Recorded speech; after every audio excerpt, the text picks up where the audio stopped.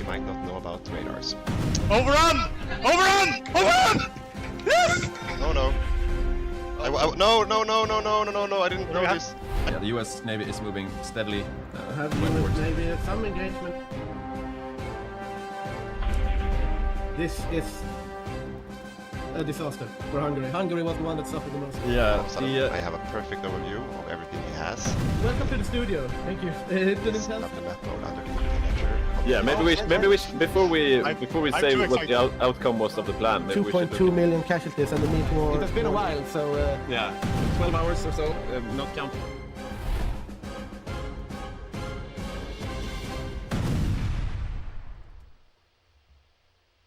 And we are live. After a little delay, welcome to the Hygge Gaming live stream of Hearts of Iron 4.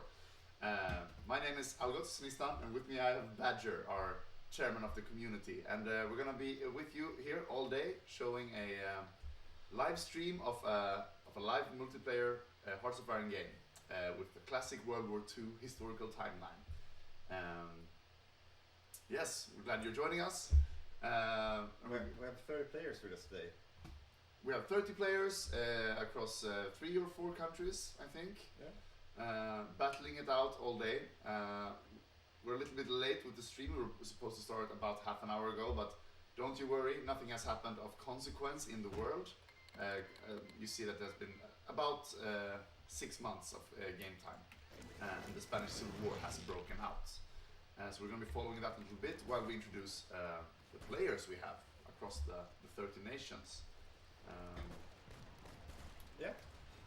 So I'm happy to be the first time in the studio together with you and Victor behind the technician chair as well. Later this afternoon, Peter will also be joining us. Yeah, and replace you in the studio. Right? Exactly. Yeah. And for those of you who follow us on YouTube, Badger is no unfamiliar face. He has been the author of many guides of small things and big in this game of Hearts of Iron 4. We probably will have an opportunity to speak about some of these mechanics in this game as well. And I have to say, it's a bit weird to be on the studio side when we have a multiplayer game. I usually play, I join as player, of course, and I think most of the time playing in the UK as well. Yeah. I think you'll find that after this game you'll have a little bit of blue balls that you will want to play even more in the next game. So this is like the 5th or 6th time we are streaming with a live studio. Yeah, something like that, yeah. But we have had over 40 games playing as a community. Ever since the release of the game in June of 2016, we've been playing regularly once a month, pretty much, in 2 teams, drafting the teams beforehand, trying to make it as even as possible, and letting people prep for a few weeks, making up some crazy shenanigans to unleash against your opponents. And I just opened the chat as well, so now we're also able to chat with you. We can finally read what we're playing. You can hear us, you can see us. Very nice. Nick sounds a bit distant. Well, it's pretty close in the room, but maybe we should better now. try to speak up as well.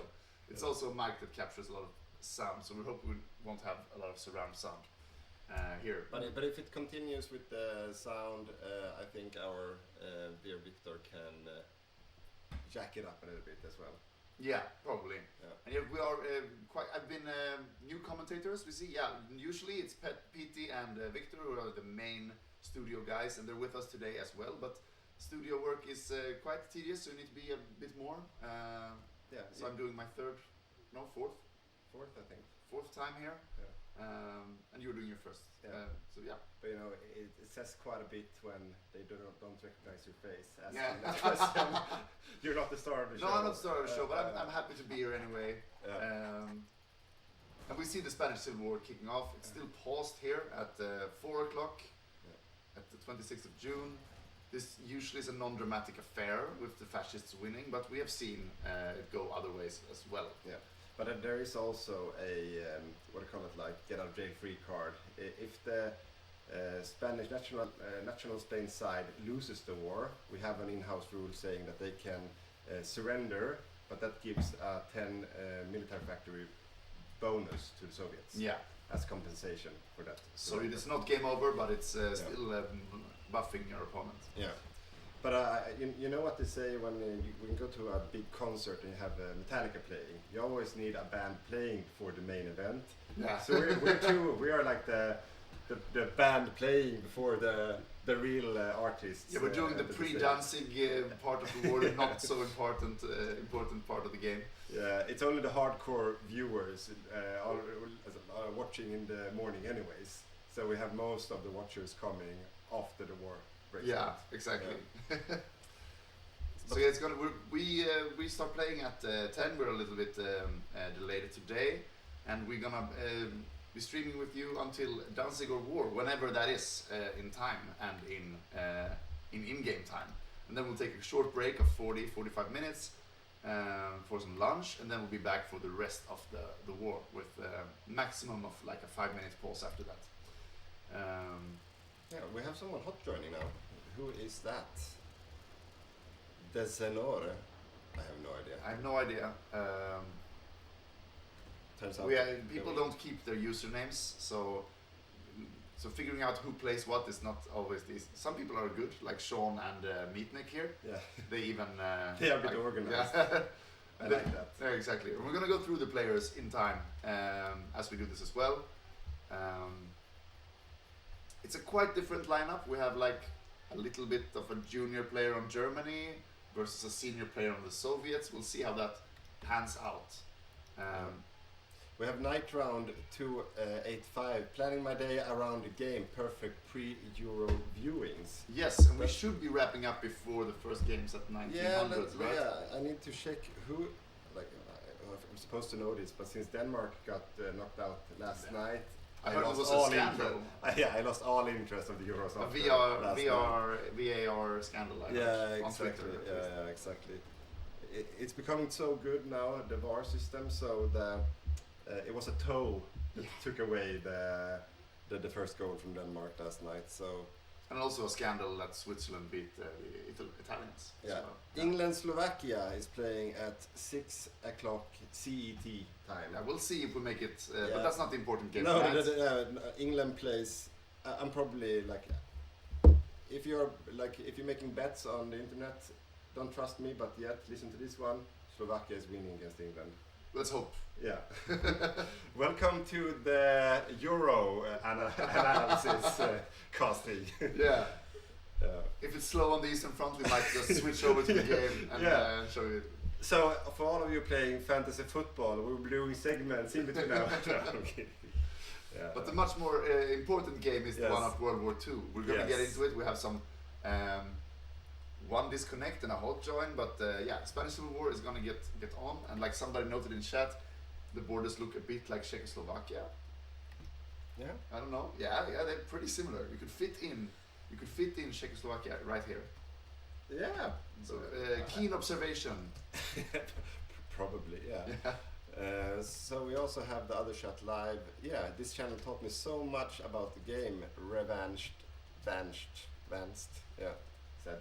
Yeah. Happy that you learned something from our channel. Yeah, I can say Thank you so much. 75% of the things you and Don make guides of is new to me as well. So it's very nice. Yeah. Fuel silo thing. Oh my god. The latest video, it opens up many avenues. Like somebody wrote in the YouTube comments, you could like, if you manage to get some bombers close to the Japanese coast, you could like bomb a few fuel silos in the outbreak of the war, and you like just sink a lot of the fuel that they will need. They need a good stockpile if they're gonna fight the allies. Yeah, that's actually one of the things when I did that fuel silo guide that I was thinking about, which is so easy to do, is that you take all the 700 tactical bombers that Germany starts with, and then you just make like a bomb raid on the UK at the beginning of the war, and you could probably remove, I don't know, 70% of the fuel capacity right on the offset, and remove all the fuel in the stockpiles. Yeah, but how many silos do they have? They have So quite a lot fight of more. silos, especially if they're taking the focus. Yeah. So. And they start with 3 silos here in in Kent. Kent.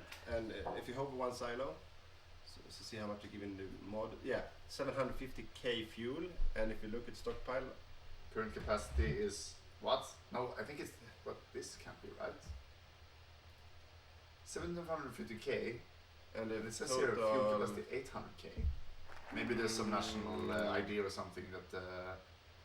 That's no. It might be correct. So it's a collective 750k from all, the yeah. fuel silos. Yeah. So one. save if I go into construction and I check this one, which means that you 250k per silo. Yeah, exactly. That makes sense. So basically, you could remove what, like 90%? Yeah, pretty much. If the total capacity is 8, you remove up towards 90. That would be devastating for the devastating Brits. for the Brits, and it's so easy because usually it's not that defended either. So at right offset of the war, you could just bomb away all the fuel from the UK. Yeah. So let's see if they have learned anything from your guides the past month, and if they employ that strategy. Yeah. So we're starting to look here at the Spanish Civil War. Maybe we can start going through some of the players, perhaps. Yes, we have a question first. Do you guys think that the Allies have their air force down on day one of the war, and also that doesn't require a range of at least 150? Probably it would. You could counter it that way, but you can also 100, 200 fighters will not be enough to deter 700 bombers. No. So even if you put up fighters all over UK, you can still penetrate that with enough bombers. And if you have the airports in Benelux. Yeah, but I think that Germany, can't they, from Cologne, couldn't they reach? Let's see here. This is a fighter. Yeah, they okay, so a tactical bomber would definitely reach London. And we see here soon, they have some, probably going to be landing with some new planes here. Let's see. Here's a tactical bomber. Yeah. Yeah, so you could reach Kent. They can definitely bomb.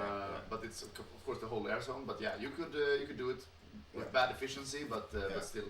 Yeah, I mean you don't need to hit much if you focus the bombing, the strike bombing on the fuel silos. No, exactly. Right. So and also it might be important to know as well. In this mod, there is defensive air zone mechanic for the UK, which makes it easier to defend yourself in the air. Basically, that all the air zones are somehow magically funneled into a strait, which is the English Channel or the French Channel.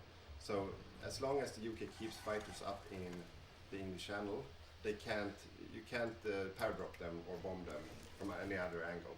But bombing. Yeah, but it still counts as they fly through the channel, no matter what angle they fly from. Okay, I thought it was only paradrop and bombing was still. No, so if I put a carrier out here and I try to force strike up here in Scapa Flow, I still need. Yes, I think so. Yeah. Okay. So you could interrupt them in the channel, no matter what. So that's a good balance mechanic for not being overwhelmed as the UK because then you have to dance with the planes constantly. And often if you don't have a co-op, that would be completely impossible to keep your eyes on Gibraltar and stuff. So basically, as long as you have fighters in the channel, they would interrupt most or anything basically. But that is a TFB thing, right? Yes, it's a mod thing. Yeah. So don't use that. Don't think you can be safe in vanilla by putting up your fighters in the channel. All right. Are we talking about players? Or? Yeah. Let's start with Germany, I guess, because that is the main character, I would say, in this story. Is that a hero of the story? But like an anti-hero. The anti-hero of the story, or maybe we should put. Yeah, that's not. No. But the main controller is called the Flight of the Hess in game, but it's actually Pontus. We should have his player card up. Can we get Pontus up here? Yeah, he's coming up. It's a magical door. We usually have a cat cam here on stream, but we've recently the cat. No, it's done, I think.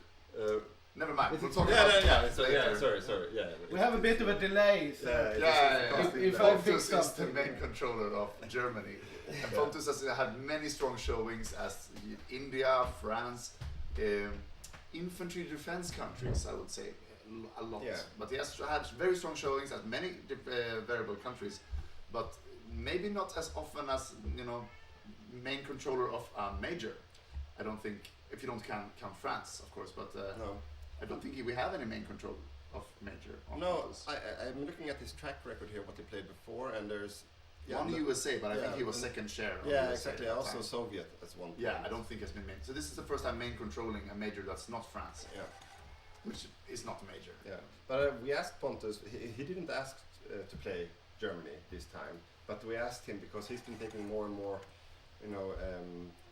key roles in our lineups recently, and he's becoming a more and more reliable player in terms of performance. So we're grooming him to be a major player. Yeah, exactly. He's on the training program. Exactly. The Hygge training program. Yeah. No, but so we are very eager to see, excited to see what he will do today. But with him, he has Johan Mossberg, who's his brother-in-arms and co-op, and they're also professional co-op player. Yeah, exactly. So not only are they close friends in real life, they are also. Mossberg is also a very reliable co-op player, like you said, and he's been playing co-op as number 2 or number 3 in Germany many times. And Soviets, so he's very, very familiar with the Eastern Front. Yeah, and I also I had a chat with Johan yesterday in the car, and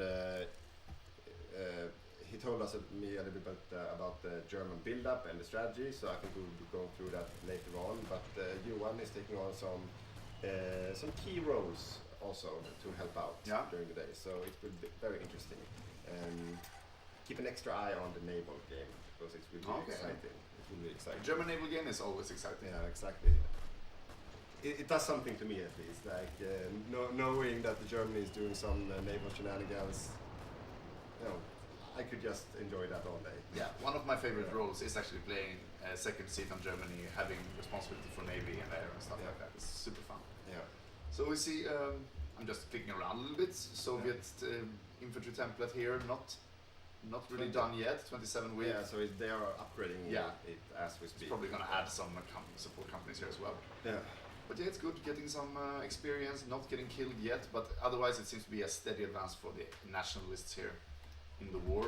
What volunteers do we have? I haven't even... I've seen Soviets, I've seen Germans, French, 3 French volunteers, 5 Italian volunteers, 5 Soviet, 5 Japanese, 4 German volunteers.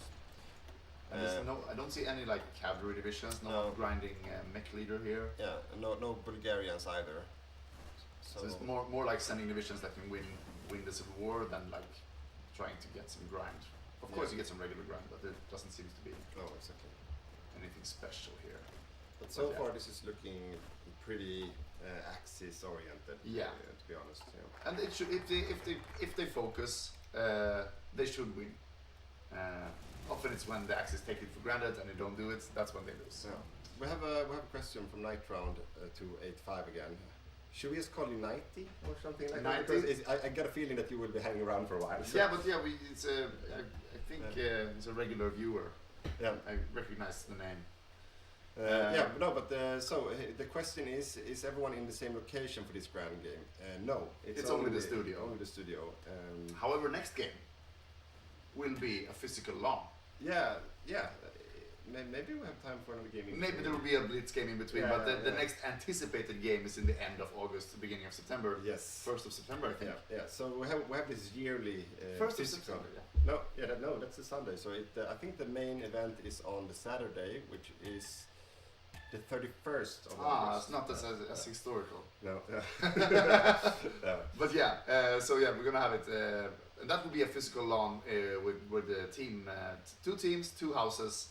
And a studio in one of the houses. Yeah, and Paradox will be attending as well. We will also have some famous guests this time. So Dankus will be attending this event as well. As a minor. Yeah, maybe. We haven't made any teams yet. We haven't made any teams yet. He just forced him to play. No, but I think he wants to play a minor. He asked me to play not an insignificant country at least. Okay, but we have many good countries. Yeah, exactly. But I mean, he won't be playing Malaya. No, if he would be playing Roche or something like that, I think we would be happy about it. Yeah, I think so. Or Canada, or Yeah, team drafting is very exciting. It takes weeks, some negotiations, and the central committee goes into the bunker, and we come out with a final team. Okay, so this is a recognized face, the Night Round 285. I don't know how to pronounce it, but I've seen that name many times in the YouTube channel. Yeah. Try to pronounce that.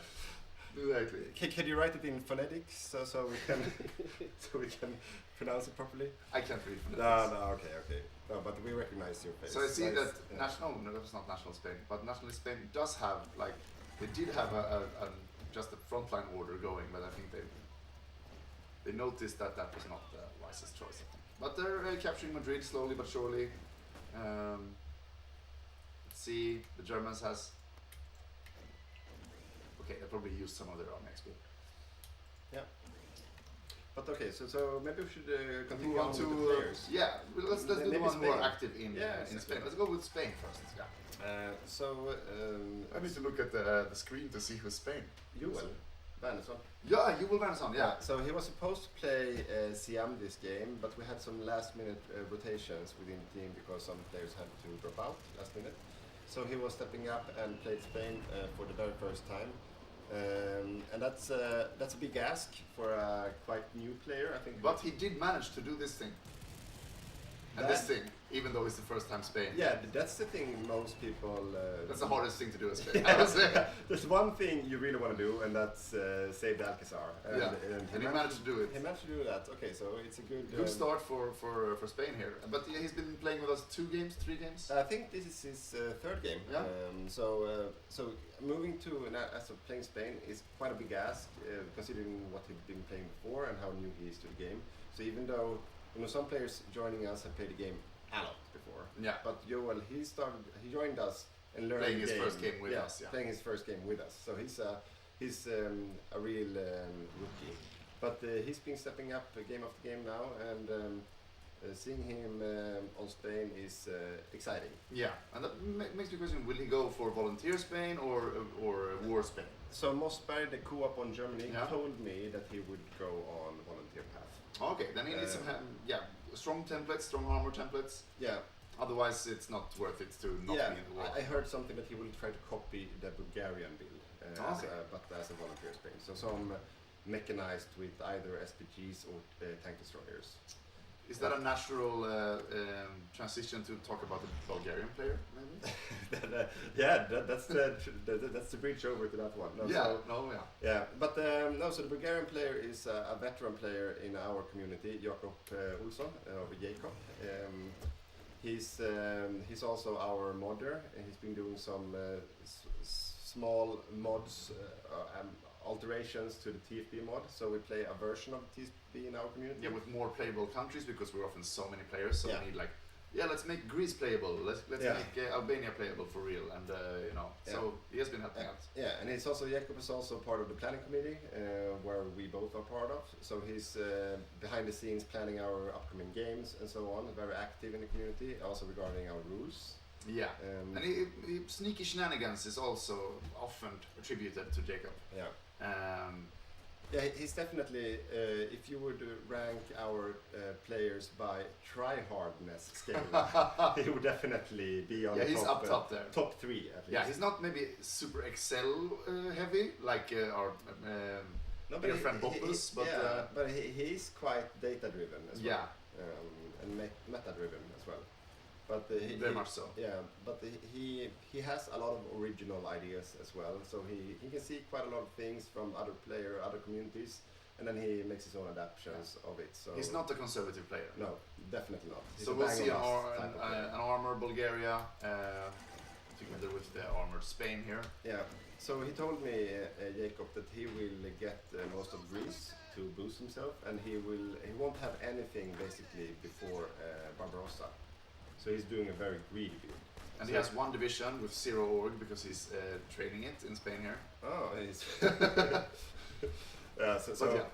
So Jacob will go for a very greedy build, and he will try to just get in shape for the Barbarossa invasion.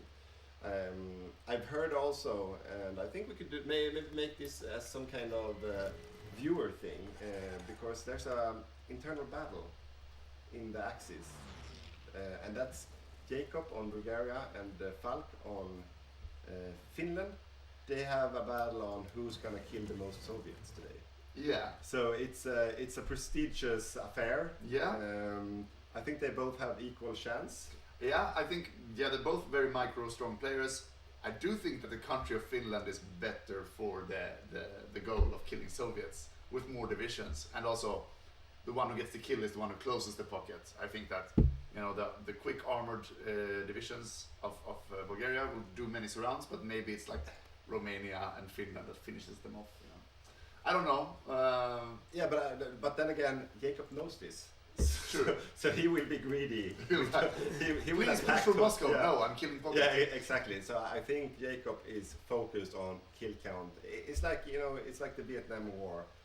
Like, to hell with the war goals as long as you have dead bodies. Exactly. That's the only thing that we're going to focus on. But yeah, but let's talk about Finland as well then. Yeah. It's Falk. One of our very first players in the community, part of the central committee as well. He's a very, I'd say, quite conservative player. He doesn't play after meta. He plays rather after feeling. So if he gets a feeling for something that feels nice, then he would go for that. But it often works also. Yeah. Not just bad stuff that feels good, but No. Very, very strong player. Micro and macro, but also, you know, a high threshold of, you know, will not let the stress get to him. In the same way that many players can be like know very much about the game, but when you have 1,000 things happening at once, it's easy to, you know, in a live setting, not be able to perform that well. Yeah, so I think Martin has shown many times that he can. So Martin is probably the best micro player in our community. What usually pulls him down is his like he doesn't prep that much, to be honest. So he doesn't like to min-max builds. He likes to wing it. So that's what like pulls him down. That's what gives other players a good fighting chance against him. But micro-wise, I think he's as good as they get. Yeah, pretty much. I would say so. And for those of you who don't believe me and say if he can put up a fight against a Dankers player or something else, he definitely can. He comes from maybe you don't know this, but he was one of the best Warcraft 3 players in the world. I know this actually. We're talking about this. He was ranked number 1 in Europe for a very long time in 2 versus 2. He won many tournaments. Just before esport, there were any money in esport. He played humans, right? No? I think he played Undead. Maybe, yeah. We'll ask him. We'll ask him during lunch. What race did you play in Warcraft 3? Yeah. But yeah, he was very strong. And he's a classic gamer. Yeah, but it was very funny because at that point it was before Twitch as well. So they casted the lives radio style on Winamp. so the esports scene was just audio. You know? Yeah, just audio. It's very like pre-Twitch or streaming. That's pretty cool. Yeah, that was And after that, he also became like a PvP player for World of Warcraft for a very long time, and one of the first, like Warlord or something like. Grand Marshal and Alliance. Something like that. Yeah. Rank 14 in vanilla. Exactly. Vanilla It was a vanilla when it was like only one that could become it or something like. Yeah, super.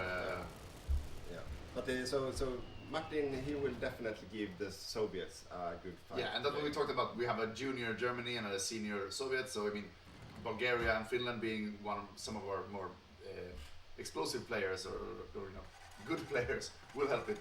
Will help the Axis a lot. Yeah. We have thought about this in the draft. Yeah. But also let's talk about a little bit about Romania and Hungary as well, because Romania. Yeah, because those two are also no rookies to this. So on Romania we have Skugnie.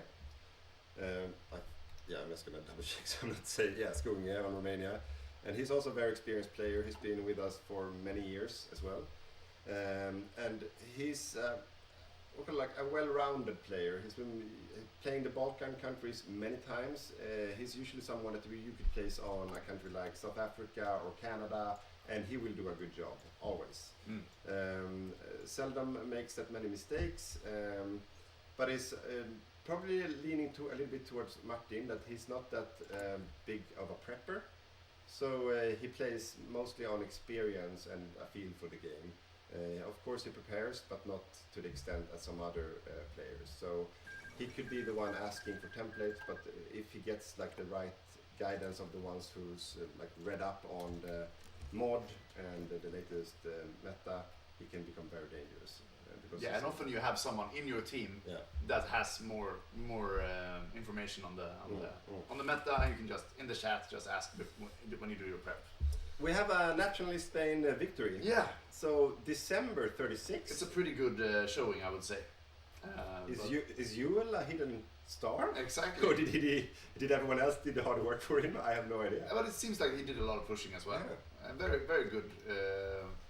Very good showing from the Spanish. Now we just need to lay back and make some nice armor templates for the war later.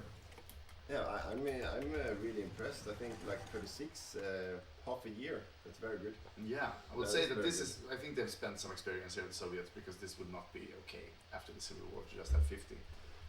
So they must have spent some, I think. Yeah, I hope so. Yeah, they have at least spent 35 on professional army color. And probably some template stuff as well. Yeah. No, but I agree. I read the comments here. Normally these grand games, the Axis miners are either amazing or they just die in poor naval invasions. Yeah. I, as someone who has died in many naval invasions, that's usually the case. I can't one of my best plays I ever made, which is also one of the most annoying plays I ever made, was when I played the UK and I prepared paradrop on Bulgaria from North Africa, or from Cyprus. Cyprus maybe, yeah. And before we were launching a D-Day, I wanted to just take out Bulgaria as like a diversion. And then I calculated exactly where all the victory points were and how to drop him without running into any troops, basically. Yeah. And I did it perfectly. What I didn't consider when I tried it was that he had taken more core territory to the west. So he had Skopje, like he has those. Greater Bulgaria. Yeah. So I dropped like 8 different locations, and then he had a 97 or something capitulation, and then they stopped me. So that was really, really, really annoying.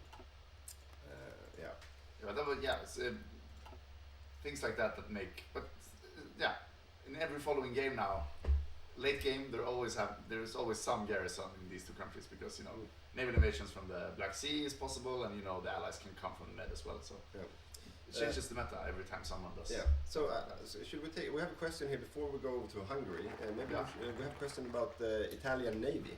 Yeah, let's check. So first off, who is the Italian player? Okay, the Italian player is Sticky. Yeah. Sticky is also one of our very early players in the community. He's from the Faroe Islands. And he's the Shetland Islands. He's North Sea Islands. It's like one of these Americans say, he's from Switzerland. He's from Switzerland. So he's not Nordic, he is Scottish. I don't think he would be all that annoyed that I said Faroe Islands. They feel I think if they have to rank another place after the Shetland Islands, they're probably going to say the Faroe Islands. No. Sorry, the Shetland Islands, but they have almost an equal population as the Faroe Islands, a little bit smaller, I think. And he is from Lerwick, I think the capital is called. Yeah, it's not on the map in it's the game. Such a small, but it's here. He maybe can point out his home there somewhere. Yeah, somewhere here. No, but he's playing Italy now, and to answer the question, it's battleships. He's building a lot of hulls here. That's gonna be upgraded later. Yeah. He's finishing. This is a nice starting hull, but he's gonna want the gun 3 and the armor 3. Yeah. On these. Yeah. So he's gonna build 1,000 hulls here, and then he's gonna refit them before the war. Yeah, and I've also heard a small bird whispering to my ear that he will be doing a battleship combined with light cruiser build. Yeah, that's a very potent. Yeah. So he's doing like the light cruisers will grind down the enemy screens, and then he will also arm them with, I suppose he will, because that's the only point of doing it, arm them with a lot of torpedoes as well. Yeah. So he could grind down and then torpedo down the enemy, combined with, of course, a solid backline of battleships. And we're playing the mod TFB, their finest bra, and a thing about that is that we have a naval cap. No one has assigned an admiral, so I can't show it. Let's see if we'll say as assigned admirals. We have, in the mod we have a naval cap of 150 points per fleet. Yeah, here we see. Okay, so here the US has assigned their admiral. So 150 points, where a carrier is 8. 8, and battleships are 6. Cruisers are 2, and destroyers and submarines are 1. So you find the perfect composition for your 150 points, which is usually like as many capitals as you can, and then 3 screens per capital. Yeah. And also we have an in-house rule set that doesn't allow only capital ship stacking. So you need to have screens to cover the minimum screening efficiency. Exactly. So you can only have 16 battleship is the most battleships you can have in a stack. exactly Because you also need to be able to have all 3 destroyers three per destroyers as minimum per capital. So you can't build, the meta in TFP sometimes is 75 heavy cruisers, you can't do that. Or 25 battleships. Exactly, not allowed. No. You can, however, do 75 light cruisers if you want to. Yeah. That I've seen people do in our games actually. And that is maybe a good transition over to the US players, because I know his naval build as well. Is it like 75 light cruisers in a stack? No, almost. It's Okay. a light cruiser stack combined with heavy cruisers. So a pure cruiser build. I think that's also what I think our last grand game, Ivan was the main controller, and he also did heavy cruisers with light cruisers. Yeah, because it's Ivan playing United States. It's him again. It's him again. So he's a one-trick pony now. He's a one-trick pony now. No, but right now he's just finishing up some his building queue, and he also has a lot of debuffs. He doesn't have that much output at all in the beginning. Yeah. So it's gonna take a while, but then we know his build. Yeah, so he will have like the starting fleets, of and course. He won the presidential election by a landslide. Wow. This will give him a lot of congressional support. That is probably what we might see in a few months in reality as well. A landslide victory. Yeah, we'll see. Exciting times in real world, but welcome to the politician. Yeah, we do some political analysis, actual real-time event commentary as well. Yeah, exactly. So give us your thoughts about the upcoming US election. And also, how do you strat bomb Crimea? Don't do that. Well, let's not talk about that. No, but so Ivan, he's also accompanied in the US by Christian Holm, who's playing his co-op. I think it's Christian's third game with us. He's quite new to the community as well. But Ivan is a very veteran player now in our community. And he's also been proven a good leader among the newcomers. So he has a lot of energy in the prepping. So he takes a lot of new players under his wings. He loves to explain it also. Yeah. So any question he'll answer. So you love to be in a pre-game chat with Ivan because he's gonna answer anyone's questions. Yeah, exactly. Well, but it's a good. I think it's a good combination on the US with a very can't really do this because if they build more, it's gonna refresh and it's gonna. Oh yeah. Yeah, never mind. But so Ivan will make all of the plays and the builds, and then I know that Christian he will be assigned to the Western Pacific Land Army. So he will have an army to help out in Singapore and in Burma and the hotspots of the Indonesian islands. Yeah, that's a wise division of the labor, I think. Because right now the 2 players on the US is way too much because you do nothing for the next couple of hours. But later on you have to like manage 3 continents. You need to be, and just the lend leasing is basically 1 player. You know, you have to lend lease everyone in your faction. You have to control your 3 or 4 navies and also land armies with this. So it's good that there are 2 players. You know, it's 11:30, so we're only 27 minutes away from a beer. Just so you know. Oh, nice. Yeah. But back to we detracked a little bit. We have to go back to Hungary. We're in Hungary. Yeah.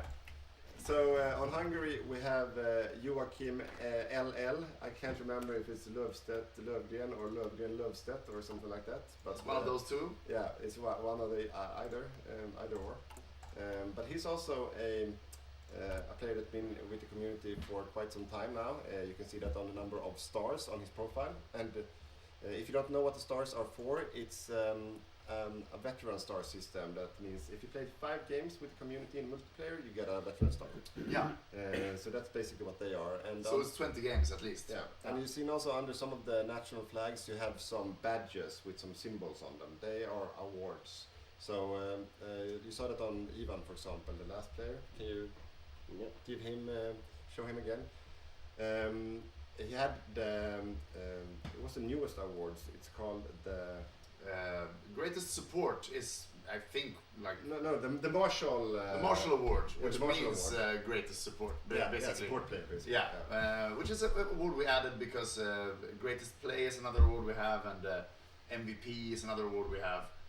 But we thought that doesn't. It's not reflective of how a good team game is going. So we added an award for making contributions that's not greatest play worthy, but you know, if you lend-lease 3,000 fighters to the Soviets, you still contributed a lot to the win. And basically after each game we have a big vote in our community about the different awards, and we have the MVPs for each team, and then we have the greatest play, so the player who makes the greatest maneuver in the game. The greatest grit, which is basically the player that shows the greatest what call it, like resilience. Yeah, resilience in a certain it could be like over a period of time, but also in a certain scenario. Showing strong morale and also doing well, but against the overwhelming odds. Yeah. And then so you don't have to end up winning, but you've shown great resilience and strong morale. Yeah, and then the last one is the one we already talked about, the great support or the Marshall Award. Yeah, that Ivan has. Yeah, he's the only one who has it because we only had it one game. Right? No, we had two games. Ah, okay, so there's another one out there with. Maybe I have it. I can't remember. Yeah, or maybe. Let's figure that out. Yeah, we'll figure it out later.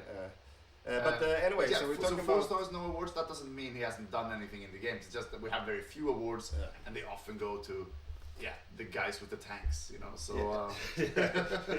Yeah. No, but Joachim, he's also one of these reliable players that's been performing well, playing like Spain or Raj, or with a lot of infantry-oriented nations, basically. So he's usually someone who wishes for those kind of countries and usually gets to play those kind of countries. Yeah. So playing Hungary is kind of a new thing for him. So it will be interesting to see him on I think he's going for tanks. That's at least what I've been told, that he's going for tank build with a lot of heavy attack. Yeah. So it will be like a new kind of role for him, so to speak, playing one of the stars in the show, like a striker. If we're back to the Euro comparisons, he's a number 9 now in front of the goal. Yeah. But then we can actually talk about the Soviets now that we established the Axis on the Eastern Front at least. So we have a question from our good old Sirana Nayanon. Yeah? No, he 90. 90. We're gonna call him 90 now, it's easier to pronounce. So how do we decide what nations people play on? We have a big vote, so not a vote, a wish list. Yeah. So before every game, everyone is allowed to wish for a minimum of 4 countries on both teams. And then it's up to me to, and together with other guys in the planning committee, to draft a lineup where we try to balance teams as even as possible. So since I and other guys in the planning committee know like the experience of everyone and what they're good at and not good at, we try to balance it as good as possible. Yeah, and what we're looking at most is the Eastern Front, the Pacific Theater, and to some extent, Africa theater. But yeah, so making it an even matchup on these two sides, to have equal or at least close to equal naval experience on the Japan and the US, and then Germany, Soviets, or in this case Germany, Soviets and Germany plus their minors. So so we have maybe quote unquote weaker Germany this time, but we have overcompensated this with stronger Axis minors. But we have another question from Garby. How is the build-up shaping going? Any oddballs that will make for some interesting plays? It's hard to say early, but armor-heavy Axis minors, which might mean not as much armor-heavy Germany. That could be interesting. You're the one who have had contact with the teams regarding some plays, maybe. Yeah. So because we're on the Eastern Front now, we've talked about the Balkan players now. Yeah. And we're about to transition over to the Soviets, right? Yeah. So let's start by addressing the. Should we address? Yeah. Let's address the Soviet build and the players on Soviets, because then we can also have a look at that and how that is shaping, and then also have a discussion about what the Axis are planning to do. Yeah. So on the Soviets, we have no one less than Boppus. Professor Boppus. Professor Excel Minister. Excel Minister and teacher of boring Excel boring sheets. Excel sheets. No, so Boppus, he's been infamous, maybe it's the right word, in our community about his simulation spreadsheets. Yeah. So he made an economical spreadsheet simulator for the game. So every time he's gonna make a build, he tries it out in his Excel sheet to calculate exactly how much equipment he will have at certain points in time. Which is very nice, but if you like miss something, it's gonna fuck up the whole plan. Yeah, and he always gets so annoyed when there's a big mod update because then he has to redesign his simulator. It's very that's his problem. But I think you gained some ground on him with your fuel silo video. That's also on his level. It's more of a Boppus subject, I would say. Yeah. But But basically, so we have Boppus, as you can see, on all his awards up here to I think I'm pointing that way. You can see that he has given a lot of awards over the last couple of years. A very good player, well-rounded player, been in the community for quite some time. He's also part of the planning committee, and Soviet is his comfort pick. Yeah, he loves it, and I think it's this Garrison thing. I think we're gonna see that. He was the one who introduced playing Garrison as frontline infantry, and the jury is still out. Let's just say that. No, we had like some success, but also a lot of dead Soviets. Never any real success. Not as the Soviets, I would say. No, but still, I mean, Don has had success with the Soviets, but the Garrison build in the Soviets not always successful. Spoiler alert: it will be a Garrison build today. Yeah. So, but we'll get back to that. But with him on the Soviets, we have Hasselberg, and also Morten. I think, if I'm not completely Yes, off. that's what the exactly Hasselberg says. So Hasselberg, he recently improved his stock quite a bit, I think, because he had some really good games and recently got awarded more than once. So you can see he has 4 awards now. So he's becoming a more and more key player in the community. So him being on the Soviets as a co-op is a very like a relief for Boppus to have him with him. I played with Hasselberg. He was my co-op, Lasberg Gorhof, and we did very well. And it's very stable teammate. I would say. Yeah. Someone you want on your team. Yeah, exactly. So he can do. He's very well rounded. He can play basically all kinds of roles. So. Except Navy, though, he said he doesn't. He doesn't know Navy. There are a lot of landlubbers in our community, so that's the difficulty with the teams. It's like okay, USA, Japan, UK. We have a smaller pool than we would like. On the naval side, but we're getting there. Yeah. But now, and then the last player is Morten. He's quite new to the community, but he hasn't missed a single game since he joined, I think. So I think he's on. He's up for his first star very soon. Yeah, very soon. I can see maybe here. This game will give us. Let's see. We have him down here. So this is his 3rd game with us now. Yeah, and he joined in April. Yeah, so he played Mexico, Hungary, and now he plays Soviet co-op. So and is that a Norwegian or Swedish? Morten, he's Swedish. Okay. Yeah. So a full Swedish Soviet. Yeah, so they can probably speak Swedish in their Discord. No, because Mongolia is...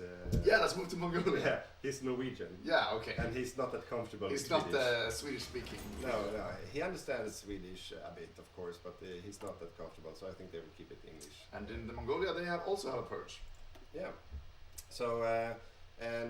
on Mongolia we have Kalle. He's been with the community since the inception, or the... Do you say that? Inception? Yeah, from the start. Yeah, from the start. Yeah. So he's a very good player, but he's like... I'm coming with the Euro comparison now. He's like Leroy Sané, if you know that. Offensive player in Germany. Okay. So either he's amazing in a game, or he's quite bad in a game. So he has, his peaks are among the best players we have, but he can also have a very bad day and not that much happens. So that's a very interesting... We're also, me and Kalle, we're both late sleepers, and I can at least be woken when I get called, but Kalle sleeps a little bit deeper, and sometimes we've had trouble getting him to the game. So he's been relegated to co-op seats. Yeah. few games, but now when he's on time, he can do a really good job. Yeah. No, And on Barrygård latest time, when he and Falk played together as Japan, they had a very good game. Yeah.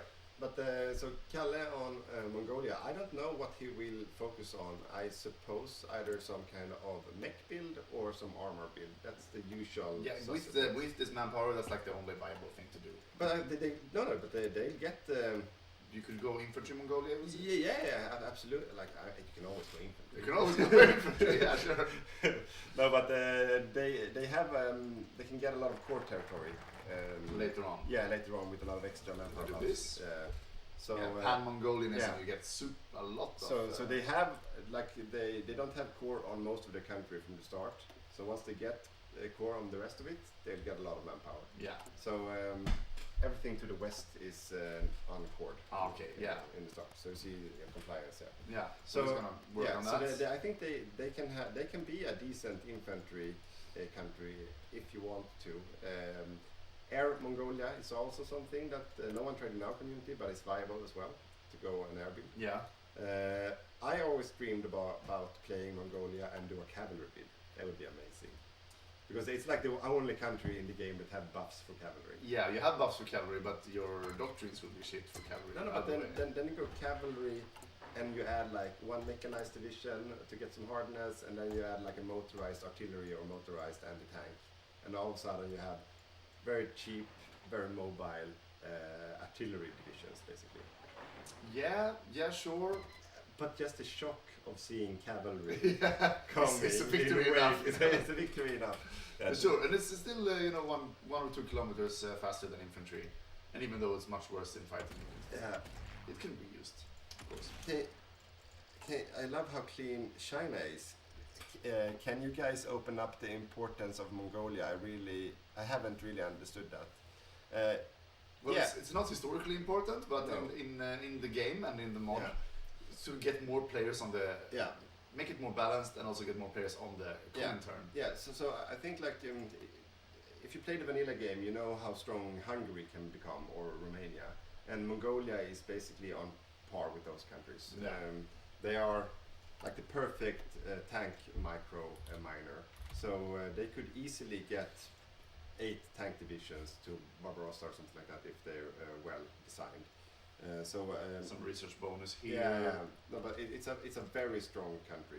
It's like the Canada of the East.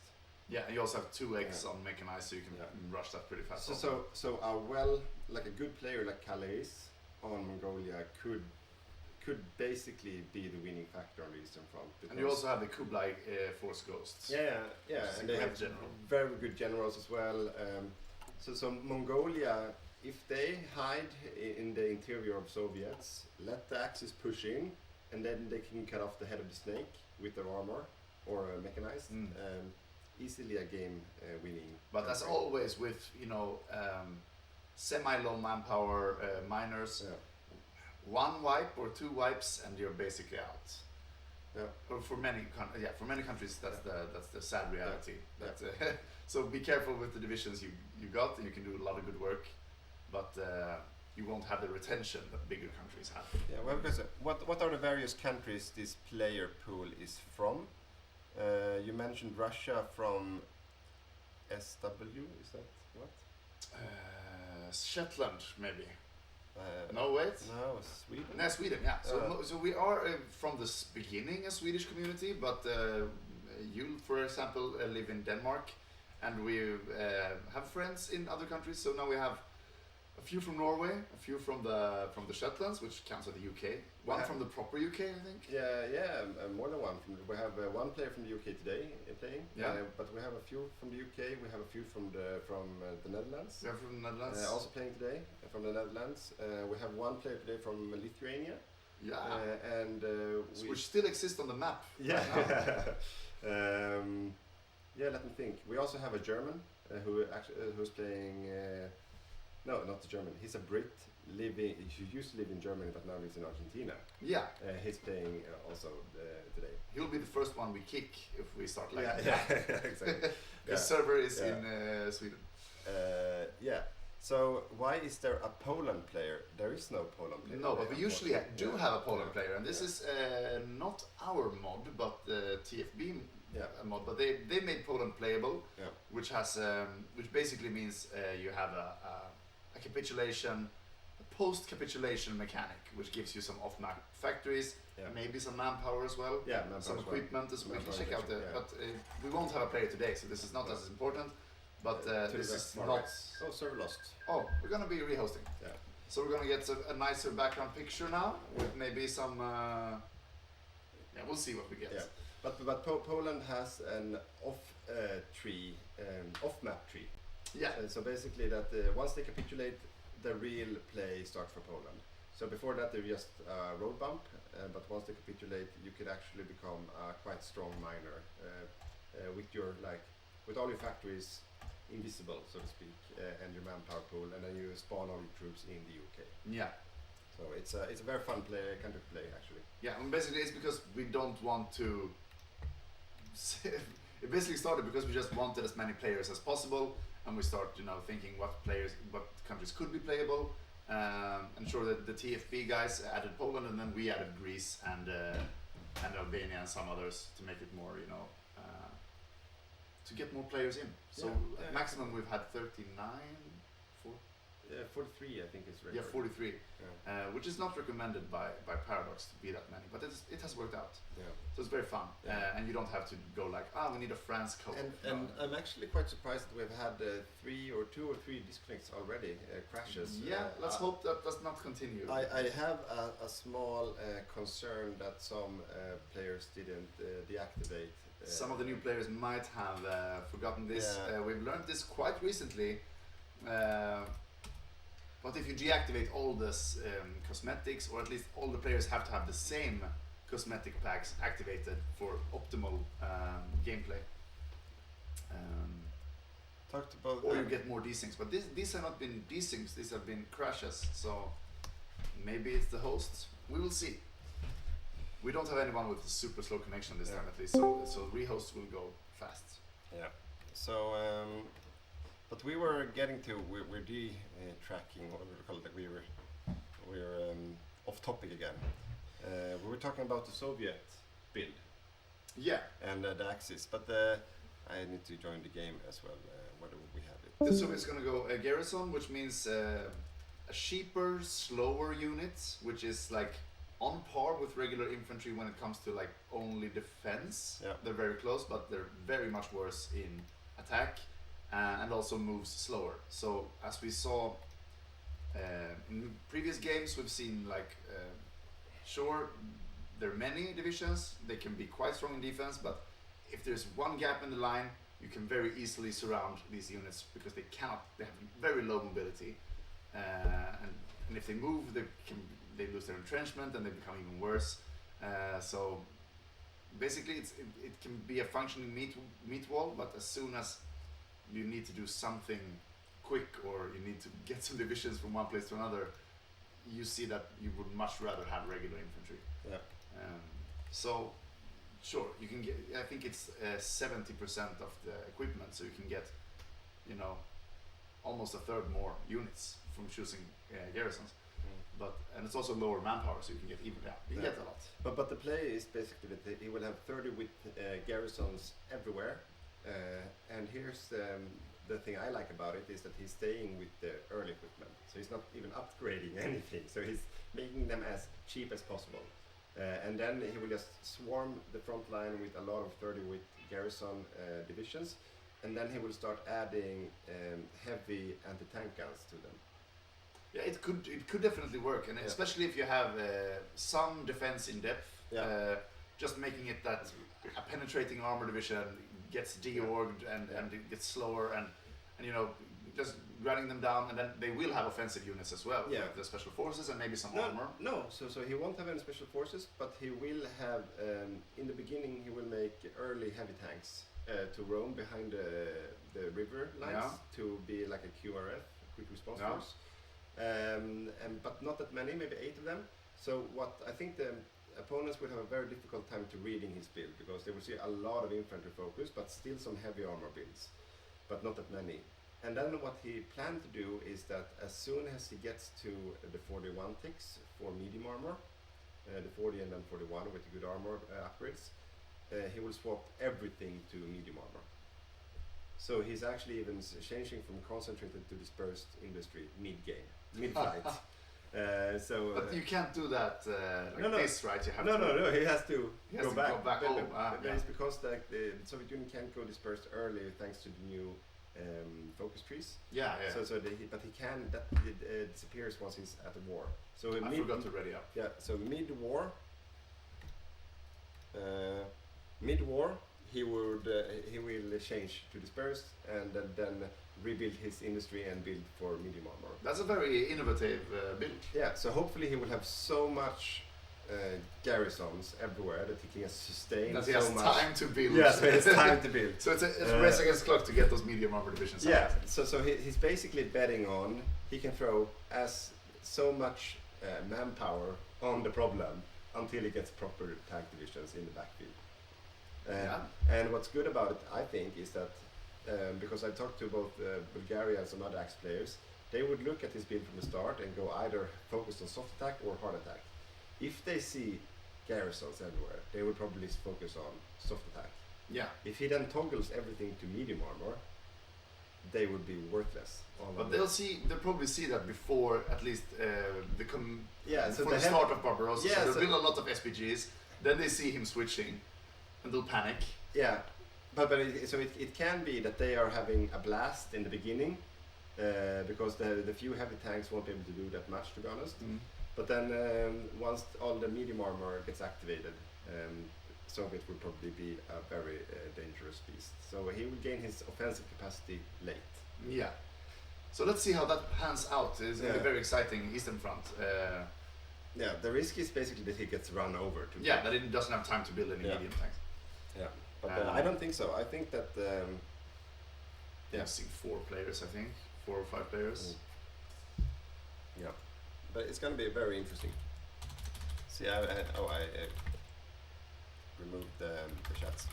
Do we have a pause right now for Mortal Vision? No, we have a disconnect right now. That's why we're in the lobby. So the cat meows you hear is it is the regular studio cat, Ulla. But the thing is, she just had 5 kittens, and they are confined to like half of the house. Yeah. And we didn't manage to fix the wireless camera to that room. Otherwise, we would have a kitten cam. But maybe we can bring kittens to the studio. Let's bring some kittens in the studio. So if you tell all your friends to join, so we can double the number of viewers, you will get kittens. If we hit 30 or 40 viewers. Let's go for 40. Let's go for 40. If we hit 40 viewers on Twitch, I would say we don't have the YouTube up. Yeah, okay. Put up the YouTube so we can read some comments. I have you have the YouTube. I have the YouTube up as well. Okay. I can't There's see much more comments the in number Twitch. of the viewers there though. But let's go with Twitch. Yeah. If we get 40 on Twitch, we will show the kittens. And how many kittens do we have to show? 5 kittens. 5 kittens. You'll get to see 1 kitten at 30. Yeah, okay, we'll bring 1 kitten at 30 and then all 5 at 40.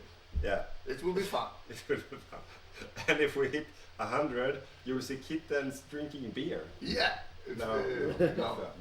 They'll probably we'll get Greenpeace or something after us if we like.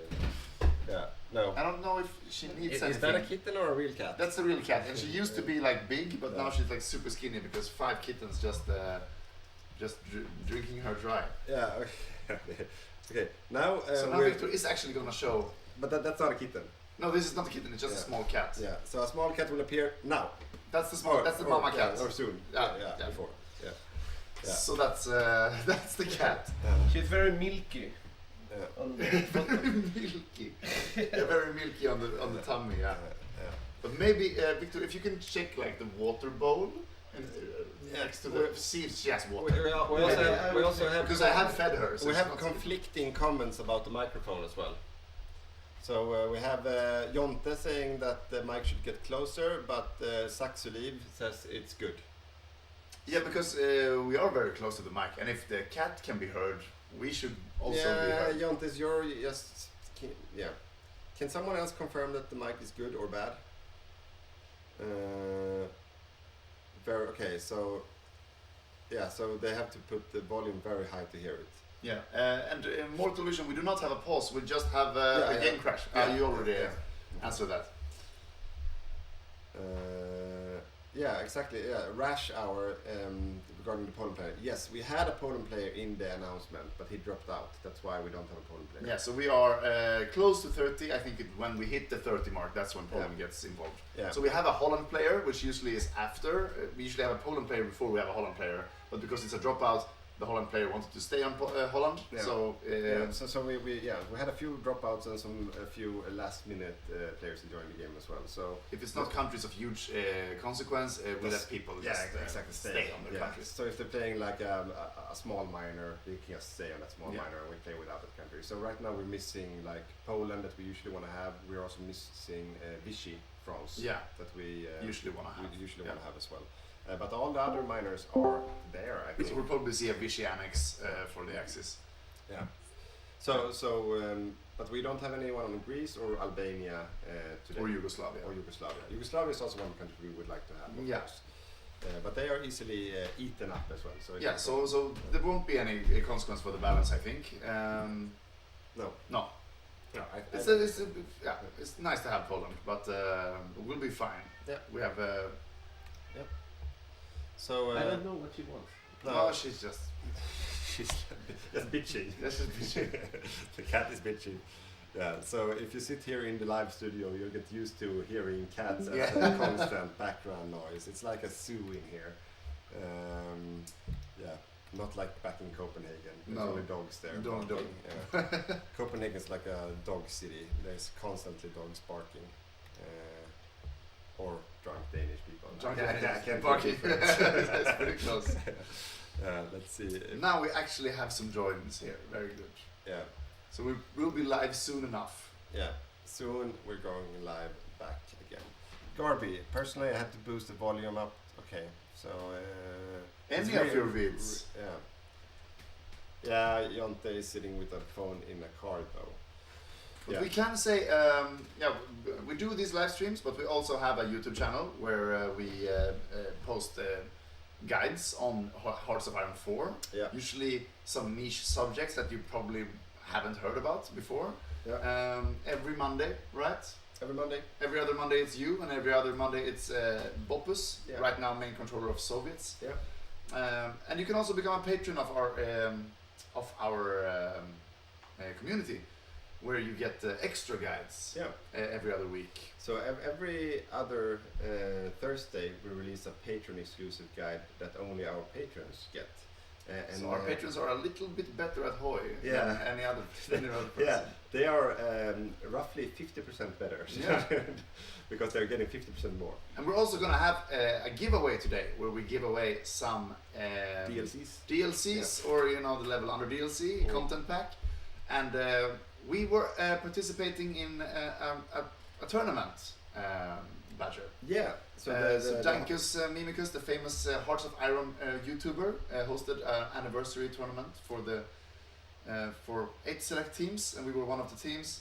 And it didn't go as well as we would have hoped. No, but I think I watched the other games as well, and I also talked to him afterwards. And yes, we lost quite hard.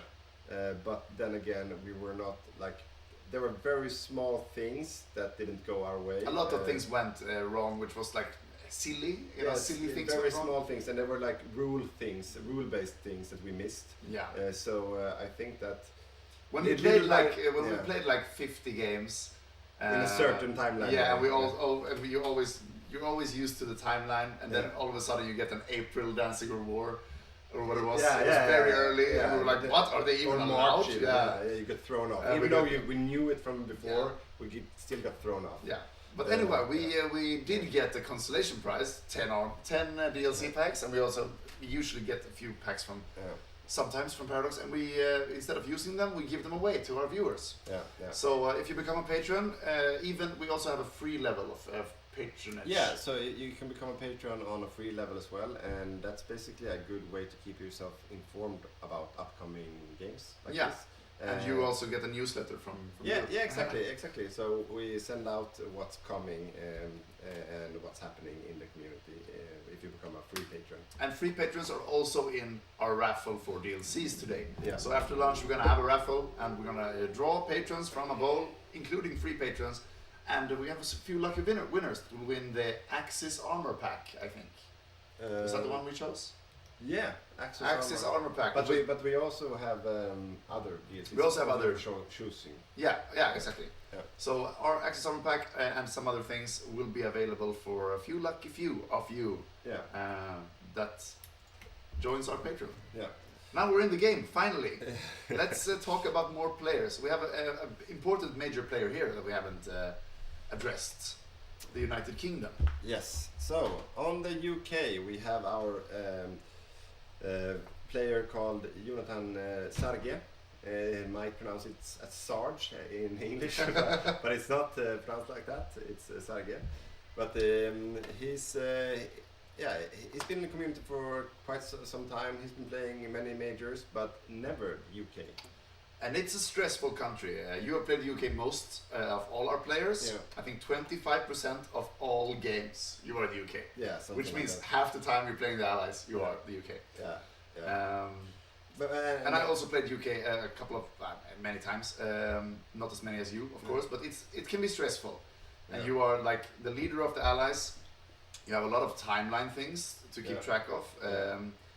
And you have intelligence you have to gather from the enemy. Yeah. You have naval, air, and land, and you have huge geographical responsibilities. Yeah. Usually, you can delegate the Asia part to your miners over here, but sometimes you even have to be here, at least with air, maybe some ships, and you have the Suez, and you have the Gibraltar, and the home islands. You are very, vulnerable. Yeah. Because you have fewer and weaker divisions than your enemy in the beginning. So if they get a land foothold, you might be fucked from the beginning. So right now, one thing to keep an eye out for is the Imperial Conference that you usually do around this time. But you usually want, if you want to China min-max War. it, you want the 15% rotation so that most of your subjects can go over to partial mobilization because of the extra output you get from the conference. Exactly. But but it's also because behind the Imperial Conference you also have the air planning focus. Yeah. So you get a lot of air. This is something I don't expect from the UK Wow. in the beginning. Strat bombers. He's on Strat Bombers in the 36 tech, which is not great, but he gets a good efficiency, and if he's going to continue with this, I would rather see this on the US because Strat Bombers usually become good at level 2 or 3. But But what I really like about this though is that he's choosing his own path in life. Yeah. And I mean, we can sit here and talk about, but it can be successful. Yeah, I promised myself before this commentating today, maybe you guys can keep tabs on me, but I promised myself not to be a know-it-all and say what's good and what's bad. Yeah, but it's also our role to critique, give fair critique of the players. Exactly. There's only one player who really sucks, and that's Finland. To hell with it, no. I mean, no, he won't get any slack. We won't cut him any slack. No. Martin, we will be very hard on him, no matter what he does. So if he fucks up once, he will know it. And Sarja has watched your videos on close air support, and I recommend all of you to check out our YouTube video on close air support and ground support, the difference between them and how important it is in the game. Because a lot of people dismiss CAS, especially if you're like in a big air zone and you're fighting with 100 divisions. It doesn't seem like they do much good, but that's because they spread out on all the battles. So if you have even more CAS, you can do, it can make or break your game, really. Yeah. And if you're low on, if you have your enemy has armor superiority over you, you can offset that with good CAS play. Yeah. For example. But what I like about this is that he has built a CAS with 10 mils from day one, as well as carrier bombers from day one. And he also started with pre-war fighters. Yeah, so that was probably for the efficiency's sake, but but still, it's a different build from what I'm used to. He does. I'm just kidding. He does have Yeah, he has MIOs on all. MIOs, yeah. But he's splitting the MIOs, so he's But- gonna work like with 3 Yeah. or 4 But I don't know. separates. I always appreciate someone doing something differently. And at least he's on 50% of his factories on airplanes, which is yeah. what you would expect from Yeah.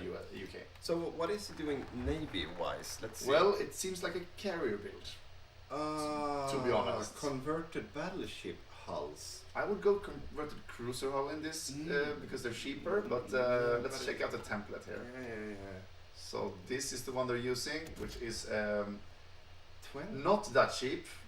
It's Right. basically like a 36. But he must refit them later, right? Yeah, you can make them Or- twice as big, but you yeah. only get 40 at max 40 planes on this one. But why is he doing 20 deck Or size? maybe this is for convoy escort, maybe, or hunting subs later. Yeah, absolutely. That could definitely be like Anti-sub yeah, slots. like here. escort carriers basically. It could be escort carriers because otherwise, they take up in this mod with the naval cap, a carrier takes up 8 points of cap, no matter how big it is.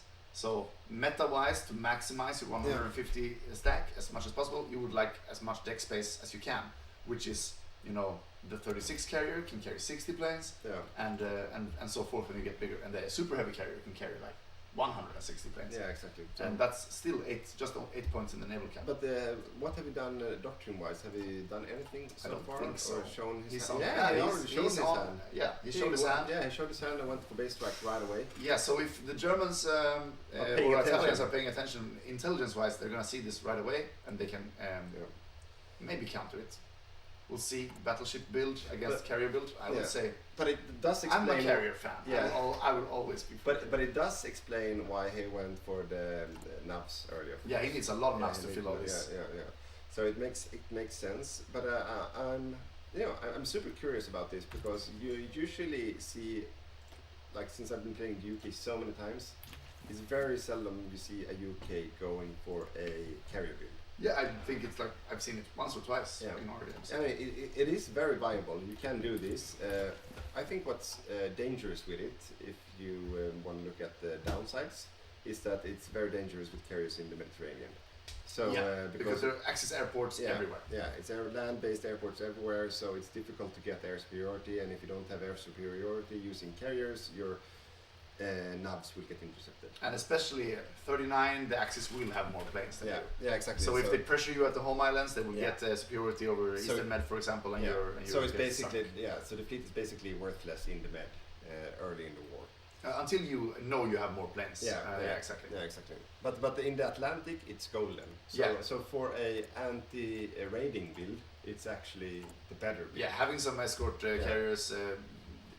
Yeah. We don't know yet what the Germans will do naval-wise, or you do. Yeah, I do. You do? Yeah.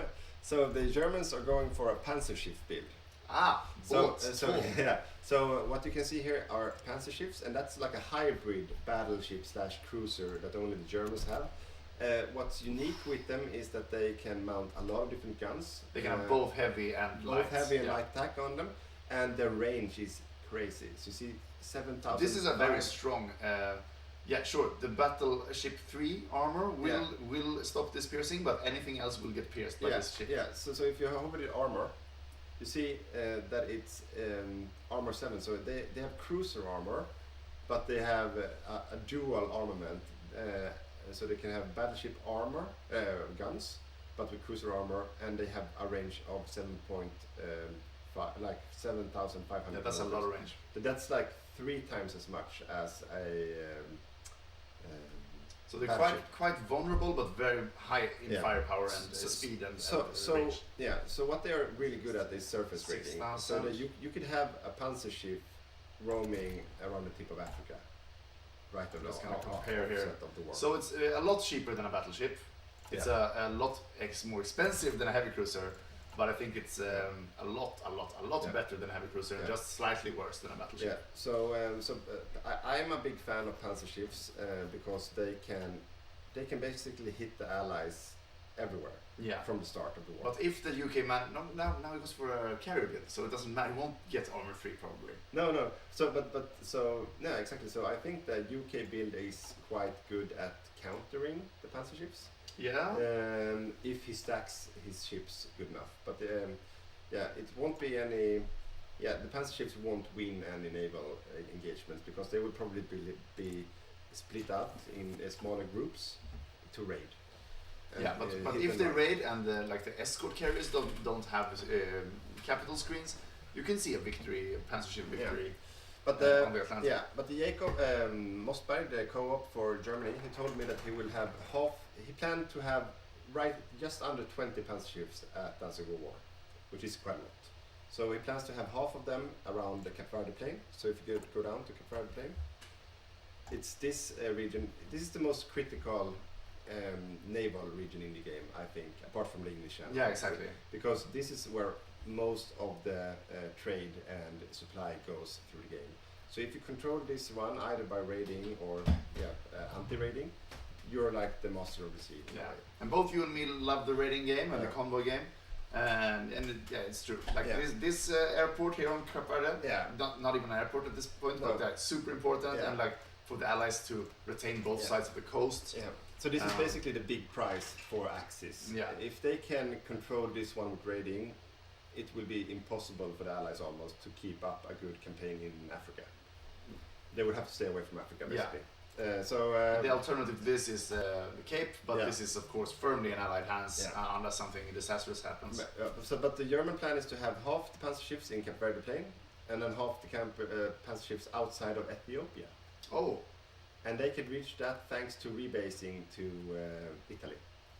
Yeah, but are they allowed to do that pre-war? No. No, so they have to war get up with the capitals around the Cape. But I think they have range at least down to South Africa from the start. So with fleet basing rights, they could do it. Yeah. So it will be very interesting to see what kind of damage they can make with those panzer ships. Yeah. So we're gonna move over to the Far East. We haven't talked about Asia at all. No. So let's start with the main villain, I think. Yeah, I just have to think. We do have some questions though. I was actually gonna check that. That Germany is wasting a lot of steel on this build. Oh wait, is it true? Yes, they are. No, not yet. The early game they have a surplus. Yeah. So So if right they now, get it built before they need like a lot, it's fine. Yeah. But they only have 300. we're not done with the Eastern Front yet. No. Okay. So we're still on the Eastern Front. Still on the Eastern Front. So just to sum up what we talked about the Soviets before, the Soviets are going for a garrison build with some heavy tanks early as a QRF, and then complete flip. Yeah, complete flip to medium tanks later. So what we know about the Axis build is that Germany will go a conservative medium armor build. So they would go assault guns early, and then they would swap to medium tanks. So very standard stuff from Germany, which I think is a good thing considering it's a new German main controller. Yeah. Going for something everyone knows works. So no matter what the Soviets do, it will still work, whatever Germany does. So that's good. Hungary will go for a heavy attack-oriented tank build, and Bulgaria will go either for a very soft attack build, like SPGs, 1,000 soft attack, totally, medium SPGs, or medium tank destroyers. So all in. Either way. So he'll probably maybe be thrown off. Yeah. By So Bulgaria might get completely thrown off by the Soviet build, and if he does. But I mean, even if he only builds soft attack, there is still a lot of garrison that needs to be killed. He will still have a good time. But he could be completely overrun by the Mongolians or the Soviets later on. Yeah, I hate to interrupt the Eastern Front talk, but we actually do have outbreak of the Sino-Japanese War. Yeah, but I can just round off the Eastern Front by saying that and Romania will go on infantry build, I think. But basically, so it will be quite conservative. I think that the Germans will not get thrown off by the Soviet build. But the Soviets will be very resilient. So I think what we will see is a very late game Eastern Front. And we've also made a little bit of modification on the capitulation limit on the Soviets for this game. So they could pull back all the way to the Ural Mountains. And we've also forbidden the collab on the Soviets. No? Or is this with the collabs? We had it as a proposal in the rule set. I'm not sure if it was approved. I don't think it was approved, so I think you can still collab. You can still collab, but you will still have a harder time. It probably won't be enough capturing the big three. No, No, it won't be enough. It won't be enough, even with collabs. Yeah, so this will give some more attention to the Soviets. Yeah, so Soviet can really make a last stand very far. And with the big three, I mean these big three cities, the Grads and the Moscow. Yeah, so probably a late game Soviet build, which would mean giving a lot of time for the Allies to come into a D-Day. Yeah. Yeah. And Japan, Japan. Yeah. We have 2 players on Japan. They've actually played together on Japan together last game. And they had somewhat of a bromance. Yeah, they had a super good time, even though I think they lost in the end. They had like a super good time. They were very happy with each other, and they had a good fun game together. And the main controller is Sean. He has 1 star, which means he has played with us at least 5 times. Stable player, I would say. I've been on his team a couple of times. He has actually even played the UK for us, which is very stressful. Yeah, but he's also even though he's only have a 1 star in our community, he has I think like 4,000 plus hours, and most of those in multiplayer communities. Yeah. So he's in terms of experience, he's probably one of our very most experienced players, and also in this mod very experienced. Yeah, a well-rounded player. We've seen him excel in the Naval game, especially, like I said. We haven't seen him that much with tank action yet, so I don't know how much he can do. But since he says I can play Navy, we only basically base it on naval countries. Yeah. Since we have we miss naval. We have a shortage of naval players. Yeah. That's true. Yeah. But we're getting there. Yeah. And Japan is the most naval country of them all. See an offensive here on the front line, and he's planning some Nanjing offensive here, but he's waiting with this. Yeah. And Sean is a UK guy living in Argentina.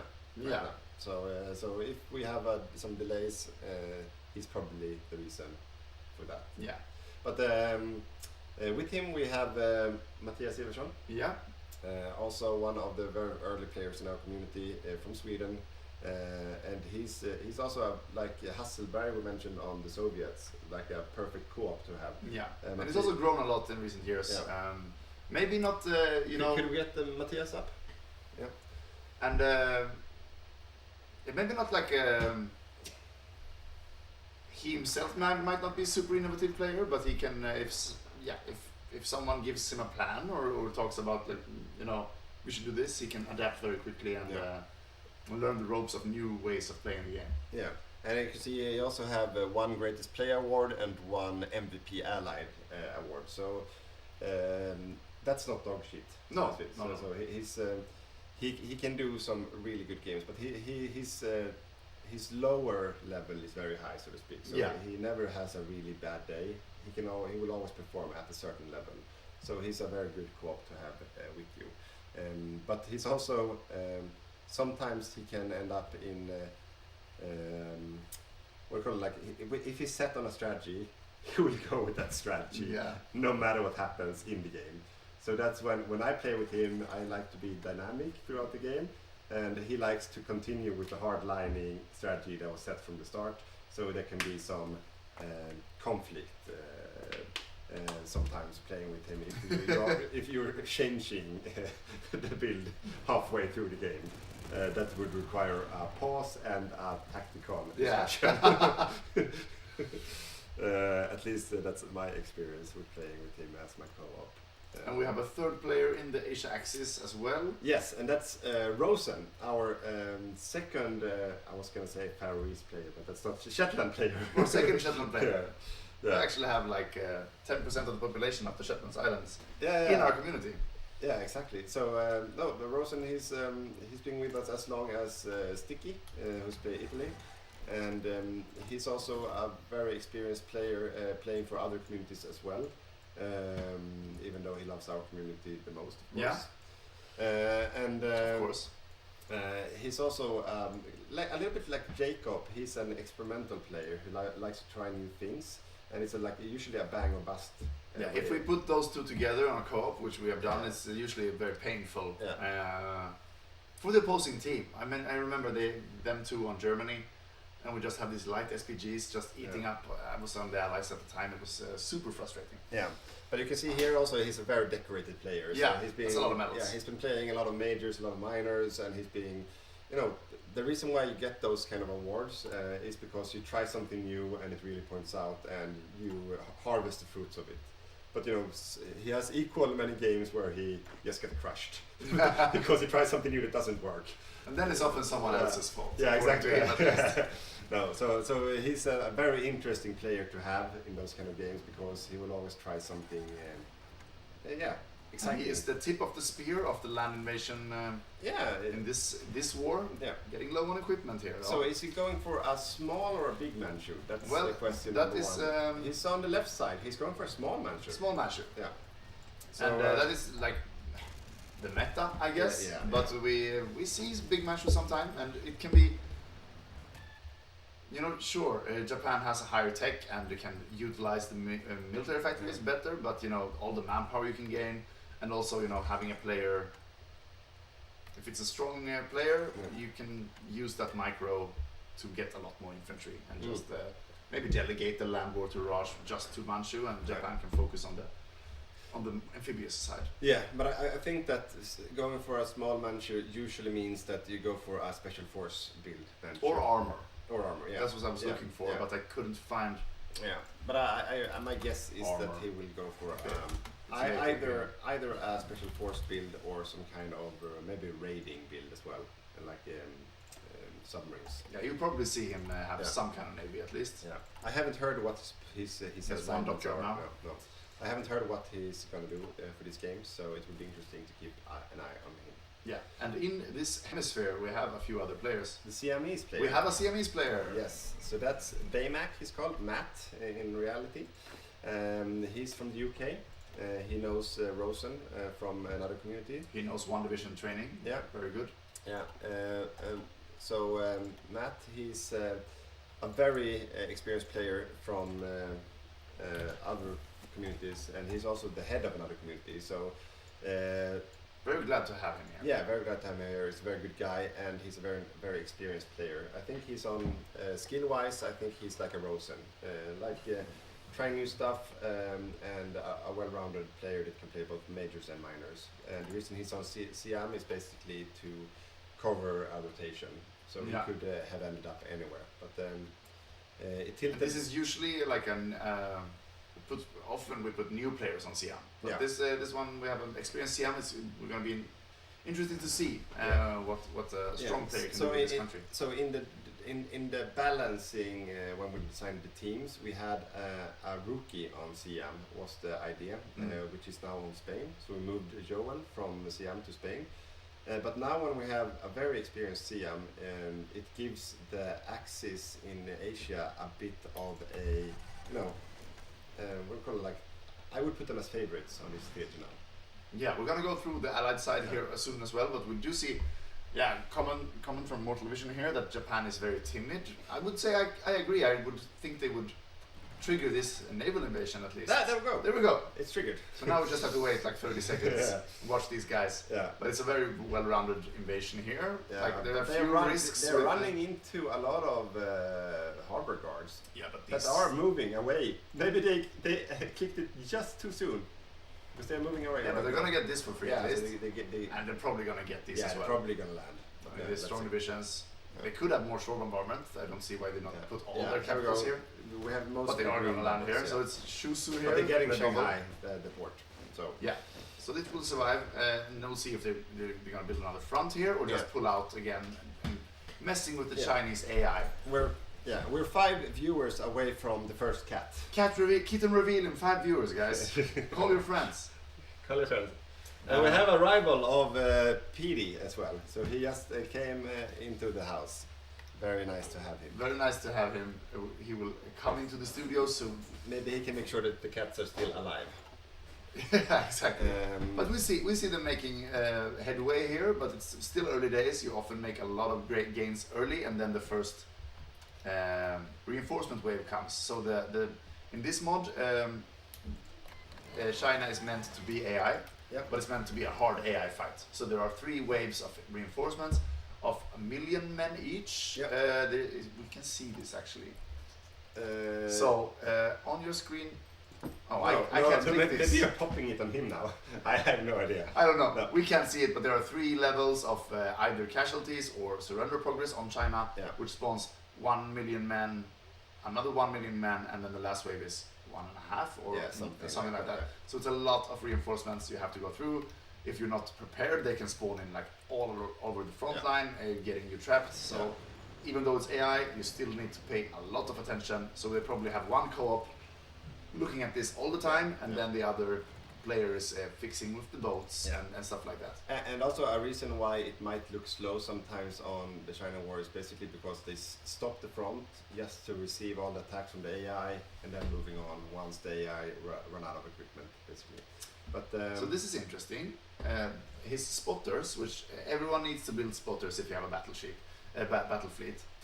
He uses the absolute earliest tech for this, which makes them cheaper, of course, but you have just one less slot than a 36. So I guess this is not as stupid because my spotters, they usually cost like 4.5. yeah, but he also have anti-sub Anti-sub, so they can work as a spotter for a battle fleet, but they can also work as an anti-sub. That's not a bad idea because they can look both over and under the surface. What's bad with it, I think, is the risk of like if you're actively looking for a battle fleet, you don't want to find submarines in that zone. No. Because then your battle fleet will go out engaging submarines instead of engaging the enemy battle fleet. But if you have 3 planes here as well, you're gonna find subs, you know. yeah, probably. But So this doesn't make that big. No, but it's like a jack of all trades. This kind of spotter. Yeah, the only thing with this, if he uses this as the bulk of his anti-sub warfare, he's gonna not have enough ships. No, So I think you need destroyers as well if you're gonna be an but- effective anti-sub. Yeah, but I think this is I usually interesting. I usually actually do this as well. Put a depth charge and a sonar on my spotters just to use them. You can use them in the sub raiding fleets as well. Yeah. And I don't know if it's true, but I think you have. No, it's just Do you have to have battle capacity to engage? I mean, if I don't have a depth charge and I meet a sub, will they engage? No, yes, because all the ships have 1 in depth charge default. Oh, okay. So even They crappy, use their crappy surface destroyer- guns Yeah, on, exactly. So even the crappiest of destroyers have 1 damage Okay. in depth charge. Then I will stop putting depth charges on my. You see it here. Depth charge. No, okay, it has. Okay, to, but we can check this like a hull. this screen here. Yeah, this has no sub capacity. Oh, it says no. It's a screen. No, it's you need to take a destroyer. I think. Find. He has no destroyers. Here we have Fuma early. No, it has. But look for outdated equipment. Yeah, let's check here. And then let's click on the hull. Click on Like this one. Yeah, depth charge is 1. Okay. So they will always engage with subs, Yeah, the destroyers, not the light cruisers. not the light cruisers. Yeah. Exactly. So yeah, I don't. We'll see Yeah. next time I play Navy. All right. So that was the Axis side in Asia, right? That was all the Axis in Asia. We can move on to the allies in Asia. Or should we mention the game plan? Or For these guys? Yeah. Yeah. What's the game plan when we get to strike the West? Yeah. So the plan is actually for them to keep the US out of the war for an initial 2 months. So they just attack the UK instead of the US, and then the US can, as quick as join the war 2 months later, if I remember this correctly. Which is these small focuses. It's somewhere there. Here, yeah. But So you do the yes. land work. No, wait. Yeah, it's done. I can strike the west. I can't remember how it works, but it's Yeah. So the US is not here. no. So they're not mentioning the US here because that's a separate decision if they're going to include the US or not, and they're not going to do that. They got a decision that pops up. Yeah. Yeah. So they are deciding to go for attacking the allies without including the US, which means that they have a 2-month window where they can do what they want, basically. So the idea is to take as many islands as possible in 2 months' time, spread like a supernova, and then bite into those islands and try to hold them, and then use like submarines defensively as well. Yeah, but I would say with the Tora buff, you basically get 2 to 6 months to do whatever you want anyway. Yeah, I know, but So I'm I'm not, not sure I'm not gonna give. That's the plan. That's their plan, but Yeah. then they can't take Guam, they can't take No. Wake. No, so they're taking all the other islands that's yeah, not okay. US related. So It's nice to have Indonesia, it's basically. nice to not have to worry about the US fleet, but you basically don't have to do that anyway. No. But yeah, then they can split their fleet into 10 parts or something, and they can have Green Sea with naval support everywhere, Yeah. and they can probably reach they can reach Australia, and without American divisions in Australia, it's gonna be hard to defend because the Australians will probably be around here. At least what I've been reading in the Allied chat. Yeah.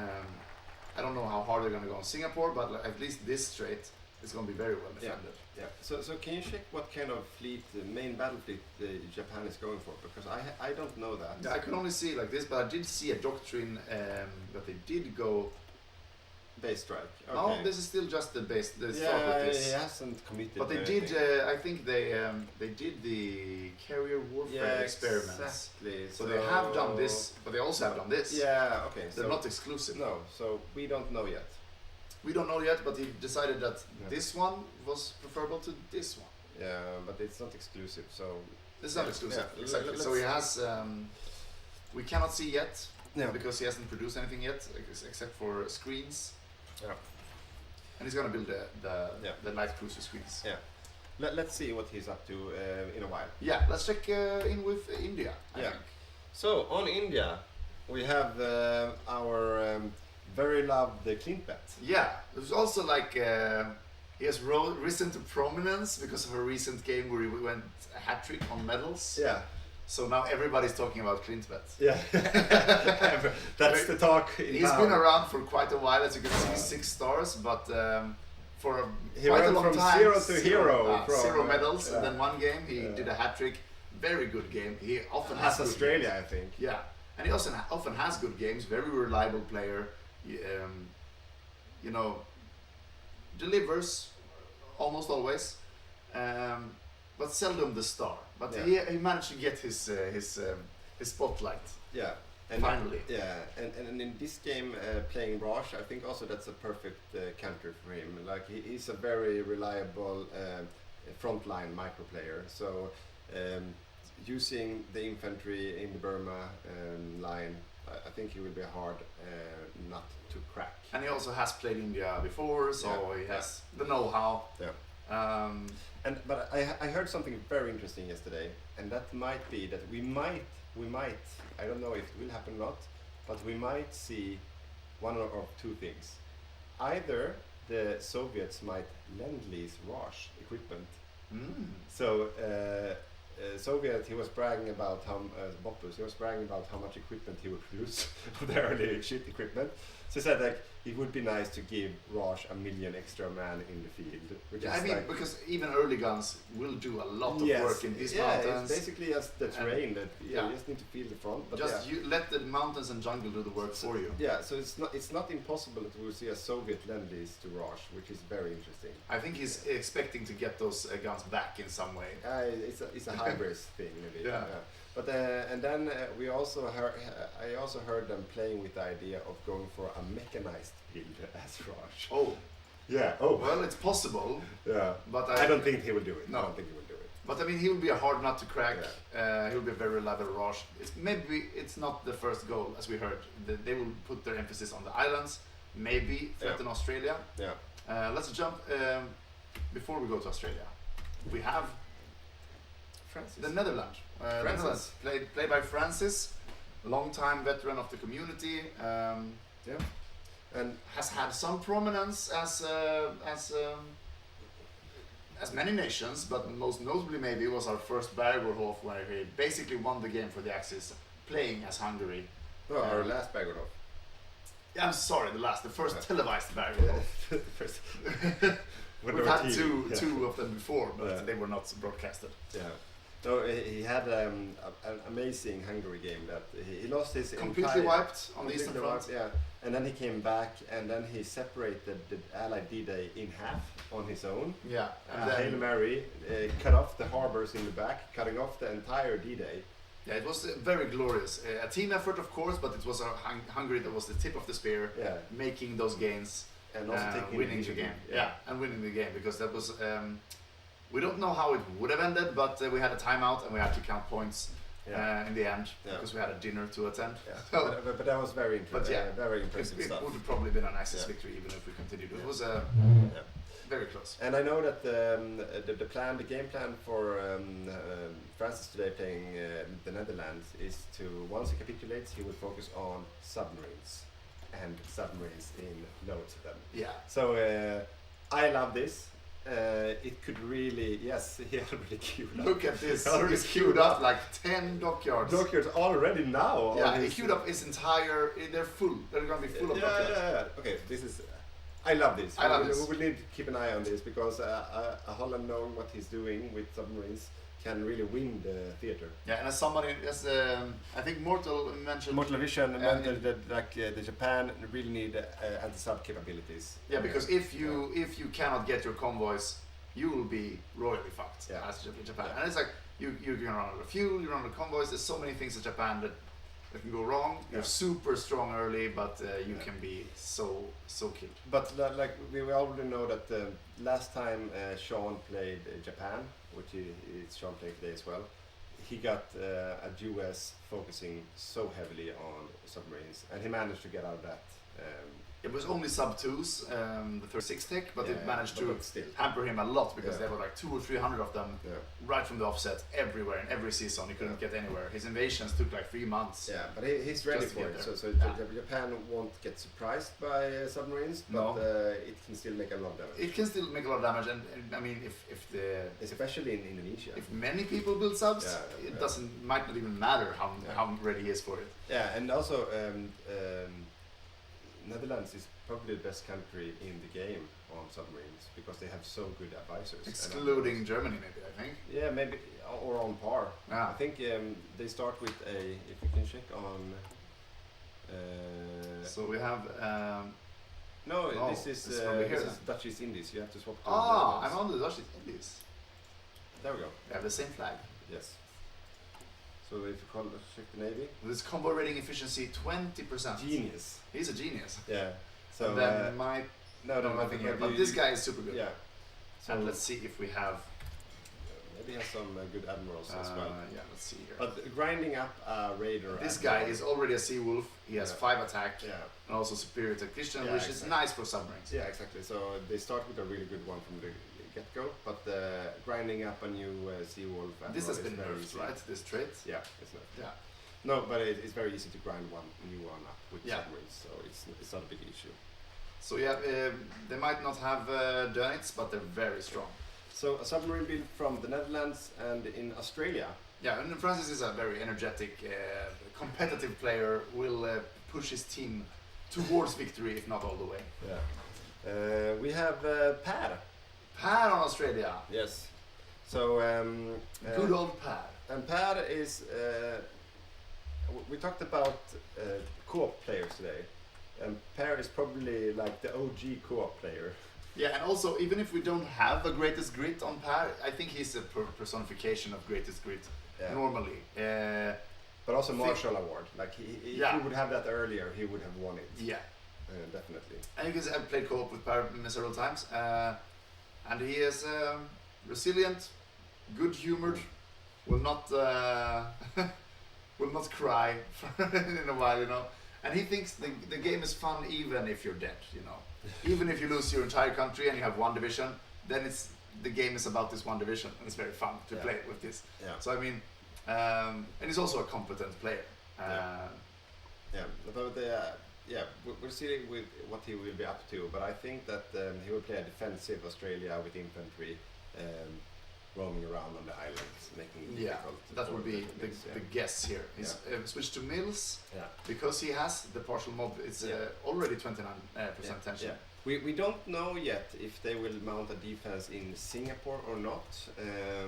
It's not confirmed before game, but let's see if they are up to it or Nothing not. surprising here. You could say though, heavy artillery, good Heavy choice. artillery, wow.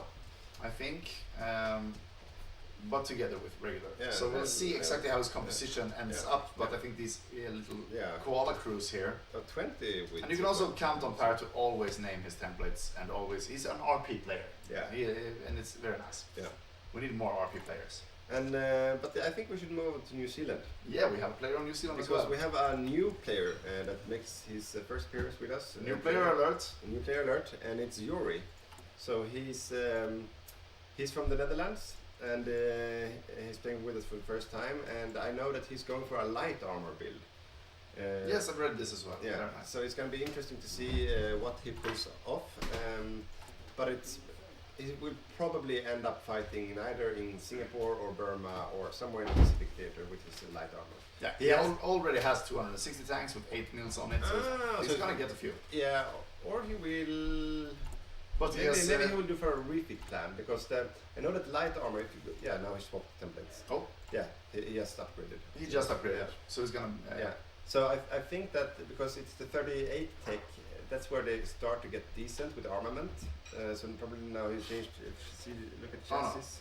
I was gonna press Yeah. the. If you look on the chassis now. Press the this one. Yeah, he swapped to the gun too. Yeah, and this is a strong light tank Yeah. for this early in the game. You know.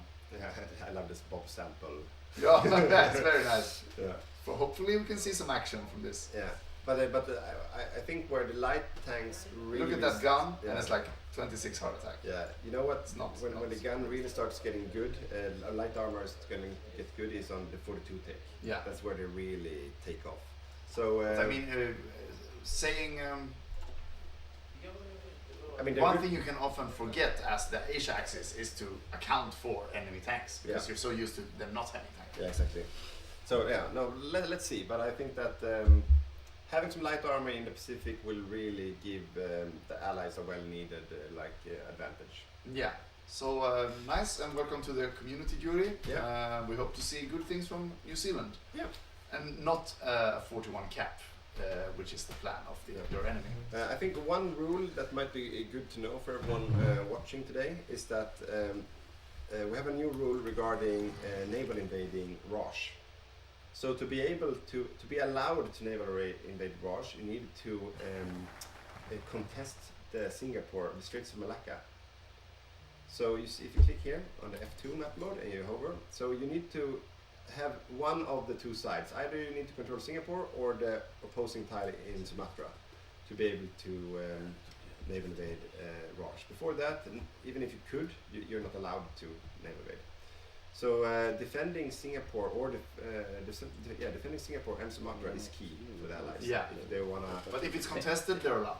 Yeah. Right. Yeah. So contested if you is lose allowed. Singapore, you need to defend all Yeah. these ports Yeah, everywhere. exactly. And usually that's usually how the Rosh capitulates. They get naval invaded somewhere and they don't have. Yeah, the very land- seldom breakthrough here. Yeah, very seldom breakthrough in Burma. So let's keep an eye out for that. So if they decide not to defend Singapore, I would be surprised because that's Yeah. very. And it's also very defensible Yes. with the jungles and the urban Yeah, territory. and all the forts. Yeah, and the forts. Yeah. So Speaking of forts, all the Chinese forts are now in Japanese hands here. The salient around Nanjing has grown, and we see another invasion plan for this little Qingdao peninsula here. Yeah. But it's quite standard Japanese war. We have banned paratroopers from the Japanese war because that was OP. So you'll just have to keep grinding, I guess. Yeah. We have a lot of allied miners left to account for, I think. Yeah. Let's go to Commonwealth. We have a few more Commonwealth, but this guy. South Africa. Yeah, That's Mako. Mako is South Africa. So Mako is a very skillful meta player, I'd say. He joined our community for I don't know, a year ago or something like that, and he's been playing countries, making a strong impression by playing Canada quite recently. Yeah. A super strong build, being one of the best players in that game. And right now he's taking both heavy and light. Yeah, I think he wants the armament from the light gun. Ah, okay. And put that on heavy probably. But I don't know what he's going for, but probably It's a tank build. some kind of armor build, Yeah. and then we'll see if we go light or heavy or both maybe. It could also be that he's Right now he's building both.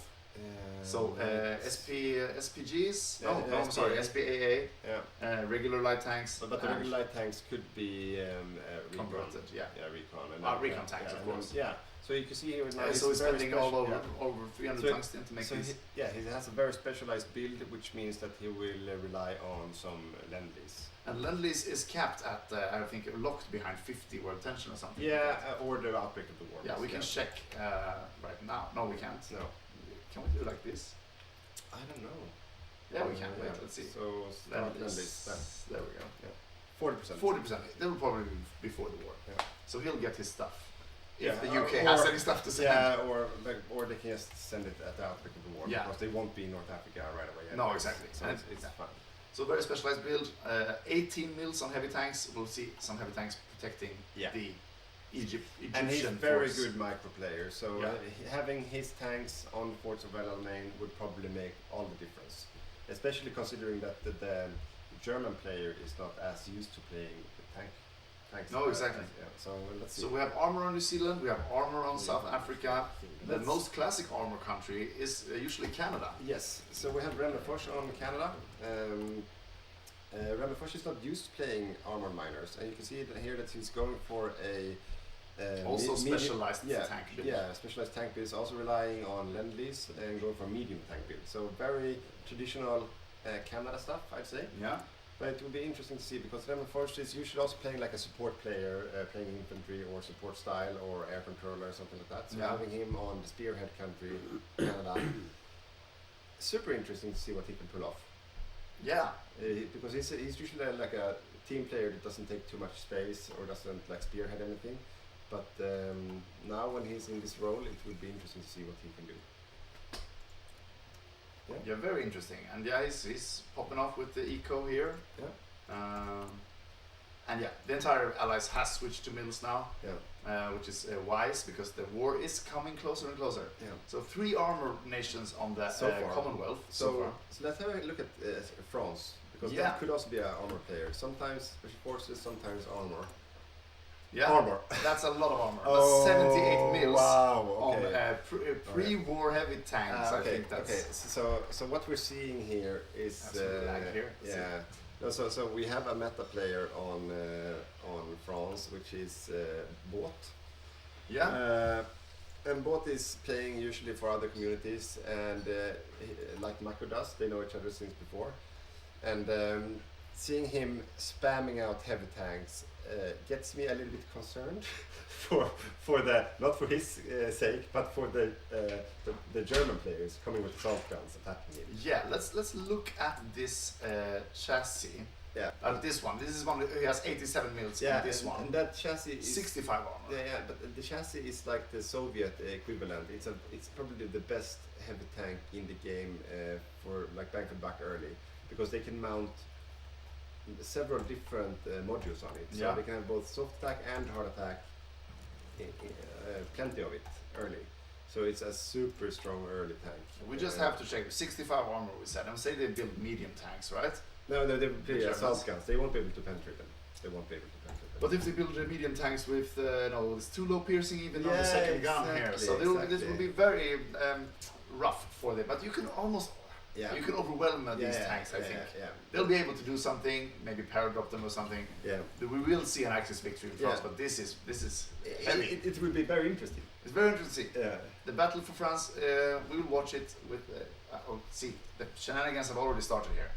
This is like a classic reach Gibraltar or reach like parts of Yeah, so the to French take- territories yeah, here to early. make them German instead of Vichy, because Vichy that keeps it out of the war for a couple of years. But if you manage to occupy this entire state, for example, it remains in German hands, and you can use this for Gibraltar later.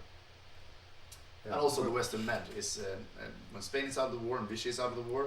Yeah. This is basically more Allied favored than Yeah. Axis favored. Yeah, we have some comments regarding the French build and the Germans. And for example, Germany, well, from Milodu, he says Germany needs a lot of cast to push the French tanks. Yeah, that could work. Yeah, it definitely works. And I think one thing that usually makes all the difference is I've played France a few times, and I also went for an armored defense where I had last time I had 9 good tank divisions as well as infantry. And on paper, I was supposed to win those engagements with Germans, but what it really comes down to is all the debuffs that the the French nation has early on. They can't get any doctrines up and going. So they're lacking behind the doctrines, and that makes a huge difference when it comes to the armor game. Because the German tanks have so much more organization, so much more buffs in general, better advisors, better generals as well. So even though on paper the army looks strong for France, they usually loses anyways and have no air support. Yeah. So we see Germans have diversified their air production, so they go both heavy fighters and regular fighters. Interesting. They go both close air support and tactical bombers. Yeah, I think they go heavy fighters to be able to paragraph. Yeah, that's 5 factories, not that much. It's probably for these sneaky things they're planning here. Yeah. But yeah, they have a healthy air production for this phase of the game. Yeah. 30 factories is quite a lot.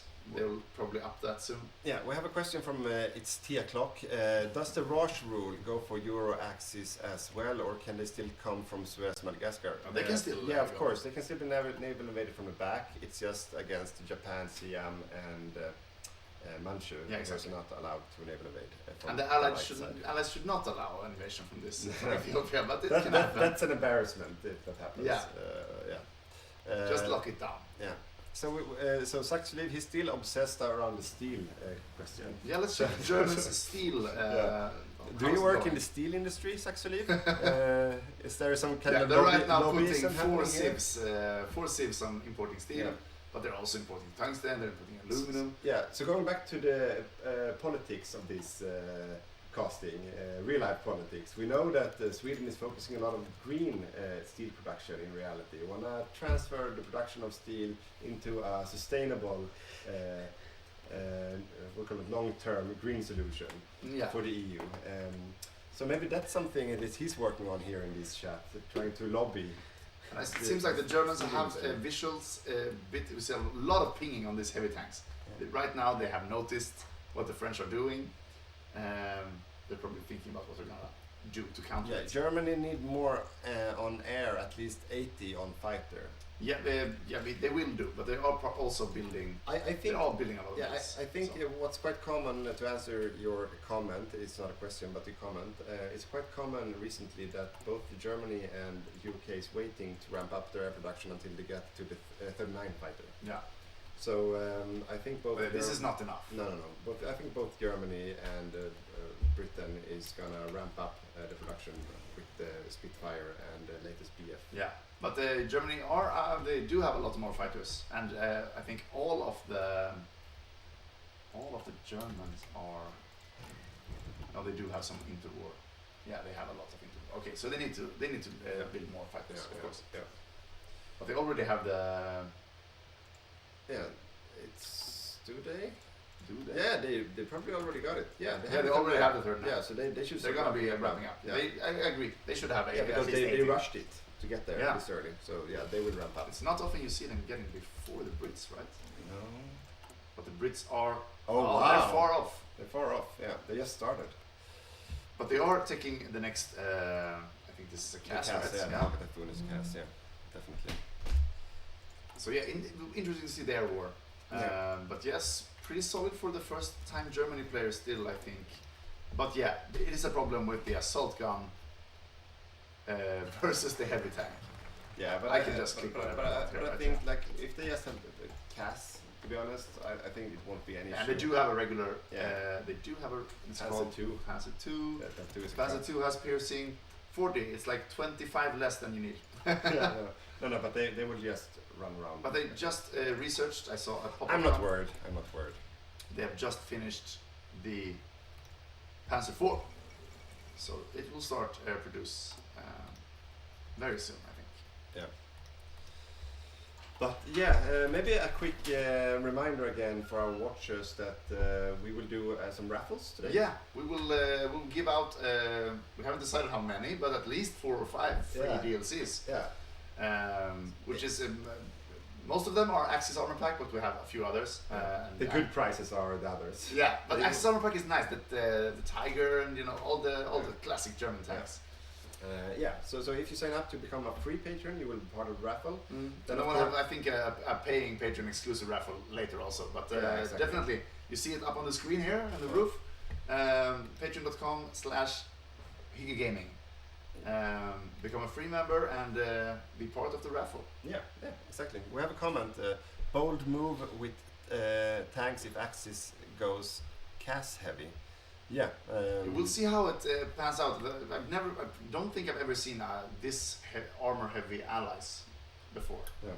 Now we're only 4 viewers away from a cat reveal.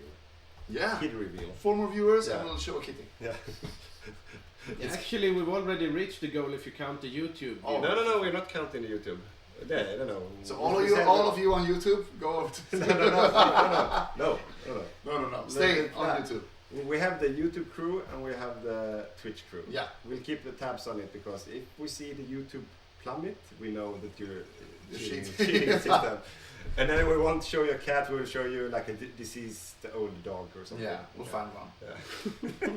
But one thing I find interesting is the UK not building their starter tank but that's also maybe because we don't have many medium tanks at all in the Allies. No, we have Canada. Canada. Yeah, because the UK starts with like the 36, the 39 gun, 38 gun. 38 gun, so you can build viable 39 tanks from the beginning, and then release them to your armor miners. But we haven't seen that. We've seen more air priority, but still, 12 factories on the Hurricane will not stop the Reich. Yeah.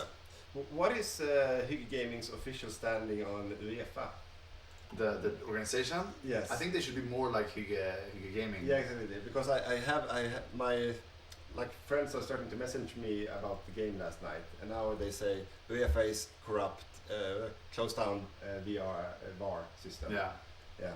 It is corrupt. Yeah. Can't agree more. Yeah, we don't like UEFA or FIFA. We think football should be about football. Yeah, Hygge Gaming is officially against VAR. Yeah, exactly. Yeah. So, Yeah. so yeah. Call your local UEFA representative. Are they any? No, I don't think so. It's a cartel. Yeah, it's a cartel. Yeah, exactly. But yeah, Like Hygge Gaming. like Hygge Gaming, it's a cartel. But yeah, we're gonna a lot of innovation, I would say, in this pre-game at least. Yeah. Heavy tank, 100% heavy tank France. I think like Yeah, they're the gonna war use their- fighters from the UK. What's happening there? Exactly. There are a lot of different new things. And this cruiser, spitting out cruiser as France, whatever you do, like 80% of your fleet will go to Vichy. But if we check but it's gonna be an AI Vichy. I would say if you hand over an empty hull to AI Vichy, they won't be able to like refit it any well. But this one is finished. Yeah. So I don't know how wise that is to give a lot of finished battle-ready ships to your enemy. No. I think he's lucky that we don't have a player on Vichy, because I would have loved to just have loads of these if I log in. We just have to watch that he's not cheesing right now, because if you scroll up a little bit, there is a viable cheese that if you. But he has already finished a lot of them. No, he has, right? And he's gonna finish any day now. Yeah, because all the ones that he only have one dockyard on each, they will follow him over to Free France. Yeah. The queued up queue. So this is actually this is a borderline rule break. Yeah, because we haven't explicitly forbidden it, because you're gonna have something in your queue. But this is a well-known France cheese build, Yeah. like a meta build, which I know me and Jacob had a discussion around this one. Not that Bot was aware of this, of course. No. But it is a cheese build. So. But they are getting deployed. Yeah. So he has at least built 5 of them. Yeah. are So out. yes, exactly. So maybe it's not. It's not maybe the biggest of deals, No. but we'll see. We'll keep an eye on it. If the Allies win, the Axis can always blame this. Yeah, I don't know what it's going to do with a 100% light attack with no spotting though. So will they be able to raid with this? Yeah. No, we have no spotting. We don't know. We don't know what they use for this, but this is a lot of light attack. Okay, should we keep an I'm very keen on looking at how the Soviet industry is progressing. We're gonna do that. We're just gonna check in on China for a while China is here. so boring. Yeah, it is. And he has like less than a year if he wants to beat Danzig. He doesn't have to beat Danzig, but it's nice to do. We heard, I heard from them that he counted on being done by September 39th. Okay, then he has 9 months. So good KD ratio. Yeah, he's progressing well. Let's check the Soviet industry. Yeah. The year is 1939 soon. Yeah. And What is he queuing up? No, not the industry, like the production lines. okay. So let's see. Nothing special. Still basic squad weapons. But maybe yeah, so there we have the 40 queued heavy tanks. and these are T-35s. Yeah, so those which are like the French ones. The F-37. Yeah, so very good early heavy tanks. It's the one. What? This one? Yes. Okay, so it's a 1928 tech. Yeah, but it is a lower arm. he can mount so much on them. So let's check out the T-35 template itself. Yeah, so it's 39 armor, but you see a 62 hard attack from an early tank. Yeah, it's very good. But they are penetratable by regular mediums at least. Absolutely, but it's so much bang for the buck because you can build them early. Yeah. So you can queue up something that had better stats than like a 39 tank. But if he had the French heavy tanks, I mean, that would be crazy. That would be crazy. But he has the Soviet heavy tanks. So a lot of trains, 15 mils on trains. Yeah. You need a lot as the Soviets. yeah, you do. But he already has, and this was not rocket artillery. It just has a icon that looks like rocket artillery. But if you scroll up, like they have 70 on infantry weapons too. Yeah. So I think he will keep that for the rest of the game. I would think so too, and I think if he gets a new tech, he's just going to add a line. Yeah. I usually do this when I play infantry heavy countries as well, because this is cheaper. You will always need more guns. The difference is, it's significant, but it's not like the whole world. So has he made? Yeah, you can see his Let's look at his templates. So it's the top one. There you go. So this is what he will spam everywhere. 2 kilometers an hour. This is Garrisons. very slow. Yeah. And they're not super expensive, but you know it's still 3,000 IC. Yeah, but that's not that much to be honest. No. So this is what he will have everywhere. Spam everywhere. And he will change one tank gun later on, like around 42. There will be one heavy tank gun in this as well to push up the piercing. Yeah. So he will be able to pierce everything with those at some point. And that's a heavy tank. Yeah, and this is very This good. is not allowed. Yeah, no, it is. Regular artillery in mobile. Oh, maybe not. Maybe it needs to be mobile. We can maybe But write them. No, but I think it's an over look. Like I don't think he intentionally wants that. No, because then it gets 4 kilometers So an I hour. think he wants to change it to motorized. And this one doesn't say speed on the. I think it should be quicker than 4 Yeah, at but least. he wants to change that. Yeah. It doesn't really matter. And then he has. Maybe we need to talk to them. Yeah. We'll write them about We'll that. write them in the pause. Yeah. But we do have a few more players to cover before we have actually mentioned them all. yeah. So we have so it's both in the Americas. yeah, Mexico and Brazil. So Brazil player is. Yeah. No we player? No. We made a rotation just before the game. It's Erik Ars. But it doesn't say that we have. Yeah. Oh, it's because we are respecting. Yeah. It's because we're respecting them. Yeah. Okay. Yeah, Erik Ars. Erik Ars is playing. Brazil. Do we have a play card on him? No, we don't. No, we don't. No, because it's a last minute edition. Yeah, he joined just before the game, but I can give you some quick stats on Erik. So he's a core player to our community. He's been with us for a very long time. He didn't think he would be able to join today, but he did last minute. He has a 5-star veterancy, soon to be 6, I think, and he's been playing everything basically. So he's been playing majors, minors. Usually ends up on playing like these bigger minors like Romania, Hungary, Mongolia, Bulgaria, and so on, or co-op on Soviet is a comfort fix for him as well. Yeah. So him on Brazil is by chance basically because that was an available country last minute. Yeah. He was about to join as Poland last minute, but then the Brazil player dropped out, so then we took Brazil instead. We see him going infantry. He doesn't have any mills to start with. He has like 10. No. So he's spreading out on all the basic things you need for an infantry division, and he's building anti-submarine warfare. Okay. Escort ships. So I guess this is going to be some kind of a lead ship, torpedoes. I don't know. No, I would have skipped those. I think this is also some kind of jack of all trades. Yeah, but it does have this MIO with the depth charges and the sub detection. We'll see where he's gonna get a few more dockyards in focus tree later. Yeah. But Brazil, often like fill out the lines with meat. Yeah. Get Brazil. Yeah.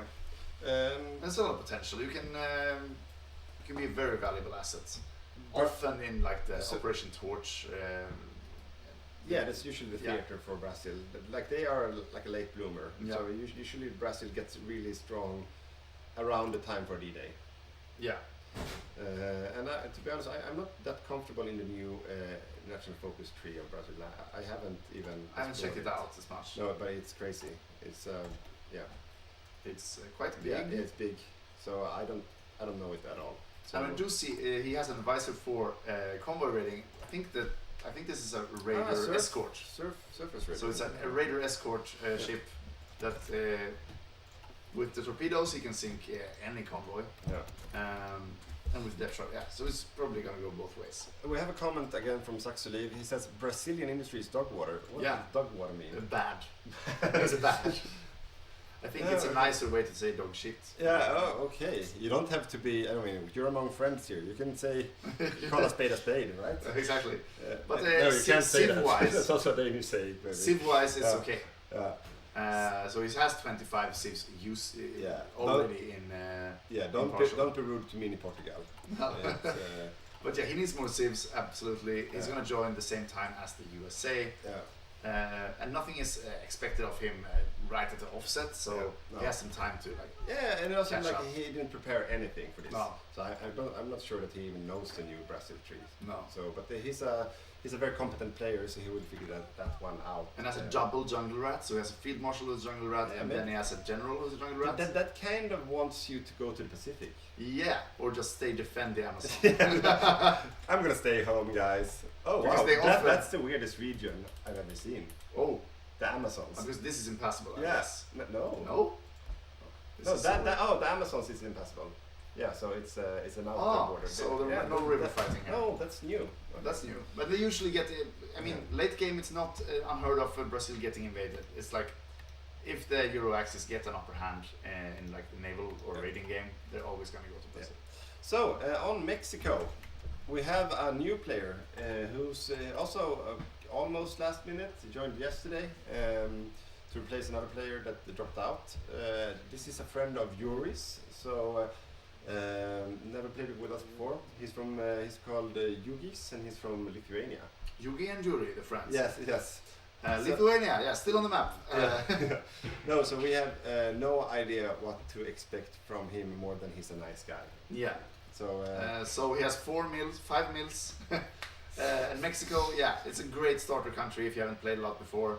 Nothing is really expected of you, but you can still have a good game impact. yeah. You even have a dockyard or two. Yeah, and he's no new rookie to the game.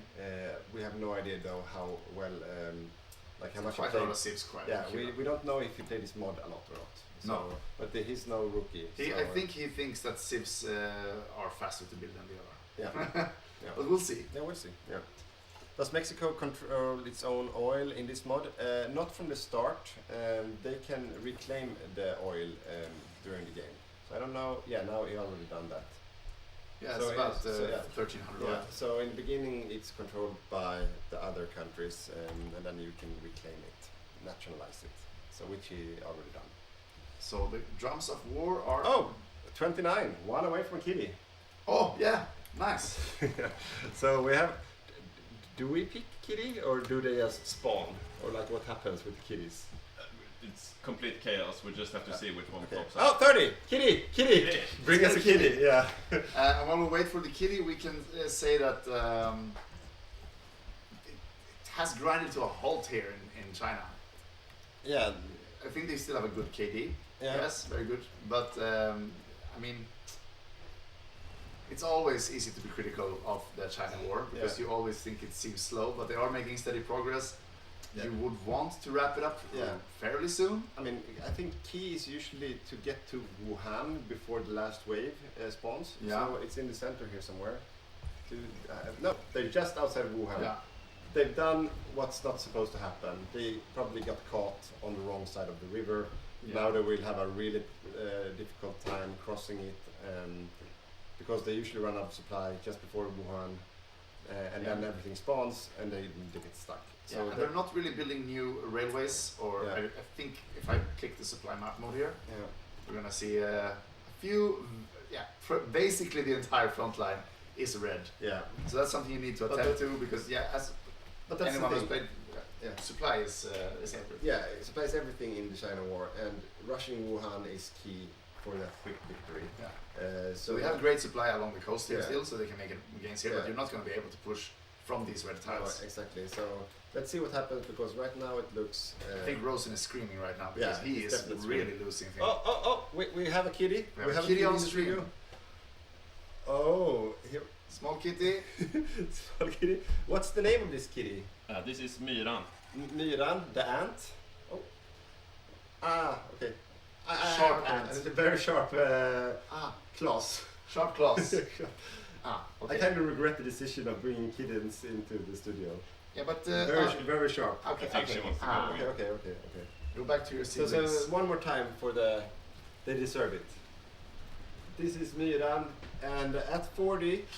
You will get all five at the same time to see if we can handle it. We'll get gloves. Yeah, I got scratches already on my. It's like they haven't learned how to retract the claws at this age, so they just claw on everything. Yeah. They actually lost a tile. No. It's a very smart move. They noticed it. No so they moved back, and now it counter push. But no, still, it didn't work. They had things behind them. It was a smart move. But that's the only way to break through, basically. That's to and back they are off, improving the supply.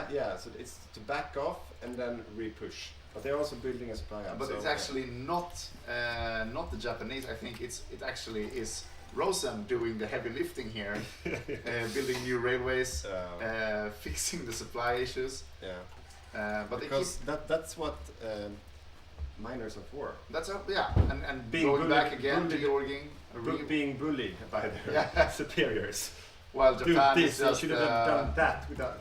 Exactly. While Japan is just building up its dockyards. Dockyards. Ooh.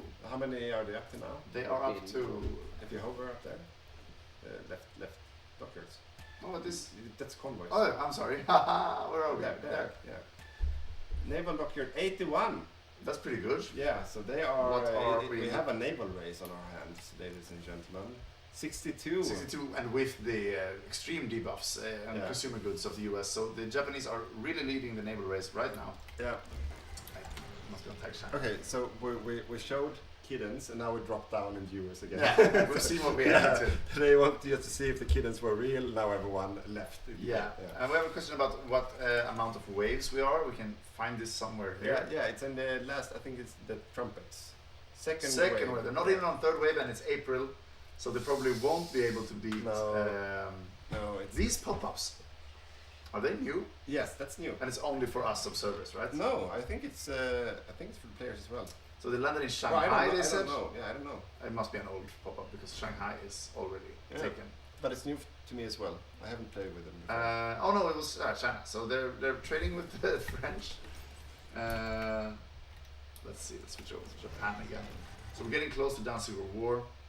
And in our rule set, it cannot happen before the 1st of August, right? Yeah, I think so, yeah. But you've seen they have annexed all the things that are supposed to be annexed, giving Slovakia to Hungary, which is a good move, I think. And the Hungarians are going to go for infantry. We forgot about one player. Oh, who? Ireland. Oh, we actually have an Ireland player. Yeah. So on Ireland, we have a newcomer who's playing his very first game with the community today, and that's Simon. But he's a Swedish guy, so I guess Simon is right. He's a friend of the co-op on Soviet, Morten. Yeah. No, sorry, he's not. He's a friend of a guy who was supposed to play Brazil, who dropped out. Ah, okay. So he's here without his friend. Yeah, and so he's building 20 with anti-tank infantry. But he's here among new friends. Yeah, so we're all friends here. Yeah. So okay, so that's interesting. So I don't know if it's finished, but it's also 20 with anti-tank infantry, and I guess for defense 20 with can be viable. You won't be able to push much with a 20 with, but you get more divisions. You know what? That is the perfect beginner on newbie island, which I call Ireland. Building something that makes a difference right away, because just putting out small. These 5 on one tile here can make it. No, but also but also for D-Day, just like flood the front line with anti-tank capacity is amazingly good. Yeah. So if he does that all the game and he makes a difference, he's definitely a contender for greatest team player. Yeah. Because that's a boring thing to do for yourself because you're not microing that intensively, but it's a very well needed thing for D-Day. Yeah. Or North Africa. Yeah, exactly. Yeah.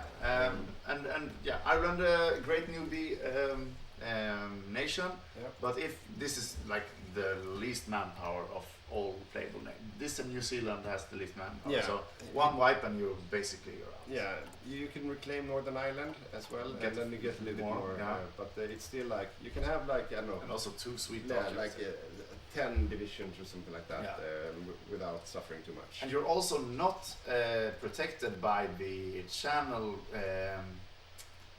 mechanic in the air, so you're quite vulnerable for You're invasion. not? You're not? I don't know.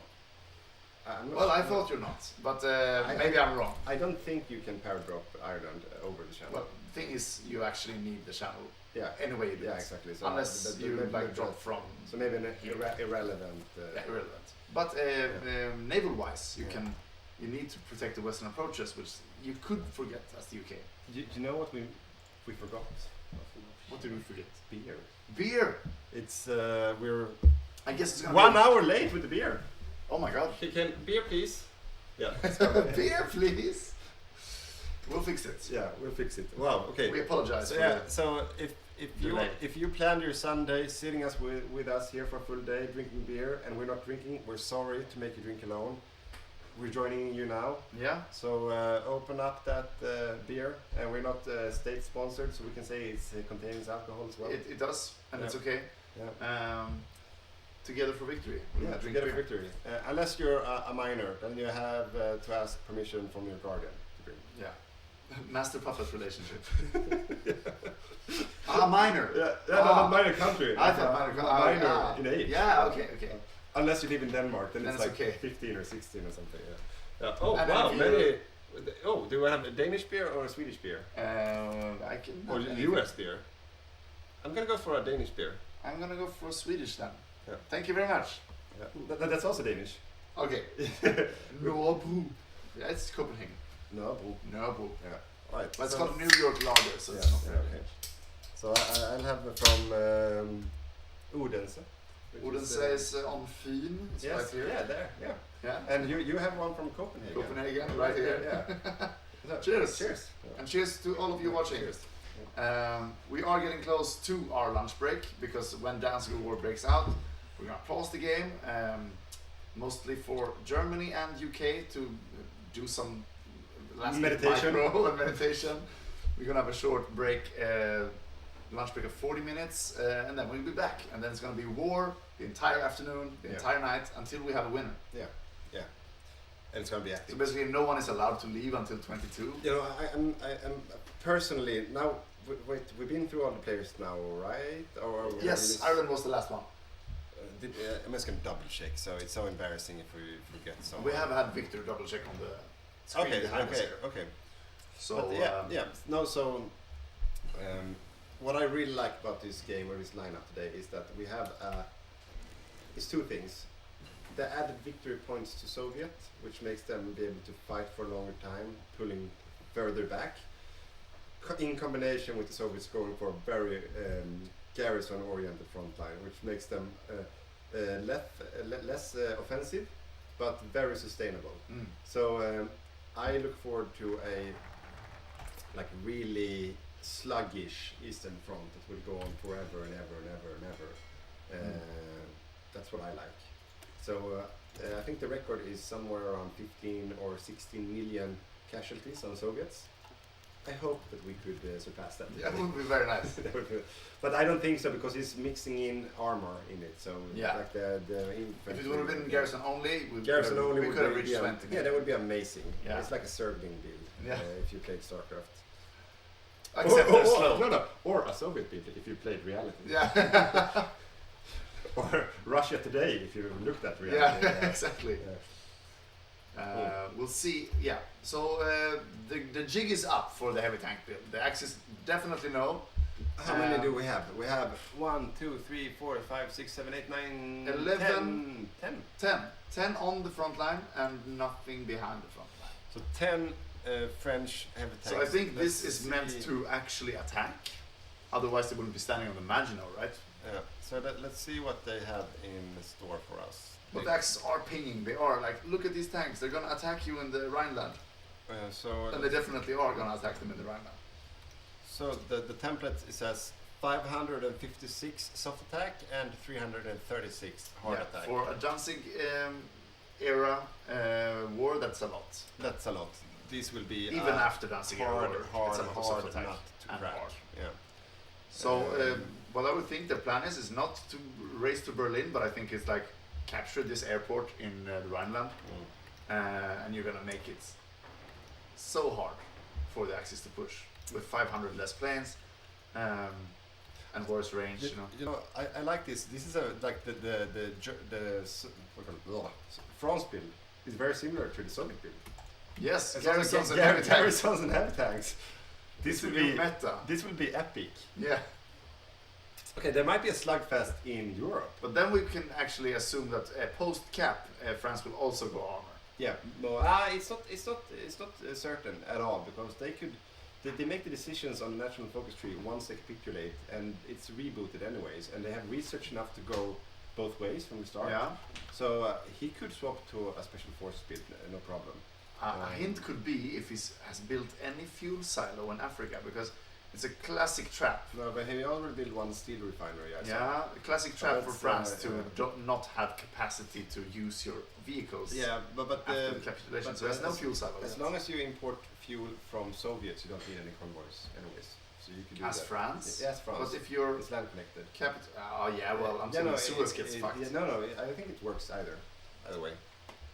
We'll see. Yeah, we'll see. The capital usually ends up here. Maybe someone of the viewers know this, if it still works. Yeah, we'll see. It's hard being France post-cap. Oh, we missed some questions here. Sov Roach build? Yes, it's a Sov Roach build. It's a classic, very classic Roach build. But with a late game swap to medium tanks. Yeah, that will probably succeed in throwing the Axis off. Yeah. The question is, will he be able to build enough? Yeah. And he's going for the left side of the mass assault tree. He told me that the reason for that is not for the stats, but for the supply, basically. So he can stack a lot of troops on the front. And also the encirclement. Exactly. They can survive for a long time. 10 days with supply grace. Yeah. For regular units, that's what you expect from paratroopers, to have 10 days supply grace, not the garrisons. Yeah. And he's also building some air force to remove some of the cast debuffs. So it's a quite balanced Soviet build. So here you have less supply consumption. Here you have a 1 day supply grace. A lot of extra org. So you're gonna be very hard to. No, I'm answering Night Round's question here. No, it's the right side, the mass mobilization side, that lowers the combat whip. I don't think the left side does. Doesn't seem like it. And damage reduction against cast 15%. No, I think it's a guerrilla warfare that does very much recovery rates and more supply grace. Okay, so not 10 days, but 5 days extra. But that's supply grace. I think the one here and one here. Yeah. I think. But I also haven't checked here, and here you have extra supply grace as well. So it says 36 plus 36. It is 100 hours. It's very strong. Yeah. And then even when you lose your supply grace, you still have to run out of supply. So it takes a while to kill these guys. I've been too busy for the last couple of days, but you know what I really wanted to do before this game, if I had the time? I wanted to make a kill bingo. Oh! That would be so fun to sit and then cross off how many annihilated divisions and tanks there are in the Eastern Front throughout the game. And then we could play together with our viewers. When we do our live LAN, we usually have a quiz like who's the first one to cap, and we exclude, of course, Holland, France, and Poland, and Greece. But then you have like a raffle. Who's the first one to cap? So it's very fun. Yeah, so everyone answers like 15 questions about the game, and who has the most ships of all types when the game is over, who has that and that and that, who capitulated first, who capitulated second, and then everyone like who has the biggest industry between Hungary, Romania, and Yugoslavia and stuff like that. So it's like know your builds and know your players Yeah. the best, and then we have a win afterwards. But who is the first to cap? I think it's. Oh, it's a question now. Yeah, it's a question. I think it's. You think it's Siam? Siam, or I'm sorry, but the Dutch is in the double cap. A double cap. Yeah. A double. Oh, wow. So I think these are the one who are most in danger. Yes, Siam is in danger, but he's such a no. I don't think He's a he will- strong player. Yeah, I don't think he will cap. If it. not, don't I think- would say it's Australia because they won't be able. He's gonna put all his troops here, be a good team player, Yeah. and then they're gonna just kill him in the back, and because the US won't. yeah, because I don't think Siam, I don't think Allies will be on the offensive that much in Asia. I think they will have like a Europe first. Oh, I mean, approach. but I mean, they could get bogged down a year, and then re-offensive comes, and Siam is the first to cap. But Australia is a hot contender as well, and New Zealand. If they exclude the US for 2 months, they actually have range from these islands Okay, here. I'm gonna say something crazy. Yeah, Ireland. Ireland. I think Ireland will be the I first. think they're gonna cap. have good discipline here. No, but you know why? Because they are going for paratrooper build. That is true. Germany, they have paratroopers, and they are building some heavy fighters. Once they capitulate France, I think they might be able to overload the French the English channel and paradrop. They might be able, but they have to capture Dublin, and there will be like 5 divisions in Dublin, probably. Yeah, probably. Yeah, I mean it's a, it's not a low oddser. Maybe it's a. But I'm worried about with us. I mean, because Japan has, with all the national focuses and spirits and all text his wisdom. and all his wisdom, he can naval invade with 50 divisions. And add 10 for Siam and add 10 for Manchukuo. That's 70 divisions in one day. And then you can start planning right away after that. We're on the 20th of August. 39. We're just talking about Yeah. Yeah. So I'm saying Ireland. So you're what's- saying Siam. That's No, I'm basically- saying Australia. I'm You're saying saying Australia. Yeah. Okay, okay. And I'm giving you Ireland as a gift. Yeah. Because you know how it will happen? I changed my mind. We want paratroopers. I think they will break out of the Mediterranean and the naval invade him. Yeah, that could happen. I think they will take Gibraltar because I think have a look at the here we go. That's Civil War. So we're gonna see Have a look at the UK fleet right now, because I think the Italians are composing a very nice battle fleet, and the UK. This is the main stack. It's 5. That's the starting fleet. That's Okay. crap. So this is the main stack. Yes. 5 carriers, 1 heavy cruiser. Yeah, it's also submarines in it. Yeah, this can't be correct. Yeah, it probably is. It looks Dude, very, it's war. It's war, dude. Yeah, but the game is paused. The game is paused. And we are gonna go on a break here. And what is the time now? It's 13:30. Yeah, so we have to confirm with the teams, players. But what I time. believe it's usually 40 minutes. So we're gonna see here what the players say. 45 minutes is on the table as a pause suggestion. Yeah, so it's 45 minutes. It is. So we're gonna be back around. A quarter past 2. Quarter past 2. We're gonna start the stream again, and then it'll be war. War.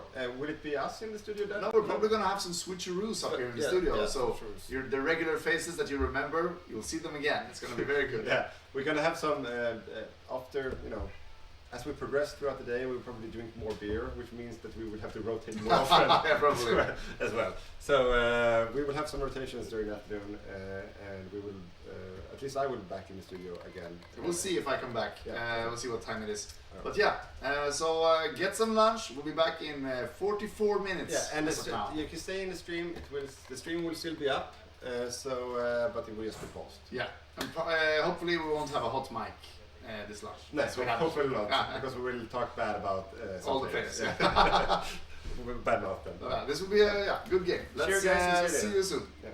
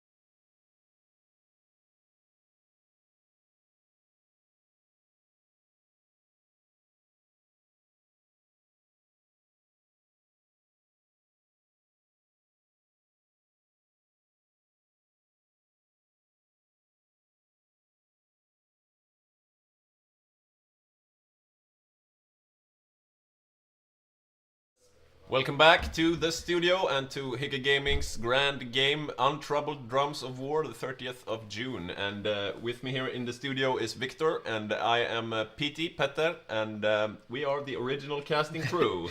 Yeah, we have been doing this for quite some time now, but every game is a new experience, and so it shall be this time as well. War has just broken out in Europe, and the Axis and the Allies are squaring off for a real deathmatch here in Europe, and we will have an interview quite soon with the German first seat, but before that we have some results from our vote. You have voted during the lunch, at least a good few of you, and the question was who will capitulate first, and we accepted, of course, Poland and France in the beginning, because they always capitulate basically, and Holland, of course. But we had some other options, and let's look at the results here. Most of you think Siam will be the first to capitulate, and yeah, as we usually say, there's one golden rule about playing Siam: you have to garrison Bangkok. Otherwise, that can be the deciding factor. Yeah, we have some daring votes on UK as well. Yeah. If that were to happen, then we will have an early outbreak of the Pacific War, right, with the United States and stuff, because they can join once the UK reaches a certain surrender limit or something like that. Would you say that this is a vote of no confidence against Sarge, his UK? It might be, but I do, personally, I do not think that the UK will cap first. Siam is probably not a bad guess, though. Yeah. So we have with us in the interview room the main controller of Germany, which is Pontus. Let's see if we can get everything working. Pontus, can you hear me? Hello, hello. Guten Tag. And can the stream hear Pontus and everyone okay? Could we get an okay in the chat, maybe?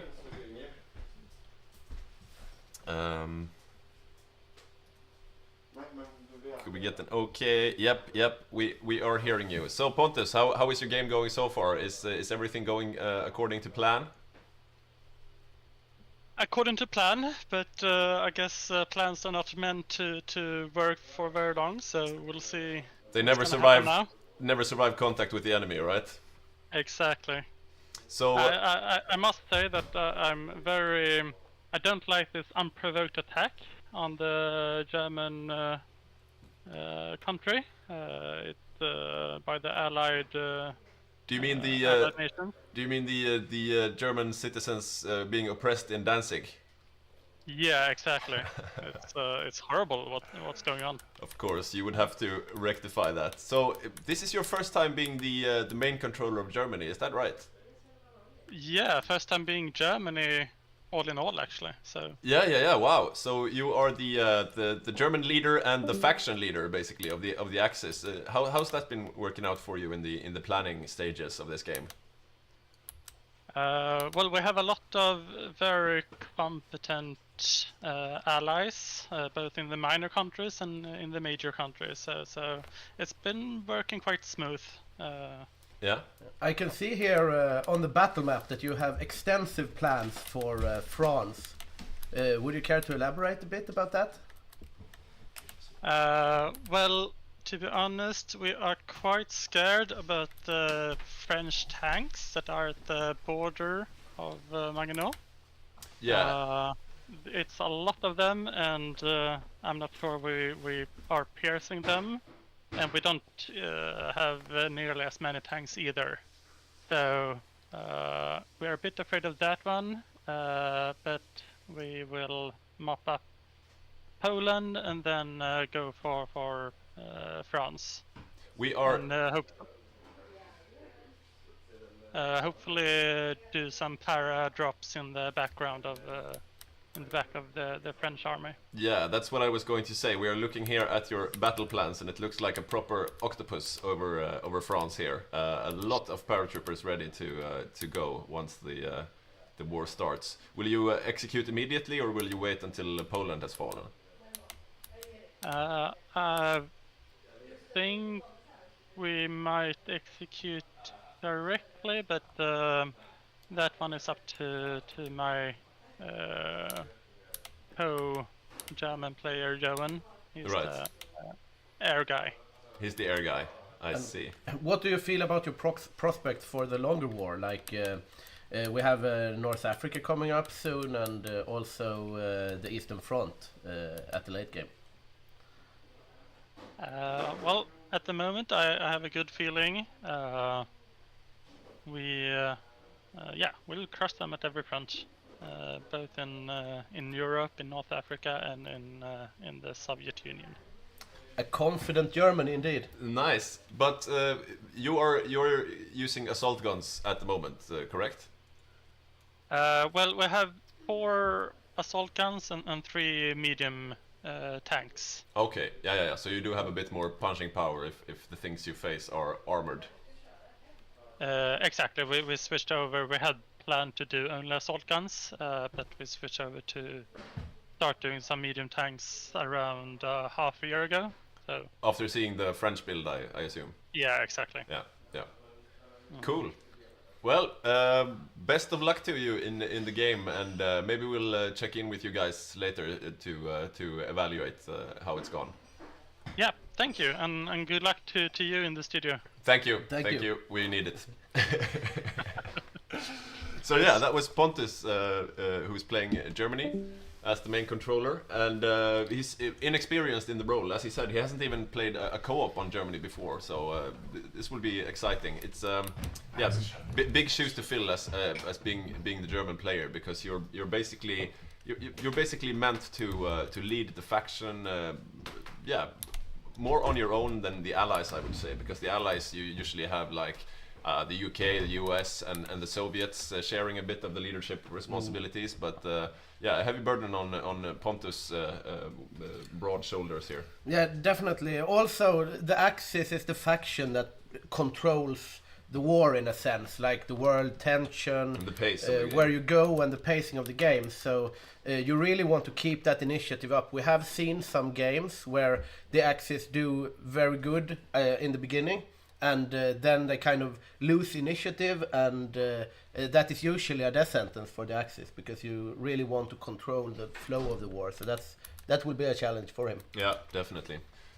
So right now we are in the game. Everybody has joined, but we're still waiting for the unpause. You can see here the prepared invasion of Poland, and here comes the unpause, and you immediately see all those green balloons lighting up over the western Polish border here. And Poland here is played by the AI, of course, so we're not expecting any great plays here. We expect them to capitulate fairly soon. They took one little tile, I think, in Hungary. Yeah, that's the AI, something. But Kudos to the AI. yeah, this will be over in short order, indeed. We see German troops are closing in on Krakow and Warsaw and have surrounded Poznan, and They're just cleaning up the polls. We However, got some comments here in the chat about the interview with Pontus, that Pontus has recreated Lufthansa there with special charter flights to France. They have charter flights to many different destinations in the French countryside here. we see a French armored push into Saarbrücken here. Yeah. Perhaps a little repeat of the Franco-Prussian War. I And think here comes that the was first play there, paratroopers landing. let's see. They are landing all around, and in quite many places they are unopposed. I wonder how many victory points they can take. I mean, they still have to take Paris for France to capitulate, but they have already taken huge areas of land here. Yeah, they might be able to link up with the Low Countries here and do something, but he has not executed the battle plan towards Benelux, which would probably be a good idea in order to link up with his paratroopers. Yeah, I wonder if Mossberg, the air guy in Germany, if he was a bit early on the gun here, because as Pontus was saying, the plan was to go for France after Poland fell, and here we see Mossberg and his dangerous airborne going on their own, and they're almost taking Paris just with one of those missions there. I mean, let's check out. This is probably standard, So they will not do much on the battlefield, but they do take land, especially if it's unopposed. And those pesky victory points in the southwest of France, which usually are the last ones to fall, they're already taken by now. So he's really paved the way for a quick invasion of France here. We see the troops here in Normandy, they are getting mopped up by the French garrisons quite handily, and still no push towards the Benelux. if you have a look at the French point of view, do they have anything heading to defend? Yeah, we see some French heavy tanks there going west. Well, let's see if I can tag into them. We have yeah, a couple of French heavy tanks there south of Orléans. a small Belgian push actually. We see. Yeah. Yeah, they will lose that one, and we see the Germans advancing into Luxembourg here. But and now they are attacking the Netherlands. And yeah, the Netherlands are not allowed to build much defenses in their homeland. They're meant to capitulate fairly quickly and then continue the fight from the Dutch East Indies. So yeah, we see them losing fairly quickly there. a small mistake though from Germany, because they could have made much better use of their paratroopers if they had executed the orders to go through the Benelux simultaneously, or even a little bit before. Yeah. So if they can push to like Antwerp and Ghent and so on, and then do the paradrap. Yeah. And Poland still hasn't surrendered, right? Poland, they're still... no, Poland is still alive. The AI is performing rather well here, to be honest. Yeah, it's a bit of a split focus from the Germans here. They're thinking that okay, we will mop up Poland using our second tier troops, so we don't see any tanks there. The Romanians are probably doing a bit of heavy lifting there. They need to fill the lines, though. I mean, it's still to have all these troops over in Warsaw when you need to fill the lines here can be detrimental to the German war machine. But the assault guns are finishing up with Holland now, though, and we should be seeing a surrender shortly after. We do see the French tanks has actually taken Saarbrücken here and are pushing up slightly, so they are indeed scary for the Germans. Yeah. And we see them mopping up the last of the paratroopers. It was good thinking, and they got some victory points in the south. But if they cannot capitalize on this, then it's more of a nuisance for France, really. Yeah, but they are pulling the French heavy tanks off the line, though. So they are basically incapacitating those 4 or 5 heavy tanks that are heading west. And it's quite hard, like, if this tank, for example, if you have 3 of these paratroopers, you spread them out, it's quite hard for that tank to close them out. And by that time, the German main force should have reached the French border. Yeah. We see them now... it's quite impressive also that they actually managed to win here, or last quite long at least, against the tanks. Yeah, one good thing with the paratrooper special forces divisions is that they have a bonus for defending in urban terrain, and I think that tile south of Paris is urban. So I think that's probably it looks pretty built up. So they have a bonus in defense there, and he's holding out against the French heavy tank, even though it's just a 10 with little Fallschirmjäger.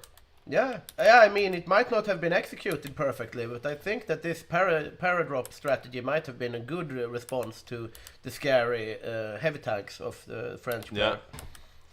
Yeah. He has low supply, they say here. The German has, I think.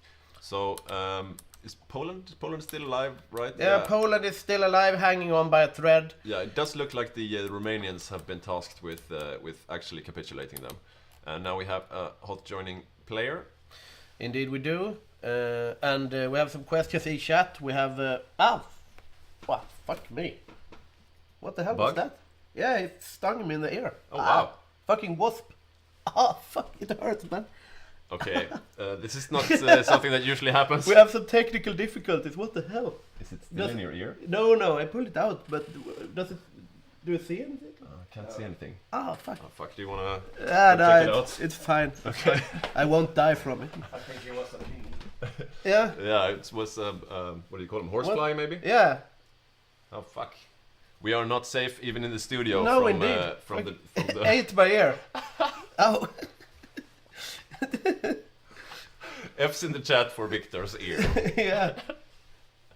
It's still alive too. Where is it? There. Ah, yeah, it's one of those fuckers. What is it? I've never seen. I don't even know. It doesn't even look like one of those. We should definitely kill it though. Yeah, I want revenge. Yeah, I'm gonna get fly swatter. It'll be hard to. Yeah, we need to defend ourselves here. Sorry about that. And good timing during the desync and the hot joining. So we have some downtime. We are here on the countryside, and when you are on the countryside, then you have this local fauna. And now Pete is chasing the angry wasp here. Oh. 100% attack, 0% accuracy. There. You missed it. You got it, right? I think I got it. Yeah. Okay. Awesome. We're back, boys. Some drama here in the studio. Yeah, indeed.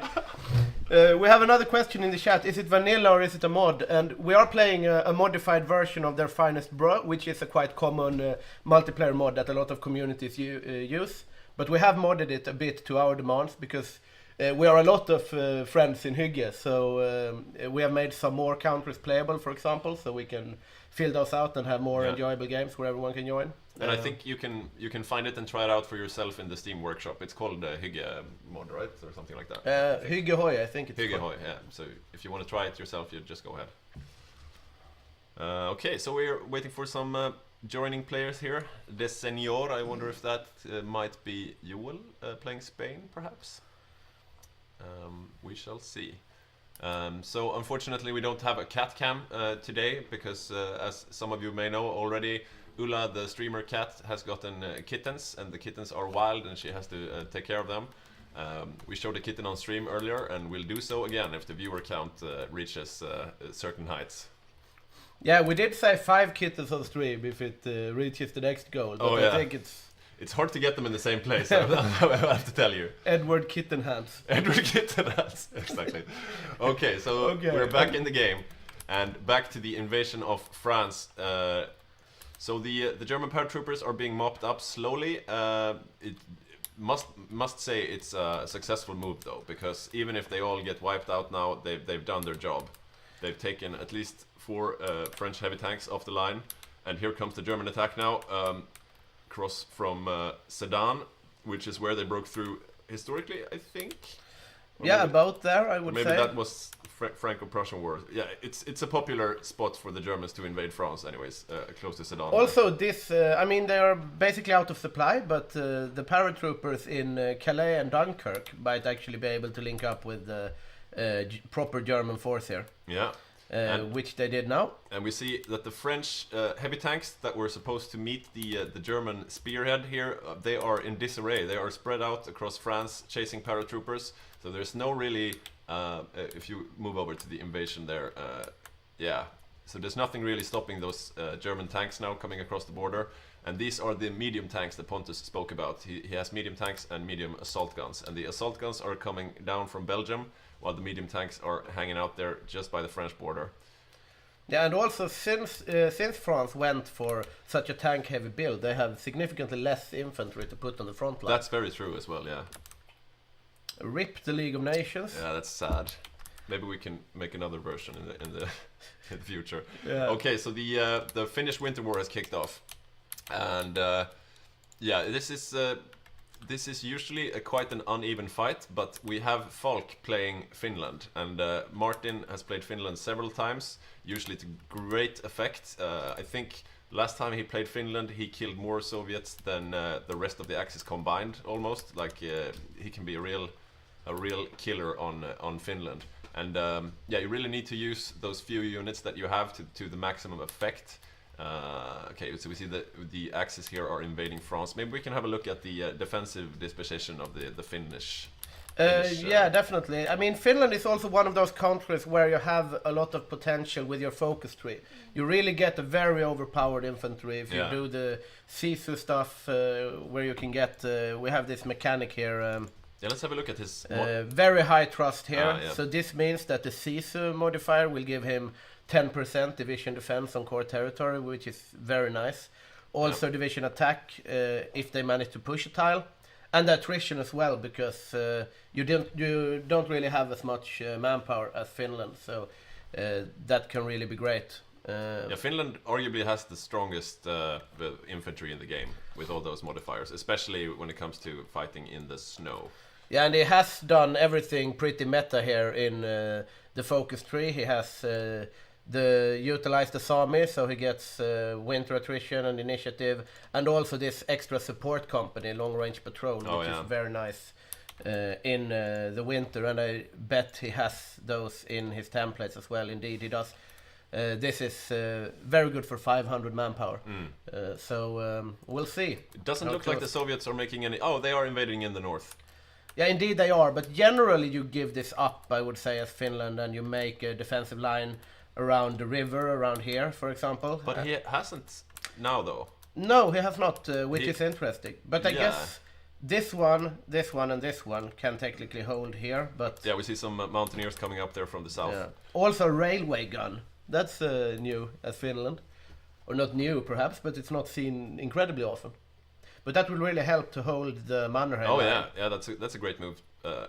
We see them here trying to push across in Karelia, but they're not able to break through there. Let's have a look at France again. We see that it's not going as well as the Germans have hoped, I think. And look at those paratroopers still holding out in the Paris suburbs.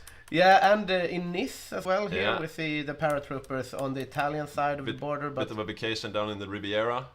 Yeah, I mean, this is incredible defending by this one brave paratrooper, but he will eventually die here, I think. But a bit of a struggle for the Germans to break through the tanks of the French player. Yeah, definitely. And if France holds, then the game is basically over. So France has to fall.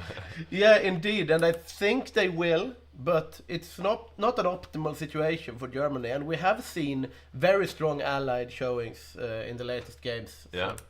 Yeah, he does seem to have his heavy tanks back to the border now, defending. According to our rules, Italy is allowed to join after 1940, I think. Yeah, something like that. Let's have a look at the air war, if you press F3. indeed. Let's do that. From the French perspective, it's all red, so the Axis are dominating the air. If you have a look at the air zones, let's see how many planes are operating. Yeah, it's a significant Axis advantage, I would say, especially when it comes to the bombers and also the fighters. In the Benelux, there is no Allied planes, and in southern France. It looks like they've crossed the river there now in the attack. If you go back to indeed. Almost, at least. Yeah, indeed they have. I mean, France will probably fall, but I think they would have wanted to do it faster. We have a question in the chat here. Do the Soviets have naval invasion plans? And actually they don't, because you're not allowed to naval invade during the Winter War. It's only during the Continuation War. Yeah. So that's another rule that is a bit to the advantage of Finland when it comes to defending in the Winter War. Yeah, we've also disallowed paratroopers for that same reason. Because you can see here how sparsely defended Finland is, even with those special rules. And the Soviets have basically infinite manpower, so they could just overwhelm them if that was allowed. I'm not sure I agree with this strategy, though. I saw him trying to push the Soviets here with his mountaineers and also low supply. At this point, I would much rather, especially this guy also. Is that a normal division up here? Those seems to be his defensive divisions, yeah. If I was him, I would fall back with all these troops and hold the river, because you don't need to be attacking the Soviets. You just need to hold out, because it's based on decisions here. Yeah, we see here Italy is invading Greece, so there probably won't be much Italian help in France, but we do see, if you look back at southern France there, the Romanians have come here and they're about to attack, so yeah, France will definitely fall. One encircled tank here as well, good news for Germany in the north. Paris just fell. Indeed it did. If we have a look at the surrender limit and so on of the French. Let's check it out here. The war screen, yeah. We have, it's well on its way. 88% towards capitulation. Yeah, so 5% more, so that's 5 small cities. Yeah, we see new paratroops have gone up to La Rochelle and Bordeaux in order to save them the effort. Not a bad idea. And they already got the Nice as well. They're just mopping up this. But once they get Marseille, this will all be over, and I don't think there is anything to defend it here. No, it's empty. So we will see the fall of France, 30th of November 1939. The Winter War is still undecided, though, if we go back there. So the mechanics for the Winter War in this mod is that it's based on army losses. So if either side reaches an amount of losses, the other side can claim victory, basically. As Finland, it's not the biggest deal if you lose. The most important thing is that you don't lose any troops, because as you see there on the top of the screen, the Finnish manpower is at 39k, not a lot. So he really does not want to lose any troops, and so far he has not done so. But he also hasn't inflicted many casualties on the Soviets. So. Yeah, I think it's an okay start if he manages to, like, this is not good. And there goes France. But this is smart that he retreats here to the river, but losing this one will hurt him a bit. But otherwise it's probably just a matter of defending. But I do see, like this guy has no business being here, for example. You want to defend between the lakes so you can keep as short a line as possible. Depends on if he's trading positively in manpower. Like if he's defending and the Soviets are losing more troops attacking. I would imagine he is. Yeah, but it looks like it. Still, however, as a somewhat experienced Finland player that have won the Winter War both legitimately and because Magnus forgot to press a button. All right. Yeah. So I learned by experience that you want to defend like in between the lakes here, because then you only have the 2 tiles that you need to defend, so you can stack them much more. So here, for example, it's just 1 tile between the lakes, but instead he has placed up a broad line. Of course, he can fall back, but you don't have the entrenchment then. Yeah. I want to look. There were some plans to take North Africa before France fell, right? But it looks like they didn't do anything. I haven't seen anything about that. No, they didn't that. do any naval invasions down in because that's a trick you can do, so it becomes Germany and not Vichy France, because Vichy France doesn't join until much later.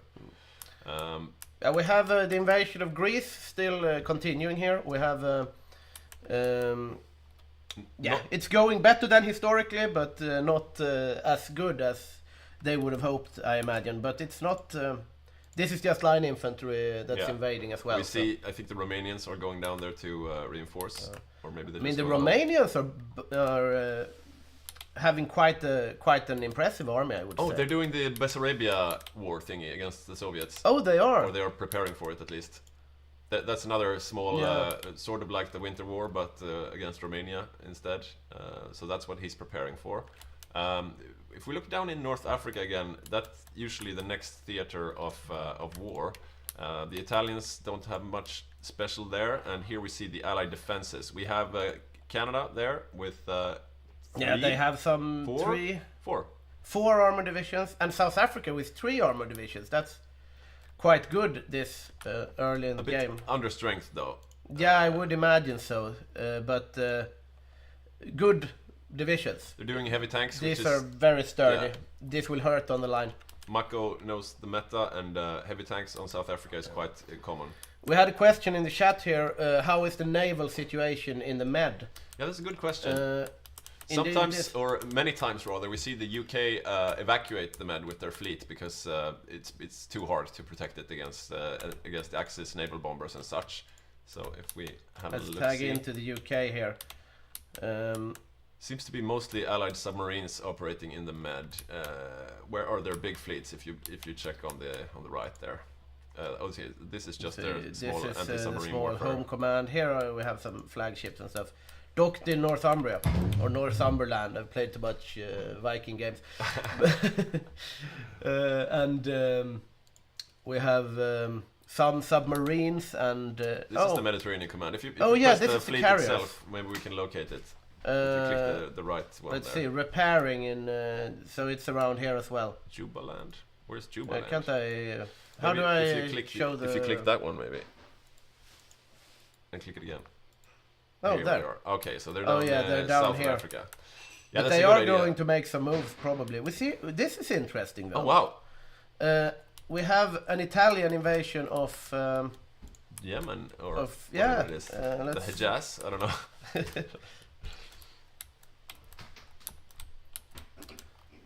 Yeah, what is that? Yeah, the small Italian Hormuz Strait, right? Yeah. It's the one with the rebels now. Yeah, isn't it? Yeah, it is. They died though. Yeah. But they did have a paradrop landing operation here on the south part of Saudi Arabian Peninsula here. But they were immediately killed. Are those Raj troops defending there? Yeah, I would imagine so, right? Yeah, that's Raj troops, Okay, definitely. yeah. So we have Raj is have a big presence in Africa. Yeah. They don't have much else to do before the Asia War kicks off, so that's usually what they do.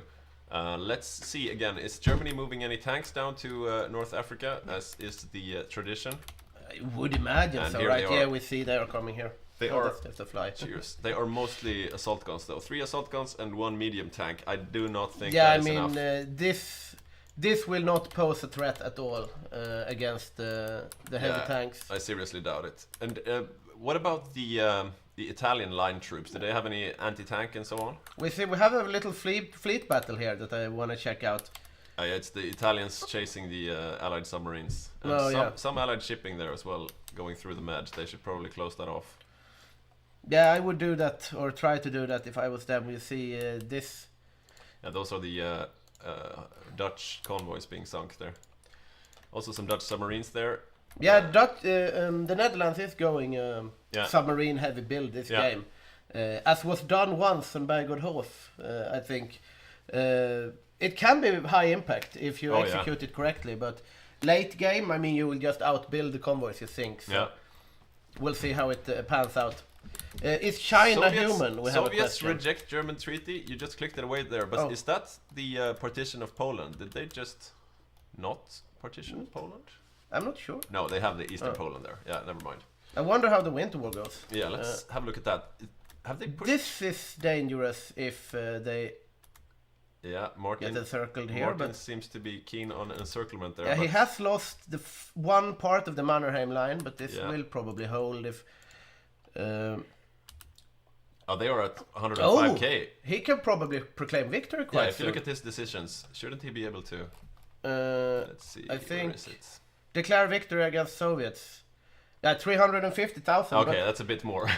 If he keeps this up, it doesn't really matter if he loses territory as long as he trades positively. Yeah. Because as of now, Finland is doing well in the Winter War, but it can all go south quite quickly if these 3 tanks, for example, push through here. Then He's being pushed back, but slowly though. And, yeah, he can do a little Motti here perhaps as well and surround them. We'll see how it pans Okay. out. Here comes Operation Weserübung, where the Germans invade Denmark and Norway. This should probably be fast. Denmark and Norway are, of course, AI controlled, so Yeah, we have had human players on Denmark, Yeah. one game. fascist Denmark. Yeah, that was interesting. I think they did some shenanigans. Yeah. They invaded like Bangkok or something. Sometimes we do see the Allies try to reinforce Norway, because you can quite successfully, if you go to northern Norway, just hunker down in Narvik, and it's really hard to get dislodged by the Germans. But we don't see anything of that sort right now. Yeah, Is it's quite empty that up here. We No, have- that's a Norwegian, yeah. Yeah, we have 2 Norwegian divisions way up, but the Germans have just gone straight for Oslo, and that should be about it. There's nothing in the UK preparing to move over, is there? No, it doesn't look like it. No. It doesn't. We have some questions in chat here. I'm sorry I missed it. What's happening in Greece? Can you show me? They are dead. As you saw, given to Bulgaria. So this is looking out to be quite a strong Bulgaria. Might be able to build up a lot for the Eastern Front there. Yeah, and we do have a strong player on Bulgaria too. It's Jacob, who usually plays a major. So what we tried to do in this game with balancing out the teams is that since we have a quite inexperienced Germany, where, as we said before, it's the first time Pontus even plays Germany, let alone as the main controller. So we tried to put some strength into the Axis minors instead. So we have, as I said, Jacob on Bulgaria and Folk on Finland, for example. Yeah, we've got lots of strong players on the Axis minors to even it out a bit. Indeed. We had a question here to look over the air situation over Africa here. And here, And, it's looked like the Allies are in control of the sea zone, air zone there. Yeah, they are basically on walkover though. We don't see any engagements at all. Yeah, and Night Round says here quite truthfully that the Allies ain't getting pushed with green air, and that's very true, especially Yeah. not with those assault guns. I mean, I don't think they can even pierce the tanks. No, I would indeed imagine that they can't do that. So it's quite a strong allied wall here, and they also managed to kill off these paradrops. Just as was said in the chat here, if Italy had managed to take this, then they might have been able to control the Hormuz Strait a bit and starve out Because Egypt. you can't close it off, right? Maybe Or not maybe though. you can't. No, It doesn't look like to it. be honest. It usually has that symbol. Oh, China has capitulated. Indeed. We forgot that Oh, there's... you can close it off. Oh, there you go. There's a whole other part of the world that we temporarily forgot about, and let's have a look. Indeed. It looks like they're going for the small Manchu. Small Manchu, that's a meta play, but then Japan gets a lot more on its plate as well. Yeah, I'm more of a team Big Manchu, especially when you have Rosen playing Manchu. I would much rather give Rosen a Big Manchu to play with. Yeah, that's true. It can help a lot with. I mean, you can focus much more as Japan on, for example, the naval battles around the Pacific and those important island hopping campaigns, and you don't need to worry as much about like the Raj, for example. Let's zoom the map in over Finland again. I think. Because Yes, indeed. That's Let's the most do that. exciting theater right now, and we see here the Soviets are pushing into Oh, this Finland. is very bad. If they die in this encirclement, that's probably a situation where Finland might just take the L and because you don't want to lose troops. You can always press Look at that. The Soviets surrender to are the Soviets. just about to. And No, they might get out in time. Let's see who arrives first. Yeah, they managed to, but yeah, they are falling quite handily. Now we see though the Soviets are out of supply and they are stretched quite thin, but the Finns really need to consolidate again. Yeah, it looks like he managed just about to consolidate the line a bit, but he still needs 200,000 more casualties, and I don't think he will be able to get that. Yeah, he needs an encirclement in that case. I mean, Yeah. also And here. he gets encircled himself here. Oh, this is very bad. Now he just surrender. Yeah, he should probably At this surrender point, just before he loses those three. Press the surrender button Let's before see. these three Let's dies. see This what is a happens. lot. If you zoom out a bit, how does it look in the south? He is losing that pocket there now. Yeah, indeed he is. He might get a little counter encirclement here, but if he doesn't get these out, that's not very good. If we have, where do you see the manpower here that you need for this? Oh, It's should be they're right. 9k manpower. Yeah. So that's yeah, that's not good at He's all. losing them. He did not surrender. He keeps fighting. Yeah, he. If we have a look at the losses now. In the You have to give him that he has perseverance. he's already lost 100k there. It's not good. If he manages to actually win the Winter War, though, it might be worth it, because then you just get this little short line very close to Leningrad, which can really help in the continuation war. But if he still ends up losing the Winter War, this is not a good way to lose it. For the Priority foreign number campaigns. one is conserving your army, basically. Yeah, indeed it is, and so far it has not gone particularly well. He went rather aggressive. He has a very high trust here. He has the lines, so I think consolidation of the lines would have been He good doesn't have earlier enough. on. But He doesn't have enough troops to cover all the tiles now. no, he does not. We'll see how it pans out, but I think this is not looking to be in Finland's favor now. We see the Soviets has also slowed down the push because, yeah, he signed the white piece. Yeah, we have some comments here. F Finland, Night Round says, and Saxoliv says, "Find land, Finland, or else you have no land left." Very true, very true. Also, that sneaky Russian dibs in northern Finland, says Mortal Vision. Yeah, very true. That northern invasion really, tipped Martin off his balance, I think. Yeah, indeed. That's the thing. I think the play as Finland is to give it He up. just capitulated there. So you see the slightly maimed Finland here, looking more like its modern self. Yeah, they lose out. You get you lose Viipuri, and you get this very long line that's harder to defend. If you manage to win the Winter War as Finland, then you get a line here, and that's much easier to use in the coming wars. Oh yeah. But yeah, Martin has some time to rebuild and plan his revenge in Operation Barbarossa later on. Yeah, indeed. It's not over yet. Finland can really come back strong, especially Martin, who is a very strong player as well. Maybe we could get Martin in for an interview. We'll see what the studio can arrange. Let's have a look at North Africa. See if we have any action going down there yet. Let's see. Indeed. So far, nothing. It looks like the Germans evacuated. Yeah, no Germans here Where as did of they now. go? I wonder. I wonder where they went. Is this... no, that's the garrisons. Let's have a look at their armored forces. Where are the armored forces? Did they disband their armored forces? What happened to their arm? What happened to the German Panzer? This is highly unusual. If you look at the stockpile, maybe they have tanks in the stockpile then? They have a surplus of That's light tanks. 3,700. That's light tanks. If you go down a bit, medium. Oh, they're minus on Minus medium 92. tanks. I wonder what happened. Did I die somewhere? This is a bit odd. We should be able to find the German tanks. Yeah, How can indeed. they be at a deficit if they don't even have any divisions out? Yeah, they're probably in one of those big groups, yeah? Maybe they have just changed the tank symbol so it What looks if we like an check? infantry. What if we check the army tab? Can't you see like the number of? I should... where do I check that? Right. So we are the OG casting team, but we are not the casters with the greatest knowledge of the game, as you might have reckoned by now. But we look at this. Look at this. Mossberg, he got, I think, a bit cocky after killing France, and they are preparing for a big paratroop invasion of Ireland. And this is a classical welcome to the game of new players. You join as Ireland, and then you get capitulated. Yeah, this won't be easy for him. But he did build some early divisions. Let's look and see what he has. We have a night round is observant in the chat. He said they got raided crossing the Med, the tanks. Ah, okay. But they Yeah, on, they on have the way some. back then, I guess. Yeah. Yeah, so this is an interesting division. Coming with 32. Very interesting division, but I mean... He's really putting everything into these... I mean, the Super. paratroopers can't beat these though anyway. No, so he'll probably defend. if he's ready for it, then he will... So the hold army it. tab, it's Yeah, right there up we there, are. there. So if you so go to let's German go POV... over to Germany. And we see here, we have... No.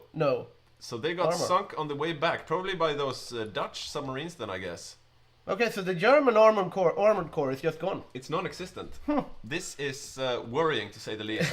Indeed. Operation Barbarossa Indeed. is 1 year away. So we're gonna have a look at the vote again to see who people think will capitulate first. And we also have Finland ready for an interview, I hear. Okay, let's skip the vote and check if we have Finland with us. Martin, are you with us? Let's see if we can get everything working here. Always a bit of excitement to see. Indeed. Are the Finns in the chat? We have a comment here from Mortal Vision that Mr. Desert Fox sank in the real sea.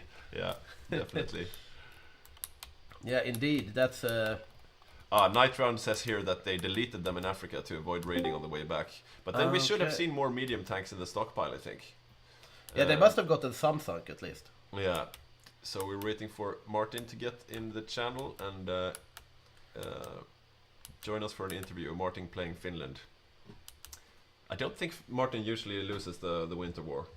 No, I mean, we have seen, to be honest, I just have noise cancelling, so I can't hear. We have seen recent Winter Wars going the way of Finland quite handily, like at least 50% of the time or something. Finland has been able to win the Winter War. And that was not the case before Arms Against Tyranny. Oh, now it's time. So we have the results of the vote here. Still, people think Siam is the favorite to capitulate first, but followed very closely by Ireland, the Netherlands, and Finland. So, yeah. Yeah, we will see a big attack towards Ireland here, so that might be correct. Finland will not capitulate until at least early Barbarossa. So we'll see. I would not vote for Finland. Yeah. But it looks like they are attacking Yugoslavia now, the Axis are. And Yugoslavia indeed. managed to join the Allies first, so they will get like a government in exile kind of thing, or at least there will be some resistance in the Yugoslavian lands after they are occupied, because it looks like they will be occupied fairly soon. I need to take off this jacket. Our light system here is very warm. Yeah. Let's have a check. Martin, are you with us? I am indeed. Hello, Martin. So, hello. You had a tough time right now in the Winter War. I mean, I'd say it was about an average outcome. Average outcome. Have you lost the Winter War before, Martin? A couple of times, yes. A couple of times. Okay. How many times have you played Finland? This could it be my 5th or 6th time? Yeah. So you know what you're doing, or you should know. I should know what I'm doing, but it's also a new tree. It's the second time I'm playing with this focus tree. But you managed it quite well, though, the focus tree. You got the high trust and all the focuses. Yeah, Victor is another Finland connoisseur. Yeah, it was also the biggest issue was that I didn't have the movement troops out ready by the time of the war started. Okay, are those your special divisions? Let's have a look at that template.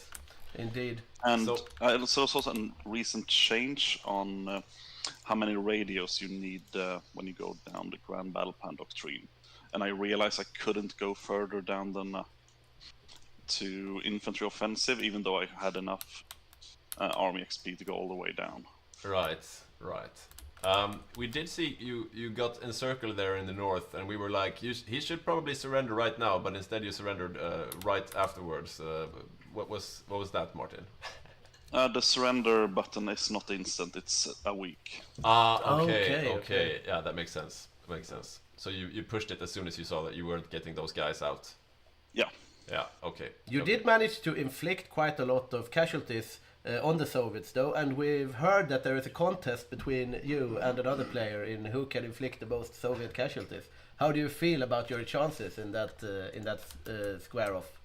Well, I took a few casualties here, but in the game I killed the most Soviets ever as Finland. I lost like 300,000 in the Winter War, and I still went on to kill 6 million Soviets. So I'm still having a good feel about it. The issue here is that the Soviets are doing a lot of heavy tanks, which Finland is not greatly equipped to fight. Yeah. So what's your plan to counter that?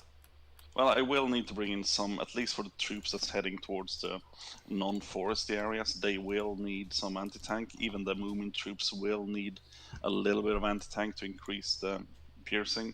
Yeah. But I don't want to go too hard on it. And I mean, we still killed about 200,000 Soviets in the war. And what I'd be really interested to see, what I can't check until the game is over, is that how much damage they took from the Motti. Right. What do you mean, how much damage they took from the Motti? The Motti increases attrition by a massive amount and also increases truck attrition especially. Ah, right. So I'd be interested to see how much damage that did. I can't see that from my part of the war. But could you see that, like, attrition losses specifically? No, you can see it if you're on the Soviets. You can see losses to attrition, yes, in the combat log. Right. Well, how do you feel about the continuation war? Do you have any specific plans? Well, it's always interesting when you lose the Winter War, because it's a double-edged sword for the continuation war. I mean, it's great to have the factories and the easy part in the beginning. However, what you do get is some core territory to fight on. So you push much harder for the start of the continuation war if you lost the Winter War. Right, because you're attacking into your own core territory. Yes, and Finland has great buffs for fighting in core territory. Right. Well, interesting. You gave us some new perspectives on the Finnish front. Glad to be of service.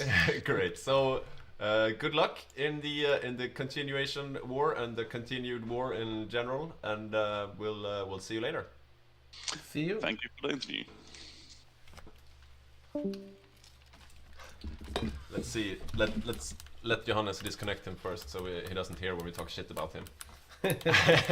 Indeed, yeah, but I feel that he was a bit greedy. I think if he had surrendered a bit early, he would have kept those divisions, and that would have been good for him. But just as he says, he can really come back in the continuation war as well. Yeah, I'm definitely not counting Martin out of the fight. So what is happening in other news? We see here they are splitting, dividing up Yugoslavia. And we have an invasion of Cyprus here from Bulgaria. That's an interesting one. Yeah. It's not working out too well at the moment, but still quite an engaged invasion. Those are Italians. Yeah, those are Italians indeed. They're just invading from Bulgarian territory. If you look there, that's a pretty beefy Bulgaria. It looks like Jacob's negotiation skills have been successful because he's gotten quite a big piece of the pie compared to what Bulgaria usually gets. I think he can do that.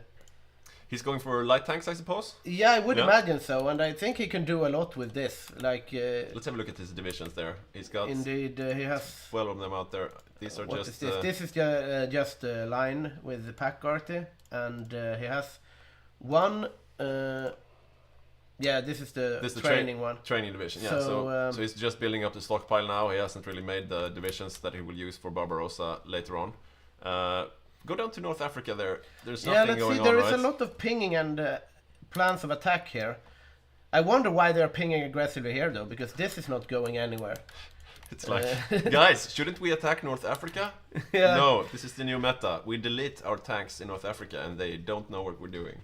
Yeah, indeed. You confuse your enemy, right? They're like, where are the German tanks? You know, looking for the missing German tanks all game, and they're just deleted. Yeah, it's a new... Yeah, it's interesting. We had a question here about the newsreel, which Badger answered as well from the bench. But we have a little. It has been new for like 2 Grand Games or something. That we can. The technician can write messages in the newsreel, and it will just keep rolling there. Yeah. We try to update it as we go. We have a question here. Romania held Bessarabia. Yeah, that's a good question. Who won that little exchange? No, it looks like the Soviets. Yeah, I think they gave it up. Yeah.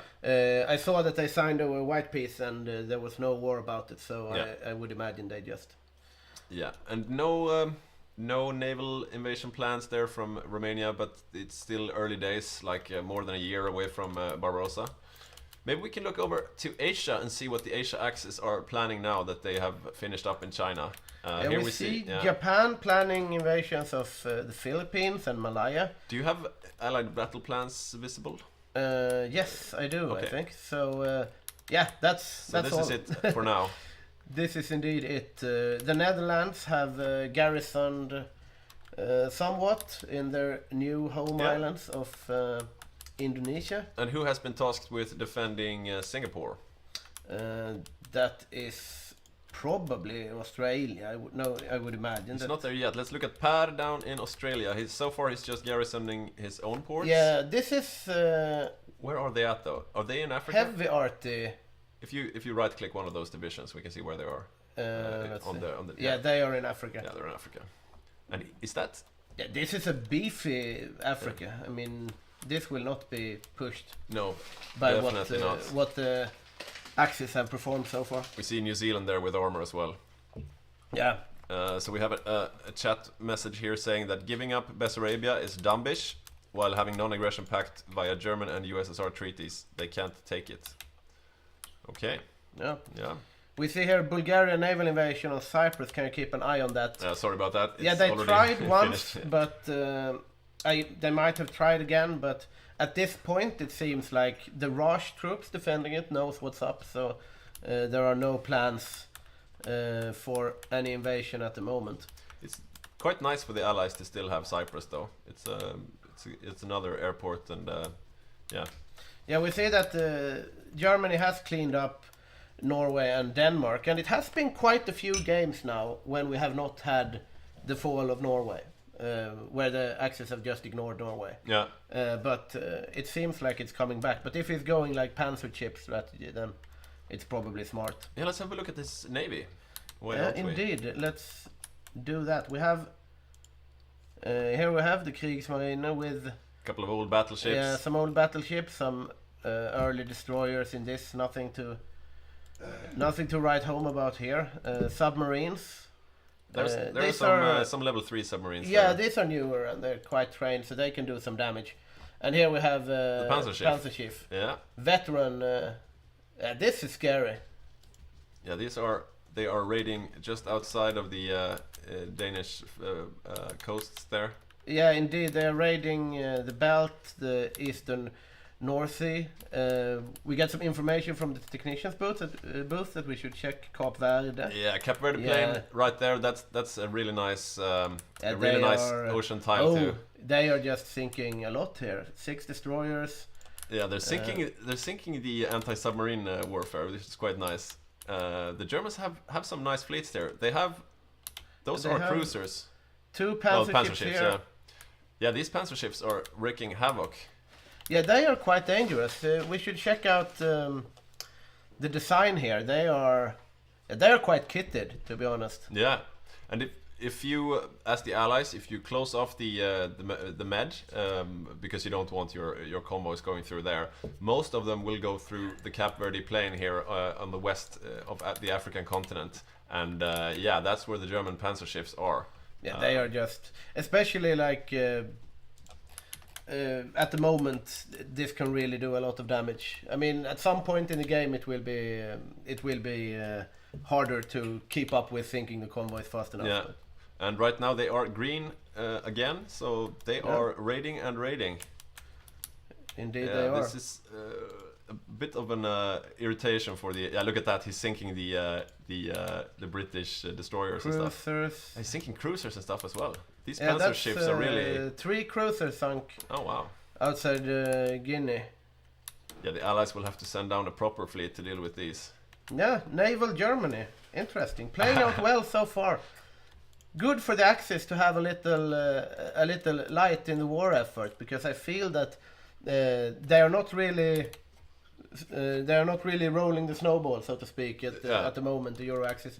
We see though Bulgaria are eyeing up Cyprus once again, or Italy more likely, but from Bulgarian territory. Yeah. And we'll see if they succeed. They probably will have to succeed, because if they are going to push through this, they need to do something other than put assault guns here. They need to invade here, and they need to establish air superiority or paradrop or something, because they will not get through here. I can't imagine. And this is a bit of a bind that the Axis find themselves in, because they have the initiative, but after you've taken most of continental Europe, like you've taken France and now they've even taken Scandinavia, then the only real front you have is down in North Africa, and there they are not really trying. So this means that we have almost a year until the Eastern Front opens with Operation Barbarossa. And what will the Axis do in that time? They really want to keep on the initiative, keep attacking, let the Allies keep defending and reacting to what you're doing. And right now, they're not doing much of that. Yeah, just like Ninth Round said here in the chat, they do have air superiority, the Axis, that is, over Cyprus. So they probably should go with that naval invasion now, because the planes are... Yeah, they have 300 Italian bombers in there, and 398 Allied fighters. So they are not holding air superiority by a lot, numbers-wise. No. So they should probably roll out. Is there something else? Oh, it looks like the Allies are planning to attack into Italian North Africa. Have they moved up to the border yet? If you go down to North Africa? Let's see here. Down here. If you check on the Allied point of view, maybe. Yeah. Yeah, we see the New Zealand tanks have pushed up. Yeah, a they bit. are moving up. They're heading towards the front. Little box. So Yuri, our new player from Holland, he's playing New Zealand in this game, and he seems to be rearing for a fight here. His light tanks really want some Italian blood, but he's like, guys, where are you? Why are you sticking around? Yeah, he's just he's going up a bit here, scouting. The smallest tanks of the Allies are heading towards the front, while the bigger tanks are sitting back watching. Like the Canadian mediums and the South African heavy tanks are sitting there like, you go guy, you go little guy. And this is interesting also, because from the Italian perspective here, you can see, so I see what the Italian player sees now. So they see nothing, and these two, these tanks just rolling. They're like, you carry the hope of us all, little one. And here, the front is undefended, so the New Zealand tanks are just pushing through. I don't know, will he take Tobruk with those? Yeah, he probably will, right? This is a bit interesting from Sticky here. He's just left his front wide open, and the New Zealand guys, tanks are saying, guys, it's wide open, come over here. This is where the party is. Yeah, it looks a bit like this a trap. Interesting. That's yeah, a they trap. are going to trap him here. They're going to land the troops in Tobruk once he hits the next tile. Do they have naval superiority, so they could fire it let's off? see. Yep. Yes, they do. Yep. Those New Zealand tanks are might in danger. Might be a sad day for these New Zealand tanks. We see the naval invasion is being planned here, and in a couple of days... I'm in danger! In a couple of days he will indeed land. Yeah. Oh, here we go. He is going out and just having a little eye on the other naval invasion. They're not leaving port though. Yeah, he's pinning them, and here they are leaving port. Yeah, I mean, it was a brave move from New Zealand, but I think that this will be it. We'll see. Honestly. Is there any help coming from the east? Let's check it out. Yeah, we yeah, have the South Africans. South Africans. If they get surrounded, though, it's a real issue. Like the 2 light tank from New Zealand, you can take it or leave it at this point. Yeah, but they could... if this fall, yeah, but they would probably save them. Like, look at those Italian divisions; they are nothing against these. And they are moving quite fast as well. I think the New Zealanders have caught on, and they are trying to get back. But here comes the naval invasion in, and now they are stuck. Yeah, let's see if they manage to go around. They will try to go around. The Italians don't have much troops to work with, though. These are just defensive garrison divisions. They need more. Yeah, they armies. are out of supply also now, so they are super slow. But I mean, this will just steamroll. Yeah, they should be fine. There's nothing there to really capitalize on this little Yeah, mistake. they are just. Yeah. They are seeing the writing on the wall, and they are letting South Africa save their New Zealand brethren. Yeah, and now Yuri has managed to pull South Africa into the fight, so he's like, yeah, maybe we should just go for it. We got some pings here from the Axis. Yeah, let's see. I mean, they are starting to trickle in now once they see like. Now first New Zealand goes, then the next guy goes. It's like a trail of lemmings, really. But now they've even managed to convince Remmenfors from Canada. Come on, guys, it's easy. Just come over here. And I mean, it's a good move because the Axis are not there. There's nothing. Yeah, I mean, there is no one here. There's nothing defending. This. They're even evacuating now, aren't they? Are they evacuating? I mean, where are they headed? If you look at those garrisons. Yeah, they are headed home. I imagine. That's a bit quick, I think, to give up. But yeah, I guess they don't have much to defend. Yeah, I mean, if they don't have if the Germans deleted their tanks, like don't really see what they're going to do in North Africa. But I mean, at some point they will need to respond. You see, they have 1, 2, 3, 4 medium panzers and 2 assault guns, and that's all from Germany. Let's see, I'm just gonna. Looks like Twitch auto stopped someone's comment here because it was racist. I'm a bit curious what it was. But the mouse is the mouse. You think you need to press the button. Okay, I'm in there. There. They said Jap. Oh, a Jap you can say Jap. No, that's a derogatory. derogatory. You know, okay. Fucking Japs. You know. Can you update us on the macro of the Japanese player then? Yeah, let's have a look. Still nothing really new. Maybe we could do a comparison on the number of dockyards, because earlier the Japanese were leading in dockyards against the US. Let's see here. Just hold the button there over the total number of factories. We have 87 naval dockyards, and the United States has. You just hover over the factories again. Yeah, right. 100. 100. Okay. So the US has taken the lead. Which they should, in all fairness. We could have a look at how well the German panzer ships are doing by looking at some stats here. If you check there and then under the naval tab. Yeah, I'm just going to check out some small battles here. We have some more destroyers being sunk. Some more destroyers, convoys, and convoys. Yeah, a lot of convoys. A lot of allied shipping. But let's check out what they have sunk. So and then kills. Yes, I'm here. Last month they sunk 225 convoys, 5 light hull and 1 cruiser, and they sunk 14. That's destroyers, right? Yeah.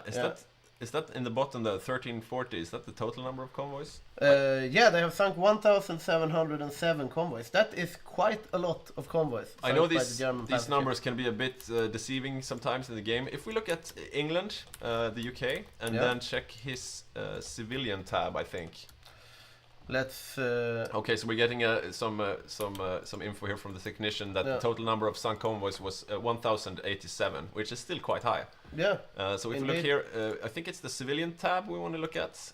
Then we can look at. Let's see. Is it you tab into? I think you can tag like this or something, and. Right. Yeah, you have to do something like this. Intel, and then you switch to the UK, right? And now we switch back, so we get 100.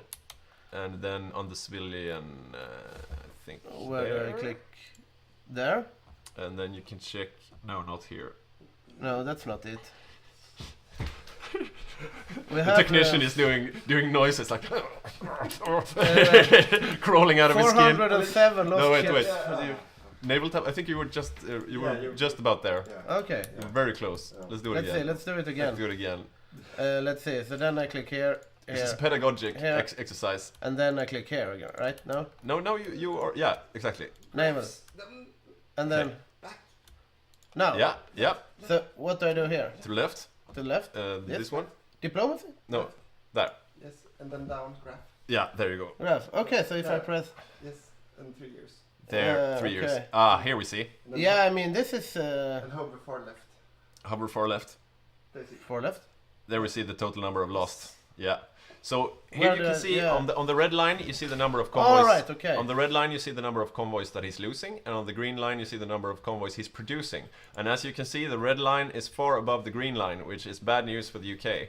So he has to stop the bleeding, and he has to create some new blood, I guess. Yeah, he either needs to stop the panzer ships or he needs to build significantly more convoys, because this is not sustainable in the long run. Yeah, let's have a look at North Africa again and the Allied invasion there. They were waiting for a long time, and the Axis never showed up, so eventually they got... Yeah, they are moving orders on a broad front now, and there is nothing here. Sticky has just left it completely. They have probably realized it. We see that Italy has actually succeeded in their naval invasion of Cyprus. Yeah, it's a bit of a consolation prize. Oh, though. Yeah, we have an interesting... we have an observant chat member that noticed that Germany is naval invading St. Helena. Which is the place where Napoleon was exiled to second time. And I mean, the raiding here will be insane if they take it. And they will probably take it, because who would garrison St. Helena? And the invasion is going, isn't it? Yeah, indeed. They are on their way. Could we have a look at the invading division there? If you just keep going. Follow that arrow upwards, and you'll eventually find the division attacking, I guess. Let's see. Where are the Germans? Here we are. That's a regular division. Yeah. But I mean, if there is nothing there, then it's nothing there. Yeah, and those two 20 with some artillery, they might defend quite well. So they would have to employ some serious marines to dislodge them there later. Interesting observation in the chat that they might want to go for Panama eventually. Yeah, that could be. Is Panama defended? I would imagine not. I will check over in the American tab. I'm just checking to see if they have garrisoned St. Helena, which they haven't.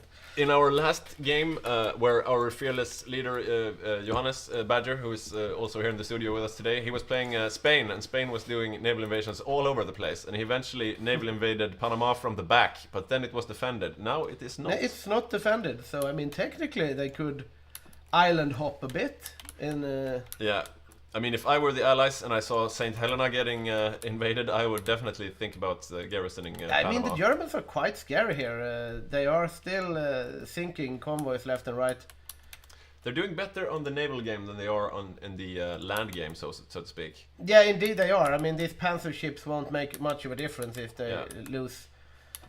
And I do think they gave up Africa much too easily. It seems like a miss in the strategy or communications, because there was no real plan for defending. And I mean, it wasn't like they had a plan and the plan failed. They had no defenses on the border, and as soon as the Allies showed up, they were just like, okay, we evacuate. Yeah, so. I mean, even if they know even if they see the writing on the wall, it's better to just not give it up, because if you can hold it for a little while, you see the resource map here, like.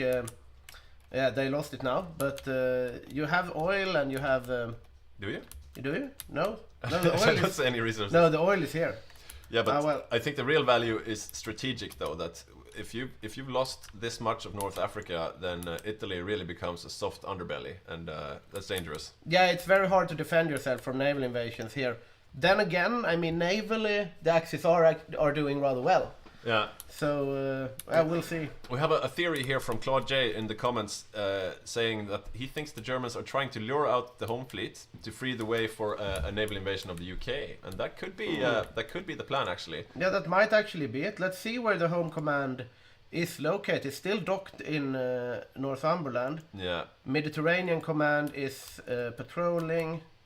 Yeah, where are they? If you click that fleet again and just they are operating in how do I say that? There. Cape Verde, Yeah, so they're they trying to are clear them up squaring there. off against the Germans. It's not going too well though. Yeah, they are just. They are just getting sunk. Oh wow! but- They're meeting the not the main fleet, but certainly the secondary Yeah, main this fleet. is interesting. Like 3 panzer ships against a battleship, 26 destroyers, 20 cruisers, naval bombers, and submarines. Who would win, the British Mediterranean fleet or 3 German boaty boats? Yeah, indeed. This is. I guess they are faster though, so they can inflict casualties and then just retreat before they get sunk. Yeah, we have Mortal Vision here saying that the UK only needs to send 2 CC, 2 BBs, and 10 screens, and the panzer ships are panzer fish, which is probably true. We'll But see. not so far though. No. And here we see the first piece of UK clay being occupied here at St. Helena. St. Helena has fallen to the German Reich, and we'll see how that affects the battle of the morale. high seas and the morale. The citizens of St. Helena is probably not too happy, but there are other lights for the Allies, especially in North Africa, which is now almost entirely occupied by Allied forces. It seems like they've moved the tanks back as to not get cut off by any naval invasions, which seems smart. Yeah. Yeah, not much going on there. Let's have a look. Are the Germans rebuilding their armored weapon, because they will really need it? I would imagine so. Yeah, they have 4 divisions in training here now. And they are have heavy 6 tanks. division out. They're doing both heavy and medium tanks right now. Yeah. I think this is Yeah, indeed. This is a change in strategy, isn't it? Yeah, they have really started to roll out the armor again. I mean, they need to rebuild it, obviously. They're but- missing some type of equipment to split those divisions out, though. What is that? If you Yeah, if you let's, hover over, just back. Oh, right.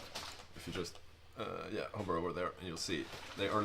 Yeah, they're it's lacking the radios. radio. I think they might have done a little oopsie Yeah, in the research tree that happened to me in one multiplayer game I played. yeah, it's Where I quite a thought, common like, mistake. Wow, I'm gonna do this because I get 10% defense and I get breakthrough and soft attack. But and you I just didn't research it. read the fine print there in the. But all affected units will require 4 more radios per battalion. You Yeah. take all of them, and then suddenly you're in a deficit of. Yeah, how big is that deficit? That is 2.4K. yeah, that's a lot. 100 days.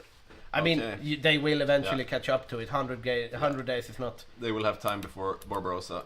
Where are they building their forces, though? They don't seem to have too much close to the English Channel. So if there's a sea line coming, it's not really. Yeah, I wonder if they are going to try something with Ireland, because these paratroopers have been assigned to Ireland for quite some time. If you press the air map mode, I think they need more control than they have. Yeah, they need southern England also, right? Or that's. Yeah. Let's have a look at those brave few Germans down in the South Atlantic there. Yeah, I think that, they're not staying at St. Helena. Indeed, they are not. They are invading on to the Falklands. Falkland Isles. This will be an interesting one. And as we know, if you invade the Falkland Islands, the UK will react. Yeah, they will. They get really, get really pissed about that. And they are also invading this island. Ascension, or was it? This Ascension. St. No, Helena. this No, that's Ascension. St. Helena. So Oh, yeah, that's yeah. Ascension then. Yeah. Okay, Yeah, that was discussed in the chat as well. I think. Yeah. Yeah, we'll see. I'm just gonna check the Navy again, see if we have some cool battles going down. But Mortal Vision is saying, spreading some light here on the naval situation there in Cape Verde Plain, that the UK had a big penalty in fleet logistics, fighting with so many ships against just 2 fast ships. So that's another part of the naval mechanics that this part of the studio is not familiar with. yeah, Badger can do a guide on it. Yeah. He probably has. Badger has probably a list of things we've said wrong about naval stuff right now, and he will read it as soon as he gets back in in the casting seat. Yeah, definitely. Also, he knows exactly where to click to see things. That's very nice. Yeah. So I think we should have another interview soon. Is there any countries that you would like to hear from? Just write in the chat, and we will try to make it happen. This is, of course, depending a bit on how much they have to do at the moment, but we can usually get them for a minute or two, just to see where they're at. I'm trying to follow along the Mediterranean fleet, which is actually operating in the Cape Verde, but no bigger let's look fights. at those naval battles there up in Cape Verde Plain. Yeah, this is convoys I mean, being it's a sunk. loss, but only Submarines convoys. there. Sinking. They sunk Italian one submarines, Italian yeah. sub, but nothing Maybe too we can impressive on either side. maybe we can look at the Japanese focus tree to see where they are in terms of attacking the allies. Yeah, we see some more plans being laid out. We have naval invasions of Malaya being planned by allies. The allies are not defending Singapore. I think this is a mistake. If we have a look at the resource map mode, you will see why I think this is a mistake. Yeah, indeed. Like, this is good for the Axis war machine. Yeah, this is all the rubber that the Axis need, and rubber is otherwise quite hard to get when you're playing the Axis. So also Singapore is a victory point in if this comes down to a counting of points when we reach the end, so to speak, then Singapore will count as one of those points. And right now the allies are not defending. It's just the AI. No, wait. I wasn't tagged in. Yeah, we have Pad here. Yeah, definitely. We have some troops here from Australia. The Koala crews are coming in. They have the heavy arty as well, so they're quite beefy. They are under strength at the moment, though. Let's see if he managed to get them to 100% before the war kicks off. Yeah, he has a deficit of a big deficit of infantry equipment, 820 days. He's not producing much then, is he? Because that's not a lot. No, he is indeed not. He's one factory on infantry equipment. Yeah, he probably should. Maybe he's counting on getting a lend-lease. Yeah, probably. Is there a lend-lease coming? Could you see that? There is no lend-lease at the moment. How do I? Yeah, is that on? It's something. Oh yeah, that's the thing we did before, right? So I tagged there and I click there. No. And there. Is that where you see the lend-leases? Yeah, and then diplomacy. Yeah, here. Ah, right, yeah. So they have sent the expeditionary forces. They have a non-aggression pact. But no lend-lease coming. No lend-lease coming. No guns as of yet. No guns for Paris, Australia. So those koala troops, 800 days. The Japanese will attack before then. I am sure of it. Yeah, I would imagine so. So if we look at their focuses, where are they? Yeah, let's check it out here. We have intelligence networks being built, but they are we're looking for strike the working their west. way down here. They need to do a couple more, like 35 days, 35 days, and 35 days. Okay, we're at least, let's see, four months away or something. Yeah, something like that. So now they're doing the intelligence networks, but that's done in like 5 days. So we'll see. So we have some requests for interviews with New Zealand and Siam. So maybe if the technician could get one of those on the line, that would be great.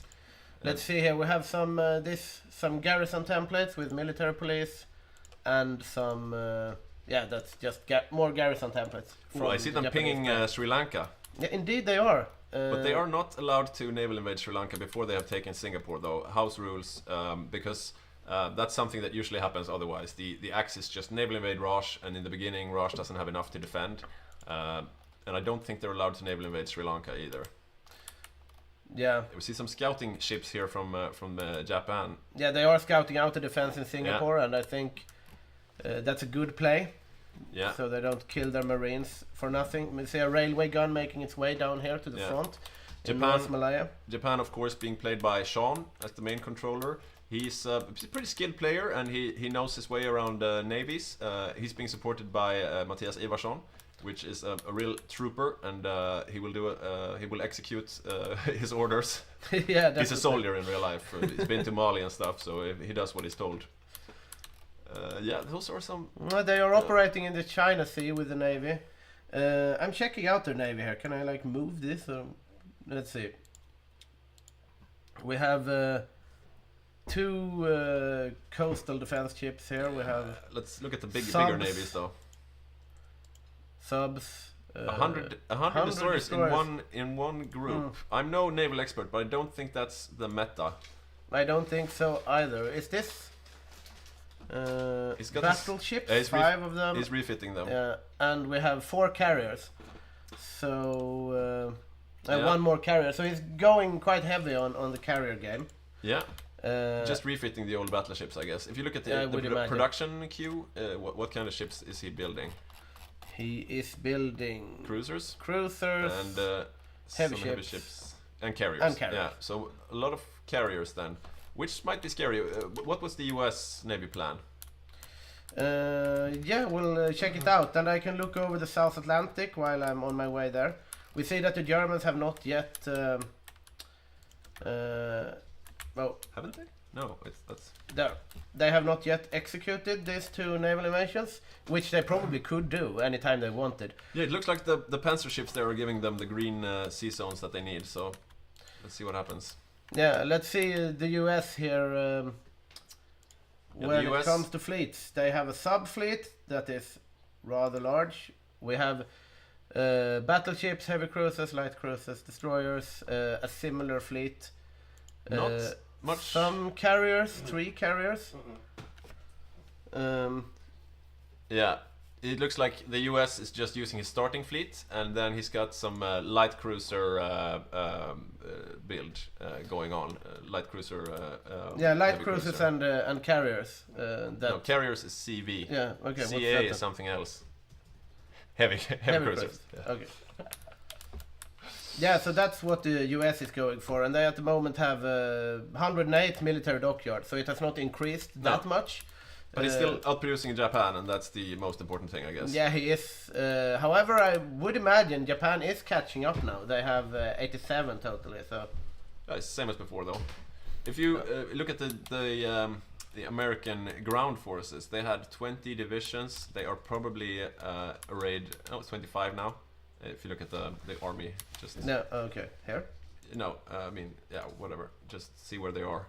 Those 25 divisions that he's got training right now. Yeah, let's check it out. Yeah, he's Yeah, on the they're on islands. Wake Island, so they are preparing for a bout with the Japanese. Yeah, and we got some more there to the west.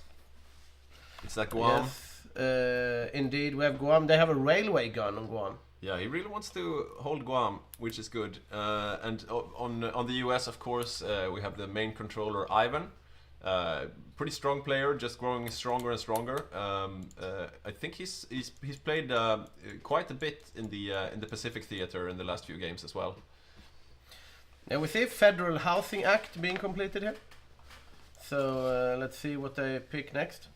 Yeah, let's have a look at the island mechanic there in the Pacific. So Yeah. in this mod, you really need to care about the Pacific Islands because they affect the rest of the war basically. And right now, Yeah, I don't see think anything it's. on I don't think it's anything yet here. Maybe if we check. primacy. I don't know where. Yeah, I don't really know. Let's see, Japan. Do they have the debuff or the buff there? No, that's the militarism one. Well, we will get a buff coming when the war breaks out. That means if you lose a lot of islands in the Pacific, you gain debuffs for the war in Europe. But that is reformed somewhat. Look at that. Siam is planning a naval invasion on Sri Lanka. I'm not sure that's allowed according to the rules. Is it? No, I'm not sure either. I mean, he's I guess he's allowed to plan it, but is he allowed to execute it though before they take Singapore? That's the question. I'm not really sure. You're not allowed to invade India, but Sri Lanka, is that India? Not really, but also the same continental shelf, I guess. Yeah, that's interesting to see how we interpret those rules. Speaking of Commonwealth countries, let's see if the UK home fleet has gone out. They have not. They're still docked. And the Mediterranean fleet is hunting. Yeah, they are repairing at the moment in Cape, so they probably have been in some fight. We can check, see how it's been on the high seas for the last month. Looks nice and green now, though, so it looks like the situation from before is solved somewhat. Maybe we can look at that convoy stat again to see if he's producing more than he's losing. Yeah, I would imagine that he has managed to... The numbers have gone up, though, at least. Let's see here.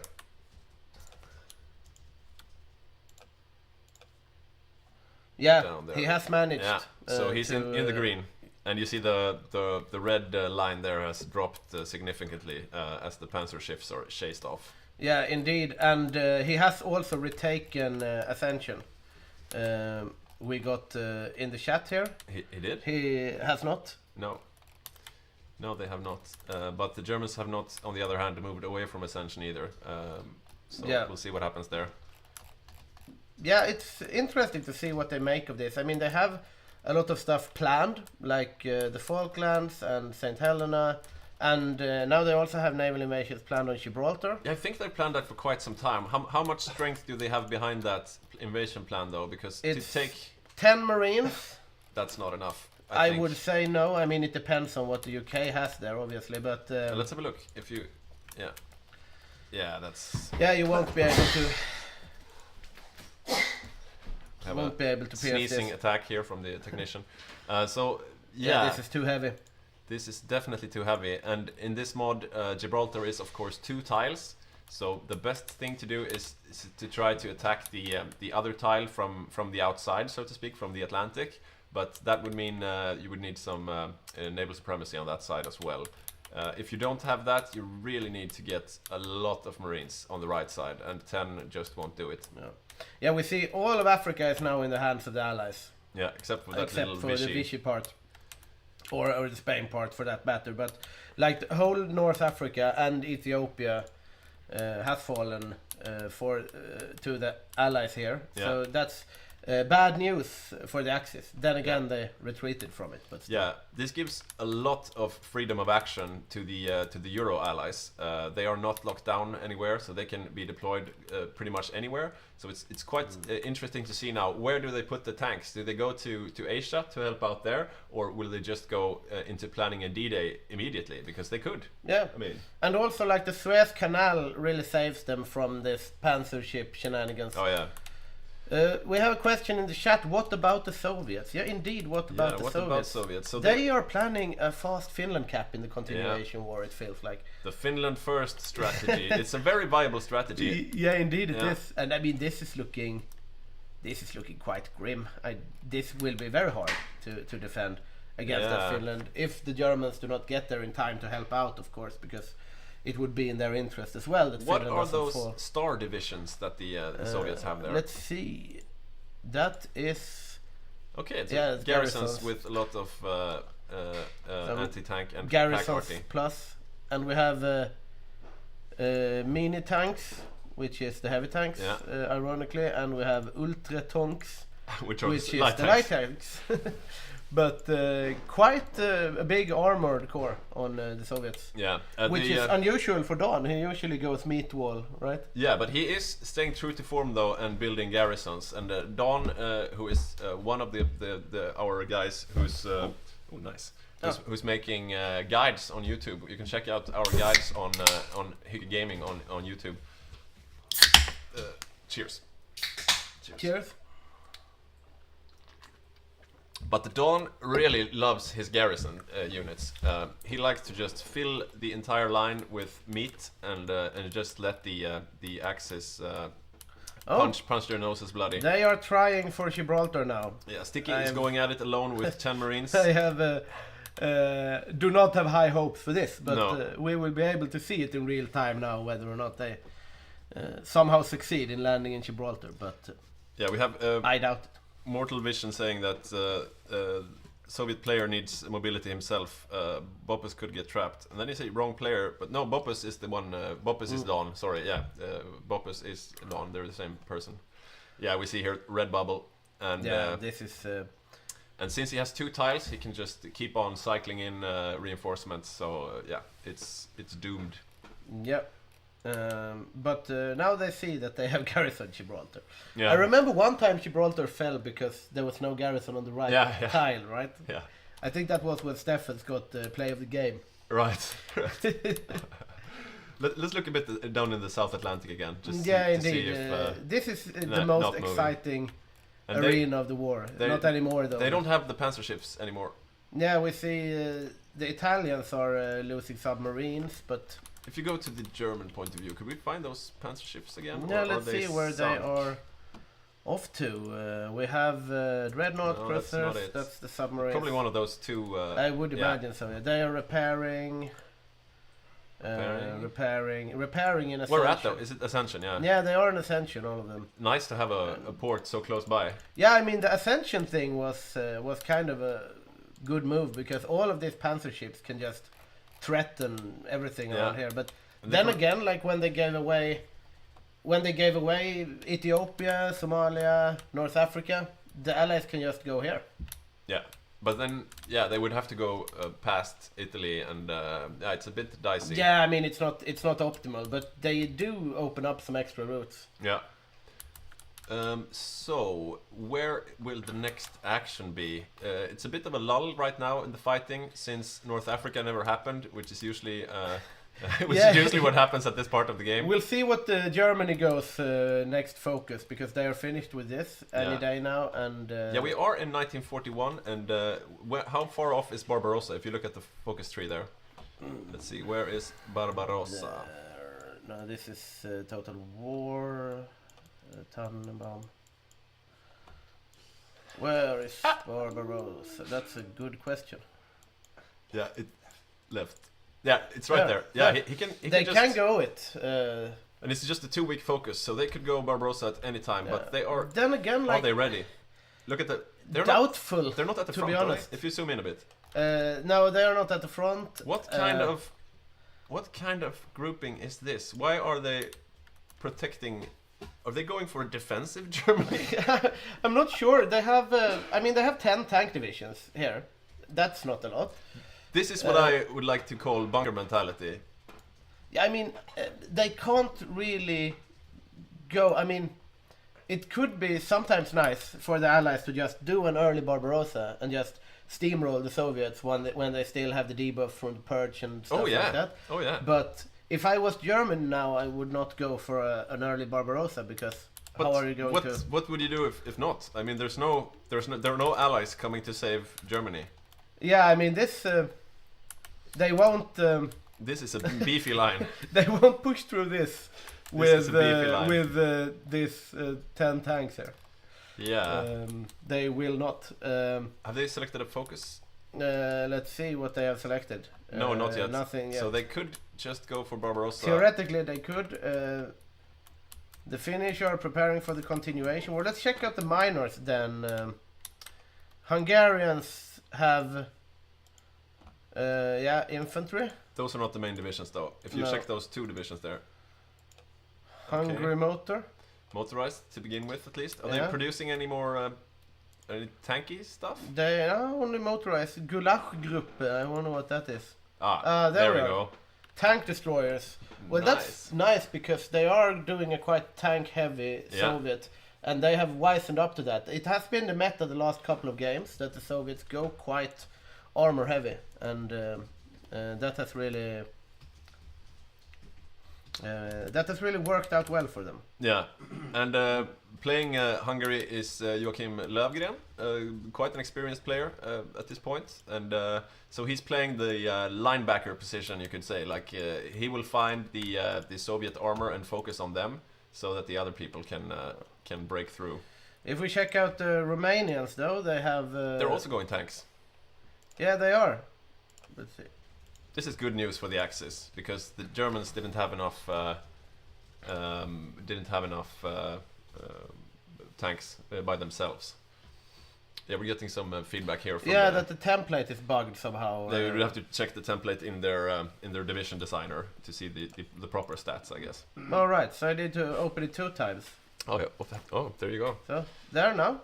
This is the glory of Hearts of Iron. You could have played it since the beginning, and you still learn new things all the time. Yeah. Well, this is somewhat beefy. Anti-tank and motorized artillery. It's an interesting mix there with medium, or is it tank destroyers and light tanks?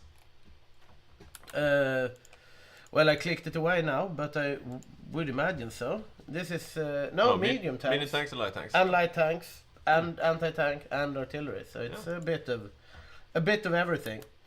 And Romania is quite strong, and we also have big Bulgaria. Yeah, will be very interesting to see what they are able to do with all look the at land. Look at the naval invasions. Oh. Yeah. Oh, they are doing the fuel play. They're doing a fuel play. And the last Grand Game we had, Romania did a naval invasion in just about the same spots, and it was undiscovered for quite some time. So, so the Soviets were really slow to react, and that meant they lost most of their fuel.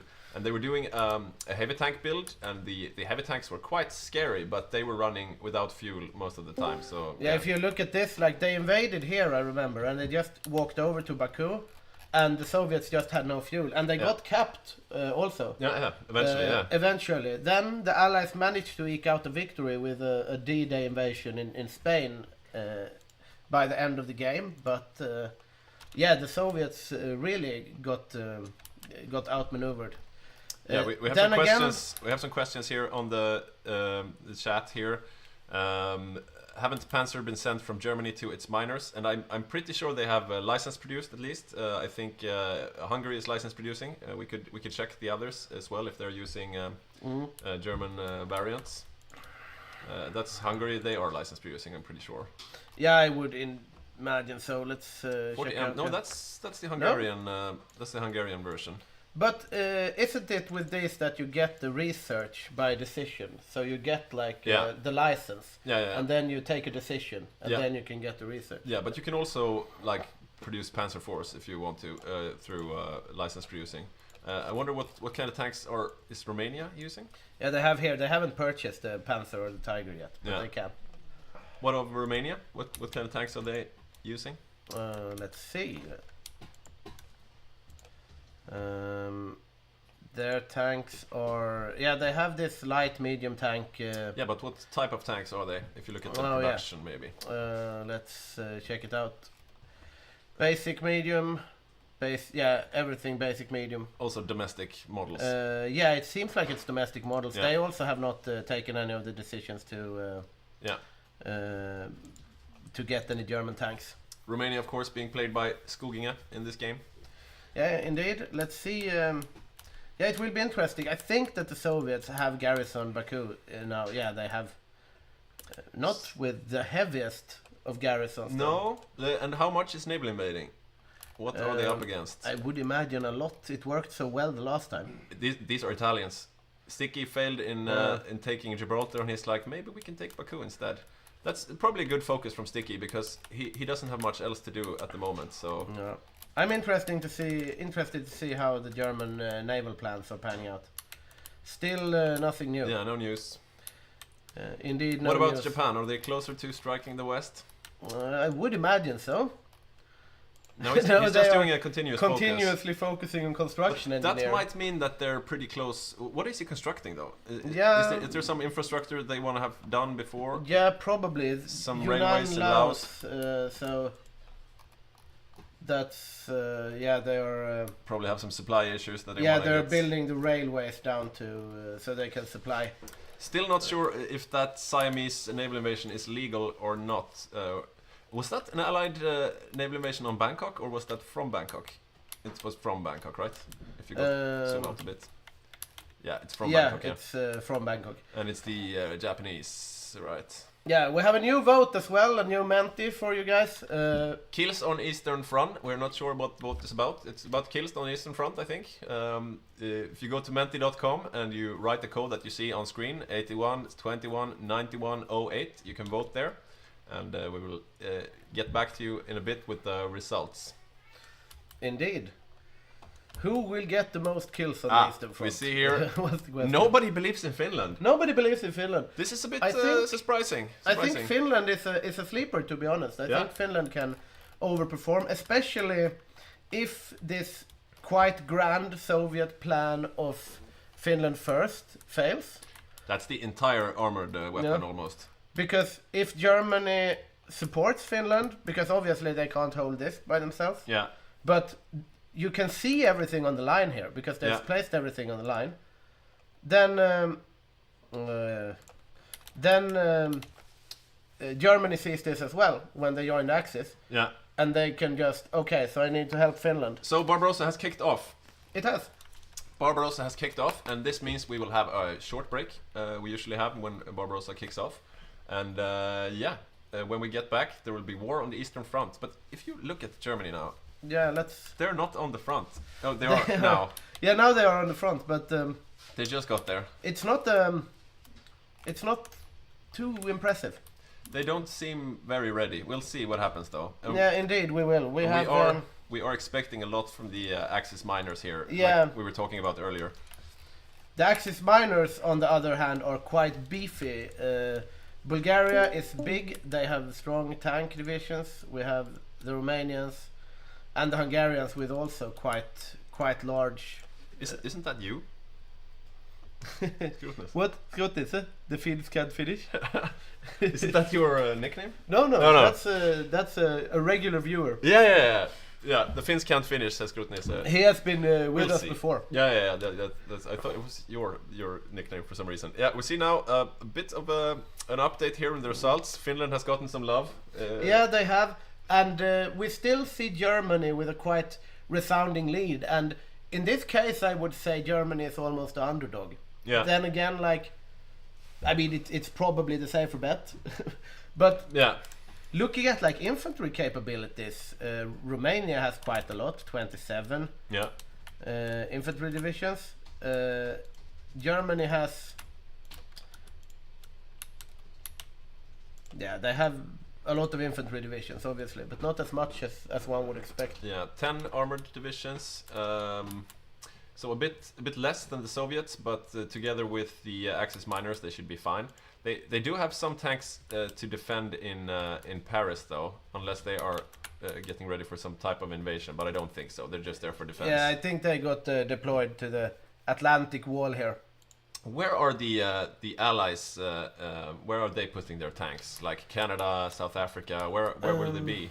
Yeah, let's check it out. Meanwhile, we can check out the air real quick over Barbarossa. But yeah, looks good for the Axis here. It should be green for the Germans. Yeah, definitely. And yeah, right. Let's check out. Yeah, let's start with Canada, where they have 5 tank divisions. Where are they? There are several different options they can go. They are still in Africa. Okay, looks like they are defending in Africa, maybe getting ready for an invasion, and there you can also see, are those Irish? No, Mexican? No, what type of tanks are those? We have Sticky ready for an interview. Oh, this is nice. We have Sticky, the Italy player, with us for an interview. Sticko, can you hear us? I can. Hello. Hey, how are you doing? Hello. Yeah, we're doing, well, adequate, I'd say. Adequate? Okay. So, what happened there in North Africa? It seemed like a bit of a strategic mix-up there. The Germans arrived and then they sort of changed their minds and deleted their divisions, or yeah, what happened? I think they were a bit worried by the convoy raiding. I did get that dealt with, but by that time the Germans had decided to leave. Right. And then you were like, I can't do this on my own, I might as well evacuate. I mean, I would have fought to the death, but I thought it was maybe a bit of a waste of resources. Yeah, it's better to fight to the death of your enemies than to fight to the death of your own, I guess. So you also did an attempt on Gibraltar. We thought it was kind of half-hearted. I mean, 10 divisions is rarely enough to break through there. Yeah, that's right. Get more Marines pumped out, but we'll see what happens. Yeah, your new target though is the oil fields in Baku, and we saw some success there in the last game. What are your thoughts? I think I'm just hoping to divert the Soviets' attention. I'm not intending to go all in. Yeah. But if I can keep them off Finland a bit, that would be nice. And what's your plan otherwise, like build-wise? You're just going to continue with Marines, or? Yeah, we'll get the special forces up and make a nice defensive wall in the south here. Yeah. What are your thoughts on the naval game going forward? I've noticed the German Panzer ships. Do you have any plans to sink the United Kingdom's home fleet?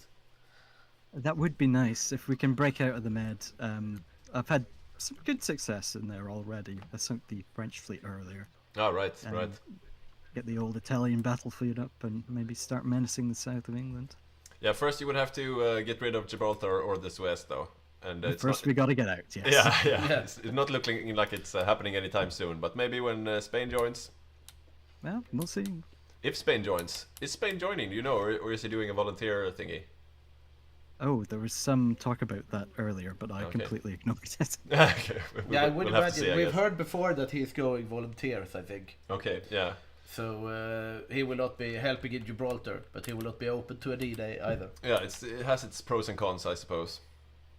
We do like a good volunteer Spain build every now and then. Yeah. We don't mind it. Let's see if we have any questions in the chat here for you. I don't think so. Good luck in the continued game, Sticky.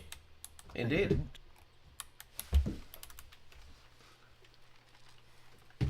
Yeah, he didn't seem too broken up about not taking Gibraltar and losing North Africa. No, he's always very calm and collected, Sticky. I am interested to see what he does with the Navy here. Like the Baku thing, as I said before, I don't think the Soviets will fall for that again. But as a diversion, or yeah, if you look at the defenses here, there are two divisions defending each tile. Yeah. And they are quite beefy. They are garrison divisions with anti-tank and artillery, but they are invading with is it 5 Marines per tile? I guess no, just 5 Marines in total. If you zoom in a bit on the Italian, they are it's 5 Marines. If you take the Axis POV, that's it. Yeah, it's got 10 Marines there. So those should be able to take on those defenses, I think. Yeah, I think so as well. I mean, you need naval superiority also because the Bosphorus is closed. Yeah, and it looks like the Romanians haven't built much. They have some destroyers there. What about the Soviet Black Sea Fleet? They have. I need to tag over here. The Soviets have. Submarines. 59 submarines. 59. They are not going to be made it in Baku. Yeah, I mean destroyers are good against submarines, but not that good. Yeah, indeed. Yeah, they really wisened up since last game because I remember that Romania managed to get like a minute of naval superiority and then suddenly the fuel was gone. But this is going to be a hard nut to crack. I wonder if Bulgaria maybe have some idea about how to counter it. They don't have any. Yeah, they don't have any navy. No. At all. So so maybe Sticky will be disappointed once again. We see some pinging there. Okay, so they're planning the Barbarossa now. We are paused at the moment. We usually pause both at the declaration of war, the invasion of Poland, and we also have a second pause here at the Barbarossa. I don't know how long the pause will be. We have no information on that, but we do have an interview lined up with Boppus Don, who is the main controller on Soviets, and this will be quite interesting. I think he will be quite cocky and self-assured. Yeah, I think so. And I mean, I wouldn't blame him at this point. He's got reason to be. Looking at the strength of both sides here. And he punched Martin in the face, Martin being one of the star players on the Euro Axis team there. Okay, so we have Boppus. Boppus, are you with us? I'm with you. Hello, Boppus. I think so. How are you doing? Hello. You must feel quite happy with yourself so far. Yeah, this was an amazing game so far. My two co-ops has followed the spreadsheets amazingly. Oh, so, what is the division of roles there? Who does what? I control the heavy tanks. Hasselberg controls the light tanks, and Morten is going for Finland. Something like that. With, but you have light tanks and heavy tanks going towards Finland as well. Have we? I don't think so. No. You had tanks there. Shouldn't be there. Just earlier you had tanks there. We can see everything, you know, so no use in lying to us. No. If we have, it's a mistake on our part. We shouldn't have. You are correct. There were tanks there before, but they have left now. So okay, so you leave it to Morten alone to handle Martin. Morten versus Martin. We're not, perhaps not doing that. We'll see how it goes and see where we need to be. But we have a lot of really competent enemies on the Eastern Front. So. And we are free people, and as I heard from Kalle just now, is that his tanks are not ready yet, so he should have 4 medium tanks. Right, Kalle playing Mongolia, that is. Yeah, so we're lacking 4 Mongolian tanks right now, but we're pretty fine. We think they're going for a really, Soviet attack build, leaning heavily on Barbarossa, since taking North Africa was so easy, so but we're quite prepared. We're gonna die with a couple of million men, go back to the Urals, take some vodka shots.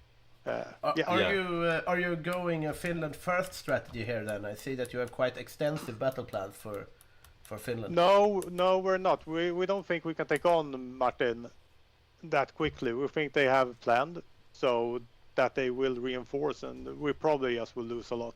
So we're turtling down. So this is 100%. Morten's third game or something, and you're just putting him against Martin. Like, have fun. Yeah. Yeah. So I don't have to. Our great leader does it. Yeah, that's makes sense. So usually, I would say your Soviet builds go pretty heavily into one thing or another. Like one time you built almost only garrisons, and one time was more towards heavy tanks. But now you seem to have a bit more of a balanced build. Like your star divisions, they are garrisons, but they are very heavily enforced with artillery and anti-tank and so on. Do you have any comments on the build this time? Yeah, we wanted to do a more balanced build. We want something to just stop them, and that's the garrison's part. So we need to stop them as much as we can, but we need something to bite back with. And I was trying a lot of different things. I was thinking a pure infantry build and with a lot of anti-tank light infantry or something like that. But those heavy tanks are really, really good for a great price. Yeah. So yeah, so that was. Yeah, we wanted those heavy tanks. They're slow, but they're better than the special forces, and they're twice the cost, but more than twice as good. So yeah, that was the trade-off. We have seen the meta for Soviets shift to heavy tanks to the degree that even you go heavy tanks instead of infantry. How long do you think it will last with the heavy tank Soviet meta?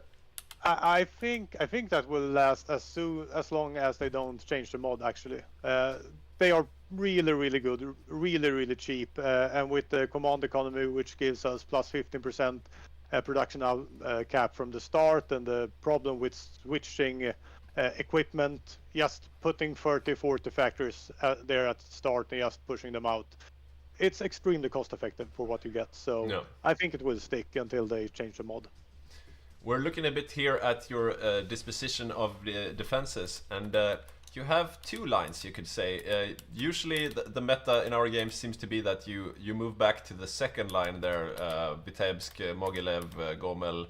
I think that's the Stalin line, right? But then you also have a second defensive line in the front there along Minsk, mostly just garrisons, but still quite a few of them. Any comments on that? That's a delayed line. Yeah. Just make them punish them a little bit in the marshes. So yeah. Yeah. It will take a little bit longer. They will run as fast as they can. There are no how do you say spärrförband in English? I don't know. I don't know. But blocking they units.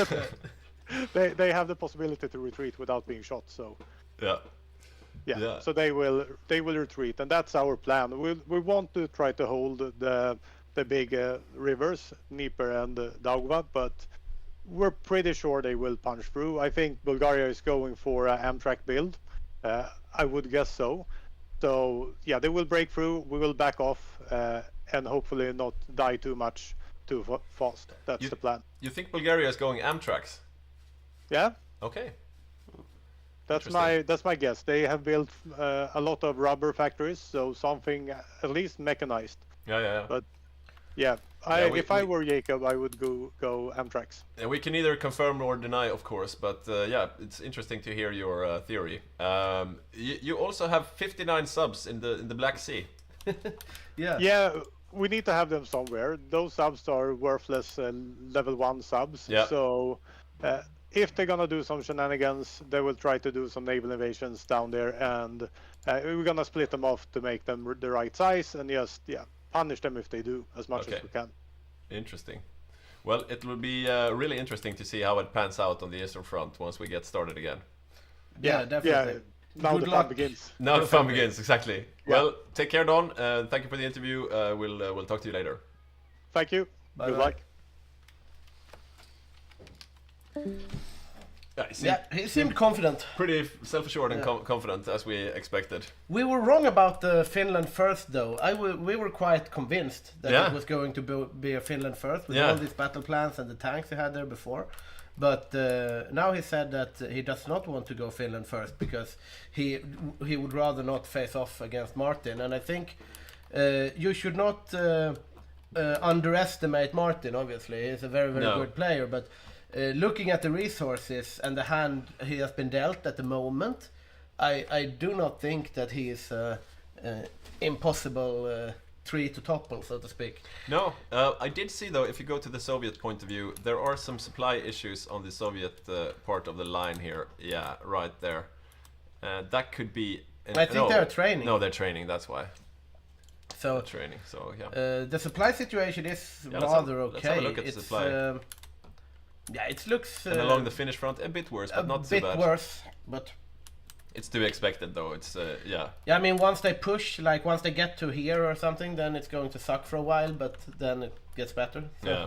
Have a comment here in the chat from Saxoliv saying interesting thoughts, I guess, as pertains to Don's comments, and I have to agree, like he's a thinker in this game, as is evident from his many guide videos.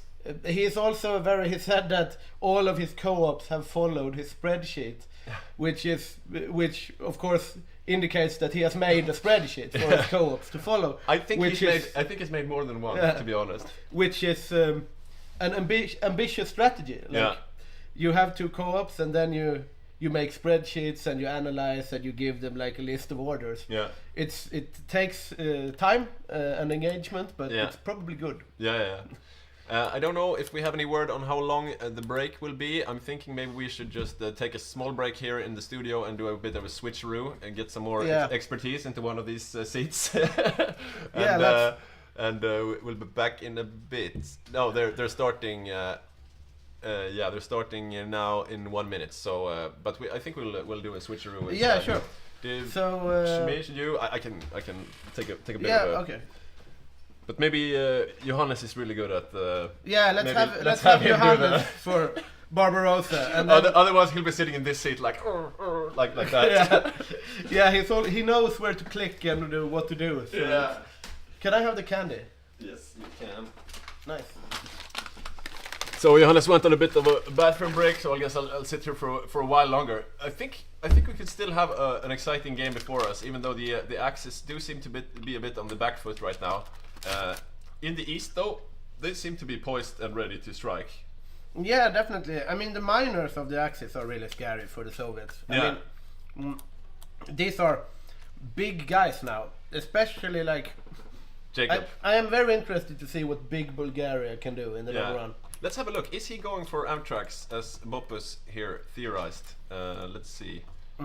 No, those are assault guns, mechanized with SP artillery. Yeah, he is not going to for Amtracs, but that was probably the only intel point where Don was wrong, because everything else he analyzed.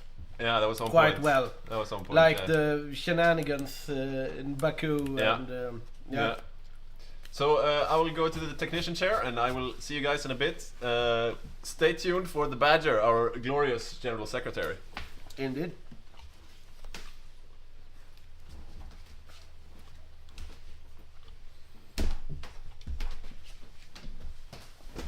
Nice to be back. Hello. Yeah, nice to have you back. We need some expertise. Expertise here. Yeah. I saw your frustration when we clicked around before. Yeah, it's difficult to guide you guys when click left, click right. They can't really speak.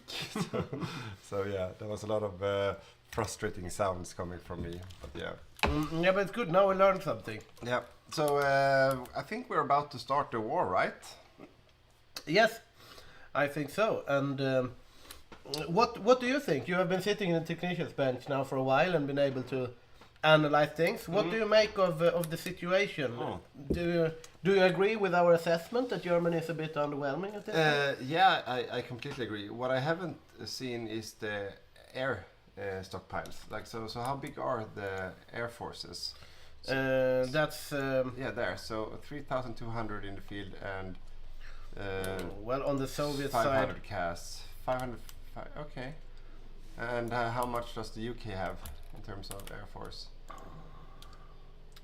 What? Not a lot at all. Stockpile wise, if you look at the stockpile of the UK? That one, yeah. Yeah. Scroll down.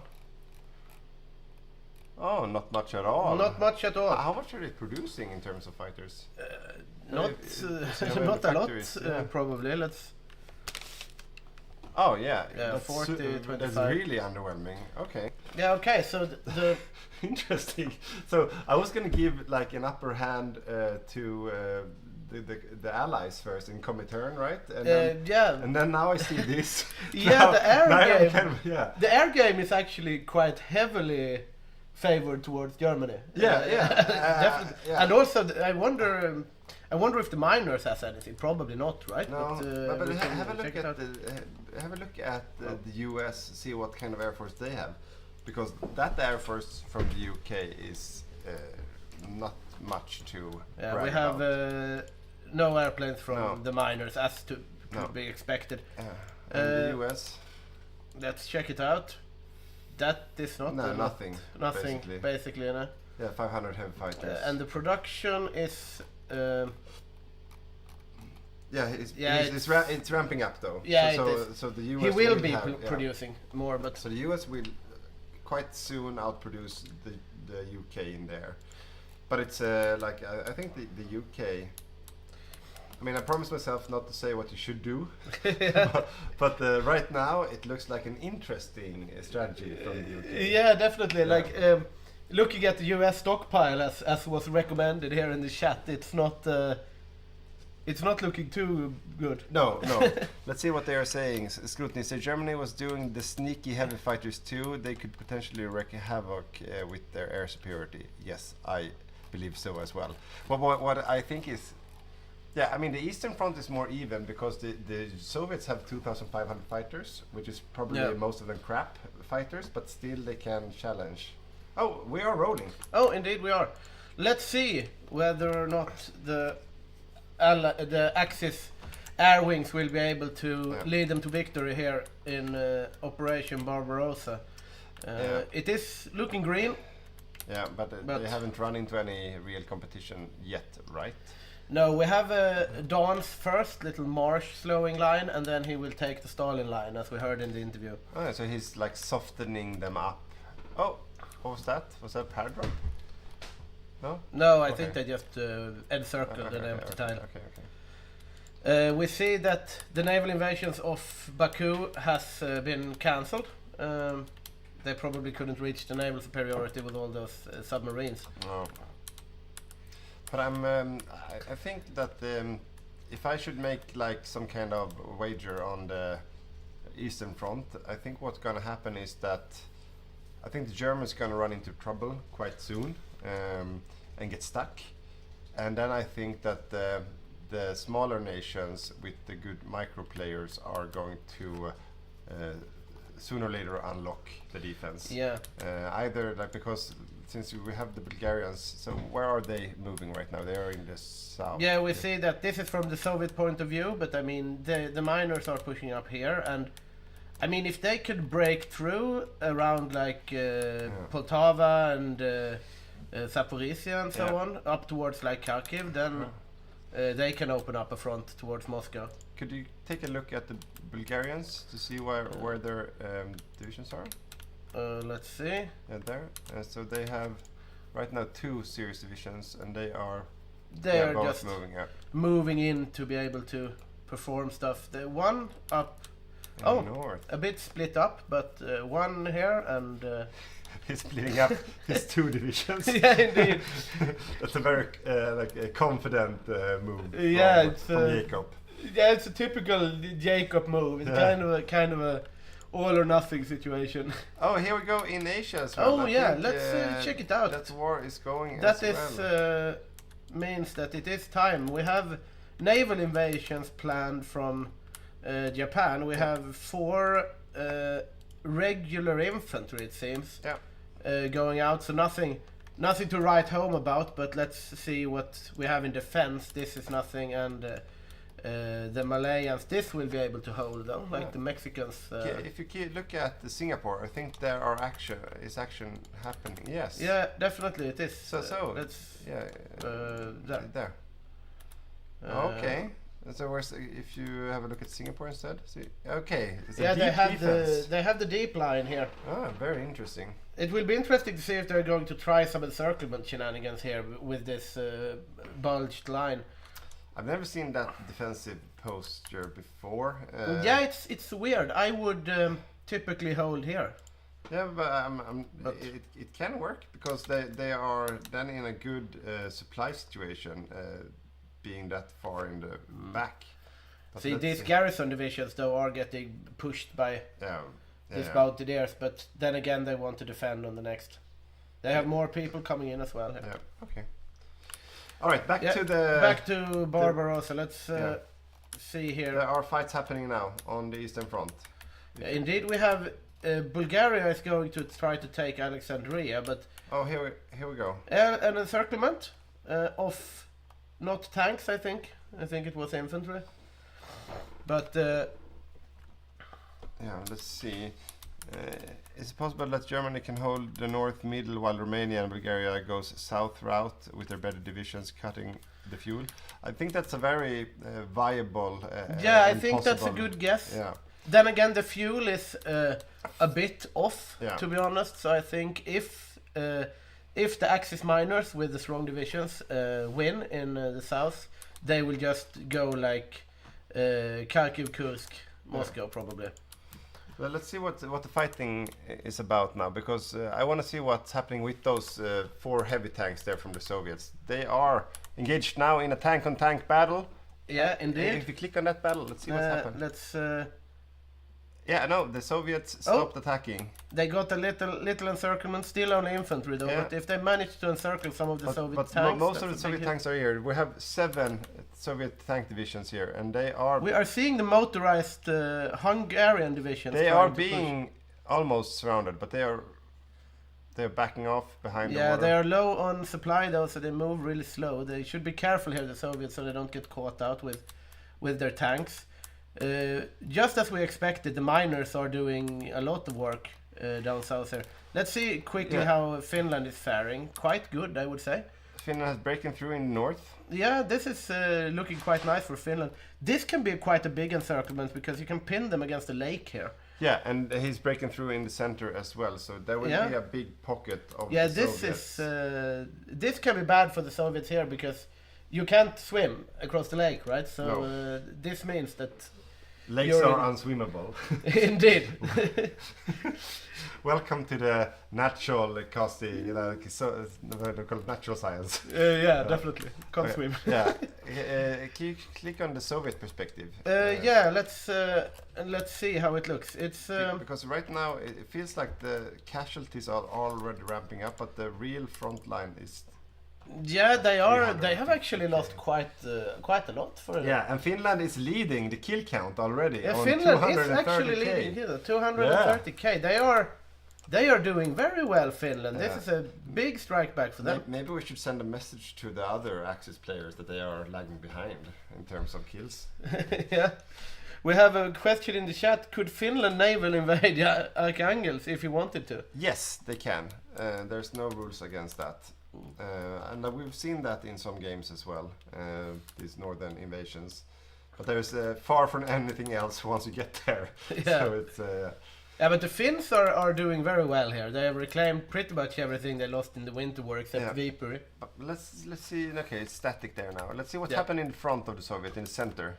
Yeah, they They are getting a lot of infantry encircled here. I don't think that the stop line was the best idea. No, the stop line was more like a nugget. Yeah, exactly. Like it was supposed to slow the Axis down, but all it did was get encircled, and now he doesn't have those troops. Yeah, it was like just fuel for the German war machine. Yeah, more or less. It's like, he was just feeding the monster. I think so too, but let's go south and see if they're breaking through anywhere. Yeah, the miners are doing very well. They are trying now. They are breaking through here now. Indeed, they are. I'm going to go Bulgaria perspective. Yes, because Bulgaria is trying to break through. He is reinforcing. This will fall eventually, though. We have Germans crossing the river here.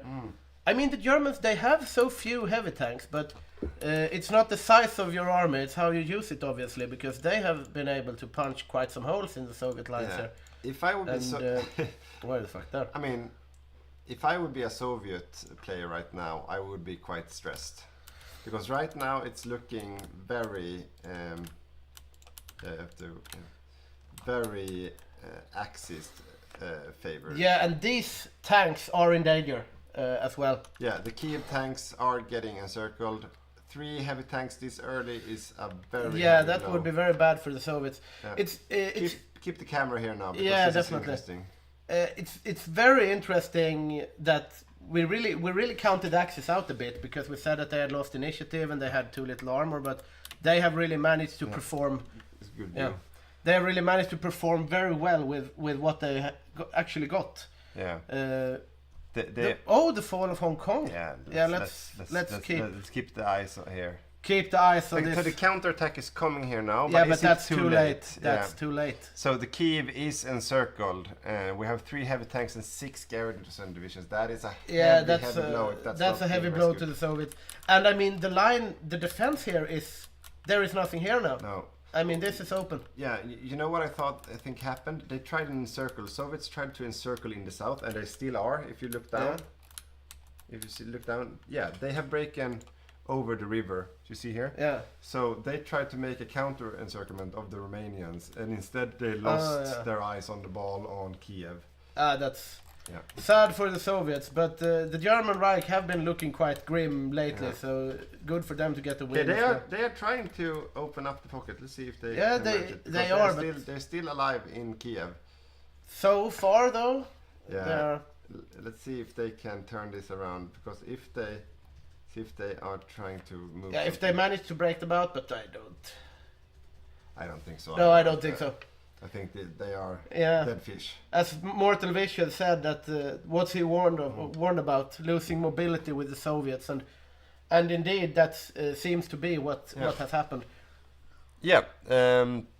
So we talked about this earlier when guys, some of you were here in the beginning, but we have some new rules for this game today, and we added in the mod some victory points in the far back of Soviets behind the Ural Mountains, which means that even though the Soviets would lose all the 3 main cities, Stalingrad, Moscow and Leningrad, they would not capitulate. They can fight very deep. Oh, we have a successful encirclement in the south. Yeah, they did encircle some Romanian infantry here, but I do think that... I'm not sure that's a good trade-off, though, but it is a feather in the hat. Yeah, but we have the Bulgarian tanks coming in. I mean, they have to watch themselves now, because they might lose even more heavy tanks here, if they're not careful.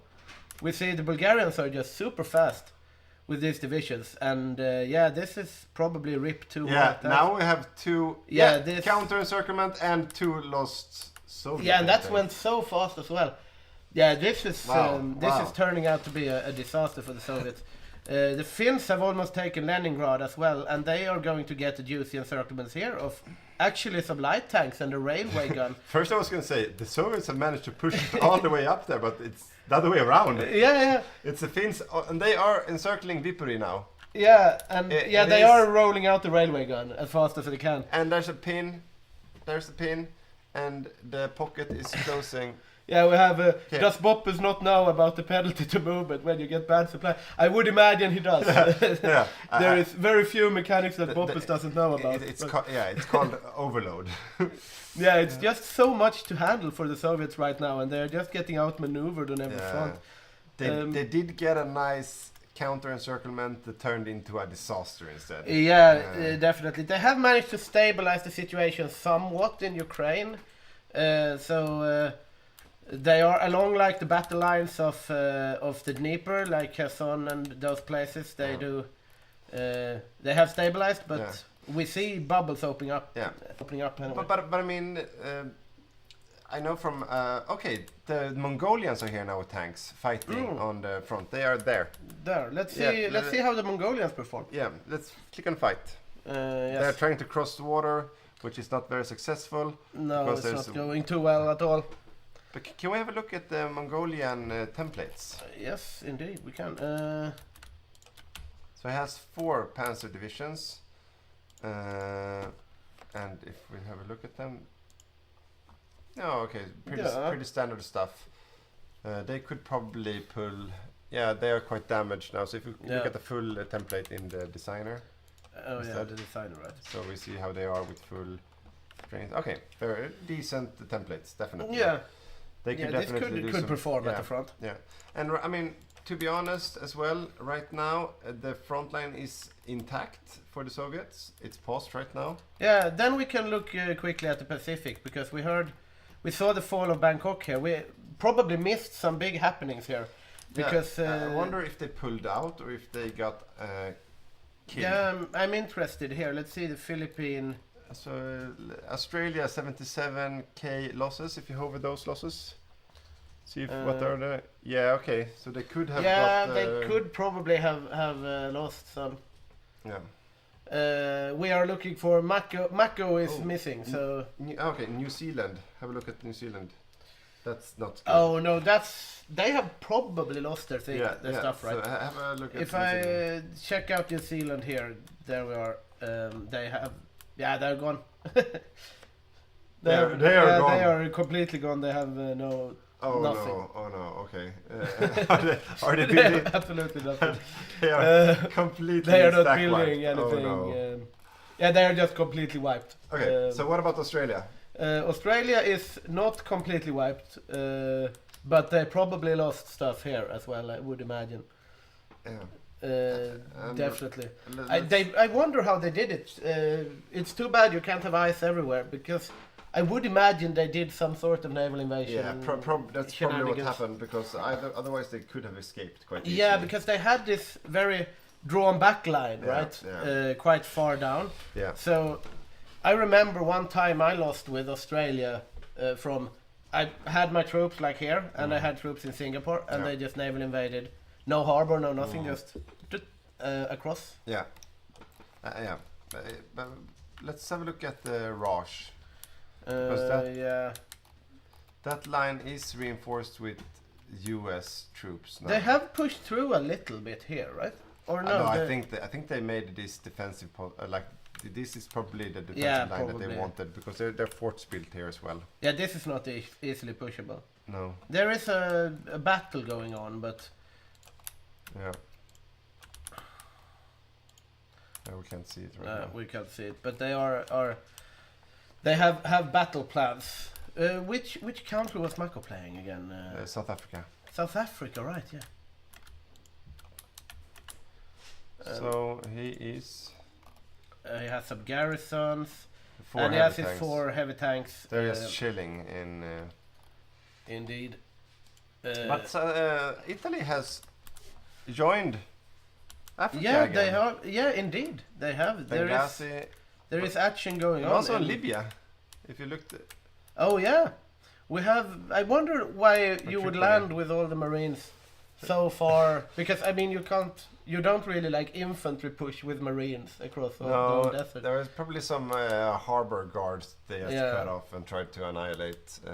I mean, he can probably like island hop or border hop, harbor hop over to Alexandria here, but I mean there is still quite a beefy defense, even though a lot of stuff will be sent off to the Pacific at some point, or Europe or whatever, but the whole South African Panzer Corps, Free France, and 2 Canadian armor divisions. So how much armor does the Canadians have right now? Let's see. 5 armor divisions. 5 armor divisions. Which might not seem like a lot, but it is beefy ones, I would imagine. Half mechanized so far, so it's not that too impressive, but not bad either. So okay, but it's in October 41. We see that they are planning naval invasions of Crete and whatever this island is called, and so that might get interrupted by the Italian Marines. Are we calling the game? Are we calling a winner? I would call it too early. I have done that many times. I want to hear your I know you want to scream out the winner. Yeah. So if you would trust your gut feeling right now, who's winning the game? Yeah, but I think the Axis have managed to take back the initiative quite a lot. I mean, if the Soviets don't stem the bleeding on the Eastern Front, they are going to be in trouble. Yeah. Because they have gotten outmaneuvered because the macro game, I think Germany has done quite poorly at. Yeah. They don't have that many tank divisions. No. They got sunk on their way from North Africa. They gave up North Africa. So I think, like, on the broad scale of things, I think Germany has done not a too good game, but they have been incredibly successful on the Eastern Front with the tanks that they have, so far at least. And I mean, you can. It's if you win that, then you get a lot. Yeah, and that's the thing. Like, it's so easy to get seduced by the early success of the Axis. Yeah. Because that's always what happens. They smash through the Soviets in the beginning, and everyone is saying home by Christmas. And then all of a sudden they're not home by Christmas. They're actually celebrating Christmas in central Stalingrad. I mean, surrounded. And that's the thing, right? We have a bit of a switcheroo according in regards to history here, because we have seen Allied successes during the early parts of the game. Yeah. But then now we're seeing quite a successful Eastern Front. Okay, so we want to know in the chat who is winning this game. If you would have to call it right now, a gun to your head, who would win? Axis or Allies? And in Allies is the Comintern as well, of course. Yeah, like which side is winning? We will get the Menti up on that, and oh, we're getting a Menti up as well. Oh yeah, okay, we're having a proper vote. You don't have to out your opinions in the chat. It's an anonymous vote. No one will judge you. You can be honest. Yeah, and you can be wrong and just say that you were right afterwards. Allies eventually. Claude, he sticks out his neck, puts it on the block, ready for decapitation. I mean, the Allies has won a lot lately. The last couple of Grand Games, the Allies have typically managed to win, even if it was very late. The last time they even won with nukes at some point. Yeah. It was actually the first game in our community probably where nukes had a important impact. Jacob, ready for interview. Oh no, I crashed. Oh, you have to hot join. Okay. But we could probably... we could do the... Yeah, so while you start the game, we could probably do an interview. Yes, at the same indeed. time. Let's do it. Is this on? Should be. I mean, I can hear you. Yeah, hello, okay, I can hear you, Jacob. Hello. Hello. Hello. So, how's the Eastern Front going for you? Good, I think. I just killed 2 heavies with my tanks. That was nice. Yeah, we saw that counter-pocketing action in southern Ukraine. Yeah. Beautiful, right? Yeah, that was beautiful.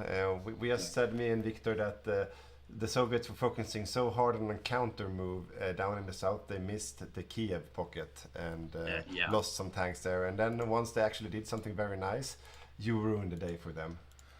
Yeah. That was a very good play. Yeah. And how do you feel about, like, what's your plan? Do you try to cut off the fuel? Do you go straight for Moscow? No, I just have a killing competition with Martin, and he's winning currently. So yeah, you are really behind on that, my friend. Yeah, but I went for a late game build, so my eco is stronger than Italy's, but he's been producing more stuff for a longer time. Sorry, I couldn't hear you for all the excuses. Can you take that one more time? Yeah, we'll see how it pans out. I think Finland has made quite an impressive comeback. Yeah. No, so right now you have two SPG divisions, right? Yes. So in your dry runs or in your calculations for this build, like, when are you like peaking in power? I don't know, in like 3-4 months. That's when the build comes online in January 40. Okay. So I'll pump out some divisions and convert them to proper divisions, I guess. And then we kill down. Yeah, all right. Interesting. So you won't be satisfied with those two divisions, I suppose, then? No, definitely not. Are you coordinating anything with your other Axis Minor brothers? Yeah, not right now, because we're talking. And I think I should start the game, because we've been waiting a lot. Yeah, indeed. But I talk to you while doing this, because... Yeah, we're rolling again. Yeah, we'll let you get back to it. We'll let you get back to the body count. Good luck on the Eastern Front. Yeah. Happy hunting, Jacob. Yeah. Likewise. Bye. Bye. Oh. Okay. Yeah, he wished us happy hunting as well. Yeah. Hunting the players for interviews, I suppose. Yeah, indeed. Okay, so they are now counter pushing behind the river and trying to remove the. Yeah, we have a little German bridgehead here. Yeah. They are low on supplies and so on. I mean, now the tanks come, they probably will be able to, right? So or maybe not. No, it is the Mongolian armor divisions leading the spearhead to recover that territory. How's those German frontline divisions? How do they look like? What kind of design do they have? 20 with one heavy, heavy anti-tank. That's why. Probably it. Yeah, one heavy anti-tank in the infantry division. That's why they can do some damage, because the Mongolian and the Soviet armor divisions are not mechanized. They are quite soft. So even though they have good armor and good stats, they are missing out on the hardness, which means that all the soft attack on those frontline divisions are actually making some damage on them. And we see we have plans also for paradrops in the backlines here. Oh, they have breaking through in the north. Indeed they have. Yeah, so they are spearheading and straight into the... there is pretty much nothing here at this point. They are trying to close this up, and if they get a counter-encirclement here, that could be big, of course, for the Soviets, but they are quite beefy, the Germans, as it looks. Okay, and the Finns are also pushing up. Okay, so how's the air map going here? Okay, it's yellow, so they can't paradrop in the back of them, at least. Yeah, but I think the Axis are trading quite well. Yeah. They have green air now, so they might come if that paradrop happens. At least they can do like 1, 2, 3, 4 of these. That will be a devastating blow to the Soviets, and I think they are dropping supply hubs, right? Yeah, probably. Supply hubs. Yeah, I mean, if they lose this supply hub, then that can really fuck them up. Wow. Okay. So maybe just a quick brief look in the Asian theater as well. Yeah, definitely. Yes, if there's we have a result of the vote as well, but Manila has fallen. Yeah, I think that's the Japanese naval invasion that was successful. These orders have been set for quite some time, and there was one there as well that was kicked off. So that was about it. So, but nothing else. There's some anti-sub war happening against the. Yeah, and that's an AI player also on Philippines, so that will just fall. We see the allies are trying to counter some stuff here in the soft underbelly of Europe, so to speak. Yeah. But we'll see how that pans out for them. Back to the Eastern Front. A huge salient in the center of the Eastern Front. They have managed to cross the... Yeah, and another one connecting from the south. This is a devastating, this is a very big encirclement. And all the that's Soviet Bulgaria armor again playing a pivotal role. Oh, this is a disaster for the Soviet Union. Are the Mongolians caught in there as well? I don't think so. No, they are not, right? No. So where are the Mongolians? They are... there, in the north. Yeah. There they are. So they are still alive. They managed to get some...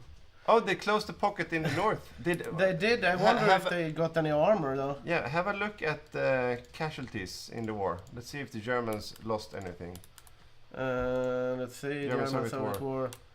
No, not that much. No, not that much, no. And no armor, either, only infantry. Can we have a quick look at the results of the vote? Who is winning the war? So we're waiting for... Yeah, it's coming up soon. There we go. Axis, 80%.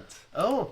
I promise you in... I won't promise you, but maybe in 1 hour time, I think those will even out a bit. Yeah, I think they tend to do well in the early Barbarossa, but I mean they have done very well in regards to their circumstances. Also, like as we said, they did not look too impressive, but I think the armor discrepancy have been balanced out quite handily. They have 13 armor divisions here, the Soviets. Yeah. And they still have 13 armor divisions. That's like actually something. Which is, I think, to be honest, no, the Germans have a bit more now, right? No, they still only have 10. So the Soviets still outnumber the Germans in tanks. Yeah. Which is not usually the case here. This is a dangerous situation because right in that pocket there, you have the Mongolians out of supply, you have the rest of the Soviet tanks out of supply, and the whole backline is running around like crazy chickens without heads. So unless they get out of that pocket, this it might become a pocket. Might be bad. If they surround this, then the Soviets will not have a tank advantage anymore. No.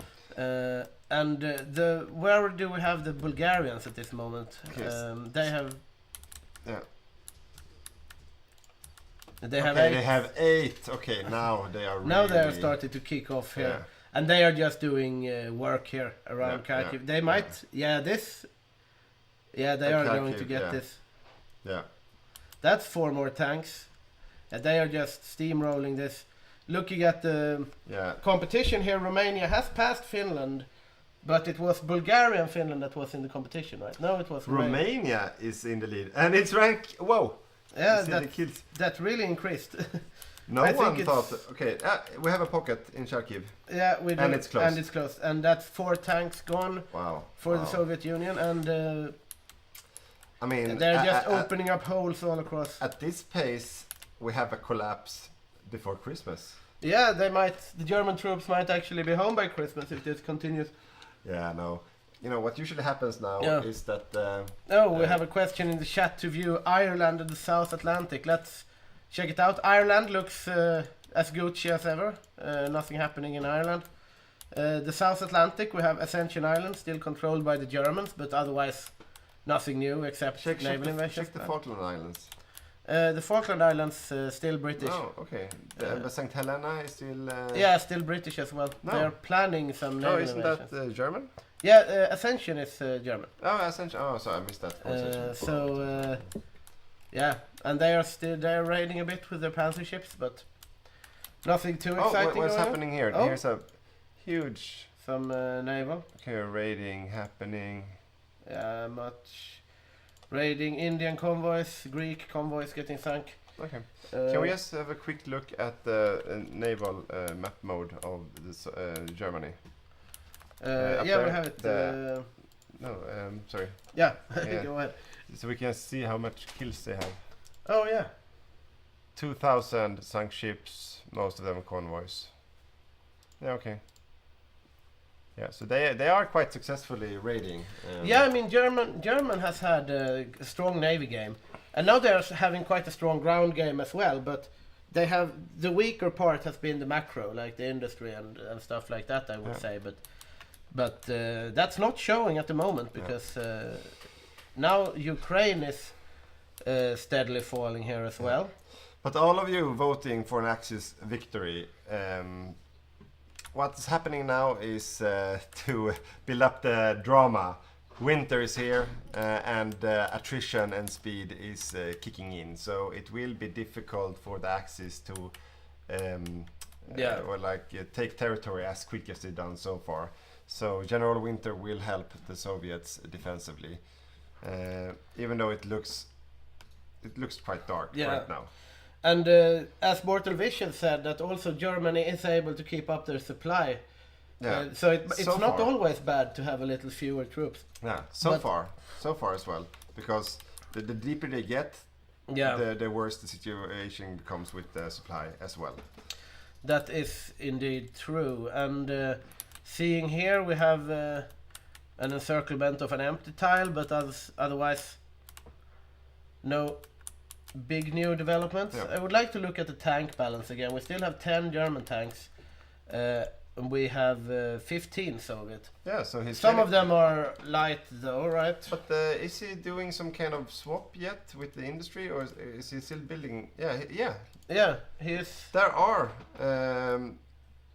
no, there are also heavy tanks. Yeah, these are heavy tanks. These are the garrison.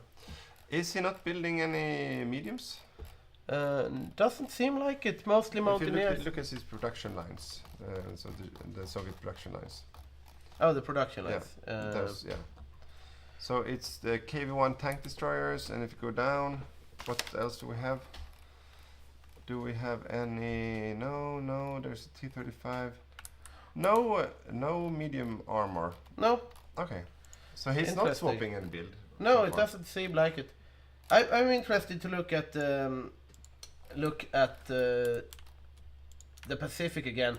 We had somebody in the chat saying the US just entered the war, right? Yes. I'm not too sure about that, but yeah, they have. And will be interesting to see how things will go down here in the Pacific. We had them training on Wake Island and Guam. Yeah. Let's take American point of view and see. So see if we take the naval map mode. So F, yeah. So where are they going? They are putting up submarines defensively. Yeah, they're raiding around Australia. Yeah, so they're trying to like screen off any naval invasions happening towards Australia. That's a smart move, I think. Yeah, probably. And how's Sumatra, like the Dutch East Indies, holding up? Let's see. It seems like they are holding. We have Australian koala crews here. They managed to get some of those out from Singapore, it seems.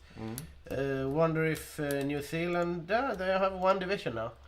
What is that? Is that the North? Oh, no. Yeah, that's very sad division, but they only have 4,000 manpower.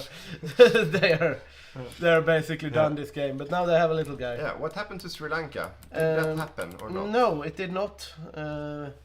Perhaps they decided that it was against the rules. Yeah, maybe. Can you have a look at the Dutch convoy? Like, how much have they sunk? Let's check it out there. And the skull. Okay, so they are up on. Yeah. Not a whole lot, to be honest. Like roughly 200 convoys. But they lost more convoys. Yeah, they lost more. They are having a problem with the convoys. They have a supply issue, actually. Yeah, I would say that the Germans. Oh, we have Axis designs on North Africa. Italy coming back in Tobruk. Yes, that might be a frontline. If that's a frontline collapse in that fight, all of those. Yeah, he's looking away. Yeah, he's not. Yeah, so we might see 9 Marines getting annihilated from. Yeah, he's doing something else, or. Yeah, he just lost one. That didn't flee. So let's see if they collapse or not, because they are grinding. Yeah, they are grinding down. Yeah, he should get out of there. Yeah, he should definitely pull out, because they will get annihilated if this keeps up. Maybe rip 8 Italian. Yeah, but let's go back to the Eastern Front, because it's developing so quickly. Let's have a look at the kills. The kills are 2.6 million Soviets. And who's leading? Bulgaria is on top. So they have closed a big pocket here when we were not looking. And Hungary in German indeed leading. And I mean, this is the minors carry really here. If you look at the kills, we have Bulgaria, Romania, Finland, and then Germany. Then Germany, okay. So these are very, very strong Axis minors. Sevastopol is surrounded, so whole of Ukraine. We can even see closing in on Stalingrad. We have a German pocket, like up there. There we have. There. Yeah, paradrop. We have the Germans have paradropped. Wonder if they hold up some backline tanks. That might be nice. I think they are going to push to Moscow from the south. Like I was analyzed, and that what I said before, that the Axis miners are quite strong, so they can just go Moscow this direction. Oh, and I saw 4 Spanish armor divisions have also joined the party now. Oh, they are standing there in they in the south. They have moved up to the front now and chilling in the back line. Yeah, let's see what the competition. Joel can make with this volunteer. And the cipher is fully decrypted now as well. Yeah. So only bad news on the eastern front for the Soviets. No, not good news at all for the Soviet Union here. And at some point also the Finnish will be able to link up with the Germans. But I wonder if they won't reach Moscow before they reach Finland. Yeah. So can you swap to the Soviet perspective? Let's see. They have gotten out some infantry now. But, I mean, at this point, when they have lost... now they only have 8 tank divisions, and that's only the light tanks. Are gone. And all the heavy tanks are gone. So these Axis miners will just run circles around all of these divisions, because it doesn't matter if you have, like, 10 or 50 standard infantry divisions. There's a lot of things happening here, right in the center. So the Mongolians are counter-pushing. Yes, so they're coming in from the north and they're holding. So there might be an encirclement of all the Bulgarians. All the Bulgarians. Yeah, it might actually happen. Yeah, they are trying. They need to pin them. Yeah, they need to pin. This is really exciting. Let's see if they can do it. Let's see. No, it's becoming a counter again. A counter to the counter. That was a very close call, though. Yeah, definitely. That was a very close call. And now Mongolia needs to pull out because this is a dead fight. Yeah, now it's time to go, Mongolia. Yeah, Mongolia, it's time to go. Philippines are gone. Oh, that's... Pull back, Mongolia. You are the that's last. sad. You are the last armored hope of the Soviets. If they had managed to kill all the Hungarian the Bulgarian tanks, that would have been a massive I don't like that posture. Oh, no, this is a bit dangerous.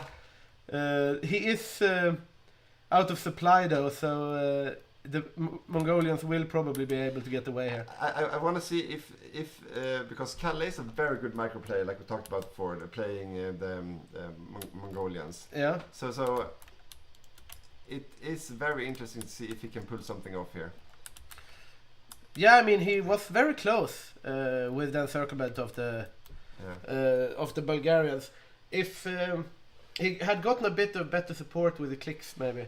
Yeah, but you see, he wins those fights. So if he clicks, so he crushes the Bulgarians because the Bulgarians are soft attack builds. Yeah.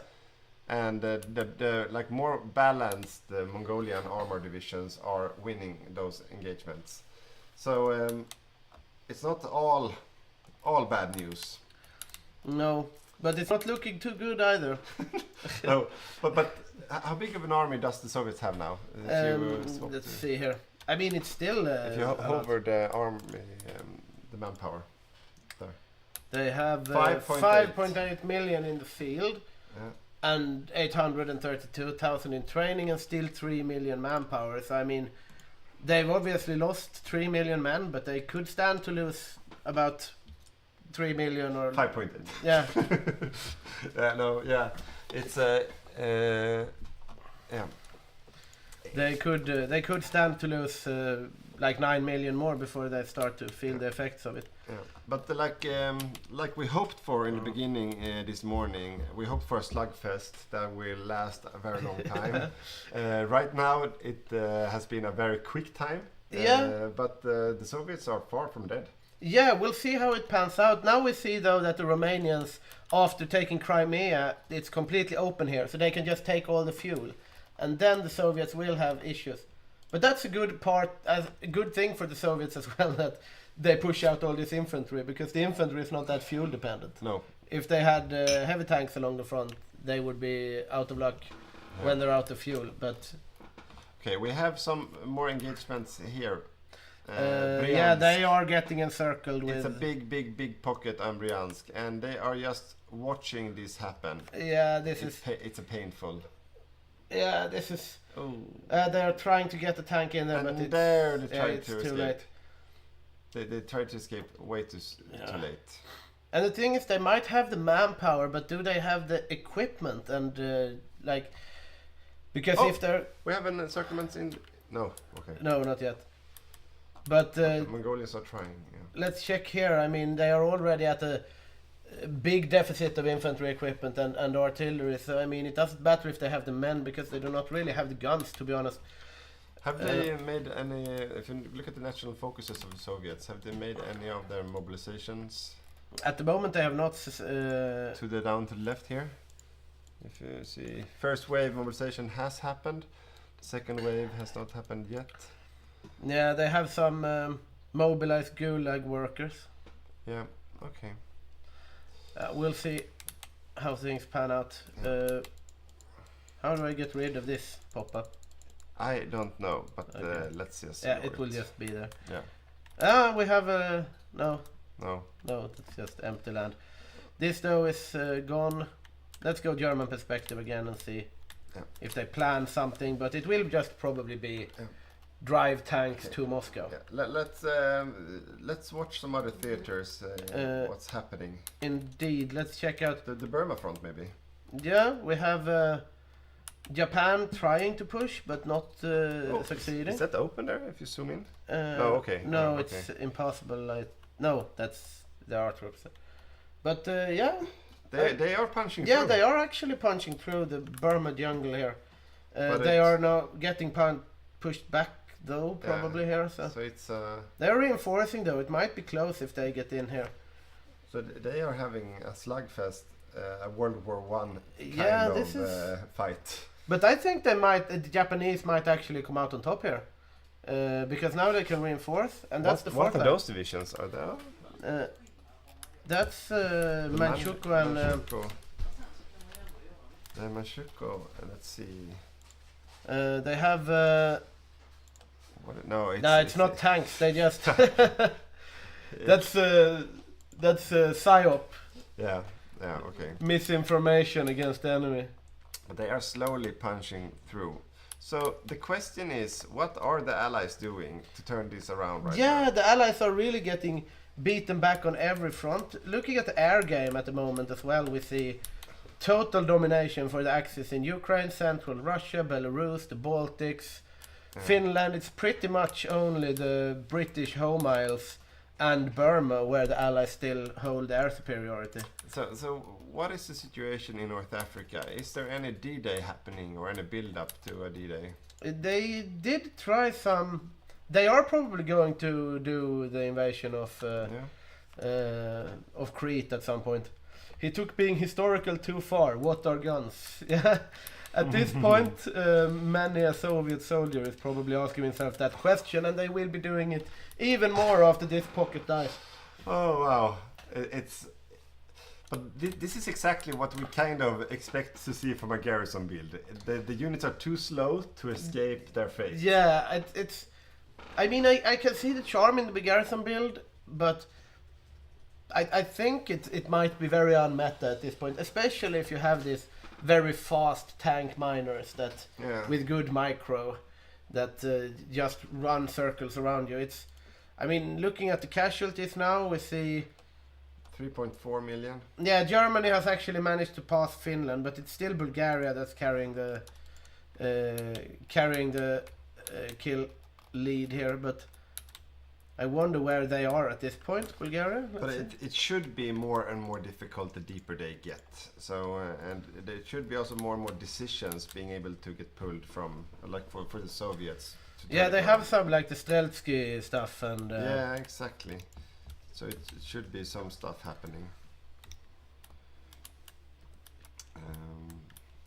Let's see if we have some more questions in the chat. We seem to have a controversy in North Africa that France have deleted divisions that was encircled. Yeah, we got questions. Oh, really? Yeah. Peter wrote. A hot topic. The Free France player or the? Yeah. Oh wow. That's interesting. Can't do that. Well. Yeah. So, but let's see if we had got a question some time ago from Kevin Higgins. Yeah. Would you be concerned that the players are watching your stream? No, I'm not concerned. No, they have been very honest. Yeah, we have a very honest community. So So we haven't experienced any sniping so far. Maybe it happened without us knowing, of course, but no, what I know, it's not a concern, at least of ours.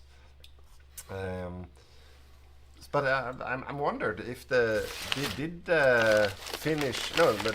French player actually delete encircled divisions. I'm not sure. Oh, Stalingrad has fallen. Oh wow. Oh, we have new Bulgarian divisions number 2. Wow, they have 255 factories. Bulgaria. Jesus. What's the stats of that one? Wow, 1000 soft attack. They're just eating up the Yeah, I mean the garrison build. This is really like a paper against scissors situation here, because I mean the heavy tanks of the Soviets is gone. They only have all these garrisons, so now they are just rolling in here with 1000 soft attacks. Just, I mean they are cutting through this like a knife through butter. Yeah. Moscow is in sights as well, but only German infantry here, so they won't take Moscow anytime soon. And they even have trouble filling up the line. It's the miners going to Baku and... what's happening in Finland? It's oh no! The last Soviet armor. Yeah, that's the last armor, right? Yeah, I think so. Let's tag over. Yeah, that's it, right? 7. Yeah. No, they have 2. No, they are. No, they are there. They are probably. And they're getting overrun. Yeah. That's all the armor, right? I think that's pretty much the last armor from the Soviets. No, they have some. This is that's not armor. That's garrisons. This? No, that's gone. So if you click on that one, let's see if they have anything. Yeah. Yeah, I think 5 light tank divisions. Wow. No, that's nothing to. So now the Soviets have nothing left to bite back with. Yeah, I think the Soviets. I mean, the Soviets need help from the Allies first and foremost. The Soviets will die if you do not get like a D-Day or something stat. Yeah. If the Brits try to manages to naval invade Italy, or the Americans come or whatever, then it's one thing, but. I mean, at this rate, Soviet will fall, and then it will be troubling situations for the Allies. Yeah. We do have some D-Day plans. Oh, we actually do, yeah. Taking place. We have Rotterdam and Calais. And they will probably be able to land. Yeah. But well, what's the build-up in the UK? What do they have there? Is there any armor or anything? It's yeah. Vichy joined. Maybe the green light for Allied landing in the Med. Yeah, could be. Yeah, that's not a bad analysis. That's entirely possible. We have some. Yeah, it's infantry, arty, and anti-tank, and. Yeah, but that's just frontline divisions. There's no spearheads standing here. No, nothing too. I think all the armor is in North Africa. Nothing too charming, to be honest. I can look at the Brazilian one with the arrow. I don't know what that is, but probably nothing amazing. No. So I think what about the Italian Navy? Is that still intact? I'm just looking at some encirclement. It's too painful to watch. Yeah, it is indeed very painful to watch. French scuttle fleet, okay. We have, Moscow is almost fallen. Oh well, yeah, the Italian fleet you said. Yeah, so is that still intact, the Italian fleet? What have happened? It seems intact. Yeah, there we go. 4 battleships. That's not an impressive fleet though. The one with 60. You see that's a pilot with 60 red. No, not that one. No. That one, yeah. That's the real fleet. Oh. In Puglia. Yeah, so that's fully intact. Okay, and the UK. Yeah, let's check them out. Oh right, I can't tag in Navy mode. There. I mean the home fleet. The home fleet is. It's like the dreadnoughts in the First World War. It has been docked in Northumberland the entire game. But that fleet is probably not gonna do anything. We have the Mediterranean Command all the way over in Bombay. Trying to hold Burma. We see that some breakthroughs on the Burmese front might be able to help here. The one with the 80 ships, what is that? That is... okay, I think that's the real fleet. American West Indies fleet in Senegal. Yeah, I all think... of them. Yeah. I think that's the best fleet. Yeah. UK. Nothing really happening with it. No. They have the... And I think they would lose a fight heads up with the Italians. Yeah, probably. So Britannia does not rule the waves, but they rule the harbors. So they are like very expensive harbor guards. Yeah, you could say so. The thing is that, I mean, you need to take Gibraltar to break out of the Med. For we have example. a D-Day. We have a D-Day. It is happening. It is indeed happening. Let's. Or they are trying at least. They are trying. This is not looking good. Oh, the Amtraks are not in the front. No, they are not. But we have American Amtraks. American Amtraks are here. Yeah. And they are now succeeding. Let's see. Click on that invasion. Yeah, the American Amtraks will be able to land. The American Amtraks are trying to land in Holland. Yeah, they are just invading Rotterdam straight up. Maybe they won't land though. If you click, and they hover the stats on one of them. The soft attack. There. Naval penalty fort. Oh. Yeah, okay. Quite a lot of... Yeah, this D-Day won't land, but it will be... Yeah. It will be bad at some point they will land. Like the American Amtraks is nothing to scoff at. So that's checked about, by the way. Yeah, so the US is eager to join the battle. Yeah, I mean the only way to save the Soviets at this point, they need to gain some sort of foothold in Europe before the Soviet falls. Yeah. Or this is going to be a very, very tough game. So where are the South African tanks? Yeah, indeed. Let's check that out after I check templates of this one. It's just Amtrak. Yeah, with one heavy tank. Okay. Interesting. But pathetic invasion. That's Mortal Vision. Yeah, it didn't go too well. No, then again, it didn't cost too much either. So. Yeah, war's pretty balanced right now. Saxony, I'm sorry if you want to have a sauna break, you can do that, of course. But I'm not guaranteeing you a Soviet survival until you're back. Yeah, that's. No, I think the Soviets will stay in the fight for quite some time, even though they have no teeth left. As a hockey player, they can still skate the. Yeah, I mean, to be honest, 65% towards capitulation. Yeah, no. Obviously, that will increase quite a lot once Moscow falls, but yeah. I mean, Stalingrad has already fallen, Baku has fallen, Rostov has fallen, Kiev and Sevastopol. So once Moscow falls, yeah. I mean, you still have to go quite a ways. You need to go to like here or something before. Yeah. So the Lend-Lease, I'm not sure if there have been any Lend-Lease to the Soviets. If you click on the US.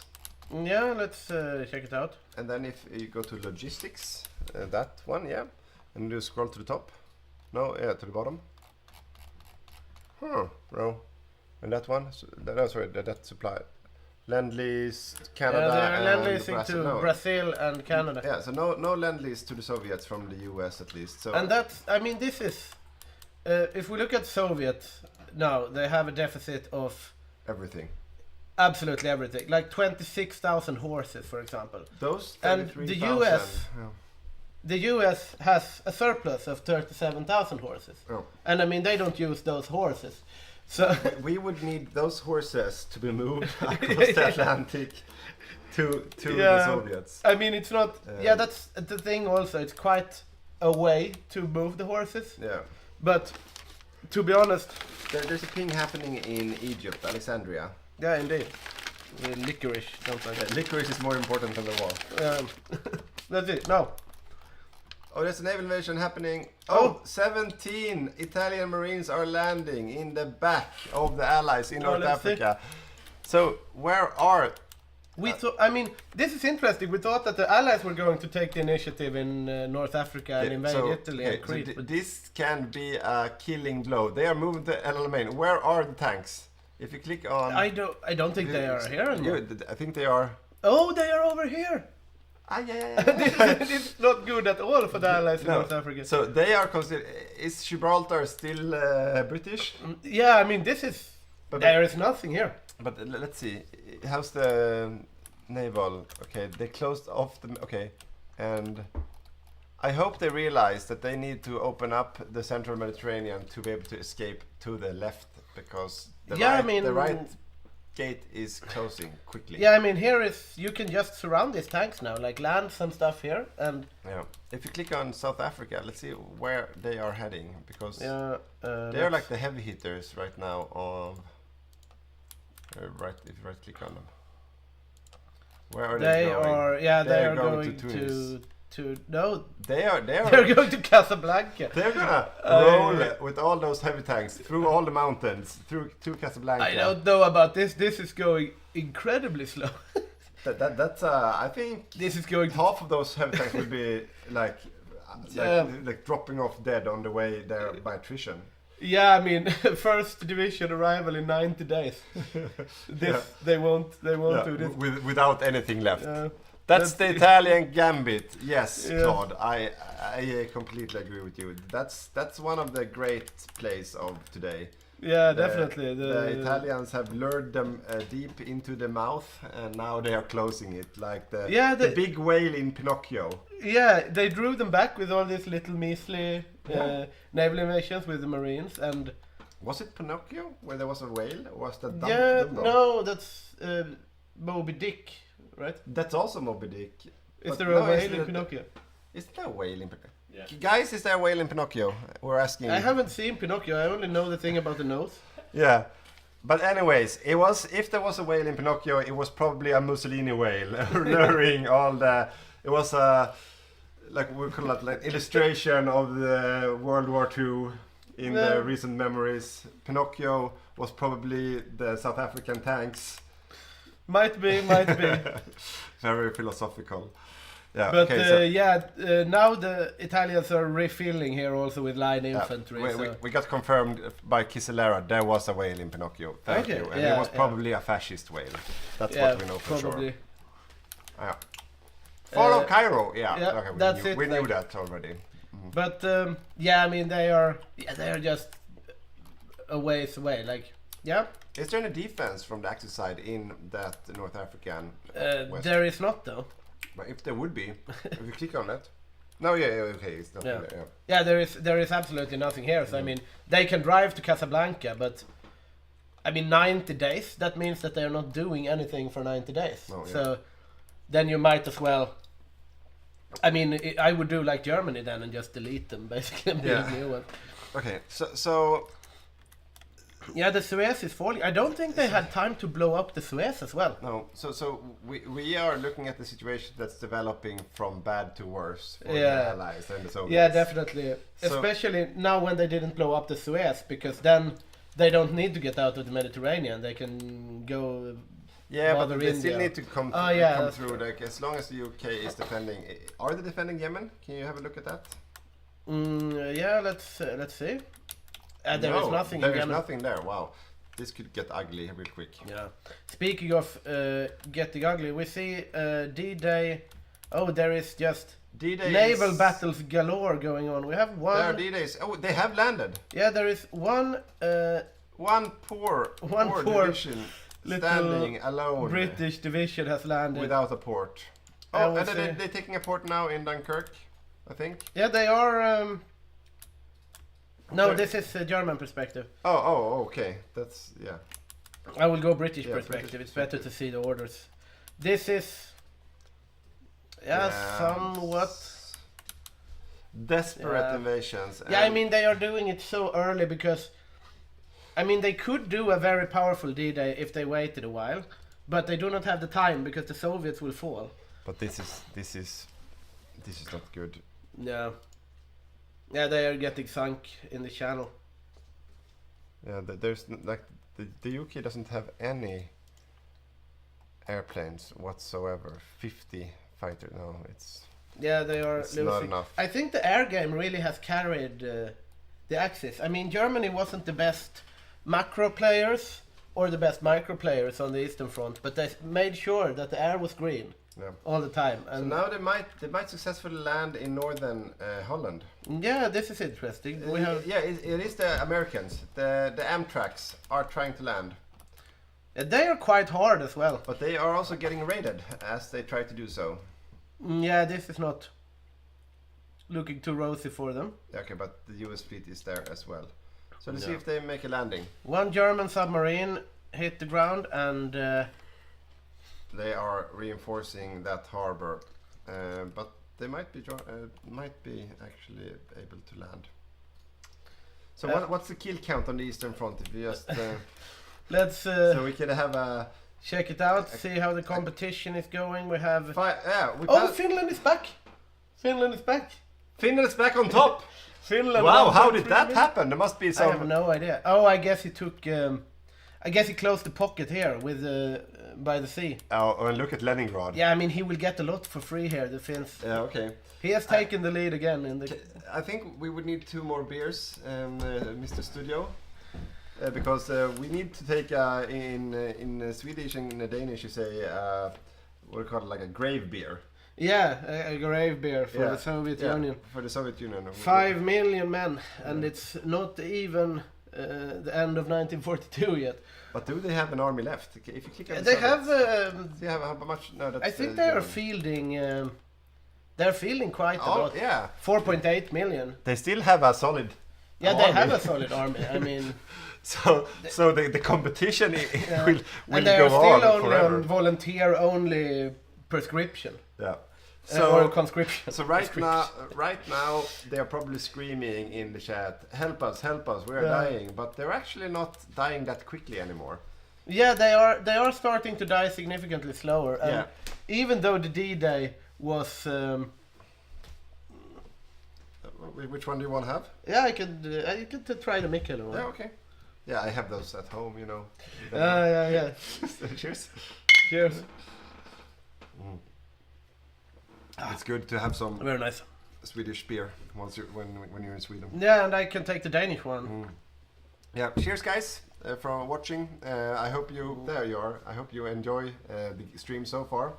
If you want to get news from us for upcoming games, you could consider becoming a patron. I think our studio can post the link here somewhere. Ah, the game is paused now anyway. Perfect. Yeah. So and if you become a patron, you will a free patron. You will be part of a raffle that we will do. Quite soon. Maybe now. Yeah, right. We have to do the raffle. Okay. Yeah. PD is preparing the raffle, so right soon we will have a raffle for the first deal. Good that you said it. We forgot the raffle. And not only. Oh, this is dangerous. I think. Yeah.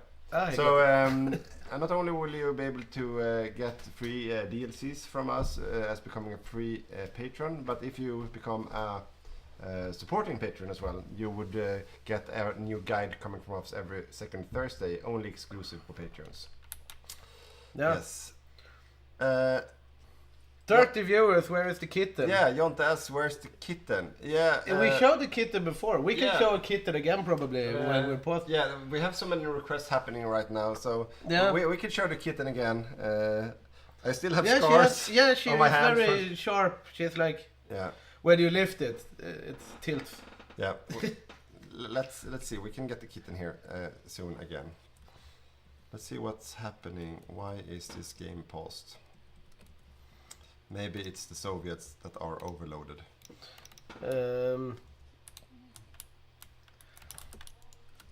I think I found my issue. Redetect. Yeah, okay. No, it didn't work. Let's see. Yuri, ready for interview. Okay. Oh, yeah. We are ready for an interview with New Zealand. No? No. He's not there anymore? Okay, let us know when he's there. Okay. But,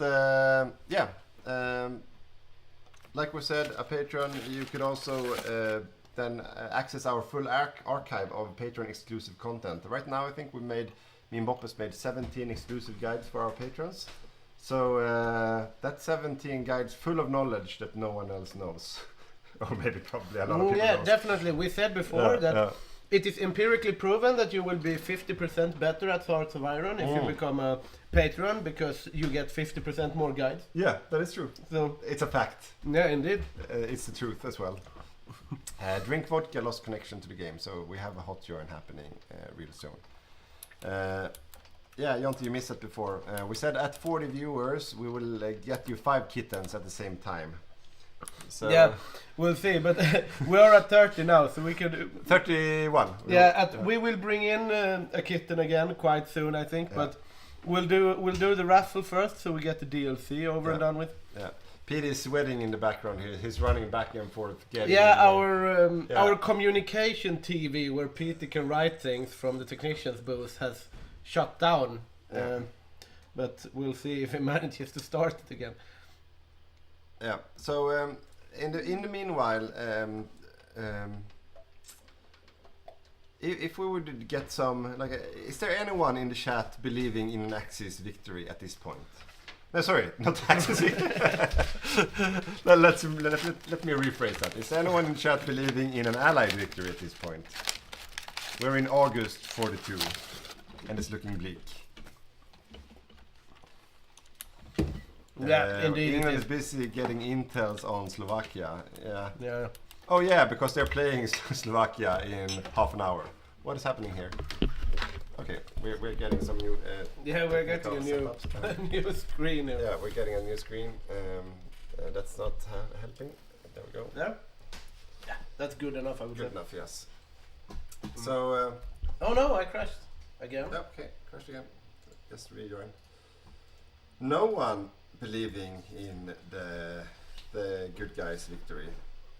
If Moscow and Leningrad fall, the Soviets are done for. I mean, can you swap screen here? We have a crash. Yeah, I mean again. So. Yeah.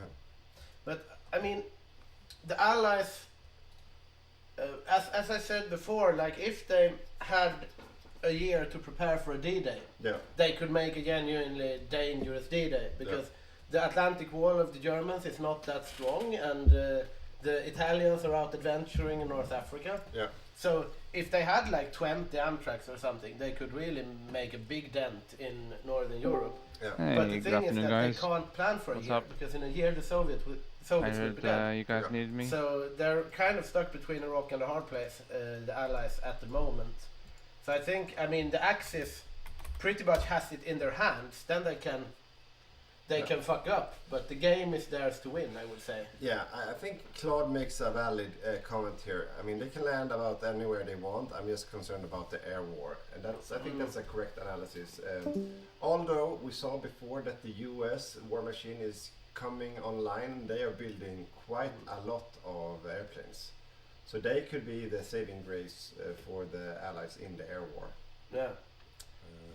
If USA would send Lend-Lease to USSR, the Soviets could have hold longer. Now there's no time to parody it. I'm still. Someone said, "Guys, get your headphones on." Is there an interview happening? Oh, there is an interview happening. Oh, hello. Hello. Sorry, we're stuck in a rant about the state of the game. Same here. Yeah. Speaking of the state of the game, how do you feel about or what happened to the New Zealander troops? Because we were out on Barbarossa watching. Yeah. Well, first of all, the Panzer ships intercepted my navy. Well, small navy, 7 ships, obviously. And so that was my navy. That was quite fast in 1940. And then we had a plan to defend Egypt. That worked well. And the tank units actually worked pretty good, taking most of North Africa. But the Italians also just moved out, so that was easy.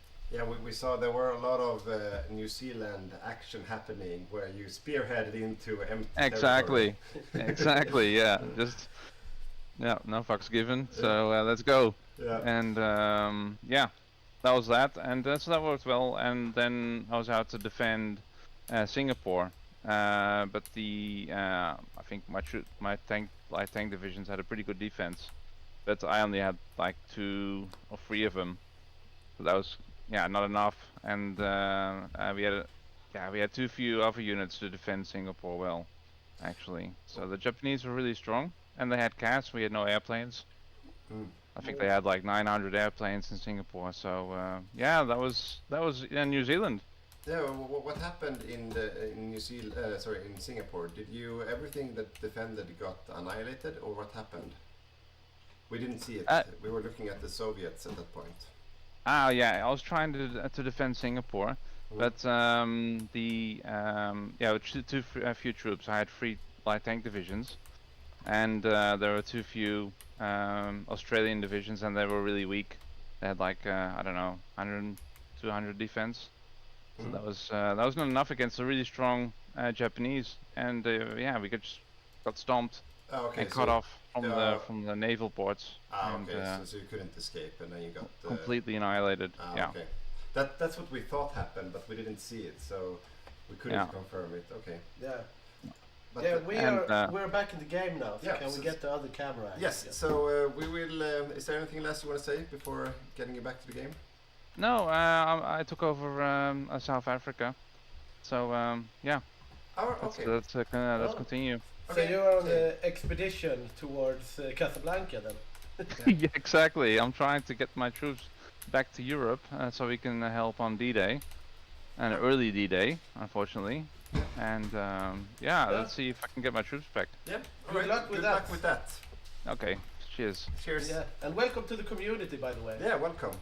Yeah, thank you very much. Yeah, looking good games. So I'll see you. See ya. See you. Bye bye. Okay, so we have a swap on the South African nation. I wasn't aware. So I wasn't aware either, but it's good that those tanks get put to use. But that's also bad news in a way for the Allies, since they're one of the best micro players have left the game, as it seems. Yeah, I mean, you would want Mako on those tanks. Then again, the tanks are really... Oh, no! This is Finland. No. Yeah, so we have 4 Mongolian armored divisions. But they are getting out here, right? Are they getting out? I think I'm not sure. I am not sure. It's paused. Yeah, it's paused.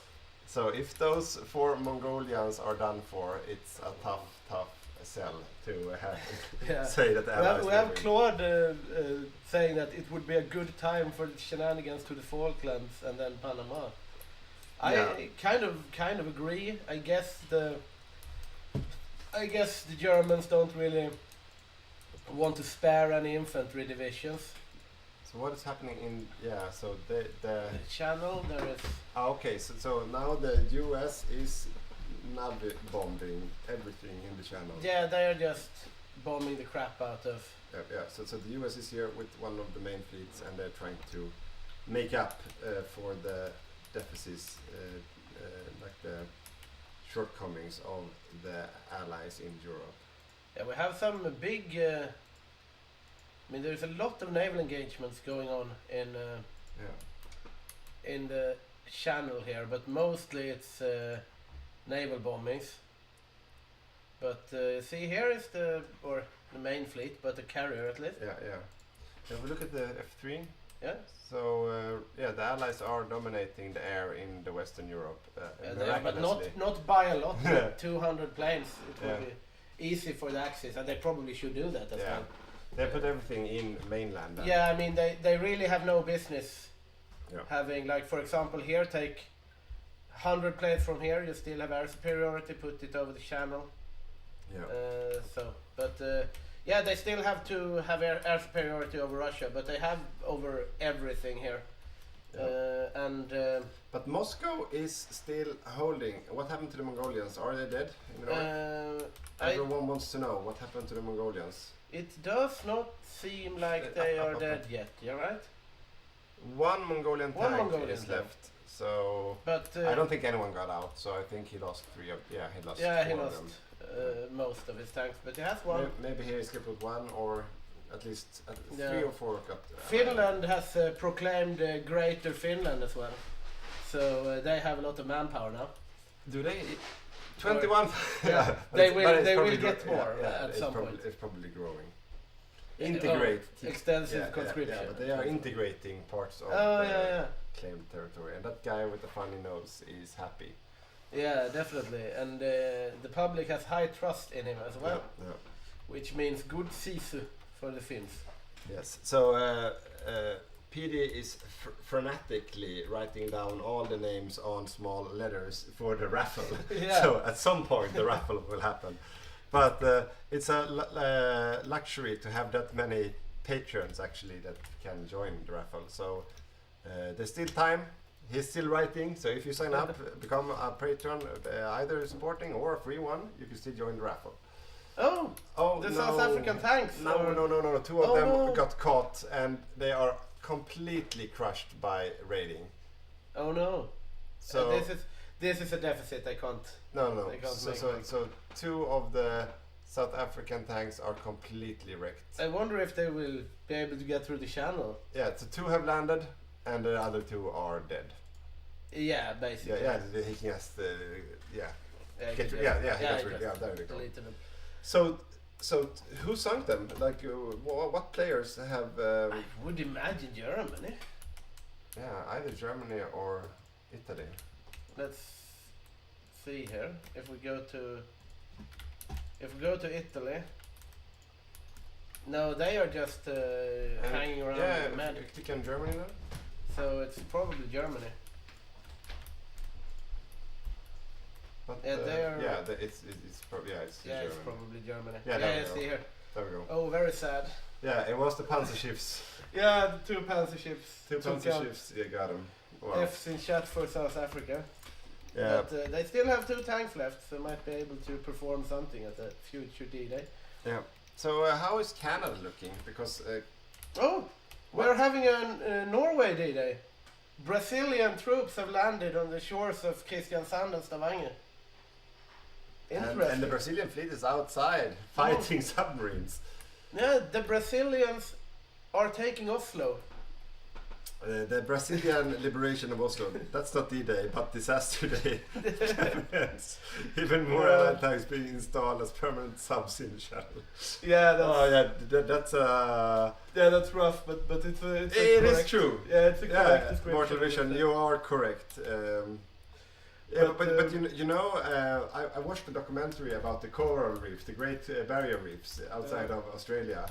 And there are some theories, or maybe it's not a theory anymore, but it's proven concept that if you drop old cars and stuff like that in the water, they slowly grow into reefs again. And that's like a way to reinstall the Great Barrier Reefs. So maybe that's like a sustainable long-term solution that the allies are planning. Like, they are thinking long-term and they want to save the channel. Maybe. Yeah. We have in one of the few good news for the allied faction at this point, we have had the liberation of Norway performed by Brazilian troops. Yes. So Brazilians have taken Oslo, Bergen and Stavanger, and Norway is fully liberated. Yeah, and hence Vidkun Quisling and the fascist government has capitulated, and Norway is once again free. So that's good, but it's not a game-winning good news. But on the other side, Roche is still holding. We have an Australian invasion of Davao in Philippines. The Philippines are also getting some liberation, so it's they are exporting democracy in the Southeast Pacific. Yeah, I mean there are some stuff that is looking up for the allies at least.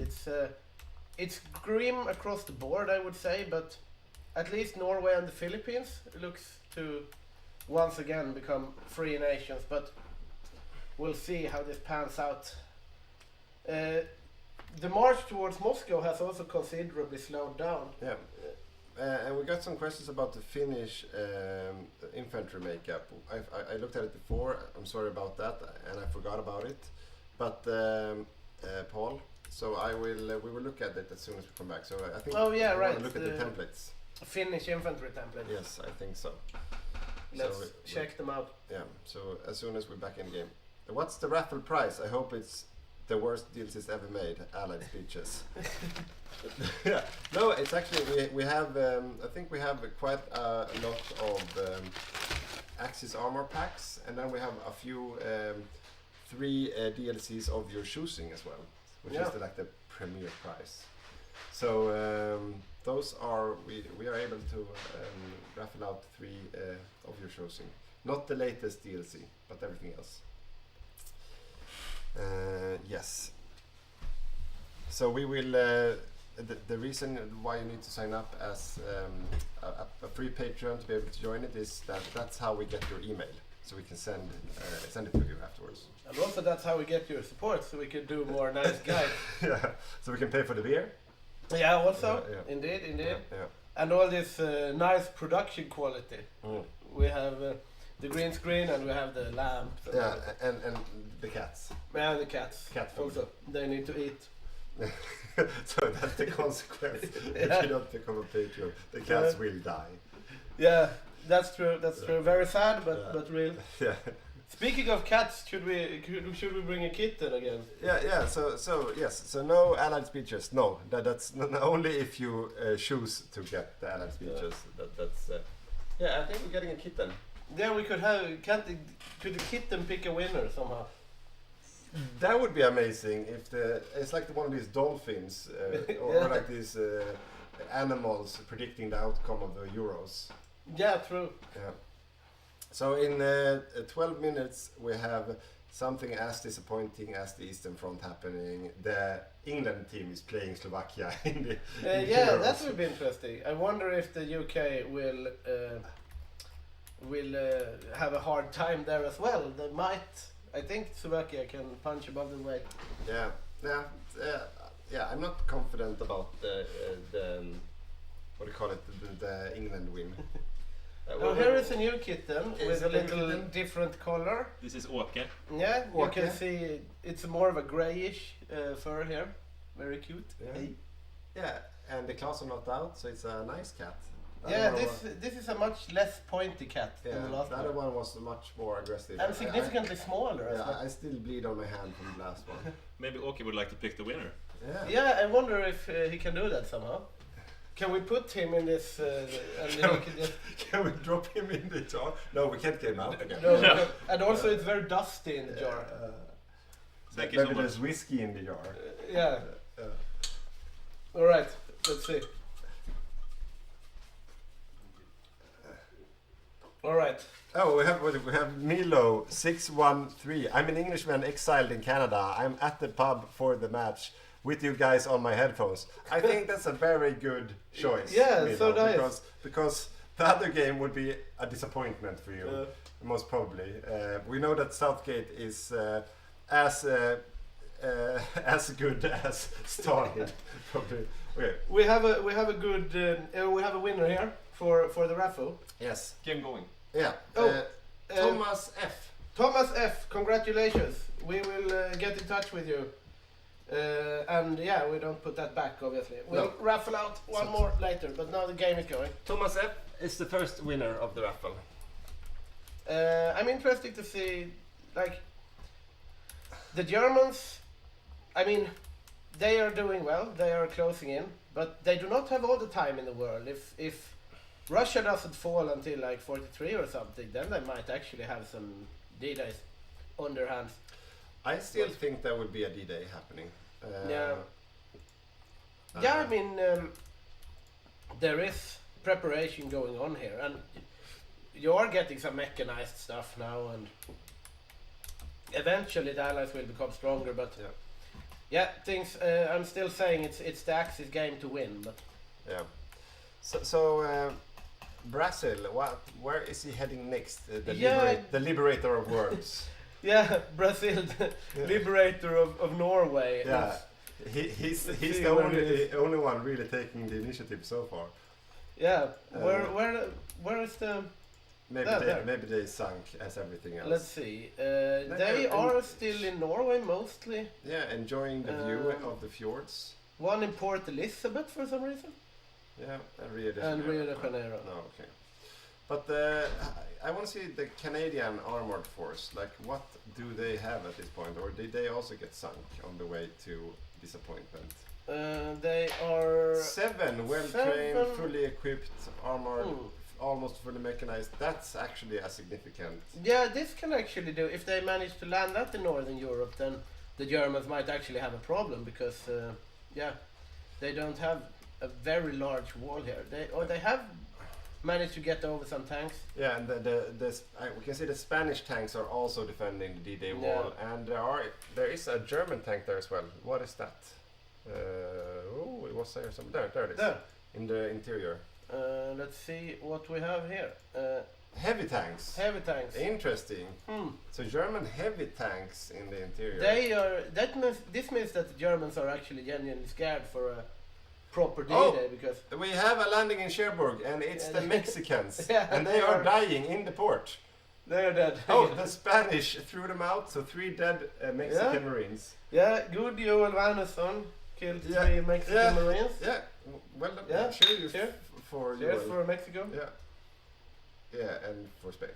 Yeah, and for Spain. Good job.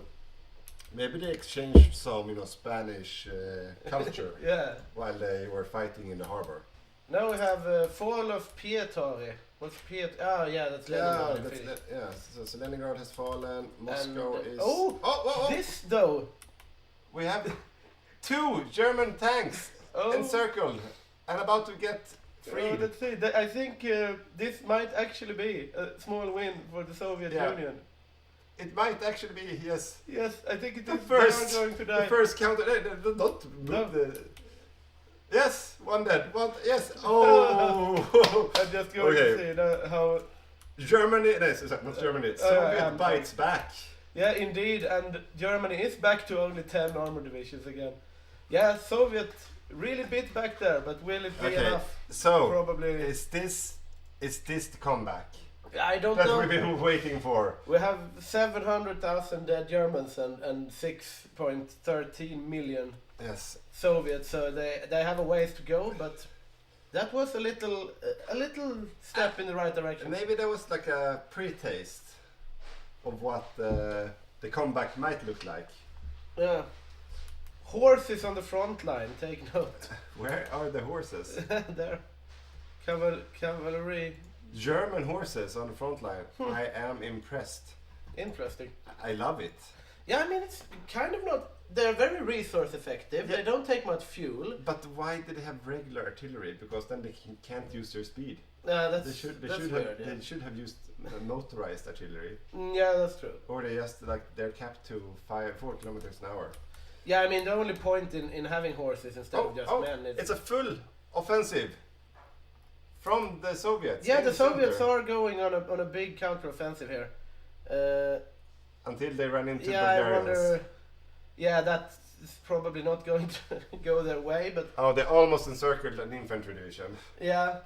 But I mean, they got the tanks before. Yeah, they got a taste of victory now. And now the Germans have deciphered the Soviet Union cipher. I love this. Jonte says, I don't think Soviet will fall actually. They still have too much.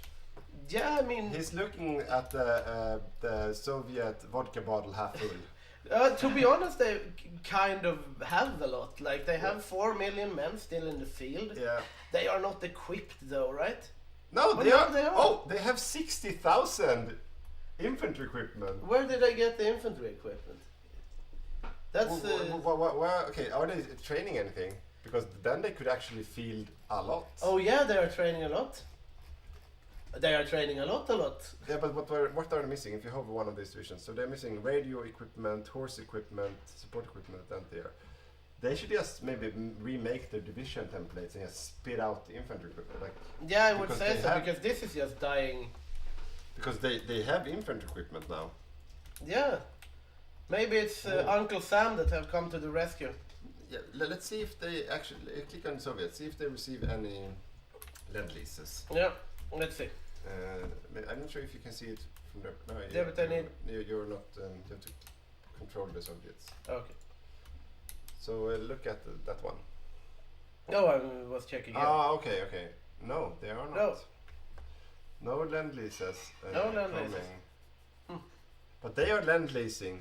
They are lend-leasing Mongolia to and South Africa and Mongolia with fuel. Yeah. Only fuel. I wonder how much. I mean, they only have fuel for 16 days. But then again, they don't have any tanks anymore. They so. don't need that fuel I anyway. mean, do they have any air force left? Soviets? I would imagine not. Yeah, 2,500. Yeah. Almost. Yeah, they do. Like the Soviets have been. That's quite a good Soviet air, like in comparison to the UK, for example. That's. Yeah. So we're in November 42. The Soviets have 4 million men left, which is not that much. Yeah. But they have a surplus in infantry equipment to feed. Yeah, we have. Oh, what the hell? Denmark. What the hell? Denmark is. This United is a very States. dangerous D-Day, though. This the Germans will have to respond to. And the Bulgarians are coming. Yeah, the Bulgarians are coming. Okay. But I mean, shit just got real. The Canadians are in Hamburg. The Irish are in Hamburg. The Brazilians are in Hamburg, and they are moving, and they are. The Hungarians are soft attack, though. I mean, Yes. these are hard divisions. They have some. The Volkssturm is spawned. Yeah. The Hungarians they have some tank destroyers though, even though if they're not that many. Yeah, I think they will be Okay, able to but kick them out. the Hungarians are still very, very strong. We can see this happening right now, but they are out of fuel. As soon as they run into the Canadians, yes, the Canadians are beating the Bulgarians. Yeah. Spanish encircled. Spanish encircled? No, Canadians. No, they are in harbor. Yeah, they are in the harbor, so they should be fine. But they they are holding. Oh, yeah. Let's see. The Canadians should be able to beat. Oh, but no, the Canadians, no. Oh, that's the Canadian armor.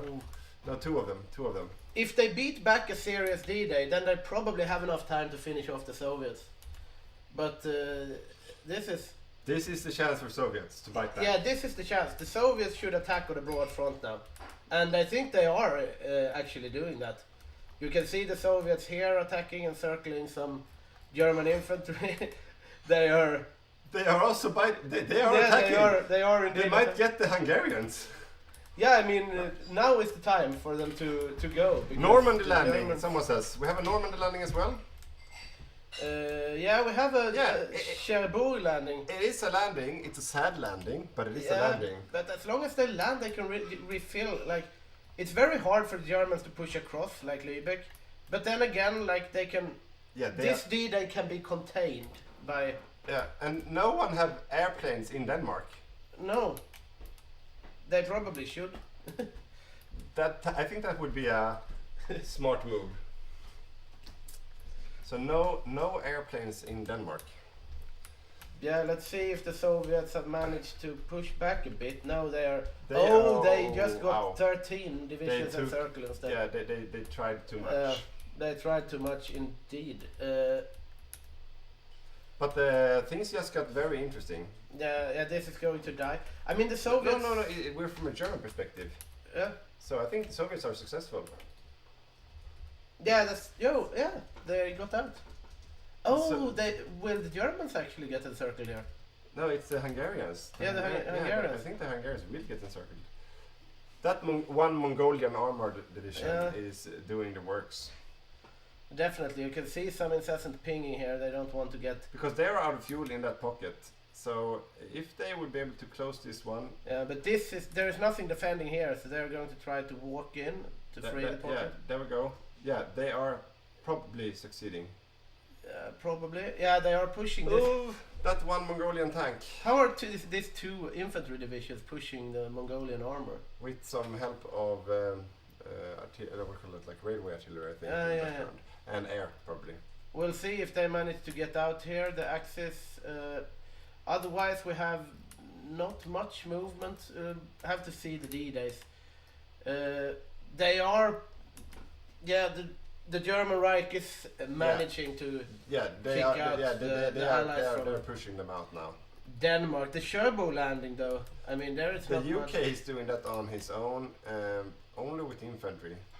Yeah, I mean that's not the best. We have some naval wars, but the main fleets has not really. There have not been any very big naval battles here. It's just. So look at Denmark. See what's happening in Denmark. Yeah. This could be. Yeah, this could be disastrous for the Allies if they encircle them. Because I mean, if all this dies, then it will be like half a year until a potential other D-Day. Because now they're getting thrown out of Hamburg, so now they have to run all the way up to the coast. But there are South African tanks in the north. Okay, this is looking very, very dark for the Allies. Yeah, this is grim. And the Germans have some planes there. It's the planes. The planes are activated. That's what happened. Yeah. But that means the planes are deactivated in the Soviet Union. So we have an encirclement here of one German division. We have possible of some here, but... Yeah, but I think like it's not as stressful anymore for the Soviets. No. Right now they get a breather. They can try to bite back a little bit and maybe focusing on their stockpile of equipment to figure that one out if they can field some more equipment. Well, let's check from Allied point of view so we can see the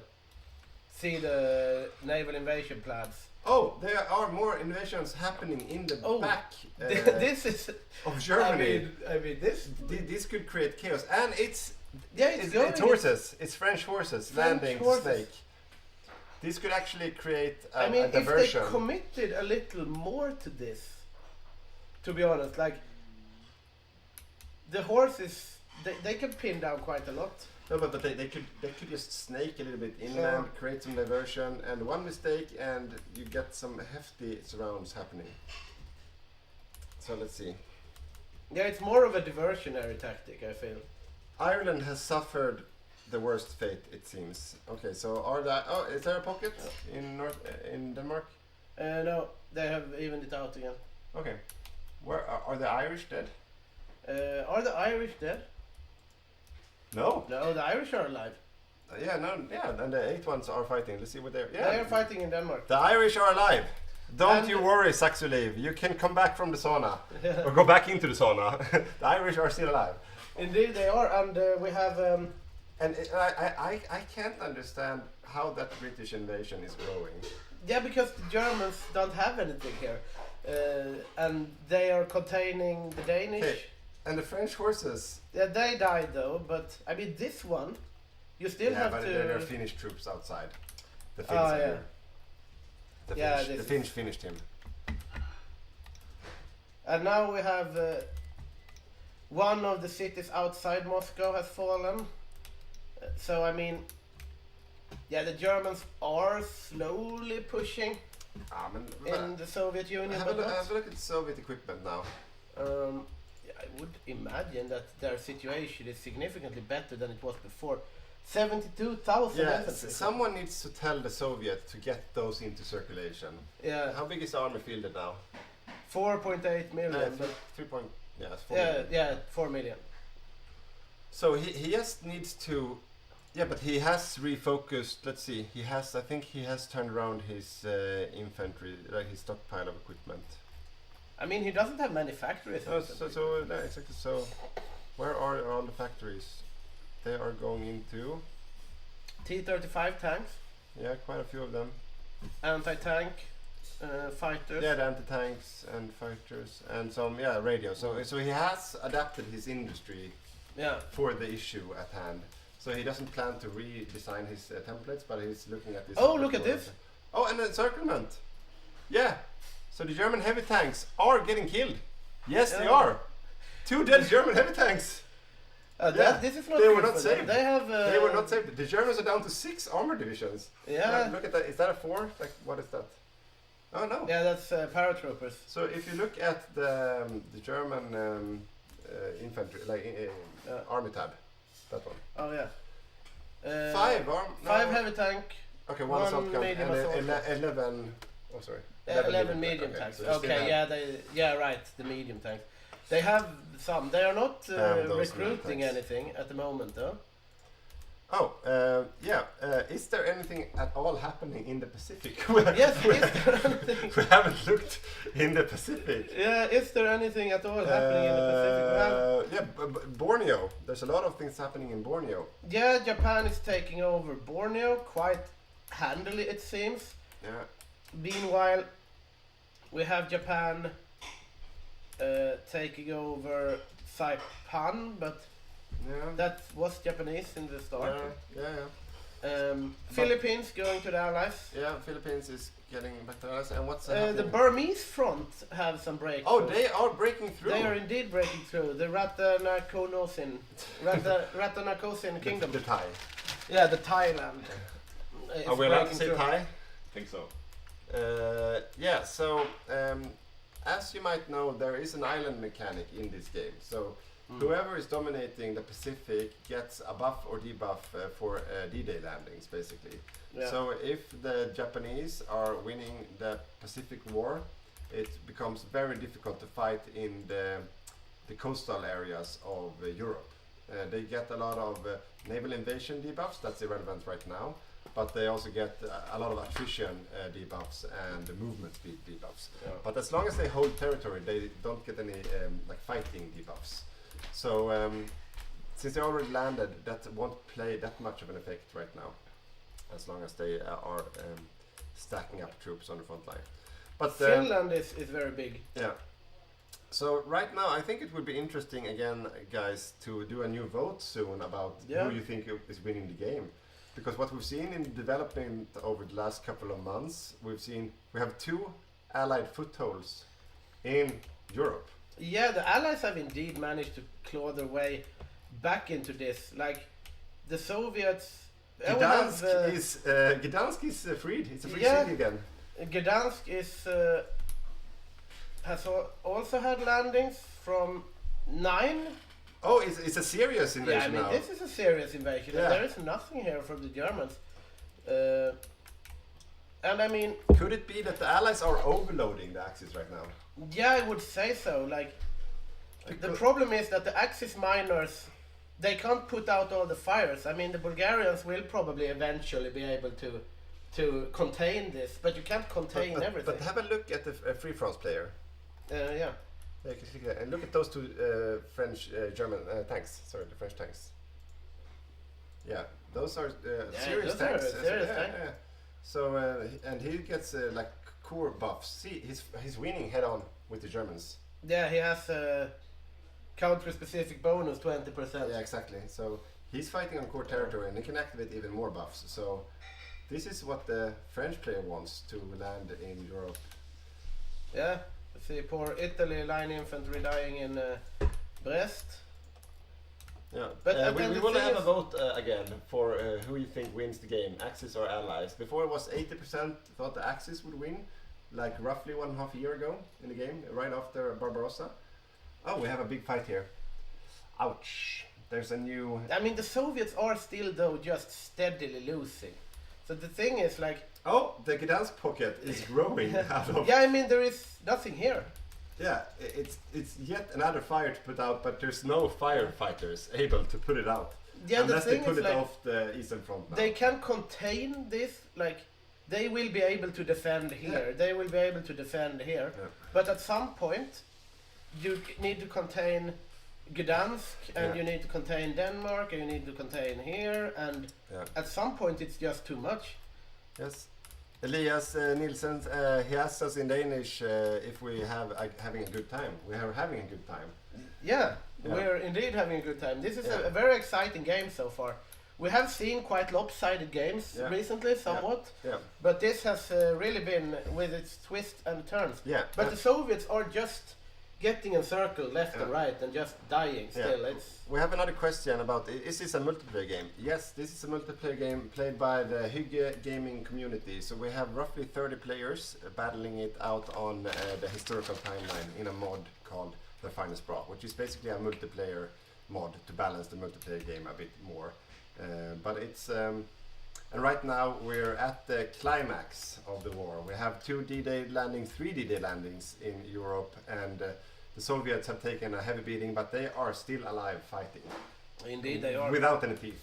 We see that the American the American cavalry divisions that have landed are slowly dying out, but but it's and like the Cherbourg pocket is they are pulling back from Cherbourg. Yeah, did they manage to escape? Yeah, they managed to escape mostly, and this means that the Bulgarian heavy tanks are freed to help around somewhere else.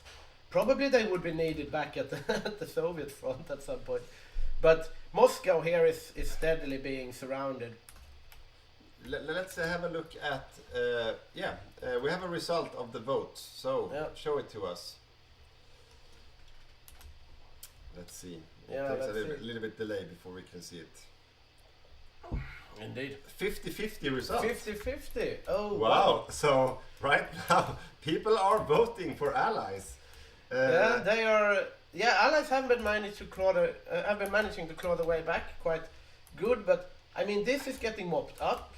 Denmark is contained by the Germans, and at some point Moscow will fall. And what is happening in India right now? Is India falling? It doesn't look too good. Yes, they are breaking.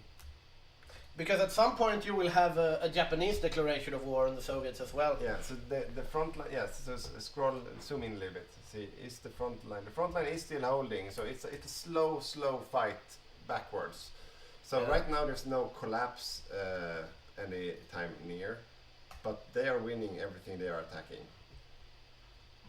So the allies need to reinforce this front line. And how is the island hopping? Are people hopping? Yes. So key. Oh, that is. Oh. So right now they are pinging like crazy around the 7 Australian divisions stuck in outside Manila, with nowhere to go. So if they would get naval because he is planning this now. Yes. So one infantry division can cut off the entire.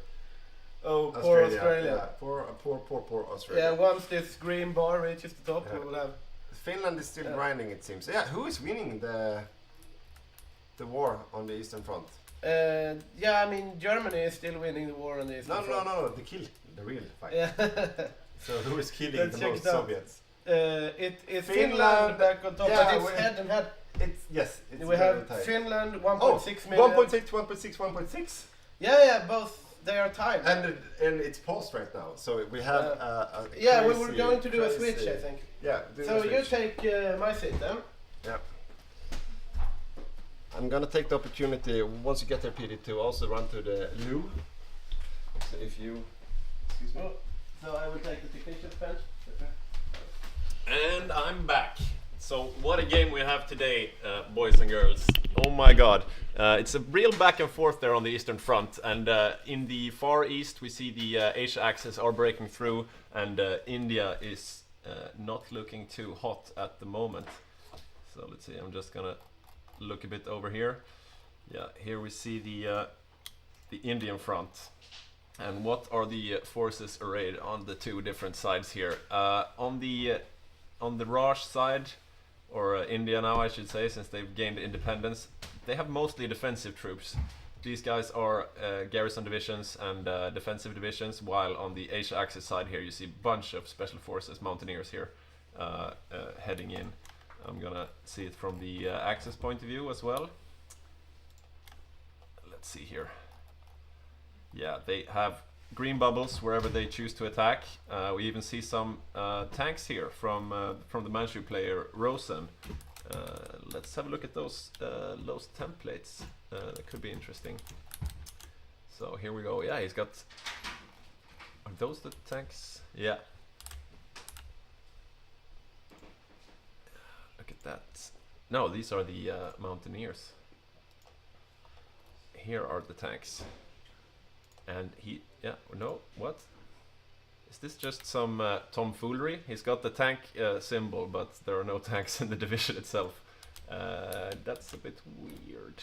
Yeah, anyways, tank divisions or not, they are breaking through, it looks like. Raj is being pushed slowly backwards, and most of the allied forces that could help him are over in Europe, where the main fight is going on, so to speak. Let's have a look over here. And here we have the Badger coming in just a bit. Which seat is mine? Oh. Take this one. I think you'll be better suited to that one. Oh, it's a very tall seat.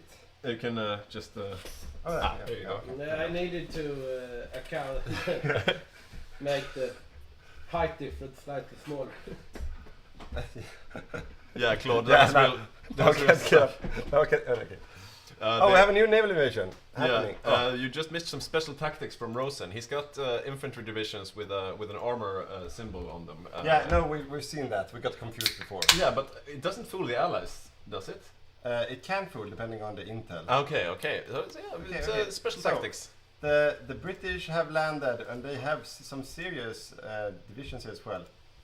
Yeah, proper marine divisions coming in from the Royal Marine Corps. And that seems to be their main fighting force, their Marines. They've done successful landings in several places. And they're beating everything in their way right now. So is there anything coming to counter it? Spaniards? The Spaniards are coming. You will on Spain. He's doing a volunteer build, so he's just sending his tanks to fight while his homeland is safe. Yeah. He only seems to have 2 of those divisions, though. That's not too many. Yeah, is he running out of juice? He's got 3 in total. It looks like. No, five in total. Okay. Yeah. So he split them up. Yeah, fair enough. So 2 of them at least are going to face the Brits. There are some German tanks there as well. Looks like they are containing. Yeah, no, maybe not. So far, there's no real answer to this. Like those 2 Spaniard tanks might get stuck real soon. We have some German panzer divisions down here, and I think it's the heavy ones. Yeah. 2 heavy panzer divisions, but they are also fleeing because right now they have a difficult time throwing them out back into the sea. And they have no frontline troops. Basically, it's just the tanks, and that won't do. But they have spawned the Volkssturm, I think it's called. Okay. A lot of crappy infantry divisions. This is where you get the old men and the young boys to fight. Yeah. But the front here with the Canadians is still holding, and the Irish. So the Irish and Canadian is still holding out in Denmark. And they're binding up a lot of Axis forces there. And we have a new landing. The Brazilians have landed in Tallinn. So who is playing Brazil now? There's some confusion, isn't it? Yeah, Erik Ers is playing. Erik Ers is playing Brazil. He's played with us a bunch of times. He's losing Tallinn, but he still has Narva, so he's be able to get out of that pocket. Sneaky. And who is facing him? Oh wait, no, what is happening? Whoa. So the US and the Brazilians and the Mexicans have invaded Turco.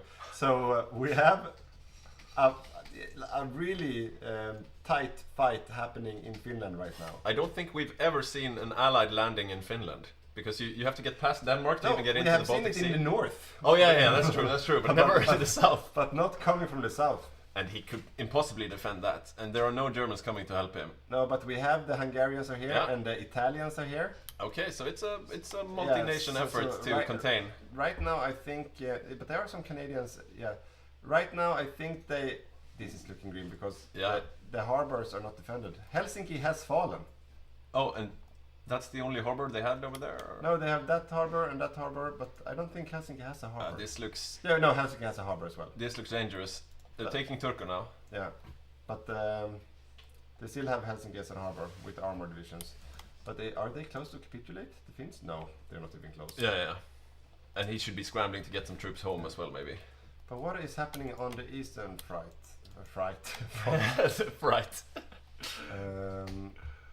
Saxuliv is saying here, I would be so confused seeing Brazilian troops on my home street. Yeah, and from what I've gathered, you're Finnish, so yeah, this must be a scary scene for you to see, like American and Brazil forces invading. Still today a scary scene? Still today. Maybe, who knew? Who knows? Yeah. Yeah, but the Eastern Front seems to have stopped a bit. Okay. Now the Soviets are on the initiative. Am I seeing this right? Do we see Soviet armor is back? It's back. Okay, let's see what they have. 8 heavy tank divisions. Wow. Oh, wow. And 4 penal battalions. Yeah, so the Soviets are actually making a counter-offensive. We're in April 43, and I don't think the Axis saw this coming because there's no Axis response. They are stretched very thin. Yeah, let's see where they are. They have no frontline troops in the... Oh, they do, yeah. Yeah, but they're standing still. They're not being microed right now. They are very stretched So thin the micro-wise as well. Yeah, the Soviets are out for blood because. Yeah, I think if they are looking away because they are stretched thin everywhere. Right now, the Soviets have a chance to do some real damage. And we see there the Mongolian tanks of Kalle are the ones leading the charge there. Yeah, how many Mongolians do we have? Let's see. 4, yeah. 4 Mongolian army. Yeah, he's got them there in the same place. So now we're back on 4 plus 8. We have 12 proper armor divisions on the eastern front. Not bad. Maybe we should check in on India real quick. Yeah. They were not doing too hot last time we looked, and yeah, they're not losing as quickly as I thought they would. Let's see, are they getting any help? Some Americans are there now. No, it looks quite bleak. For yeah, they mostly have defensive, crappy divisions, and the Axis are pushing. Yeah, so they are dying a slow death, like the Soviets, but were before. Yeah. What about the islands? The islands, yes. Let's see. They've taken Borneo. So the Netherlands, they are intact holding. There's a fight. Borneo is still holding. Yeah, they're not giving up easily here. They're not giving up. They're fighting. Who was that with the rocket artillery? That is Mexico. Oh, okay. Island defender. So yeah, like a 20-wit division. So the Allies are doing a good job defending in the east, except for losing Singapore and maybe India, of course. Yeah, but they are not giving up without a fight. Yeah. And the Australians are just standing there with a huge army, not moving an inch. That is very weird. Yeah. Are they out? Are they AFK? Or something? Because they've been standing there forever with. Have they been standing there long? 56 battalions of heavy artillery. That's extremely expensive. Yeah, taking 8% attrition. Yeah. We see some pinging going on here. Yeah. So he's I don't know. It's probably up in Europe, yeah. Because those divisions could be well needed in India. Oh, definitely, yeah. So what is he doing? What are you doing, Per? Pilot Per. Yeah, he must be AFK. I can't see any other explanation. Maybe we just don't see his... Oh, did he just move those 7? No, never mind. No, it's an illusion. It's an illusion. Okay, looking here. Yeah, there are some Americans strengthening up the line. What kind of divisions are those? The Yankee ones, I think. I think they are regular. Oh, we need to click on a. Sometimes you click a C zone first. Yeah, look at this. Badger doesn't know everything about this game. He's usually not in the observer seat. No, it's my first time observing. So we have, I think it's regular 30 widths, yeah. Yeah, okay. It's probably better than most of what the Raj has, though. Yeah, but, and the reason why these are motorized is because they have a little bit of hardness. So something, a small trick that you see that the US can afford. Ah, right. Yeah. Interesting. But they are on the retreat right now, those US divisions, because the Asia Axis are unstoppable at the moment. Yeah. So what is happening on Finland. We have to check Finland. Finland they is solved free. it. Yeah. It is solved. There's a lot of Axis troops there at the moment, not doing anything. It's interesting to see where they will commit them. Yeah, but where did was that Sea Lion plant? Here, no. See, they survived. Yeah. The Americans. Yeah. Oh, they re-invaded Norway. This is a confusing game. It's a very confusing game. They paradropped Norway. Are those? But those are Germans? Yeah, German paratroopers took back Norway, or a bit of it. They flew above the Allied occupied Denmark Yes. to re-attack. Okay, this is interesting. Interesting game to say the least. Cheers for that. Yeah. Meanwhile, Slovakia made the first goal. Thank you, Jonte, for keeping us updated on the other sports. Really? Oh wow! I have to just. Is that true? Who are they facing? England. Oh, okay. Wow. Yeah. There you go. I said Slovakia would win that game. Yeah, they are ahead 1-0. Wow. So it's kind of like everything is upside down. Yeah. England, they seem to have been thrown out of Cherbourg. Yeah. There are new invasion plans happening, and a lot of them. They are in the making. So the French are still alive, kicking. We have more tanks from Canada popping in. I think there's a quite serious. Okay, they are trying to break through now. And I think they should be able to, yeah. I think they are succeeding. So they are pinging now, defensively. Move some troops, they are saying. But they don't have too much to move in there unless they ship them over. Yeah, they should stay on this tile because that's the harbor. Yeah. But they are getting run over now. Yeah, let's see how much they lose. It's the Irish that stand to lose the most there, percentage-wise at least. The Canadian tanks may be worth more, but to Ireland, those Irish boys, they need to come home. Yeah, this is it for the adventure in Denmark. What's kind of dangerous is if they lose this northern area here, they lose the strait, they are stuck. They are stuck on Sjælland. Yeah. So all these divisions here in Copenhagen, they need to get out quick. Yeah, they are planning some naval invasions of Norway. That one might be a good step. Norway is just a small step away, and you're still threatening mainland Europe. Look at that Axis armor advance there. Lots of German tanks and Spanish tanks working together, and the Bulgarians. But they need to get out. They still have troops. Yeah, they're driving the troops over to Aarhus. They're gonna meet the advance. They are intending to fight. They realize the issue now. Yeah, they are pulling out, or they are fighting. Yeah, this is interesting. So they are holding Aarhus. Aarhus does have a harbor, but it's not where the straits are controlled. No, the straits are up here. If they challenge that one, if they contest the straits, contested. Yeah, contested, they can't get through. Yeah. So one tile more, and they're stuck. No, they are stuck, because the upper one is already contested. Oh yeah. They are stuck. They are stuck already. So that's maybe why they find it interesting to attack. And that's why they are out of sea. The supply. They can't get naval supremacy to go and attack Norway, right? Because they don't have any fleets in there. Yeah, they have a fleet here. They do have a fleet. But it's Brazilian, but they don't have any supply. So they are... There's a naval battle going on now. Is there's just...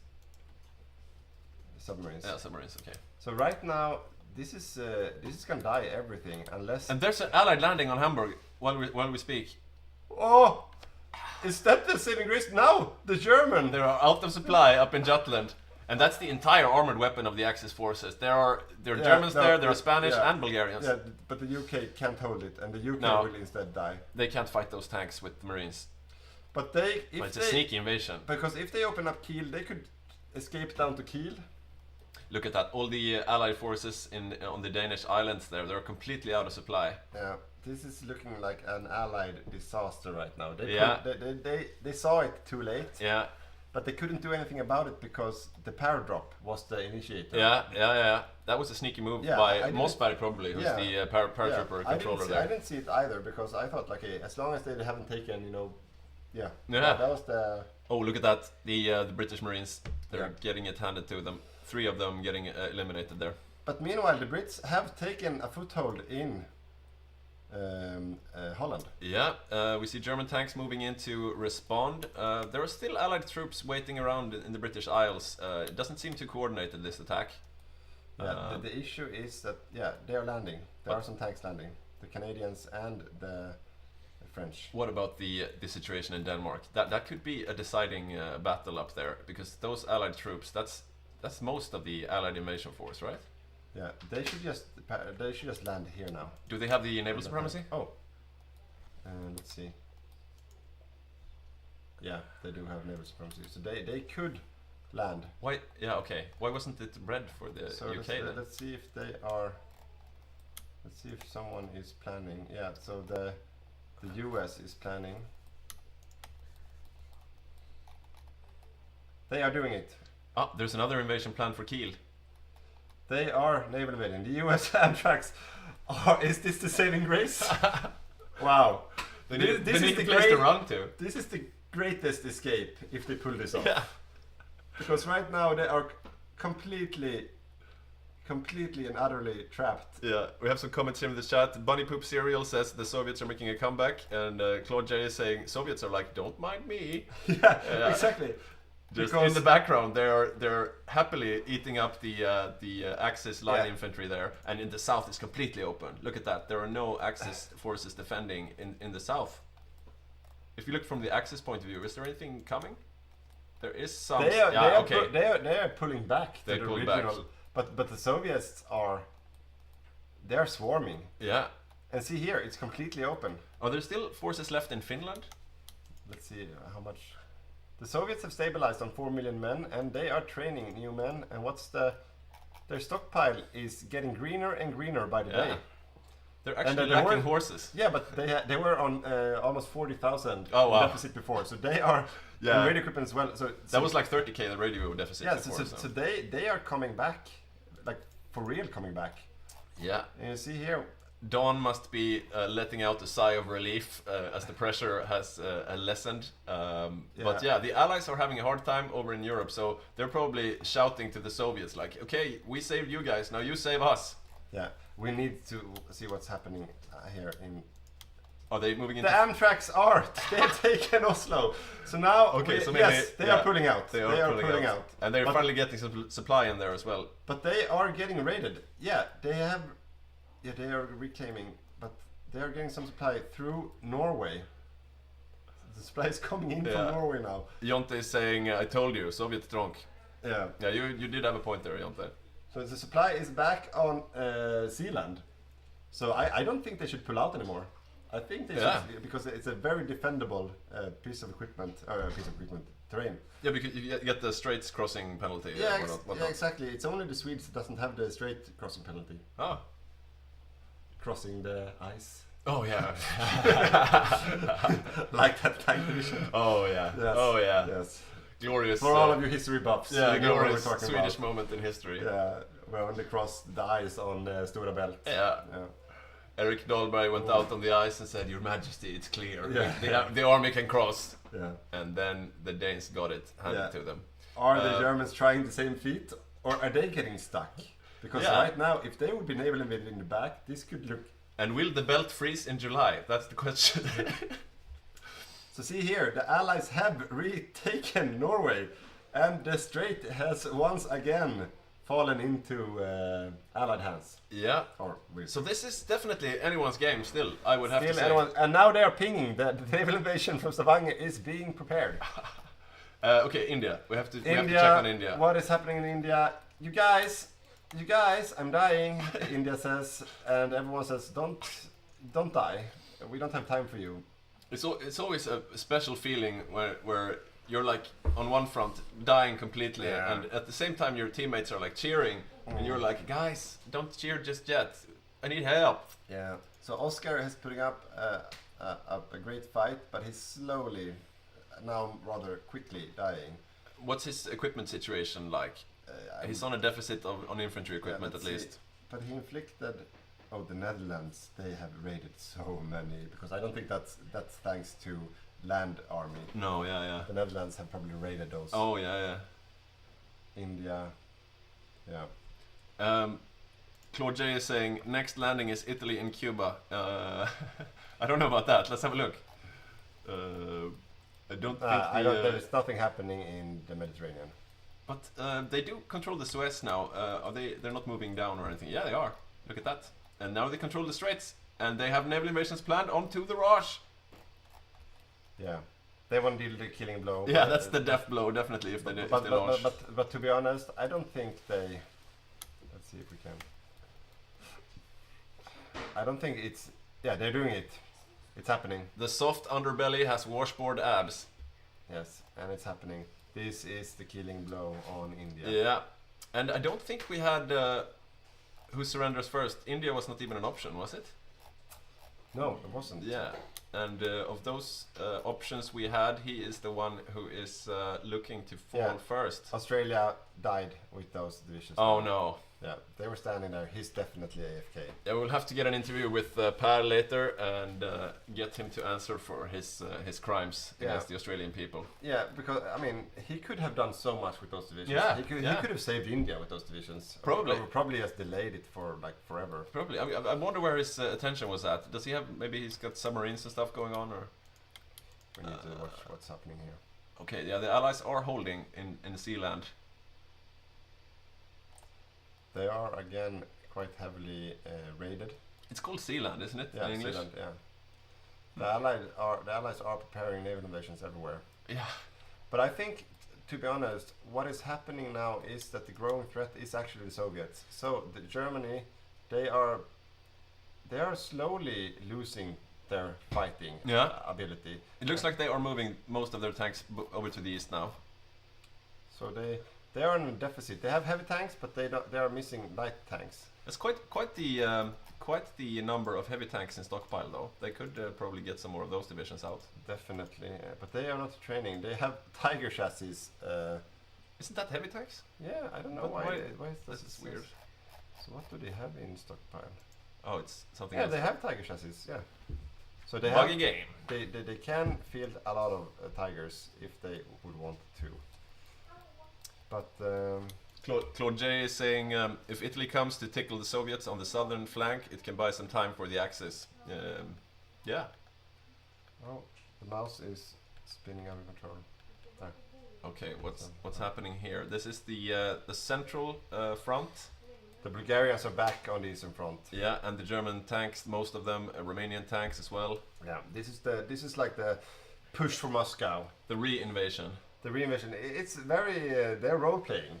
Yeah, we are in August 43. Let's gather all the strength and push for Moscow one more time instead of Kursk. Final victory is assured. The final victory is assured, but there are too many Soviets. I have to say it. Yeah. They can't break through this. No, they can hold out for a long time. But India is falling. And the air situation is also quite stable.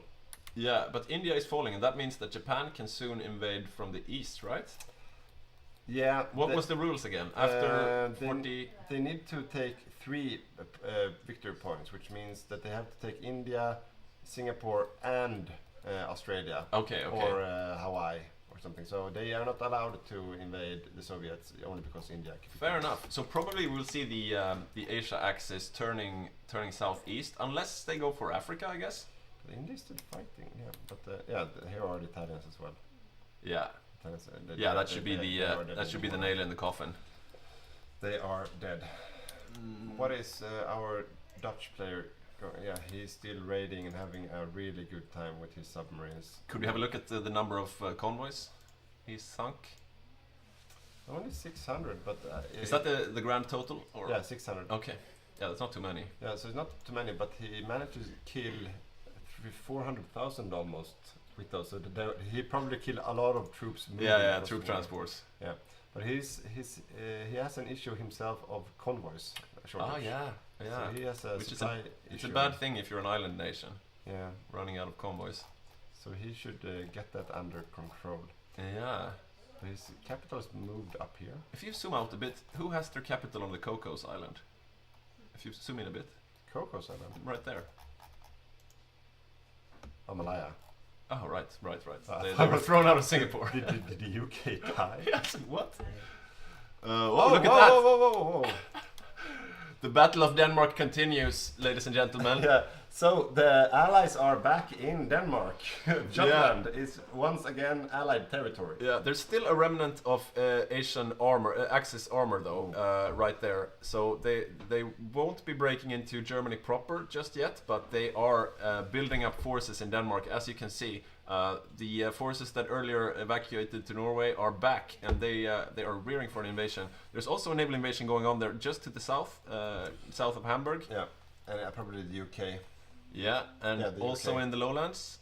But here are 11 heavy tank divisions coming in from the US. Wow. And where are they going? Are they going to Denmark or? They are going to Denmark. Oh wow. And do they have supply for that number of forces though? I don't know, but I don't think he cares because he's heading for Berlin. And this is actually 11 heavy tanks from the US. This is a rough situation for the Axis right now. Yeah, because that might be a killing blow. I mean, in the long run, the Asia Axis are Look at those stats. Look at those stats. Ouch. They are experienced, they are ready, they are out for blood.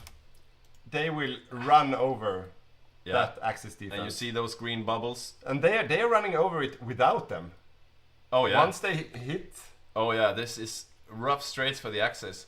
I mean, the Asia Axis are having a grand old time and doing great, but they are a long way from being able to help the Europeans. So they are on their own right now, and most of their forces are over in the east to punch the Soviets, but now they are needed in the west again. Yeah, and they haven't realized how dire the situation is yet. Let's see, where are there? There are 9 armored divisions down here. Yeah. Where are the Bulgarians? Because they are usually the ones that are... Check his point of view, and we can... He's got 8 of them, and they are on the east. No. They haven't realized it yet. They are trying to encircle Moscow. Yeah, I think it's the wrong time to do that. Because right now, Germany might die. Yeah. This is the greatest threat. There's also an invasion there in the lowlands. Because the United States, they are here. It's basically the Spanish standing in the way of Berlin. What's the air situation? Yeah. Ouch. The US Air Force is here. Air Force. Ouch. XRDEI is saying Japan can't hold against the Allies alone. Very true. Very, very true. Bunny Poop Cereal says F, GG. I won't call it just yet, but it's looking really dark. But once the Bulgarians realize India exiled, India has capitulated. No one guessed India. We didn't allow that as a vote. Yeah. Oh, did we? Maybe we did. I didn't have it as an alternative because I didn't think it would be. No, I think we had Russia's. I don't know. Who cares? Who cares? Yeah. Anyways, we have a bit of an analysis here from Saxoliv. Are the Axis winning in the air? As doesn't paratroopers' special doctrine cut the org 50%? They are right now. Even if they would be winning in the air, they are not using it right, because right now the Allies are using their air cover perfectly over the regions where they need it the most. The German air seems to be over Denmark. They are really close to Berlin, ladies and gentlemen. Berlin is about to fall. This push. There are no defenders. There are no defenders. Here they are. The Bulgarians have arrived. Are they too late? Are they too late? Or tank versus tank. They just landed in Berlin. They just landed in Berlin. They have no org though, but can they still hold? I don't know. Yeah, they are holding. They are holding. They're holding. But in the nick of time. That was they saw it right at the right moment. I mean, they won't capitulate as soon as Berlin falls, but it's not good for morale. And here are all the so the real fight is happening now. Now they're focusing all the airplanes here. Yeah, yellow air. Okay, so this might be the deciding battle almost. At least if the Axis lose this battle, it's over, I think. Yeah. If I would be the Allies, I would probably back out again. Oh, just let them go back to the eastern front and then attack again? Because you know what the Soviets are doing now? Oh yeah, they're pushing everywhere. So the Soviets are definitely stacking up kills on the Germans right now. Yeah, definitely. Berlin is holding. So Night Round is saying, fun game to watch, guys. A lot of back and forth. I think the Axis lost this by not doing enough after France fell. They just stood still till Barb. Good analysis, Night Round. See. Wow. The Bulgarians. Oh, they're doing a Francis. They're doing a Francis, yeah. They're trying to do a Francis, which is to go straight into the Allied invasion and cut it in half. But is it enough? He just has 8 divisions, poor little Bulgaria does. So, will it be enough? But it's hard to see. It's hard to tell right now. Yeah, right now it seems to be pushing out the western salient there at least. Yeah, the Bulgarians are everywhere. They're taking Wilhelmshaven in the back. They're taking it in the back. Yeah. Those American divisions are getting encircled. He noticed it. He noticed it. It's too late. Too late. 1 heavy tank and 2 Amtraks probably gone. Yeah, they're dead. What about further east there? 3 divisions. And they are pushing them back, or are they? No, it's really back and forth. It's hard to tell, guys. Something got annihilated up there. Yeah, I couldn't see what it was. 2 Bulgarians caught. 2 Bulgarians caught. Ouch. Are they? They're trying to be saved from the west there. They escaped through water. They are in the water. But they are getting raided, probably. Oh wow. The Bulgarians did an amazing escape.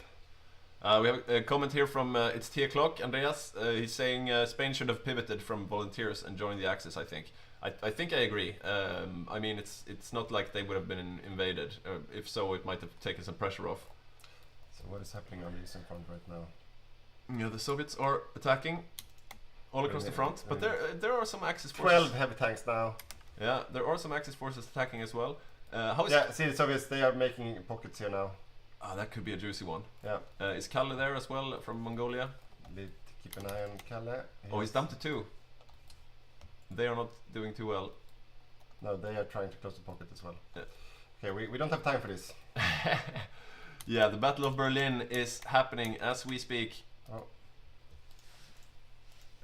Bunny Poop Cereal is saying Bulgaria MVP. Yeah, he's had a heck of a game, Jacob has. But I also I think recently also the US player. Yeah. Or one of them. Or yeah. I don't know, but because right now they didn't take Berlin. I don't know what the capitulation is on right now. Not even close. And after every game we hand out. We have a second. Oh wow. Second D-Day. I think they've been there for a bit of a while, but there's nothing there to throw them out. But it's no armor in this. This is just like a diversion. Yeah, but it's growing. Yeah, if there's nothing defending, it's enough, I guess. So this is the main fight. Bulgarians are standing in the background. So are the Bulgarians, did they lose anything? Yeah, they lost 2 divisions. So the Bulgarians also took some hits. This is a rough battle. I think the allies are... They're looking pretty good at the moment, you have to say.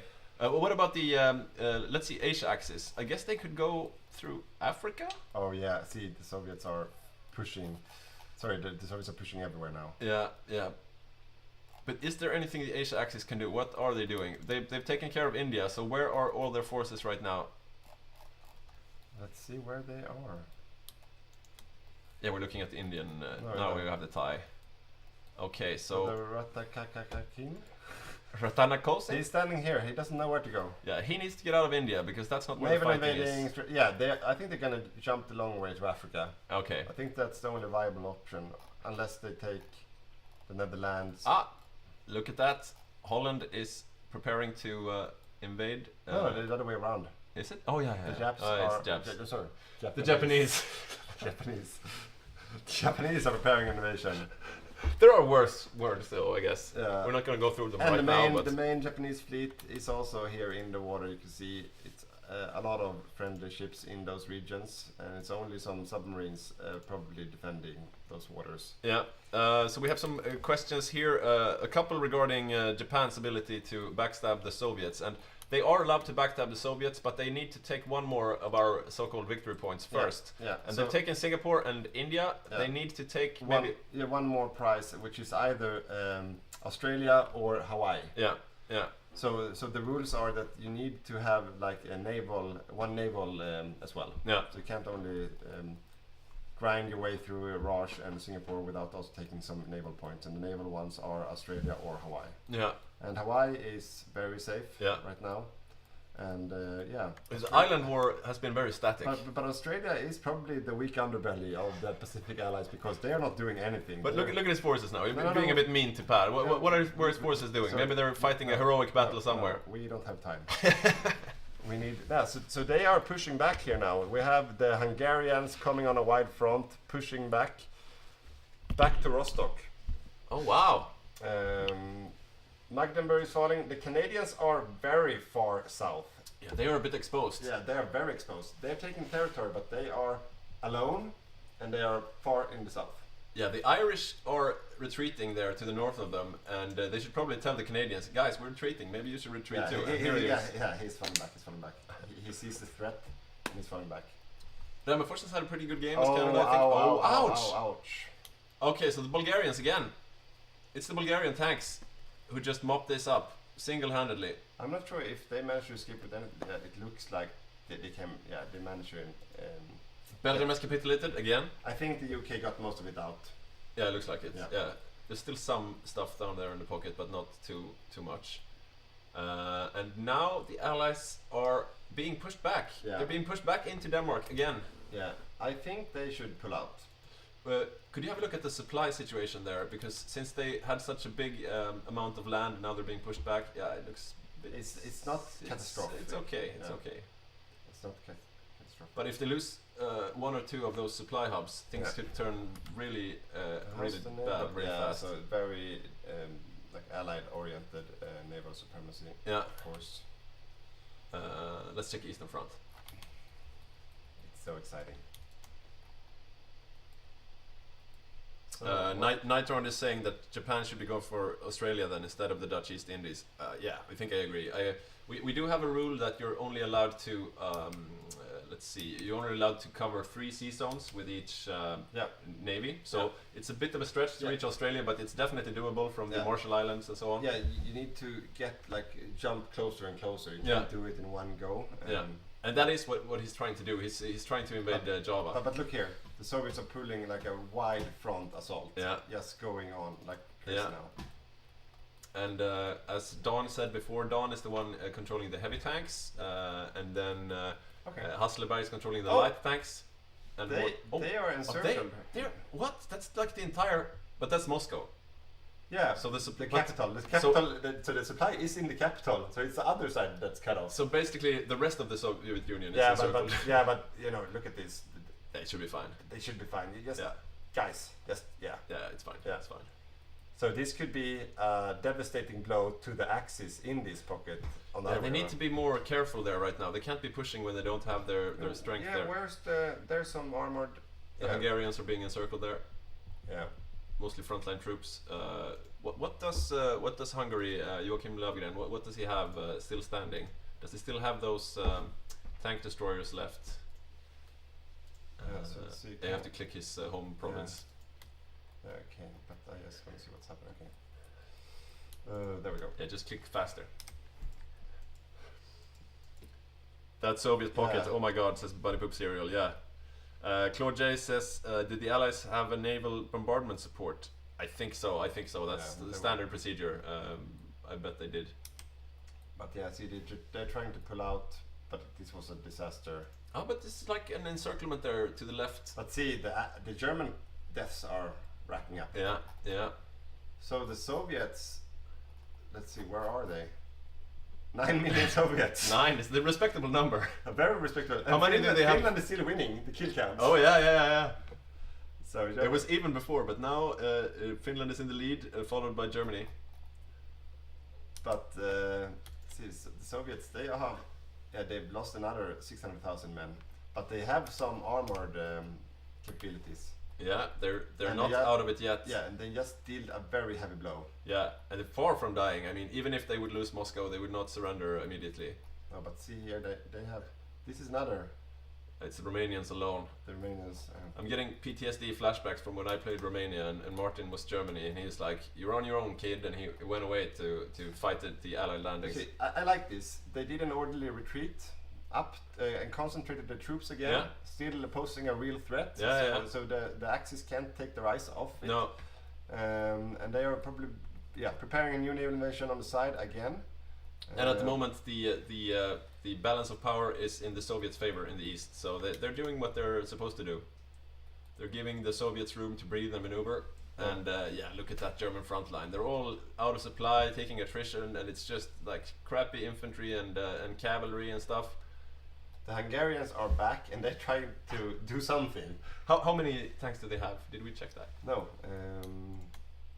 So the Hungarians, they have, I guess those are the tanks, right?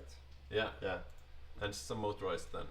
So so let's do this. 4 tank divisions. And the motorized, I don't know how good they are. Are they 30 wits or 30 wits motorized? Yeah, so like decent follow up units. Nice to have some quick infantry to follow up your tanks advance. But he seems to be the one in charge of the defense in the east right now. Yeah. Him and Romania. Yeah. And how's the air? The air situation is still green right now for the Axis. So what's the, let's see there. How many planes have they shot down? Do you see it? Destroyed enemy planes, 9,551. Yeah, and the Soviets have destroyed enemy planes 1,800. Yeah, okay, so it's very active. Wow. We have another, some small potential encirclements up here. What's Martin doing? He seems to be doing his own thing. Yeah, he's just eating small pieces at a time. Yeah, this is Martin's comfort zone. Yeah, he's doing his own thing on the front up here. And it looks like they've taken the classic approach of let's just not fight Martin. Let's just move away. See? And this is what he's been doing all game. Yeah. Small pockets, like one time, and he's using none of those. And he's doing some bicycle infantry. Look at these. Yeah, those are beefy. Yeah, and with the Finnish long range, like they are moving in the snow. They're probably moving as quick as a tank in the snow. With heavy artillery, like those are really buffed units. Yeah. He's probably in the Grand Battle Plan as well. So all that soft attack, considering he's on Grand Battle Plan, that gives him crazy entrenchment bonus and planning bonuses. So he probably has ridiculous soft attack. Yeah, the northern front looks fine for the Axis, but it's in the south that the Soviets are. The hammer. Yeah, is falling. that's where the armor is. Let's see. They're trying to break out of Denmark again here. They are succeeding. It looks like. And the US has brought up some more infantry now to support the attack. Let's see what's coming. What's the latest? What's the latest? The latest and the greatest. The latest in American 10 material. tanks. Let's see what do they have in their stockpiles. Nothing being exercised. What do they have? Yeah, some. He's doing a good job of mobilizing everything in the stockpile. This is actually quite impressive that the US, with over 1,000 factories, doesn't have stuff stockpiled. Ivan and Christian are doing a good game, I think. This is a great feat. Yeah, they're doing a great game. Yeah, they're doing a really great game. It does seem like they haven't been focusing on the Japanese though. They've been focusing on Europe, but to great effect. So yeah. And I think the Allies right now they're quite happy with this situation. I think. Yeah, I think so too. Japan is the real threat.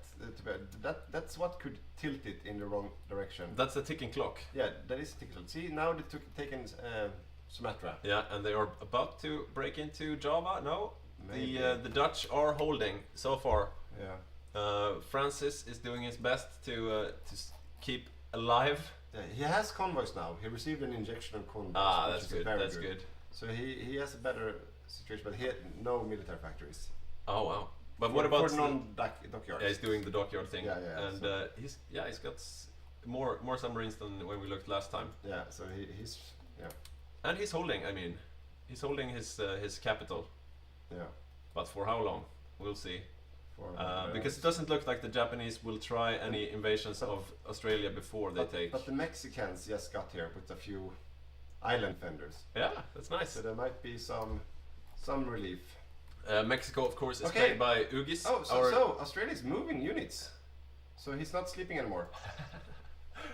Let's have a look. Where? Yeah, those are his. He's back.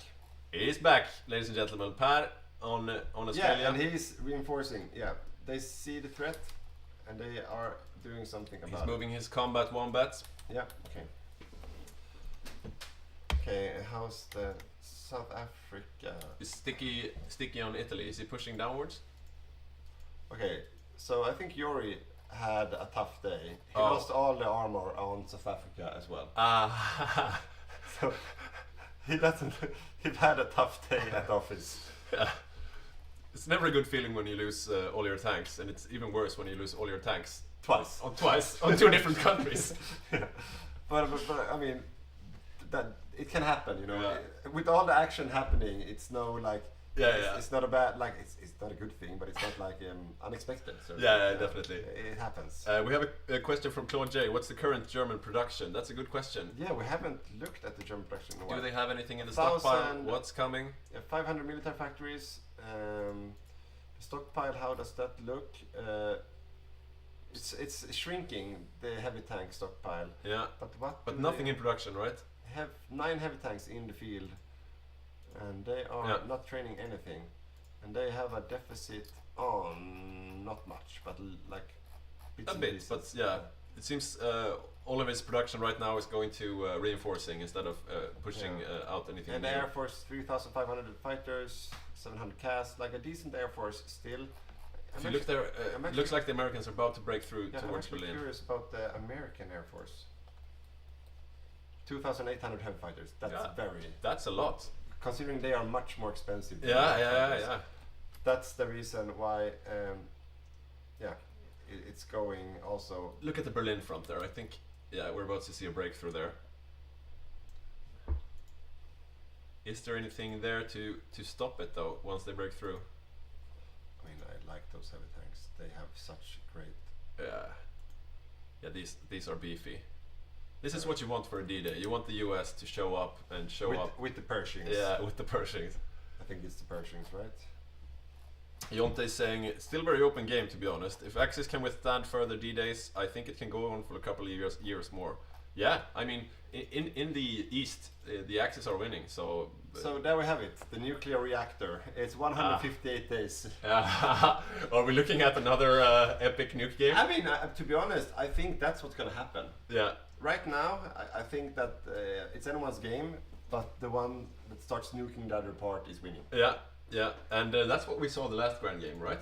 Yeah, exactly. The Axis were winning, but the Allies, they researched nuke quicker, and then they started to nuke everything. And they nuked the German tanks coming in to defend the invasions, and that was the game-deciding moment. Nuclear bombs, 700 days away. Okay, so they're a bit after the Americans. Is that before or after that technology? Let's see. Yeah, we have to check this. That's before. Oh, so the Germans are actually ahead. The Germans are ahead. Hitler is getting the bomb before the Allies. But they don't have any ahead of time things. No, and it was like 2 years off, right? Yeah. So he are 2 years away. So 1946. So okay, they will have to hold out for quite a bit. But they are both going for it. So right now it looks quite. The nuclear reactor is. Yeah. It's anyone's game really. It's very. Unless there's someone else like the UK or someone, are they doing it? I don't think so. Yeah, they are. Oh wow! The UK is also researching. I love this. Rocket engines down there. I really like the game. I think it's really even, and we had a good we did a good job evening the teams out, I think. Okay, so maybe a poll to do. First continental Euro axis to be capped, if there is one to be capped. That is also an open question, right? Yeah. But if capped, who is the first one? If the Allies cap a continental Euro axis team. Which Euro axis team will be country will be the first one to capitulate? And, if any. Yeah, and as soon as Victor has set up the poll, you will see the code on the screen, and we will revisit it in a bit. It looks like the Germans have pushed back the invasion once again. Oh, this is too hot now. Yeah. We have one of those old school lights. Oh, it produces a lot of heat. It's so warm. So warm. Yeah. Okay. Claude J is agreeing with me here. Amazingly balanced teams. Great job, guys. I think so too. And it's mostly our general secretary Badger here who came with the draft of the teams, and the rest of us in the central committee just said, that looks good, and we had a few minor changes, but yeah, the balance here has been really good. I think this is the kind of back and forth that we really want. So what is happening on the eastern front? It looks really stable. Like there are no attacks happening, no balloons. Probably in the north though. Yeah, probably north. You can see the Finns are just eating territory, but now the heavy tanks are up here trying to. Yeah, they tried to attack, but they can't get through. They got some. They got one of him. We don't know how many there were though. There could have been more. True. Let's have a look at the Finns and see if they taken some. This frontline section is. They have 5 of these lighting infantry divisions. Is that the ones there in the north? No, those are the bikes. It's the mountain logo. So there are 2. Yeah. There are 2 other ones. Finland is stretched very thin, but he's really fighting a good fight. He's lost only 144k. It's not too bad. Finland are they are really ahead now. They're racking it up. So Finland, whoever voted before, have a look here. Yeah. 3.4 million dead Soviets from the Finns. And Bunny Poop Cereal is saying almost 10 million Soviet deaths. It's looking good. Yeah, but still, looking at the Soviets, they are stable. Like they have 3. Oh, there were some more deaths. Look at that number going down. Yeah, nothing to see here. Walking back into the bush. Yeah, exactly. But on the other side, they are up on 16 heavy tank divisions now. Yeah? Yes, they are losing front line. But they're growing. But they are growing with with the expensive stuff. Let's look at the Denmark front. I just want to look at Mongolia. They still only have 2 tank divisions. Are they a bit under strength as well? They are not. No, they are under strength. Yeah. So they have those 2. Yeah. A bit. Yeah, he's lacking a bit of mediums. Yeah. So the Soviets aren't producing mediums, so they can't get any from them. Yeah, he's been grinding so much this game, Mongolia. Yeah. Denmark front. Yeah. Let's check it out. Denmark front is. The Germans are pushing them back a bit. It's the Bulgarians. They are back and they're out for blood. Yeah, but even the supply situation is quite bad. Yeah. So they are losing. They can't afford to lose Hamburg. Then we have another, disaster situation happening. Yeah. It's the clock is saying how many other allied have Bulgaria wiped though? That's a good question. We'll have to look at the different allied players and see their losses. Bulgaria. He's killed the most UK. No, let's see the Euro ones. Free France, Bulgaria 60k, Canada, Germany. The US maybe? Oh yeah, the US. Yeah, Bulgaria 166. So he's definitely not covering up for what he missed on the Eastern Front. Yeah, he's losing the war against Martin in the kills. He's doing a very nice place, and he's really you can tell that he's really like the heavy hitter moving around his units. The Axis Fire Brigade. Yeah, the Axis Fire Brigade. So what is he up to now? He was down on 6. Now he's up on 10. Not bad, and he's keeping them pretty. Still soft attack oriented, but more he's rotating in more tank destroyers. Yeah, to answer the heavy tanks from the US there. So if we have a look at his production, and he's up on 300 mils. He's almost at the size of the UK. Yeah, they really beefed up Bulgaria in this game. So you see here the tank destroyer production. Yeah. So he doesn't produce any SPGs. He's rotating in tank destroyer, Panzer III tank destroyers. He's seeing the way the wind blows. Yeah. 79 in hard attack. Those are really good ones. So we have a vote up now. You can go into menti.com and you enter the code 81219108. And the question is, if a Euro Axis country caps, which one caps first? It feels like a very big if question. Yeah, because right now they're pushing them out, so who knows?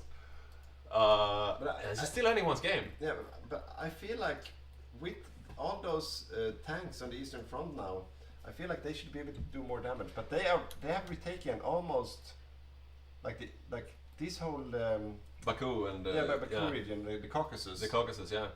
And you see here they are out for blood. Yeah, they are winning in the south. So the Romanians, they could easily be overrun here now. Yeah. Skoging is fighting a good fight as Romania, but he's. Here's another potential pocket. Ouch. Mostly Germans in there. Yeah, so the Soviet heavy tanks, they are doing work here now. Yeah. So it's the Romanians and the Hungarians fighting the fight with some Axis front, like German frontline units. Yeah. Taking And look at this though, Hungary is coming down to help.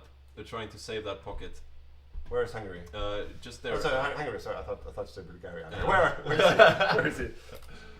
Have a look at Martin. Oh, so they are out of the bad air zones now. They haven't noticed. It's the Ukraine one is anyone's. It's up for grabs. Oh, right. Right now the Soviets are gaining a lot of this. There's no Luftwaffe here. They should just put 100 planes there and they get green air. Have a look at the Finnish front. While the heavy tanks are down in the south, yeah, look at that. He's just eating. It's a sad situation. Like slowly but surely, with bikes. Yeah, with bikes. There's just bikes. There's nothing in There's them. nothing else in there. It's just bikes. Just bikes. And I mean those Soviet garrisons. Yeah, look, another Ouch. big pocket taken. That was the Germans though. I'm not sure that it is Germans, to be honest. I think it's... Those are German troops. Yeah, it is. Where are the Finns? Where are the good Finnish divisions? Yeah, they have their port on the front there. There they are. Oh, what are they doing? Oh! Oh, wow. Mexicans! He just annihilated Mexicans in Murmansk. Did you see? There were some Mexicans there. I don't know, but I take your word for it. Oh, see here! Here they are! The Allies have invaded him from the north. Yeah.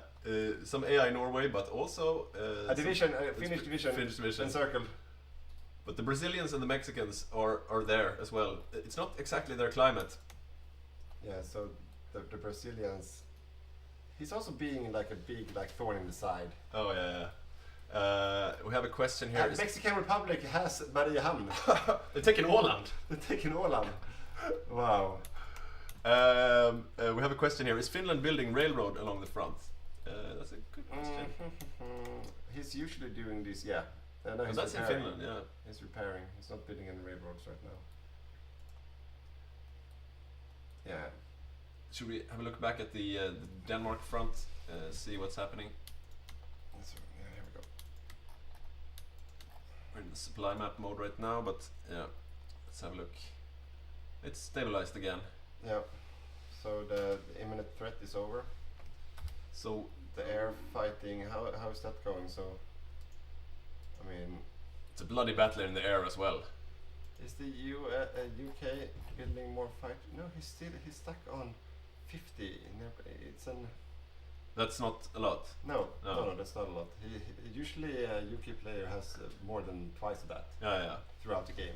What's the but German? 35 cast though, which is quite a good number. So yeah, so 600 cast play, 800 cast playing. That makes a real impact.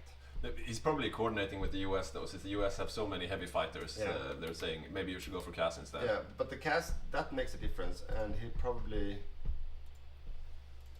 No, he went for that doctrine. I didn't see that one coming though. Huh. Yeah. And we can see like the 7th invasion of the Low Countries being planned. It is, and the Amtraks are there. Yeah. The good old Amtraks. Good old Amtraks. US cavalry. But the air situation is, I think it's developing in. Why is this not working? It's developing in the Allied favor. 3.5 still for the Axis. There's a lot of Italians there around Berlin now.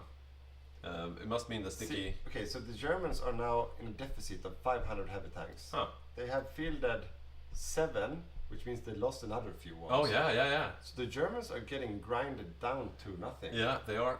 I'm a bit curious about how far south Sticky got in Italy. I mean in Africa. Because it looks like he's moved a lot of troops. Yeah, he's being pushed back there. It's a bit chopped up. Raj is here. But I thought Raj was dead. Yeah, he is dead. But he probably has. I wonder where his capital is. Yeah, it's in the UK probably. Off map. Oh. Is that Bratanakosin? Yes. Okay. He's on Madagascar. He is aiming for South Africa. So we have for it. Matt Wares playing Siam or Ratanakosin Kingdom right now, and he is taking over Madagascar. Okay, so yeah, and Yuri, he's back in the fight, retaking territory with some infantry divisions. Yeah. Is he also exercising new armored divisions? He is not. I remember when he had tanks. I remembered. Those were the days. I remember. But he's in the fight. He's in the fight. What happened to our hero, Ireland? He's played. I mean, he's been in the hot. What? The fall of London? What's happening? Was that a? It must have been a. Yeah. Yeah, it was a paradrop. What? Yeah, I didn't see that coming. It's psychological warfare mostly. Liberation. Wow. They were occupied for a few moments there. No, but as I was saying before that happened. Yeah. Ireland. Played by Simon Trana, his first game with us in the community. First game with us. His lads, his Stella lads and his bitch bums and his laddies in green have put up a really good fight. So the laddies in green, you see them here? Yeah. They've fought a glorious battle. It's an interesting division design, I think. Yeah, it's like an all-around... Jack of all trades, 32 exactly. He has liberated Northern Ireland, though. Yeah, from the Brits. Yeah, I know. No, but he's been here in the fight. Yeah. Okay, here we see the allies are trying to advance. Yes, and they are succeeding. They are throwing... They're pushing back Jacob. I see those stats, those planning bonuses. And that was 6 of his armored divisions, just getting thrown back like nothing. Yeah. I wonder if this might be. They're not advancing. No, why aren't they? No, they're not. They're grinding him down. Okay. So they have all the planning bonus now, and as soon as something enters that tile, they're right-clicking it with all the planning bonus. So this is a way to really grind down. That's probably what happened to the Germans. Yeah. Now they're attacking up north in Lübeck. Yeah, probably doing the same thing. Look at that planning. Whoa, but that's also a lot of entrenchment. Yeah, see? Now they're fleeing, and if something lands... Oh, they're moving up. Yeah. Oh, now they are angry with Canada, probably. That was not the plan. Why? Why aren't you listening? Okay, Eastern Front. Eastern Front. We also have a question. We have also a question. Is Australia still speaking English? Were they ever speaking English? That's the question. Yes, they are. Yes, they are. So no Japanese threat to the west yet. Oh, look at this. Ooh. Holland is about to fall. Francis has he's made a heroic defense. He's been doing the submarine game all game, inflicting some casualties. But now it looks like he might be falling. He's not falling first though. The Raj died before he did, so he's still he's still holding out. Yeah, he's still holding out. But it's a tough. Yeah, and there's no help coming. The rest of the allies are busy in Europe. Yeah, and Australia, he lost most of his combat wombats. Oh yeah. They only have 3-1 That's left. sad. But if there's one thing we know about Per, it's that he won't stop fighting. Okay, naval invasion of Papua. I wonder how late those are, those notifications. Seems like they're pretty late sometimes. No, it just landed there in Papua to the south. Yeah, so... Yeah, the island game is completely static in this game. Yeah, I don't know if I've ever seen this. No one moved either direction. Yeah. Have they heard of the island mechanic? Okay, what is Free France up to? He's been very No, his tanks have been fighting a lot. Yeah, so he got the expeditioner for American tanks. Oh yeah. No, is it expeditioned? I think so. That must mean that they're expeditionary. Yeah. It's or is it expeditionary or is it Lend-Lease? What if you look at the division names? Yeah, they're American. So that's a rule break. I think it is. Yeah. Should we tell them? Yeah. Victor, could you tell them in the chat? France is not allowed to be given expeditionary forces by the US. No, yeah. And this is a rule we have because as we try to balance the teams, sometimes we put better players on smaller nations. Yeah. And an easy way to circumvent that is just expeditionary your forces out to the better players. Yeah, so the French player is a very experienced player. Yeah. And if he can control the US tanks, that's a big gain, of course. Yeah. Not okay. But it seems like the attack has halted again. They're just standing still. How are the Soviets doing? The Soviets, they are... see if they are up to 11 million deaths yet. No, 10.3. Getting there. Getting there. But they now have 16 armored divisions. And Moscow looks secure. Moscow looks very secure. I remember the days when they were on this side of the river. Yeah, they were on those forts there. They were just outside the forts. And look at that, there's no Axis front. Yeah, they moved back. They moved back their front line. They are really in bunker mode. Yeah. What about the northern front? It looks really empty up there. Yeah. Yeah, they're probably saying to Finland, you're on your own, kid. Yeah. Where are the Finnish troops? Shouldn't we be seeing them on the border? Right? Yeah, they're there. Yeah, he's falling back. He's falling back as well. Okay, so I guess they're hunkering down and hoping for the Asia Axis to save them. Wow. This is they've given up on the Eastern Front. This is a shameful display. Display. Wasn't that... it's a Shogun quote. Yeah, okay. So that's okay. It's okay, of course, it's a quote, a direct quote. Direct quote, okay. Your general is fleeing from the field of battle. So this is a shameful display. So the Mongolians are racing to Leningrad. This is very interesting. Yeah. They might be able to catch some of the... Yeah, they will definitely catch some of them. How much would you bet that Dawn is shouting right now? Don is like, get them! Don is so excited. Yeah, Boppus is like, Boppus, yeah. Woo! He's shaking. He's shaking. We're only 5 viewers away from a box full of kittens. Oh yeah, okay. Yeah, that would be a challenge to get them all in the same place and stay there, but we will try. We will try. So, yeah, here we go. Here we go. We have a comment here from Mortal Vision. Those Finnish bikers outmatch any Soviet T-34, and I think that's true. Actually, that is true. But the Soviets are not building any T-34s. They knew this. So yeah, they are building for the T-35s, I think, or something like that. The KV, the Kliment Voroshilov. Yeah, so T-35s. Let's see, is that the starting ones that they are still building? No, they swapped the armaments. Okay, yeah. So luckily they're building the KV tanks. Those are the with tank destroyers. The KV ones, which have 99 piercing. Yeah. So they have upgraded their templates quite a bit. They got 99 piercing, but the soft ain't one. Yeah, exactly. Or something. How's the? And now they have a deficit on 61k infantry equipment. Have they just pushed out a bunch, or no? They're not training. No. Okay. They are training. Oh yeah. They are training, but they are in a. Yeah, that's the deficit right there. Probably. Yeah, so they're not. They still have. They looked pretty well equipped in the field, right? So Saxoliv is saying the Finns will run out of land to bike into. Yeah, that's probably true. It's good that they've taken a bit of a buffer zone, though. Yeah, but see here, the Finns will definitely use this situation to counter. Yeah, of course. I've seen this a billion times. Yeah. It's like the Mongols even did it. Yeah. Back in like 1,000 years ago, or look, they're running. Get them. Yeah, 800 years ago. The oldest trick in the book. Yeah. It's the pincer movement and the fake retreat movement. Yeah. This was a fake retreat movement, and I mean it was a retreat, but he was definitely looking for an opening. While he was doing it. The last part of the retreat was fake. Yeah, exactly. So now these Soviets here will pay the price. See some tanks coming up there from the south, but will they be able to fight against those mountaineers? I don't think they're gunning for it. Yeah, okay, there we go. No, yeah, they can fight. But they're crossing a river with heavy tanks. Yeah. See those divisions, see that soft attack. Country, terrain, 27% buff. Yeah, that's ridiculous.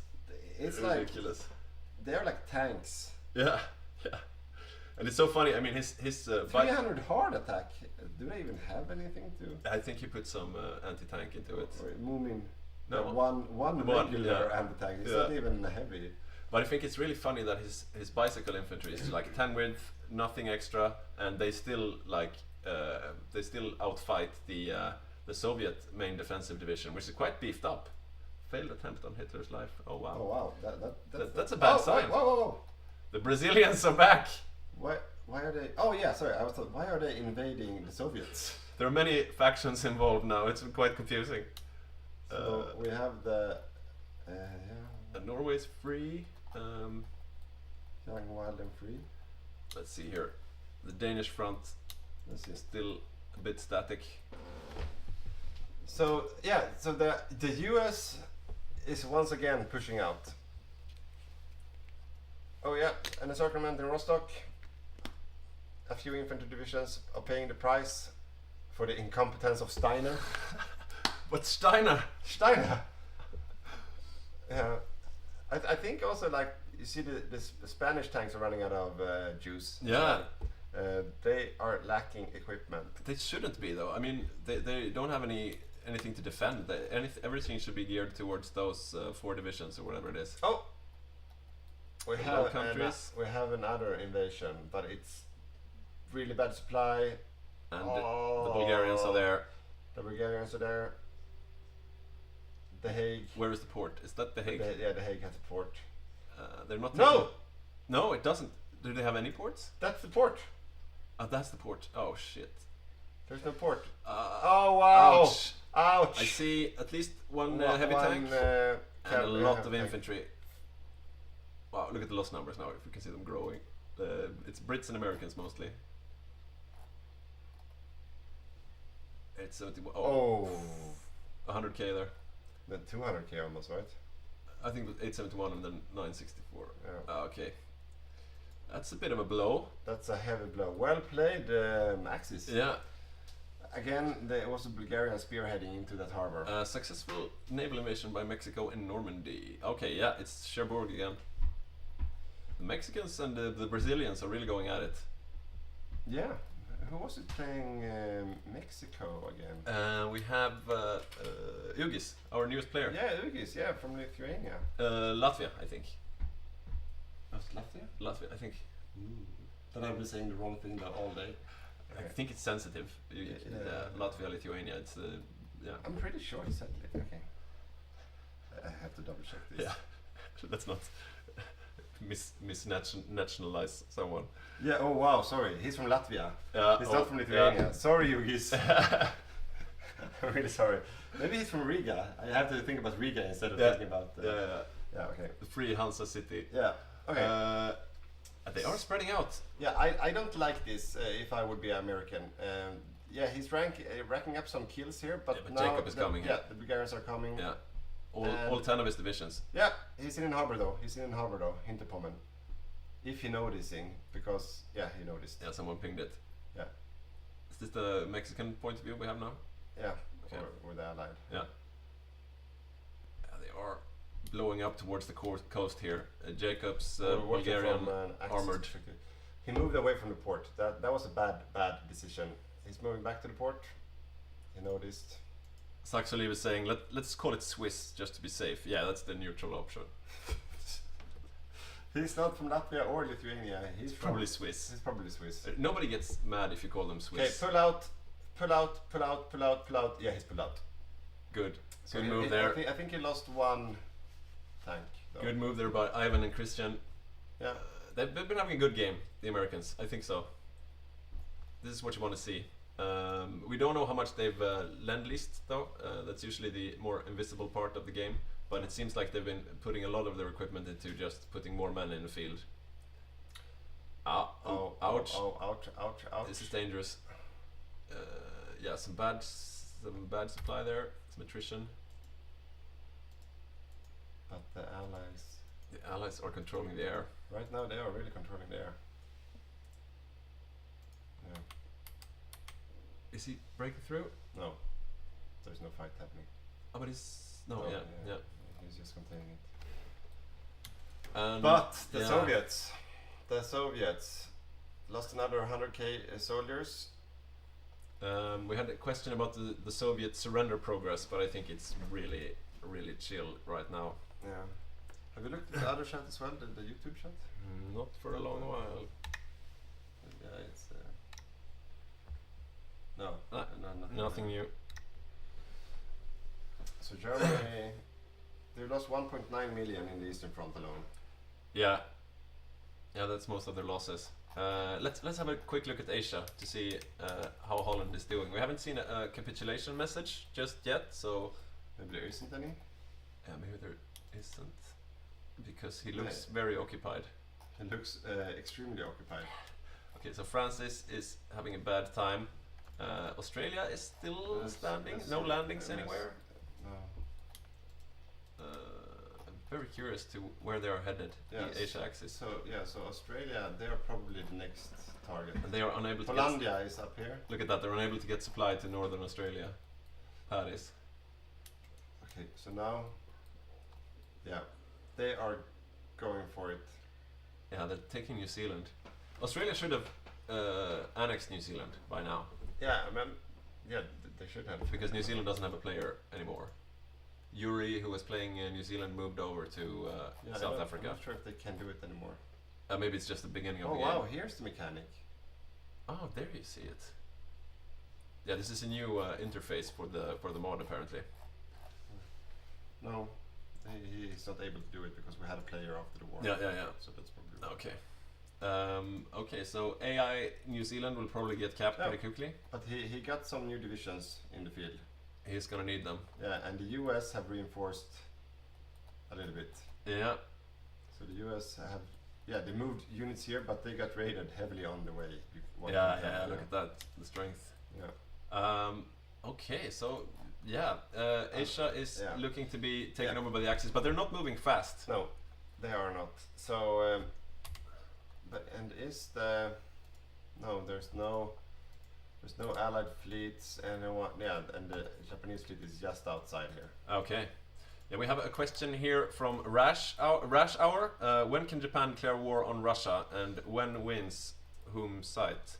So they can declare war on Russia as soon as Australia falls. What about New Zealand? No, not New Zealand. That's not a victor no, Oh, yeah. So Australia falls or Hawaii falls. Yeah. That's when they are allowed to declare on the Soviets. Yeah. What was other questions? So when one side capitulates or the clock goes to 10 o'clock in the evening. Yeah, and we're going after Central European time, and now it's 7:30. So there's still 2.5 hours of game left, unless someone surrenders before then. Yeah, look at that. The Soviet front line is where they were when the war began. Yeah. Are the Axis moving anything back to the Eastern Front now? It does look that this front line is a lot more beefy, though, than it was earlier. They've shortened the line, so they're able to defend each tile with more men. They've lost more units, but they have 18 heavy tanks now in the field. Oh yeah, yeah. So I think they are okay with it. They're growing in strength. Yeah, the only clock they have ticking against them is the Asia axis. Yeah. We see Finland taking some more special forces out there from the Soviets. Martin is really having a day here. He's basically fighting the Soviets alone now. No, him and Romania. Yeah, Skugginge playing Romania. Yeah. Wow, this is this is a bit of a back and forth. A bit. But now they're snaking him in the back, but he has defense. He's ready. He's ready. Yeah. He's not even stressed about that. Yeah, he's probably sitting there with a bag of crisps, like enjoying his finger spinnies. But so where are all the tanks? There are a few ones here in the south. Yeah. Does he have any up in the north? I suppose. There's another one. Yeah, two there. Yeah, I think he's. Well, here's another. Let's move to. Okay, so he has a front against Italy down there now. So he's pushing into. No, he's pulling back. I don't know why, but he's pulling back. He thought maybe he's overextending. Yeah. It's a sensible move. A nice buffer zone to have down there, though. Yeah. So, where are all the tanks? There's one tank up here. Here are two. Let's see where are they? There we go. Oh, most seem to be down in the south. Yeah, here we go. And there's not much on the Axis side to fight these heavy tanks right now. Most of the Axis armor is back defending Berlin. There was some German tanks down there, though. And how are these divisions now? Still the same. Yeah, 2 heavy tanks now. Ah, that's good. So that's good. They can. Can they pierce? No, they had 44 in the piercing. Seems a bit low, I guess. Armor. No. Yeah, they can pierce, but they are low on equipment. That's why. Oh yeah. Armor 43. Yeah, Okay. So they, if they have full equipment, they should not be able to. No, that's the 48 they should have. Ah, okay. I think. So if they are full strength, they cannot be pierced. Yeah. Interesting. I need to pee real quick. Yeah.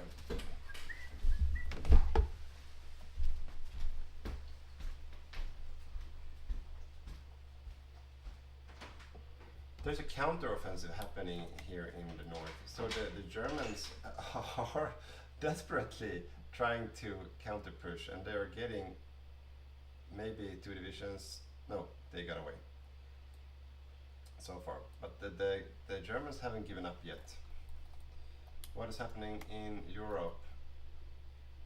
So they have consolidated their army yet again, but they took a very heavy blow with that landing in Netherlands. So I think the The UK, yeah, he's scrambling whatever units he can get, exercising some new marines, but they need more meat to throw on the problem. The Frenchies are doing another naval invasion, but just with crap divisions, so nothing there. South Africa capitulated. Wow. Okay. That's interesting. We have, let's see. There we go. So Siam capitulated South Africa, and I don't know why, but legionary Bulgaria got Central Africa. South Africa capitulated. Oh wow! He got naval invaded from Siam. Okay, nice move. Yeah, but he didn't have much to fight with, so yeah. But it's still a capitulation. But they have to respond. Yeah. Oh, Bulgaria has all that occupation. Yeah. Interesting. Yeah. Free France must be a bit threatened right now. Yeah. We saw another thing here that the French player has one. That's also an illegal division. That's the third rule break we've seen from France today. Victor, could you write him in the chat? Or at least the second one. The two clear rule breaks today. Well, he's a meta player, but he hasn't played too many times with our community, I guess. Maybe he's used to different rules. Yeah, he is. But it tells that he haven't read our rules. Very true. Very true. What's the rule break? He's not allowed. The smallest division size is 10 width. Yeah, 10 width. So he has 2 width. I mean, it's not a big thing at this point in the game, but it's still not allowed. So it's like. Let's see what the Canadians are up to. They have 6 armor divisions and another one 7 armor all divisions. In Denmark. Are they all in Denmark? Yeah. One exercising in the back somewhere. Yeah, standing up there. New Zealand capitulated. There we go. And now Australia must be feeling really threatened there. So how are we doing in the nuke situation? That's a good question. Yeah. The longer time goes on, the more likely it is that 400 days left.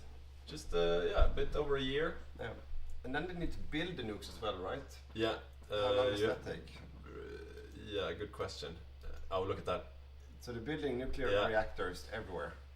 And each reactor can hold 1 bomb, right? Yeah, exactly. So so they are really they know where this is headed. So that's why they're moving back. They're just like, let's wait for the nukes. If you change the The US haven't done it yet. No, they're a bit behind. This is a scary prospect. No, they forgot to research it, I think. So in this timeline, researching it. In this timeline, there it is. 300 days. So the US is ahead now. Yeah. Oh yeah, they are. But they need to build 100 days ahead. But they need to build the reactors too. But they have civilian have, industry. Yeah, exactly. So right now the US is ahead, and in the air fight, I think also that the US, they have 2,700 heavy fighters. Yeah, that's 1,000 more than when we looked last, I think. No, wasn't it 1,700? No, I think that was the UK you're thinking about. Okay. So they have 3,000. Yeah, they've gained like 100, but it's nothing. Yeah. So, yeah, I don't know what to think about this game anymore. So we have a question from Jonte. Can we see the kittens in a box if we get 5 new free patrons? Yeah. Sure. Yeah, definitely. Sure. So if you go to patreon.com/Hygge Gaming, you can become a Patreon. You could either pay a small amount each month, and if you do that, you get more stuff. But you can also join just at the free level, and you will get information on when we do stuff, release new guides, play our games, etc. And you're also in the running for our raffles for free DLCs for Hearts of Iron. We should raffle again. Yeah, but I'm thinking we give them a bit of time to sign up. Okay. And then we'll do a raffle. We do a raffle in a few minutes. Yeah, So sign up. We have a hot joiner coming. I have no idea who that is. Yeah. But someone is hot joining. A hot joining player. Yeah. So what is happening? The Eastern Front is really in the Soviets' Yeah. favor right Yeah, now. yeah, The Japanese players, they have just picked off New Zealand, which was an AI-controlled country, so not a big prize anymore. But they picked off South Africa. So now Free France, which is having a serious army, he's under direct threat. So he's a big border to Legionnaire Bulgaria now. Yeah, I wonder why that's occupied by Bulgaria. He must have asked for it. Yeah, something like that. I don't know what happened automatically. Yeah. But he's probably after the resources. Yeah. Somehow he got that. Yeah, definitely.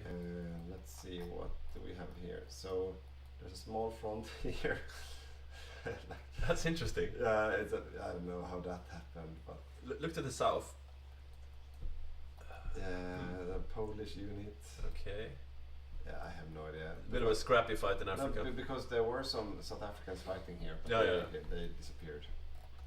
Okay, so how does Panama look? Are they defending the Panama? Panama Channel? I don't think that's. Yeah, it's not. Haven't been threatened recently. So we've had 3 players crashing. It seems like. Yeah. And now we crashed. Yeah, we crashed as well. Victor changed. So we're going into the full screen, and then we're doing our raffle. And I think you can still see the link on the screen. Patreon.com/Hygge Gaming. Become a free Patreon, and you are in the raffle for a free Hearts of Iron DLC. We're just gonna. I'm gonna check if we've got any new Patreons, and we're gonna add them to the. I think you have it here. That's fine. PD. Okay. Yes, we have got one new. Let's see. All very old school and manual. That guy? Yeah, we had him before as well. Okay. But then came in for like last hour or something, 2 hours ago or something. Yeah. Okay, but then we're ready. Can't you see the new this month? Yeah, it's the same. Yep. Okay, we're getting ready for our raffle. Where is that? Over there. Yeah, wait, I need to hot join the game before they throw stuff at me. Let's hope they wait for us. Where is it? Refresh internet. If you click mod. mod. Yeah, I did. No. Oh, sorry. There we go. The secret 3-letter password to get into the game. Okay, so now we will have a draw. One lucky Patreon will be getting a free Hearts of Iron DLC. Oh, it's warm. It's been standing close to the... Who is it? Erwin R. Arvin. Erwin. So, congratulations, you just won something. It's also the... Rommel was called Erwin, the first name. So, yeah. But I don't think I don't think that's that Rommel, right? No, I don't think. It's another Erwin. Yeah. But congratulations, Erwin. Yeah. We'll be sending you an email. I think he's actually from he's from New Zealand. Oh, cool. Yeah. And so he can't be too happy with this game then. No, I don't think so. The gaming right now is hella nice. Yeah, that's a comment from Sarge playing the UK. He's enjoying the back and forth of this game, and we just have to agree here from the studio. It's a heck of a game. Yeah. And it seems to be one that might be decided by nukes again, which we like. This is fun. Mako is back. Is Mako back? But he just left. Yeah. Okay. What was he playing? This is. Oh, that's probably the one who hot joined. That was probably Mako. So sorry to say, Mako, but your country is no more. So you'll be able to hot join someone else. But he's called Mako the Master Co-op, so maybe he has a plan to join in as a co-op. Yeah, yeah. So yeah, let's see what he picks. The US, I suppose. Yeah, it's nice to know which players play which countries when you're casting. Yeah. Are we doing one more maybe? Why not? You're the general secretary. Yeah, I think we have three different ones. I'm just gonna check if someone just signed up. Nope. No. Okay. F5. Let's see. Nope. Okay, let's do it. A third one. Free Hearts of Iron DLC 2. Owen. Congratulations. Congratulations, Owen. The third one. There we go. Nice. So these are the kind of things you might get when you're a patron of Hygge Gaming. There, we are ready. Nice. Okay, so we are getting back into the game, and soon you will also see the map and everything. I ran into the green screen. Sorry. I have to go to that. You can't break the fourth wall. So while Badger is going for a pee break, I will hold your hand in the meanwhile. Just gonna get the chat up here so I can see what you guys are. Erwin Trommel, Mortal Vision says, yeah, close enough. Close enough. Yeah, so this is one heck of a game with a lot of back and forth going. Look at this optimistic battle plan from Finland here. Martin is having a heck of a game, fighting his little heart out. Right here, the Allies have landed in Denmark and refuse to be dislodged. They've made a few attempts to go for Berlin, but they get thrown back every time. We see here Sticky as Italy, he's charged with defending Berlin. In the meantime, we see a small invasion here by the illegal template, and Germany is pinging to someone to take care of that. Doesn't seem to be any allied reinforcements coming in right now though to help out that one, so just a small nuisance. Look at this. Blast from the past. Sticky on Italy is preparing to go for Gibraltar again. Let's have a look at the Gibraltar defense there to see his prospects. Still just a one-sided invasion of Gibraltar though, since there are two tiles. You can invade them both from the Med and from the Atlantic. Preferably you want to do them both at the same time. Germany does, and the Axis do control most of North Africa, so they could actually help out the invasion from the other side if they manage to get some boats out here. But right now it's just Sticky on Italy, preparing the invasion here on Gibraltar. It's lacking a bit of iron, that's bad. Let's see, we are still paused. People are getting their bearings. We have a question here from Claude J. Can't Spain go for Gibraltar? No, they can't, because Spain is doing a so-called volunteer build, where they are actually not in the war, as you can see. They are sending volunteers to the war, and here are the German volunteers, which are for heavy tank divisions, or medium tank divisions rather, medium tank destroyers. So these are quite anti-tanky. Yeah. And the Badger is back. Relinquish control. Maybe you can jump in a bit. Yeah. Here's some. And the game is running again. We are back in it, boys and girls. Alright, so the game is running. So from the German perspective, they are down to up to again. They recovered a little bit. They are up to 1.8 million men in the field, composed of 6 heavy tank divisions, 2 medium tank divisions, and 161 infantry divisions. Most of those 20 wits. Seems like they're leaning a bit on the miners to do the heavy lifting armor-wise, and here is Jacob doing just that. He's invading once again towards Denmark, and he's really pushing away the allied tanks there. So now they have swapped roles. So now the planning bonus advantage is on the Bulgarians. Oh yeah, he's right-clicking the other ones. So he's saying two can play this game. Yeah, so it's basically the ones who build the planning bonuses first. They are the ones that have the upper hand, because tanks are better at attacking than defending. We see another naval invasion from Free France in Normandy. Oh yeah. It's just like one. I think the Dieppe one is the. Now he has changed the templates. That's good. We saw the illegal template over in Brittany just now. Yeah, but he changed it. So here goes the invasion of Gibraltar, and it looks like it's failing. Yeah, it's failing. Yeah, it's really hard to take Gibraltar. You need either an invasion from both sides, or you need like railway guns and just continuous naval invasions, because since there are two tiles, you can just cycle reinforce, and it gets really hard to take it. No. So what is happening here? No. Claude J is saying, watch out for the German para. Maybe there's a German paradrop coming somewhere. Mossberg, who is the second seat of Germany, he's been doing some really nice paratrooper invasions. It looks like the front has stabilized a bit. Yeah, we're almost back to the original positions. That looks a bit like an Axis building of force here. A lot of Hungarian tanks in the same area. Okay, not too much. Yeah, but the German tanks are moving down there. It looks like they are preparing for some kind of offensive here, concentrating most of their armor in the center of the front. Or are they heading back? Are they heading south? Where are they going? We don't know. Let's follow them. Yeah, let's follow the Hungarians. Oh, he's making a fallback line. Okay. So he's taking a defensive position in the back as a quick response force. He's the linebacker, yeah. He's the linebacker. So they're being attacked 2 chassis.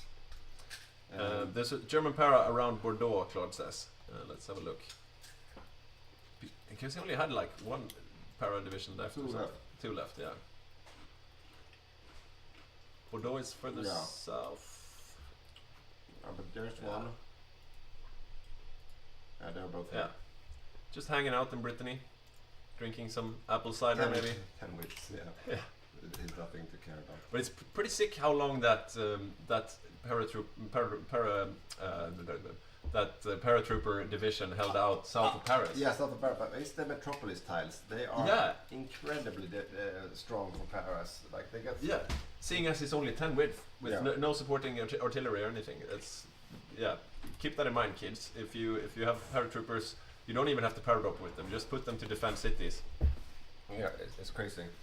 Maybe we can have a look over in Asia, see if the invasion of Australia is going on. Yeah, so... Wait, are they trying to recover now? A little bit. A small, so lone US division. Australia is still there. They're still alive. But is there an invasion coming? Yeah. Here it is, actually. Here it's coming. Good timing. It is happening. And how much is coming? How much is defending? I see at least 3 Marines there. 6 Marines coming from the south. 1 invasion going east as well. 1 coming from the north. Where's that one going? That is going up here. That's the... New Samoa. Yeah. The new New Zealand capital. Taking some islands there in the South Pacific, and here comes the invasion of Sydney. And how's the defense there? Pretty solid. Yeah, he has 2 proper units. But he's not reacting. There's no... Should he be reacting though? I mean, he's got his entrenchment. Shouldn't he just sit tight and defend? I would probably move. Like, He knows where it's coming now. He knows where it's hitting. So I should move the backline units down there to help out. Yeah, and I mean, even if they manage to invade, say, northern or western Australia, that's a long way to walk before you reach anything of importance. Yeah. But he's he's just turtling, basically, but which is what he should do. Yeah. There we go. There we go. He's defending. Yeah, the first ones are... The second one wasn't going to the same spot though, was it? Probably not. Was it further north? If you check the Japanese POV maybe. Where did the other invasion go? Sometimes you have to click a C tile. Oh, there you go. Okay, further up north. Bouncing, or they cancelled. Oh, that's a new one, maybe. They cancelled. Yeah. Okay. Okay. Yeah. Interesting. So he saw it's defended. We're out of here, boys. Yeah. Okay. What are the Japanese up to apart from that? Yeah. Okay. So they're doing the campaign now. That's Rosen on Manchu doing most of the heavy lifting here in the island hopping with tanks. No, it's not. It's still not tanks. Oh yeah, is that right? Still not tanks. Fooled me once. Shame on you. But you see here that the Americans are planning as well. The Americans are planning an operation. Those are not interesting. No marine divisions or anything, but still. But see here, it's pretty well defended. Let's go back to... Yeah, let's go back to where the fun stuff. Okay, so looks like Jacob and the Bulgarian tanks were content to just sit there and hold the line. Yeah, so they moved forward. They're taking a lot of attrition, 18%. Yeah. But the Allies are unable to break through. Wow. Those stats on those entrenchments. Yeah. Yeah, that's rough. You're not breaking through there. But, I mean, 18% attrition, that's a lot. Where Mako ended up. Mako, the Master Co-op, Mako is on Mongolia. What? So did Kalle leave the game? Yeah, Kalle's not here anymore. Okay. There you go. Nice of you to tell us in the studio, guys. Yeah. Mako is now playing Mongolia. But he doesn't have too much to play with, does he? Oh, wow, 21. He received... Is this a rule break? Yes, because you're not allowed to... Yeah, so not the Mountaineers, but it's allowed to take over the regular frontline. Right, slow units, but not Mountaineers. Yeah, so no special forces. Could someone... Yes, what is the rule break? Yeah, so Mongolia has taken over control of 18 special forces. So it's the expeditionary force. Yeah. So he's not. So the special forces is not allowed, but regular infantry is allowed. You can tell. Claude J has a nice suggestion for a poll. Which capital will be nuked first? I think that's a great poll to have. Yeah. So what candidates could we have? I'm thinking Berlin, Paris, London. London will definitely eat it. Copenhagen? I mean, it's not that unlikely that the Allies are pushed back to Copenhagen and then they nuke Copenhagen, maybe. Was it paratroopers are planning for Copenhagen? Is there a defense there?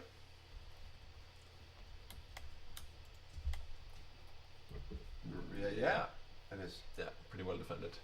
Yeah. So what other candidate do we have? London, Berlin, Rome. I don't think that Rome is going to get nuked. No, it's too far away. Yeah, yeah. Doesn't look likely, but we can still have the option there. Yeah. London, Berlin. I think Paris is a contender. Yeah. If we count Paris. Yeah, of course we count Paris. Yeah, and I mean, I think that Amsterdam is definitely gonna eat it. Oh yeah, but maybe. I mean, it's in the front line. Yeah, but there's Brussels as well. Yeah. Because when you know the armored tanks are coming to reinforce, that's a smack. Could be. Moscow is a bit far from the front, I guess. Yeah. No, I think that Brussels, Amsterdam, Paris, Berlin. Yeah. Okay, look at that. We have a breakthrough, maybe? No breakthroughs. Yeah. Maybe? No, or okay, no. But even if they manage to break through, I think there's a second line of defense with Italians there, so they should be fine. There's a small Instalsund there, a small naval invasion. Oh, they taken Stralsund. It used to be Swedish clay. Interesting. Okay. Oh, 1-1 the game with England and Slovakia, so it's going in overtime. Oh wow. Yeah. So that other sport that nobody cares about. Oh, how annoying that England is doing that. But yeah, whatever. Has Denmark faced Germany yet? Oh yeah, yesterday. Oh, how did they do? They lost. But how big? 2-0. Okay, yeah. But Denmark were ahead with 1-0, and then it got removed by VAR. Oh, so that's why when I arrived this morning, you guys were hating on VAR. Yeah, exactly. Because I've always liked it. I think right should be right, and you know. Yeah, but look at the pictures afterwards. It's the tip of a toe. That's the only thing that's ahead of the line, but the rest of the body is behind. And Okay. then the other one is in between. So it's the tip of the toe that removed the goal for Denmark. Okay. Anyways, back to the real game. Yeah. Back to the real world. Yeah, it looks like the Allied salient is holding out for now. The Germans are unable to push it back, but they haven't really used any armored forces to do so. They haven't committed any armor divisions over there yet. Yeah. But now the two Allied areas there are about to meet. Okay, so the Bulgarians are up to 16 armor divisions now. Oh, that's good. No, wait, what is this? This is something new. Yes. Yeah. Just another variant. Yeah, it's with a bit of SPRT instead of purely and some heavy tanks. Look at that heart attack.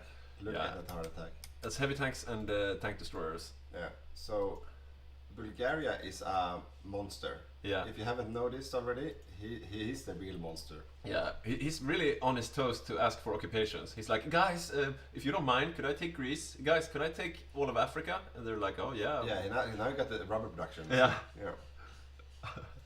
Yeah. Claude J has a great point here. Football is a simple game. 22 men chase the ball for 90 minutes, and at the end, the Germans always win. It's a very simple game. Unlike this game, this is a very complicated game where we are headed for nukes, and we are getting close now. We are in 1945, and what happened to the? Oh yeah, they pulled out. I guess the UK Marines. Yeah, they're in Stralsund, at least a few of them. Yeah, there are. Yeah, they pulled out from Rostock. Yeah. Is the Eastern Front moving anywhere? It is a little bit. They moved back the front again? Back? Oh, it's the Bulgarians. The soft Bulgarians. They call those divisions soft. They are not anywhere near being soft. So now... It looks to be most of the German armor there, 8 of them. Just behind the lines. That's pretty much all the German armor. Yeah. Pretty much. So here's a real fight happening right now. Yeah. It looks like it's the Soviets attacking. Yeah, no big movements here. What about Finland? Martin and his Finnish Northern Front. Yeah, Claude J is attributing his quote to Gary Lineker. I've heard that. Heard that quote before as well. Yeah, Finland is stable, but he's probably getting a bit bored right now. He wants to attack, and here he comes. He's attacking towards Estonia. Yeah, but it's getting stopped. Maybe. Yeah, we'll see. Let's have a look at Australia again. I think. Yeah, I don't know why the escape button isn't working this computer. Huh. No. It's still intact. Nothing happening. Is there any naval invasions going on? Yes, there are. They're planning for another port now. So Townsville. And also up there in the north, is that Darwin or Durban or? Those ones? No, in the north of Australia. There. Oh yeah. So that's Darwin, but with no supply whatsoever. Yeah, why doesn't he have any supply in his own country? Because I don't think he has any railroads in his own country. But there. No, he's building one. But he's 9 out of 20. Why is he? Yeah, he's building. Explain this to me. He's within the supply limit of the supply hub. Yeah, no. So he needs. He's just not overstacked, but he needs convoys. Right. And he has no convoys. Ah, right. Yeah, because all the supply is coming from the capital, so he needs either convoys or trains to move supply there. Is he building any convoys? Yeah, no, he's not, but he's building a railroad. Yeah, and he's doing the mistake. He's building a level 4 railroad from the start. He should build one. Yeah, so it should be level 1. Yeah. So that's a classical mistake. Like then it's gonna take forever for that one to be ready. Seems like you want to have a conversation with Per later. Tell him 1 or 2 things.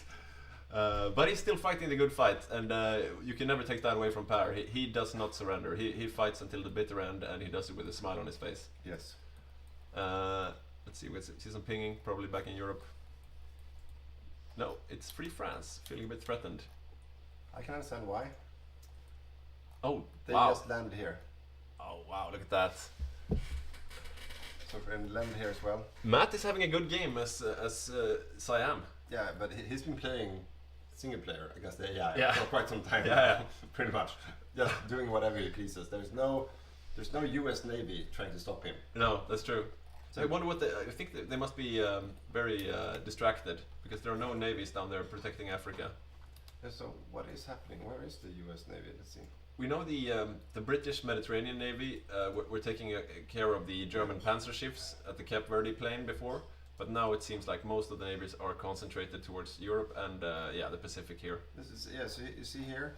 So the best US fleet has no admiral and it's in port in San Francisco. Yeah. So he's repairing. Oh, he's repairing. Who did he fight? Yeah, that's a good question. I wonder if they had a. Oh, look at that. He's been fighting both Germans and. The German main fleet must have gone down at some moment. Very weird, yeah. But, yeah. So he has been fighting, or probably it could also be he's been nubbed. England just did 2-1, so no miracle. Oh, painful. Yeah. Okay. So France is in danger of being capitulated here, and if he does, that means all the French troops currently fighting in Europe will be instantly gone. And there are some. Look at that. That's a sizable force. That is a sizable force. So now they are pinging, and they don't know what to do. But I'm not sure actually. Does these disappear because he already capitulated once. These three fronts, so I'm not sure that they actually disappear. Yeah, I'm unsure. He's gotten 3 American tanks there. Yeah, they're still not okay. That's another rule break. Yeah. Could you tell France he's not allowed to get armored expeditionary from the US? Someone in that team should know the rules. Yeah.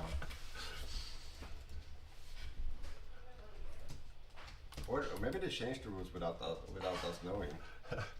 That would explain so much. Most rule discussions in the central committee is just Jacob and Martin arguing, and then everyone doing a thumbs up afterwards when they're done. Yeah. So 20 heavy tank divisions, but they are losing frontline infantry. Yeah. The Soviets. How is the stockpile situation? Oh, it's becoming a little bit better. It's probably because he has lots in the recruitment queue. Yeah. We have a question from Night Round. Has anyone researched nukes? And yes, the Germans are very, very close. If they haven't finished already, we should really have a look. Yeah, look at this. Okay.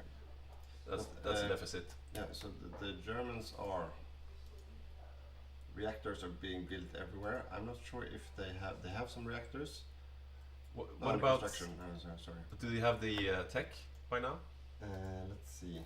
No, 283 days until the nuclear bombs. Okay, so we're still a ways off. Let's have a look at the Allied side of things. The US is building reactors now. And they already have the tech. No. 185 days. Oh, this is close. Yeah. I think we will see nukes from both sides. Yeah. Definitely. But this is a real growing issue. Was that an Australian naval invasion from like Madeira?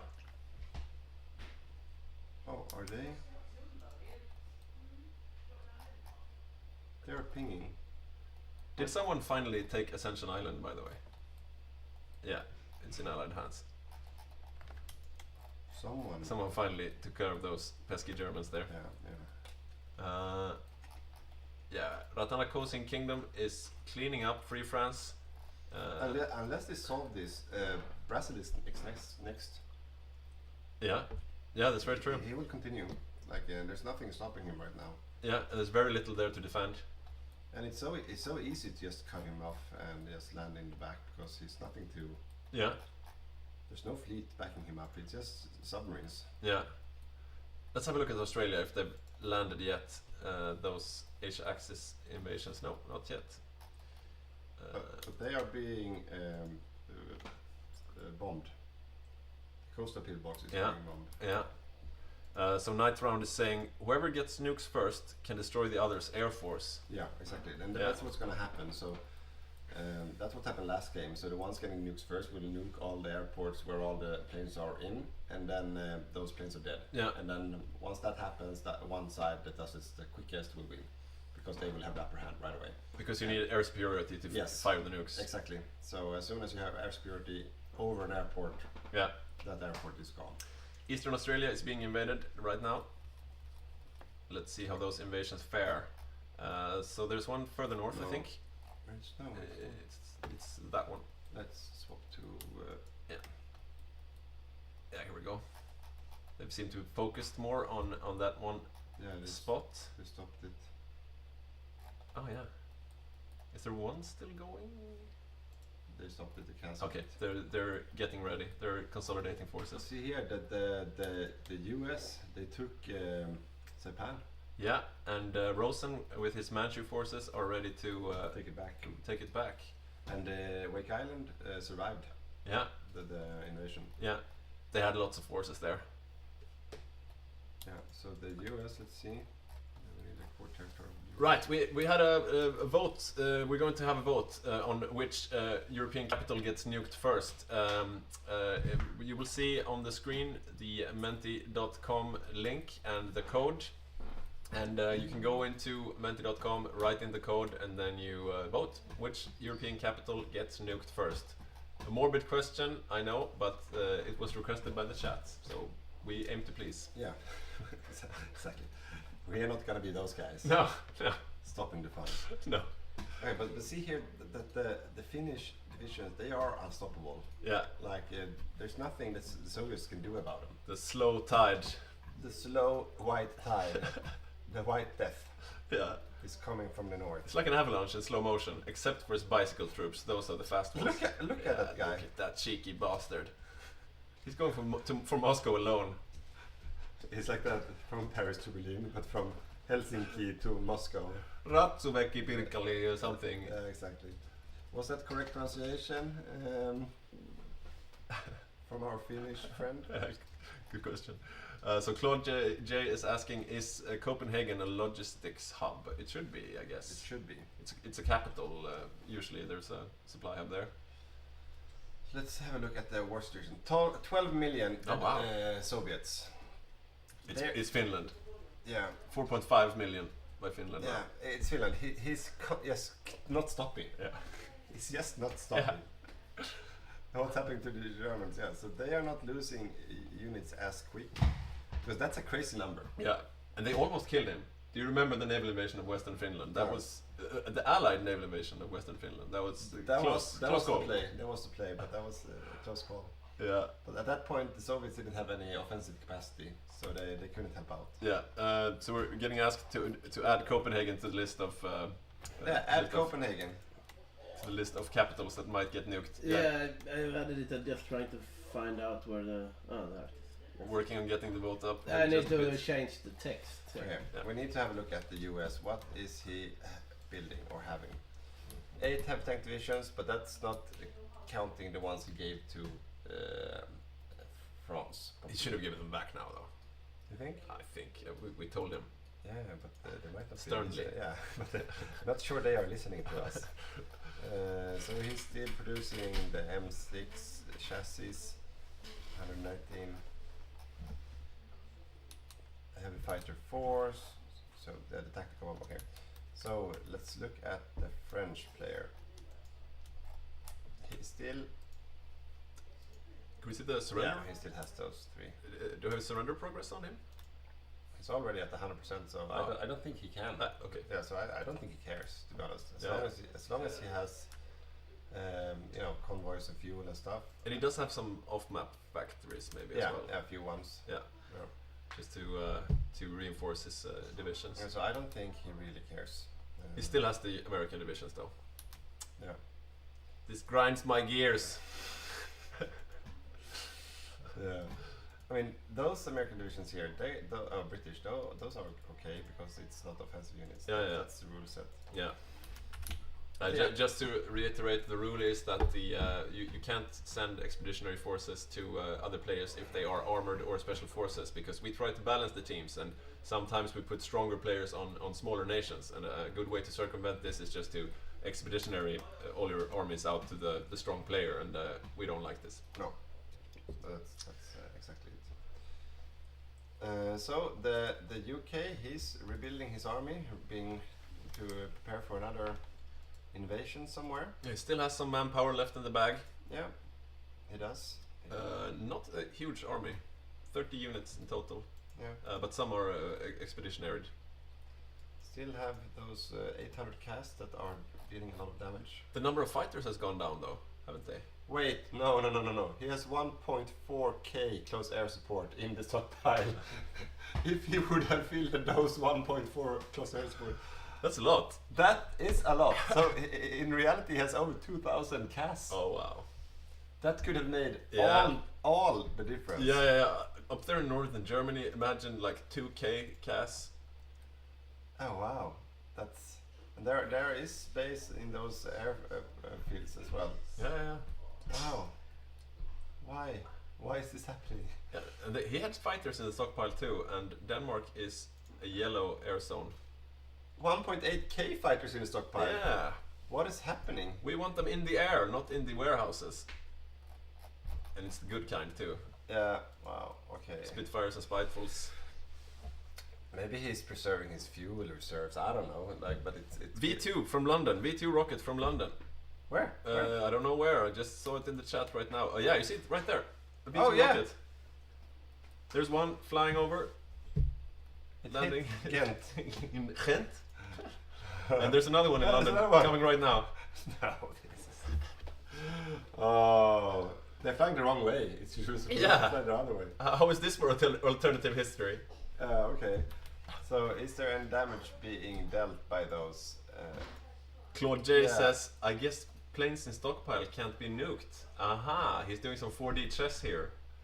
He's keeping them safe for a rainy day. I mean, that is very nice of you, Claude, to say that. I don't think that's the plan or the play. That's a very, very nice interpretation. Yeah. I want to see Australia again, because Japan was gearing up for a big invasion there. Really tried to break the back of Australia. Let's see, how is the planning going? Oh. If you check from the... They have grinding to a halt. Yeah, they are. They are planning, ready, but they won't be able to succeed. There's a lot defending there, yeah. Yeah, that's not enough. And how is Rosen doing up there, up north towards Guam? Or he's going. He's going right now. He's going on Guam. Yeah. It's been softened up.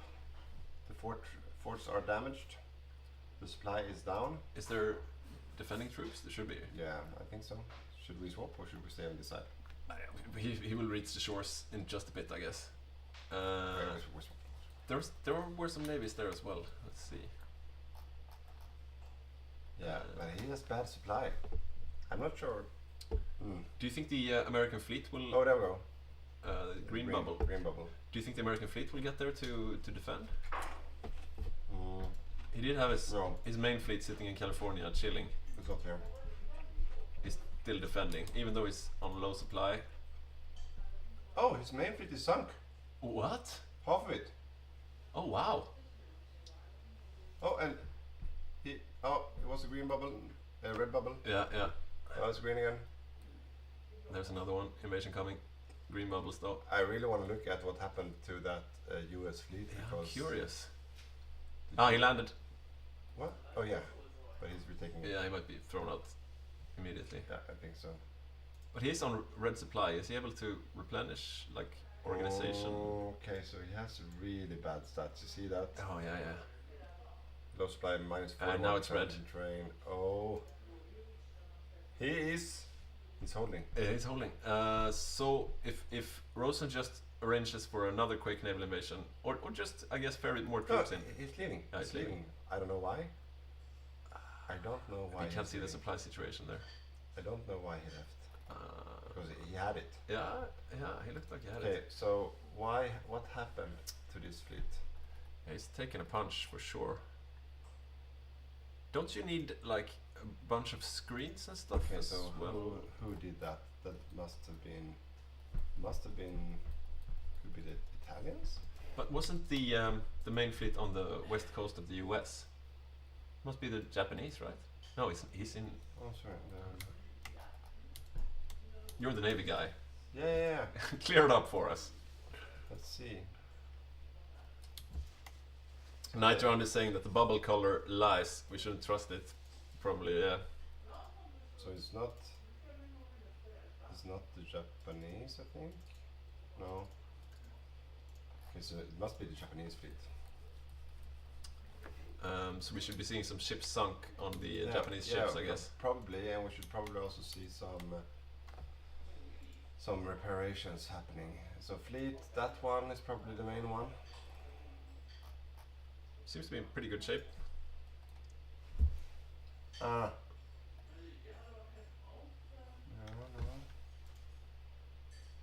Oh, sphere raid. Yeah, that is their main fleet. So see if they. Yeah. And those are the most. Yeah. Oh yeah, look at that. Here it is. Wow, Sean and Matthias are having a good game as Japan as well. So this fleet engaged with that fleet, and this is the result. Yeah. They had a battle, and it was a slam dunk also. Yeah, but he's barely damaged. No. Yeah, it was a slam dunk. So that's a is that a light cruiser fleet? Yeah. So 5 carriers, 6 battleships, and 33 light cruisers. Pretty beefy fleet. Yes, it's like a balanced light cruiser build, but those are very good carriers. Yeah, and it probably has some quite advanced, not that advanced, but decent. So they're probably pushing their advantage now and doing more naval invasions because they can do it pretty safely. And meanwhile, in Europe, oh, the Axis have pushed the Soviets back again. What happened? What happened here? Did they They're almost at Moscow again. What happened? We did see earlier. Oh, ouch! Bulgarians. Jacob, no, not like this. Bulgarians. No, they are holding. Are they holding? No, there's 1 dead. 2 dead. Ouch. 3 dead. 4 dead. Oh. How many does he have left? Oh, I don't know. That was a lot of Bulgarian tanks. That was almost half of them because he had 10 earlier. No, he had 18 or something. Okay. Yeah. Oh, ouch. Still 8 of them defending back there, but they... Yeah, so 4 of them is almost, So they pushed the Soviets back almost to Moscow, but now the Soviets bite back, and it's Don, Hasselberg and Morten playing Soviets, and they are having a grand game of it as well. 19 have tanks. Yeah, they used to be 20, right? So they lost 1 maybe, but still. Here's a small encirclement of some Soviet troops, and this frees up more of Martin's Finnish infantry there to the west. So what is happening of Mongolia? It's up to 3 now. Yeah, 3 tanks. And he's been tasked with fighting the Finnish bicyclists. Oh wow, that's sad. Claude J says it was a trap. Yeah, it looks like a trap where the Axis they took a bite too far. We should add memes to the studio so we could have like the fish face saying it's a trap. Yeah, it's a trap. Fish face. You mean Admiral Akbar? Yeah, oh, sorry, Admiral. Jesus. Something bar. Fish face. Isn't it a fish face? So we are getting closer and closer to nukes. As Night says in the chat, they should be ready in under 100 days now. That's probably correct. We are in July 45, and a few more months, and we will see nukes flying. We already see V2 rockets flying from London. That's a new one, but look at that. Japan is justifying on the Soviets. What? Ulbeek, question mark? Or have they taken another victory point? They are not allowed to. Have they taken Hawaii? No, I don't think so. I can. Oh, maybe it's. Oh, we have the results from the poll. Which European capital will get nuked first? 67% thinks Berlin, 33% think Copenhagen. I suspect there weren't too many people voting on this one. Turnout was low. Turnout was low.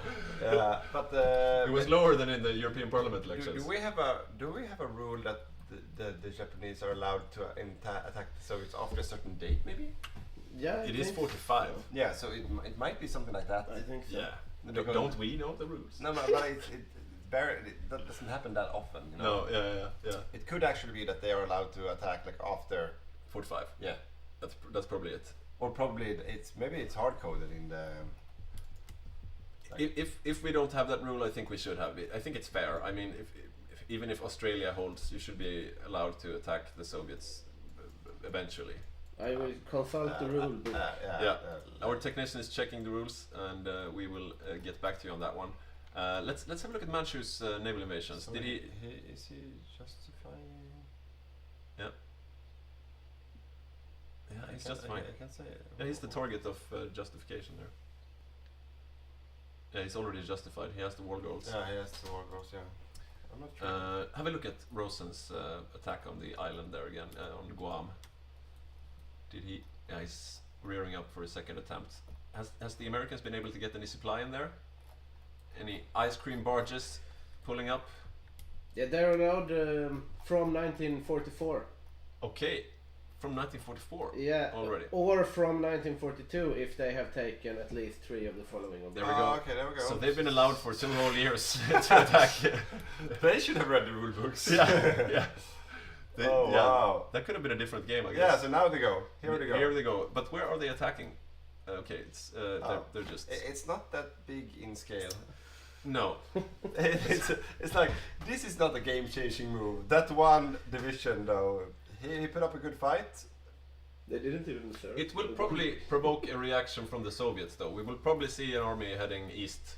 I don't think so. Mongolia could be capitulated, but yeah, it's just 4 tanks. See if he even bothers. No, he doesn't. Nothing heading east to save Mongolia.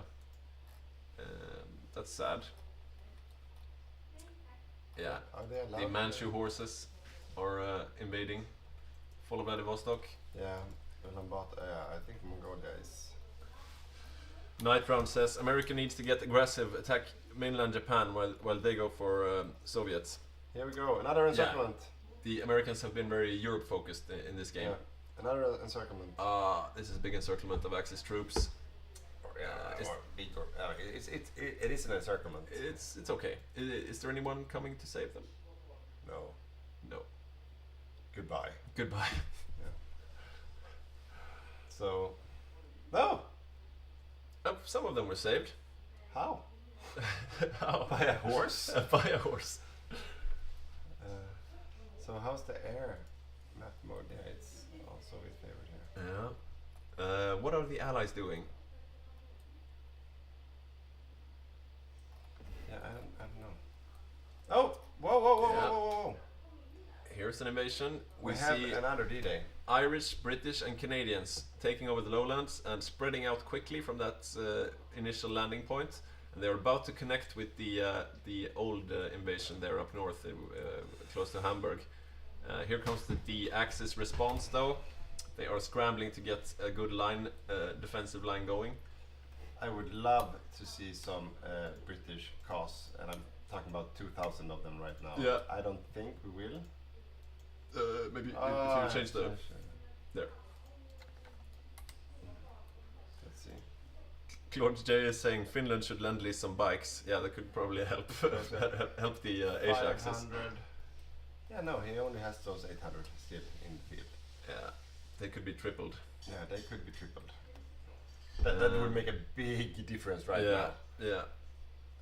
Right now, in the west, there's not much Axis forces they're defending. We don't have a player Vichy France, and Spain is a volunteer build, so it's up to the Germans mostly to fill out the lines. But this is not a too strong front line either. Like, both sides are quite weak here. It is where the tanks will concentrate that will make all the difference. Yeah. And speaking of which, where is Jacob concentrating his tanks? He's been the one making a lot of money there moves. we go. Here comes 4 of them right now. That's the first pocket, but there's a counter. Yeah, and there comes several pings from the UK. Counter push. Ouch! Trapped. It's a trap! Is he pulling out through the harbor? He's stopping at least. No, he's waiting. He's holding. He's holding. He has ice in his stomach. Yeah, and he's just sitting there doing a bit of counter punching. But not... Yeah, now he's moving. No. He's analyzing the situation and he's not afraid. Oh. Okay. Have a look. But now he is back on supply. Propaganda expired.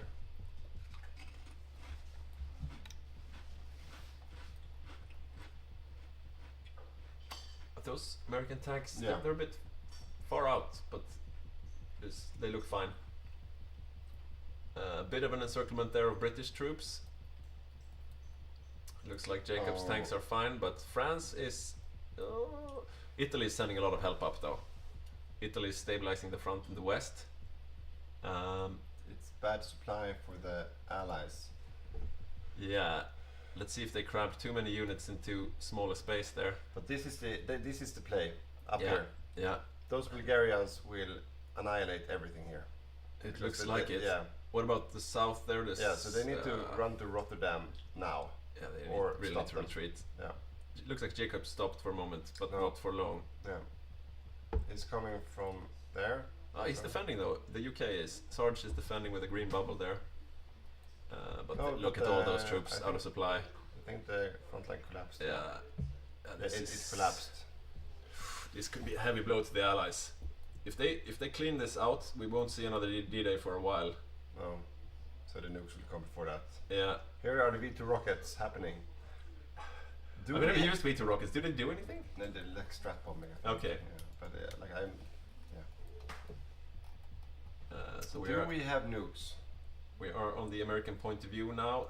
They are building reactors. Have they finished the? Yeah, they finished the tech because you see the nuke counter there in the top. Where? But it's at 0. Yeah. So as soon as they have the reactors up, the nukes will start coming. What about the Germans? How far off are they? Sometimes you have to click a C zone. There we go. Okay, They so don't have any reactors yet. They don't have the tech ready. I think they have reactors. Yeah, but they don't have the. Yeah. How far off is the tech though? If you check their 116 days. And the American reactors were a bit off as well. It's really close. I mean, it's really close. Who fires the first nuke? Yeah, so they could do it now. Oh, they have to finish the reactors first. How far off are they? They definitely have reactors already. You think? Yeah, I think so. Could maybe we could see that on the total number of factories. No, it's not one of those buildings, I guess. Not producing any. Okay. Oh yeah, so they don't have any reactors. And how far off are the reactors from being built? If you look at the construction queue there. Okay, that's also like 100 days. This is really close. But then he needs to build the nukes as well. Yeah. But same for Germany though. Like his reactors won't start building the nukes until they're researched. Okay, this is. Yeah. But this is not looking too promising for the Allies. It looks like the Mexicans are the main force there in the west. They really landed in force there. Our Latvian friend. Our Latvian friends, Ugis, he's having a really good game. Seeing as it's his first game. I don't think it's his first game of Forza Survivor multiplayer though. He looks like he knows what he's doing. But look at this. Ouch. That's a really heavy blow. Yeah, this is a juicy one. Yeah. And they're the Spanish. Yeah. Ouch. Have a look at the total number of losses. Maybe we can see it climbing up now. The Allies were at 9 points. The UK is going to have a blow. The UK is most of it. And probably Mexican Republic. Yeah. Still anyone's game, ladies and gentlemen. Very much so. The Netherlands has competed. Oh yeah, they were freed and then Or maybe it was his last little island there in the east. Or I don't know. Oh wait. What's going on? The Eastern Front. The fighting is really fierce still. I don't get it. I really thought that it looked like they were ahead. Look at this pocket here, like this army here. And they are really hunkering down around Moscow. But that makes it even a juicier target for nukes if all their forces are concentrated. Moscow might be the first capital nuked. We forgot about that one. No, we did. We mentioned it, but by then the front was like in Poland, so we didn't think it would be a thing. So this could be a big counterplay. Yeah, Moscow is shut off right now, so all the Soviet troops that are not connected to the capital will be in low supply. Yeah, you see them all around here in really bad supply. So right now they are really good targets. They are reopening it, but the railway goes through Lipetsk. So this is the price here. The Axis are looking really strong right now with the failed D-Day invasion and now Moscow being surrounded again. And here you have the German. Why are they all in bad supply now? They need some extra fuel. They are trying to fix the supply situation, but it's messy on the Eastern Front with the supplies. Liberation of Paris. Okay, so the Mexicans have made their way there. Ugis is having a game of it. But look at this pocket. They are taking it back. They are like going south, claiming, and then they're rolling it up. But look at this. Yeah, it's a lot of back and forth. Almost closed. One more tile. But here's the counter push. Don is microing his heart out with his heavy tanks. But that's the counter push. That is the counter push. Oh, they're being held down. Oh, that's four. Yeah, four heavy tanks. Four trapped. Being surrounded, and there's nothing coming to save. Yeah, there is some attempts at saving them. It's really close on the Eastern Front as well. They have to hurry up. They want to save that pocket. Those 4 tanks are gonna get eaten. Claude J says Italy reached utopia, still alive past 1944. Yeah. In October 45. Yeah. Mussolini is happy. Saved. They are saved. Oh, that was close call. That was a close one. So they are reconnected again. Martin seems very poised to keep attacking down south. Yeah. So the Finns, they are now up at what? 5.1 million. 5.1. Not too bad. Not too shabby. And how many has he lost? The Finns, yeah. Oh, yeah. 250k. That's a very good KD ratio. That KD ratio is okay, actually. Nothing to scoff at. Times 20? No, what is it? Finland, what a Chad. Yeah, definitely. Oh, here we have another pocket. but it is collapsing one more time. Yeah, Don is really trying to make the most out of his heavy tanks. Yeah. He's got 9 of them there in the same place, making moves. They are the only thing keeping the Soviets alive right now. Yeah. So, here we go. The Tepsi is falling. Yeah, they are closing that one. This could be a good pocket. Maybe have a look at the German casualty numbers now to see how many they lose. Okay, they're at 4.21 right now. 4.21. Yeah, that's definitely falling. No help coming. I don't think so. But that's another bad. That's bad news. Yeah. This is really bad news. Yeah, because that puts the tanks out of supply. That one tank. That one tank is doing a lot of damage right now. You can see he's scared though. He doesn't want to get cut off with that one tank. They got the pocket. We were at 4.21. Ooh, 220,000 losses there. But now this entire army is in a very bad situation. They could get out of supply very, very soon. And the issue is... They already are. Yeah, I don't think they could punch back. Because the railroads are cut off. Yeah, so the railroad is cut off here. So, and it's getting worse. It's going from bad to worse. So they're trying now. But they are slow. Yeah, they are out of supply. They need to punch from up here. And they have 1, 2, 4, 5. Those tanks need to be used. They are the ones needing to make the moves. And they could probably defeat that single German tank down there. Yeah, they need to move those tanks south. They are not even in an army. No, they're just fielded. We have paused. Oh, 26. Yeah. Where are all of those? Why are we paused? Good question. No hotkey is working on this. Yeah, no. Yeah, someone disconnected. 2 players disconnected. Okay, we see some defeatist talk here in the chat. From what side? Jacob says, is it GG? So draw. Per says, I feel a draw. And Jacob says, no draws allowed, surrender or no. Yeah, so there will be no draws here. Screw that. Yeah, so according to rules, they still have 1.5 hour left to play. Yeah, and they should. We want to see the fight. Do you want to get into the caster seat? Your turn to replace me. I've been sweating here for quite some time, sitting that close to that big lamp. So we haven't had an interview in a long while. It would be nice to talk to someone apart from ourselves all the time. So we are paused at the moment. Let's see, they're ready. I think when they will hot join, you will disconnect most likely. And yeah, it has been like that. So I was giving Per cred before that he doesn't surrender, but now he's like, you can have the victory. This is filthy defeatist talk. We do not condone this at Hygge Gaming. So you can see here that the Allied D-Day invasion has been completely thrown out. They are still holding on to Denmark, as they've been doing for a long while. Let's see, I'm still not sure why we are paused here. No, we're waiting for 2 players. Yeah, okay, so 2 players are joining. Yeah, the situation here in Russia is really developing from bad to worse. Yeah, I mean, they have been able to claw themselves back on the Eastern Front axis. It has really been a back and forth, but I mean, it's still looking good for them here, but the nukes, like, the thing with nukes though is that you need a good target to nuke, right?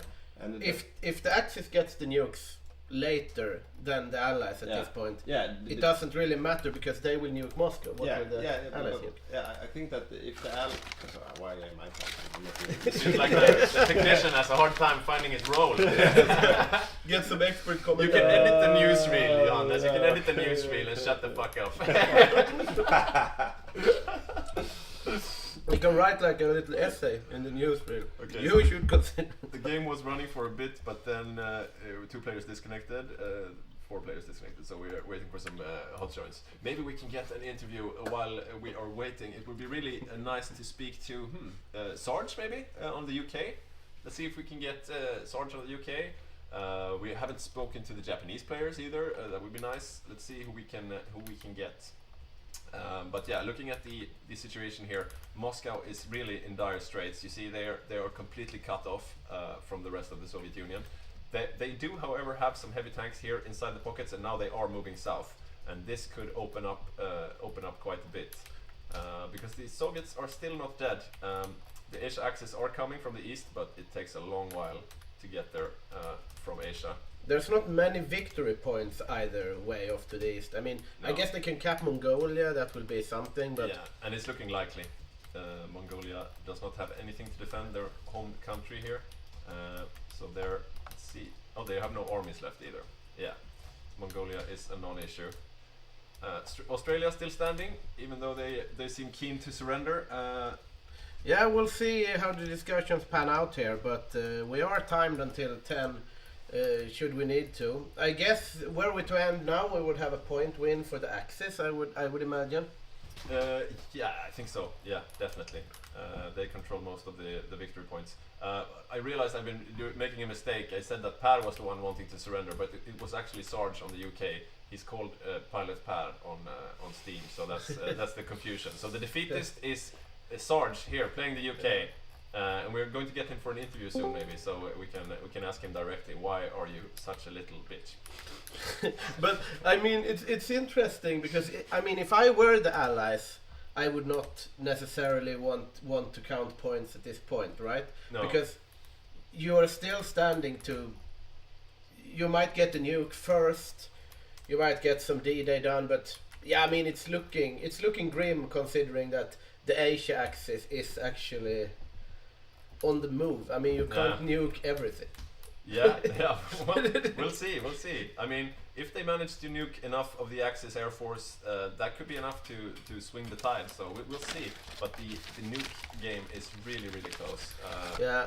Germany still hasn't gotten the tech. It's 67 days away, so just over 2 months. But they do have the reactors already built. And the the US, they don't have the reactors built, but they do have the tech. The reactors will be ready 31st of December. And then they have to build a bomb. Yeah, so it will be really, really close. I think the US will be slightly ahead producing nukes.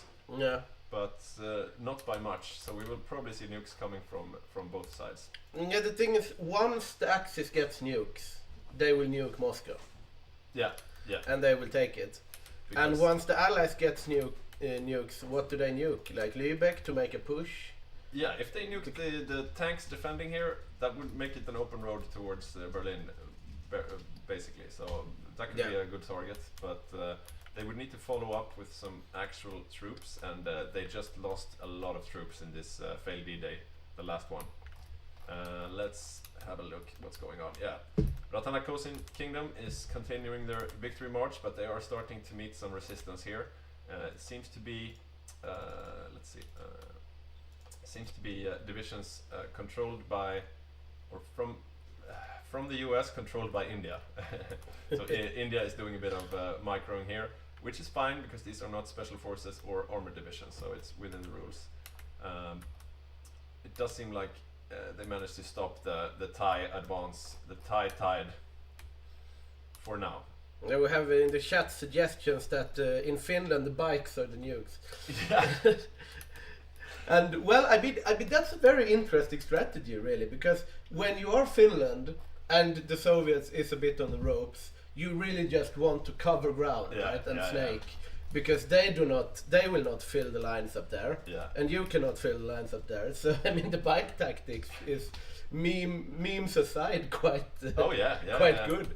I mean, usually we use cavalry, but bikes they fill the same function, I guess. They're slightly faster than the normal infantry, and can cover a lot of ground that way. And as you see here in the east of Finland, the new Finland, Greater Finland, we have an interview. Okay. Okay. Is it Sarge? Yes, but without camera. Okay. Yep. Without the camera. So start talking to him and we'll see. How do I make this work? Is it working? Yeah, it is working, because... Can you hear me, Sarge? Out the mute. Yes, hello. Hey, how are you doing? Tired, but honestly happy about the game. Yeah, but you seem to be willing to surrender. What is this bullshit I hear about? Yeah, the last push we did here right now in the Netherlands was the Hail Mary. It was all troops in. I have 0 troops left. Yeah. So everything is dead. My fleet doesn't work. I'm too tired to even try to rebuild the fleet. You're not joking. You really have 0 troops left. Yep. Oh. It was a full Hail Mary. I hear the Americans are developing a secret new exciting weapon, though. Yes, and so are we in the UK, but also with what groups? All of them are like, even if we would be able to, the Soviets would fall within a couple of minutes. We did not fare well against the Japanese Navy, so we couldn't take them there either. So Germany is winning in the on land. And, I just got word right now, Sarge, as we're speaking to you, that your team has surrendered. Yeah. They listen to you. No. This was not only me who said it. This was a decision made by everyone. Right, you were just a spokesperson. Yes. Yeah, we just got the breaking news actually here. We have a confirmation from the Allies that the Allies are reluctantly surrendering the game. So this means we have an Axis victory in the Grand Game, Untroubled Drums of War, the 30th of June, this Hygge Gaming game. What is your immediate comment here, Sarge? I just want to say thank you to my mom, thank you to my dad for raising me to become an idiot. I had a very fun game. I was super hungover all of this game. I mistakenly built converted heavy carrier hulls instead of my super heavy carriers. Yeah. So I fucked up from the beginning with that. Okay, and that made you lose the naval battle against Japan? I did not actually fight. It was US, but I stopped carrying. Right. There was one thing where we in the studio have a bit of an issue with your playstyle. If you look at your stockpile, you have a lot of fighters and CAS in the stockpile, and yeah, that would have put your total number of CAS over 2,000. That could have done some work. Well, you see, my good sir, I am not very good. I'm still not very good at multitasking. I think you had a great game, though. I really do. You did probably, I don't know, 20 naval invasions or something. A really active allies in this game, I think. Yeah, indeed. You never gave up on the D-Days. Yeah, I appreciate that. The full plan was from the beginning that okay, we'll fuck around a bit with Japan, but then immediately move to Europe. And as soon as we saw the Soviets starting to really fall, and they continued sending this is our equipment right now. We were like, okay, we have to do something in Europe. So we tried again and again to get the naval invasions. We managed to get one in Denmark. Yeah, we saw that one, and you managed to hold Denmark until the end of game. Yes, but every time we tried to do something, the Bulgarian tanks came and ruined our fun. That is why I propose Jacob can only play Albania from now. Yeah, we tried to nerf him by putting him on Bulgaria, but it wasn't enough. No, just look at his factory. He has like almost as many factories as I have. Yeah, but I think he was good at the game where you ask your allies to for occupied territories. I don't think there were too many Bulgarians fighting in Africa, but still you see Legionnaires Bulgaria controlling a sizable chunk of the continent. I think we had someone else jumping into the social channel right now. Hello? Who do we have here? Hello, it's me, Ivan, the USA main. Oh, hello! Hello. Good of you to drop in. Nice. So Ivan has been playing the US. You had a bit of a rough game. You seem to have focused on Europe quite a lot, which I must say it looked really, really promising there for a while. When your huge amount of heavy tanks were heading over to Denmark, we were almost calling it for the Allies. Yeah, you were just outside Berlin. What do you think you could have done differently to actually close out the game when you were so close to the German capital? I mean, if we actually would have taken the German capital, I think that would have been pretty huge, because they would also be out of supply then for quite a few days. Yeah. And that will allow us to snowball the advantage even more. But somehow they managed to clutch the defense of Berlin. It was quite impressive. Really holding on to a hair there. It was really close. Yeah, I think it was the Bulgarian tanks there as well that arrived in the nick of time, if I remember correctly. Yeah, we have some more people joining us here in the social channel. We have Mosberg, who played Germany. Congratulations on the victory, Mosberg. Well, thank you. Team effort. Couldn't have done it without Sean and the Japanese for sure. But it looked dicey there for a while. But yeah, we pulled it back, and relieved and very, very fatigued. Yeah, it's been a long day, hasn't it? It has, but a fun day, a very fun day. I'm a bit curious. You mentioned that naval battle, or at least the battle between Japan and the U.S. As we understood it, we missed it here on screen, but the Japanese fleet defeated the U.S. fleet. How did that come about? Yeah, I think it's better to ask Sean, who is also here, because I was focusing tooth and nail trying to hold on to Berlin and the western part of France. Yeah. So Sean, how did you manage to beat the U.S. fleet? Where was it, and what was the deciding factor? Yeah, the first battle was in the Bay of Bengal. As soon as we engaged there, Ivan lost a lot of ships in that battle. I thought, okay. It was mainly made up of light cruisers, BBs, and CVs. And when was this? Game, so it was a mix. This was pretty late on in the game, or? No, this was right at the start. Okay. Yeah, it was right at the start. Because we were looking at the U.S. fleet just hanging out in California. I think that was probably their second fleet then, I guess. Can I just make it something clear? Yeah. He sunk all of my escort fleets and my starting fleets. Okay. He never sunk my main battle fleet. Ah, okay, yeah. So but he did fairly early. I think it was outside Australia. He gave my main battle fleet quite a heavy blow. That was a battle I definitely lost, but it didn't really sink my fleet. I think by the end of the game here, we had like a couple of interesting engagements where I was actually using my main battle fleet. It was very close, like not really. I mean, the screen said I was a victor, but like not really. It was just like you know, duking it out. Yeah. But how do you feel about the Eastern Front? I felt it was very much a back and forth, and then we looked away for a while to look at the D-days, and suddenly we came back, and Moscow was almost surrounded. Yeah. What happened on the Eastern Front? Was it the Finnish bikes or just some crazy German push? Oh, what happened? A lot of things happened. And this is the long game. Lopez speaking, the main controller of Soviet. Yeah, that's me.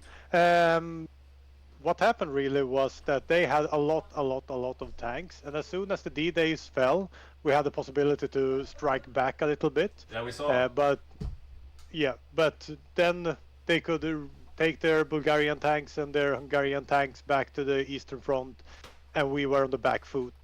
So a lot of back and forth, but we held out to almost 1946, and we had a few months or years to go. I think we had 26 heavy tanks still running around. Yeah, your killing numbers stuff. were just growing. Yeah, so yeah, we needed what we usually need D-Day. We needed it earlier this time. I think they went for, the feel was that they went for a really concentrated Soviet build. Let's kill those fuckers and do something else later. Yeah, we really felt it. We made some minor mistakes in the beginning. They capitalized it on them really good. Took out some of our heavy tanks, and they had free reign, so we needed to back off. Yeah. But yeah, they played it really well. Both Germany, Hungary, Romania, and Bulgaria was really active. I love how we haven't mentioned Finland. Is it like don't mention Martin? Don't mention. Have you seen your casualties now? Yeah, Finland was fuck. Yeah, Finland was really annoying. But I thought like this. I don't like playing against Martin because he kills me, so I sent Morten up to fight Martin. So I didn't really see that part of the front, and that was, for my own health. For your own mental health, yeah. Thank you so much for coming to hang out with us here a bit after the game.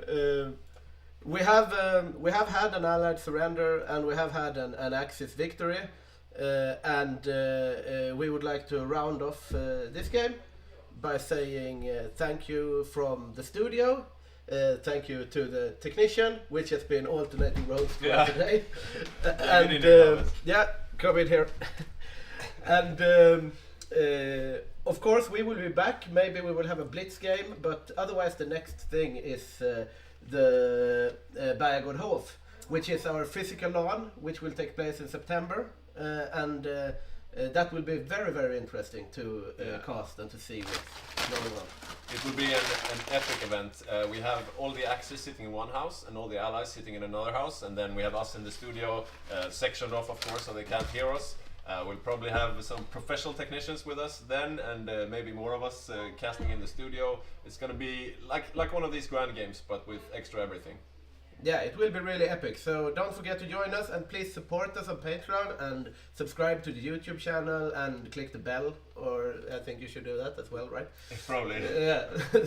And thank you so much to all of you viewers. Thank you so much to the players, of course, and to our wonderful patrons. And thank you to you guys who have been with us for the entire day almost, like Night Round and Bunny Poop, Serial, Mortal Vision. Claude J, Mortal Vision. Like we've had a bunch of regulars hanging with us, chatting with us all day, and we really enjoy that. It makes it so much more enjoyable. Thank you so much for the kind words. And Berserker, he's also a regular. Yeah, Berserker is also a regular, and yeah, a bunch of our regulars checking in today. So Dr. Paul earlier as well, another classic. So yeah, great hanging out with you guys, and this was a great game.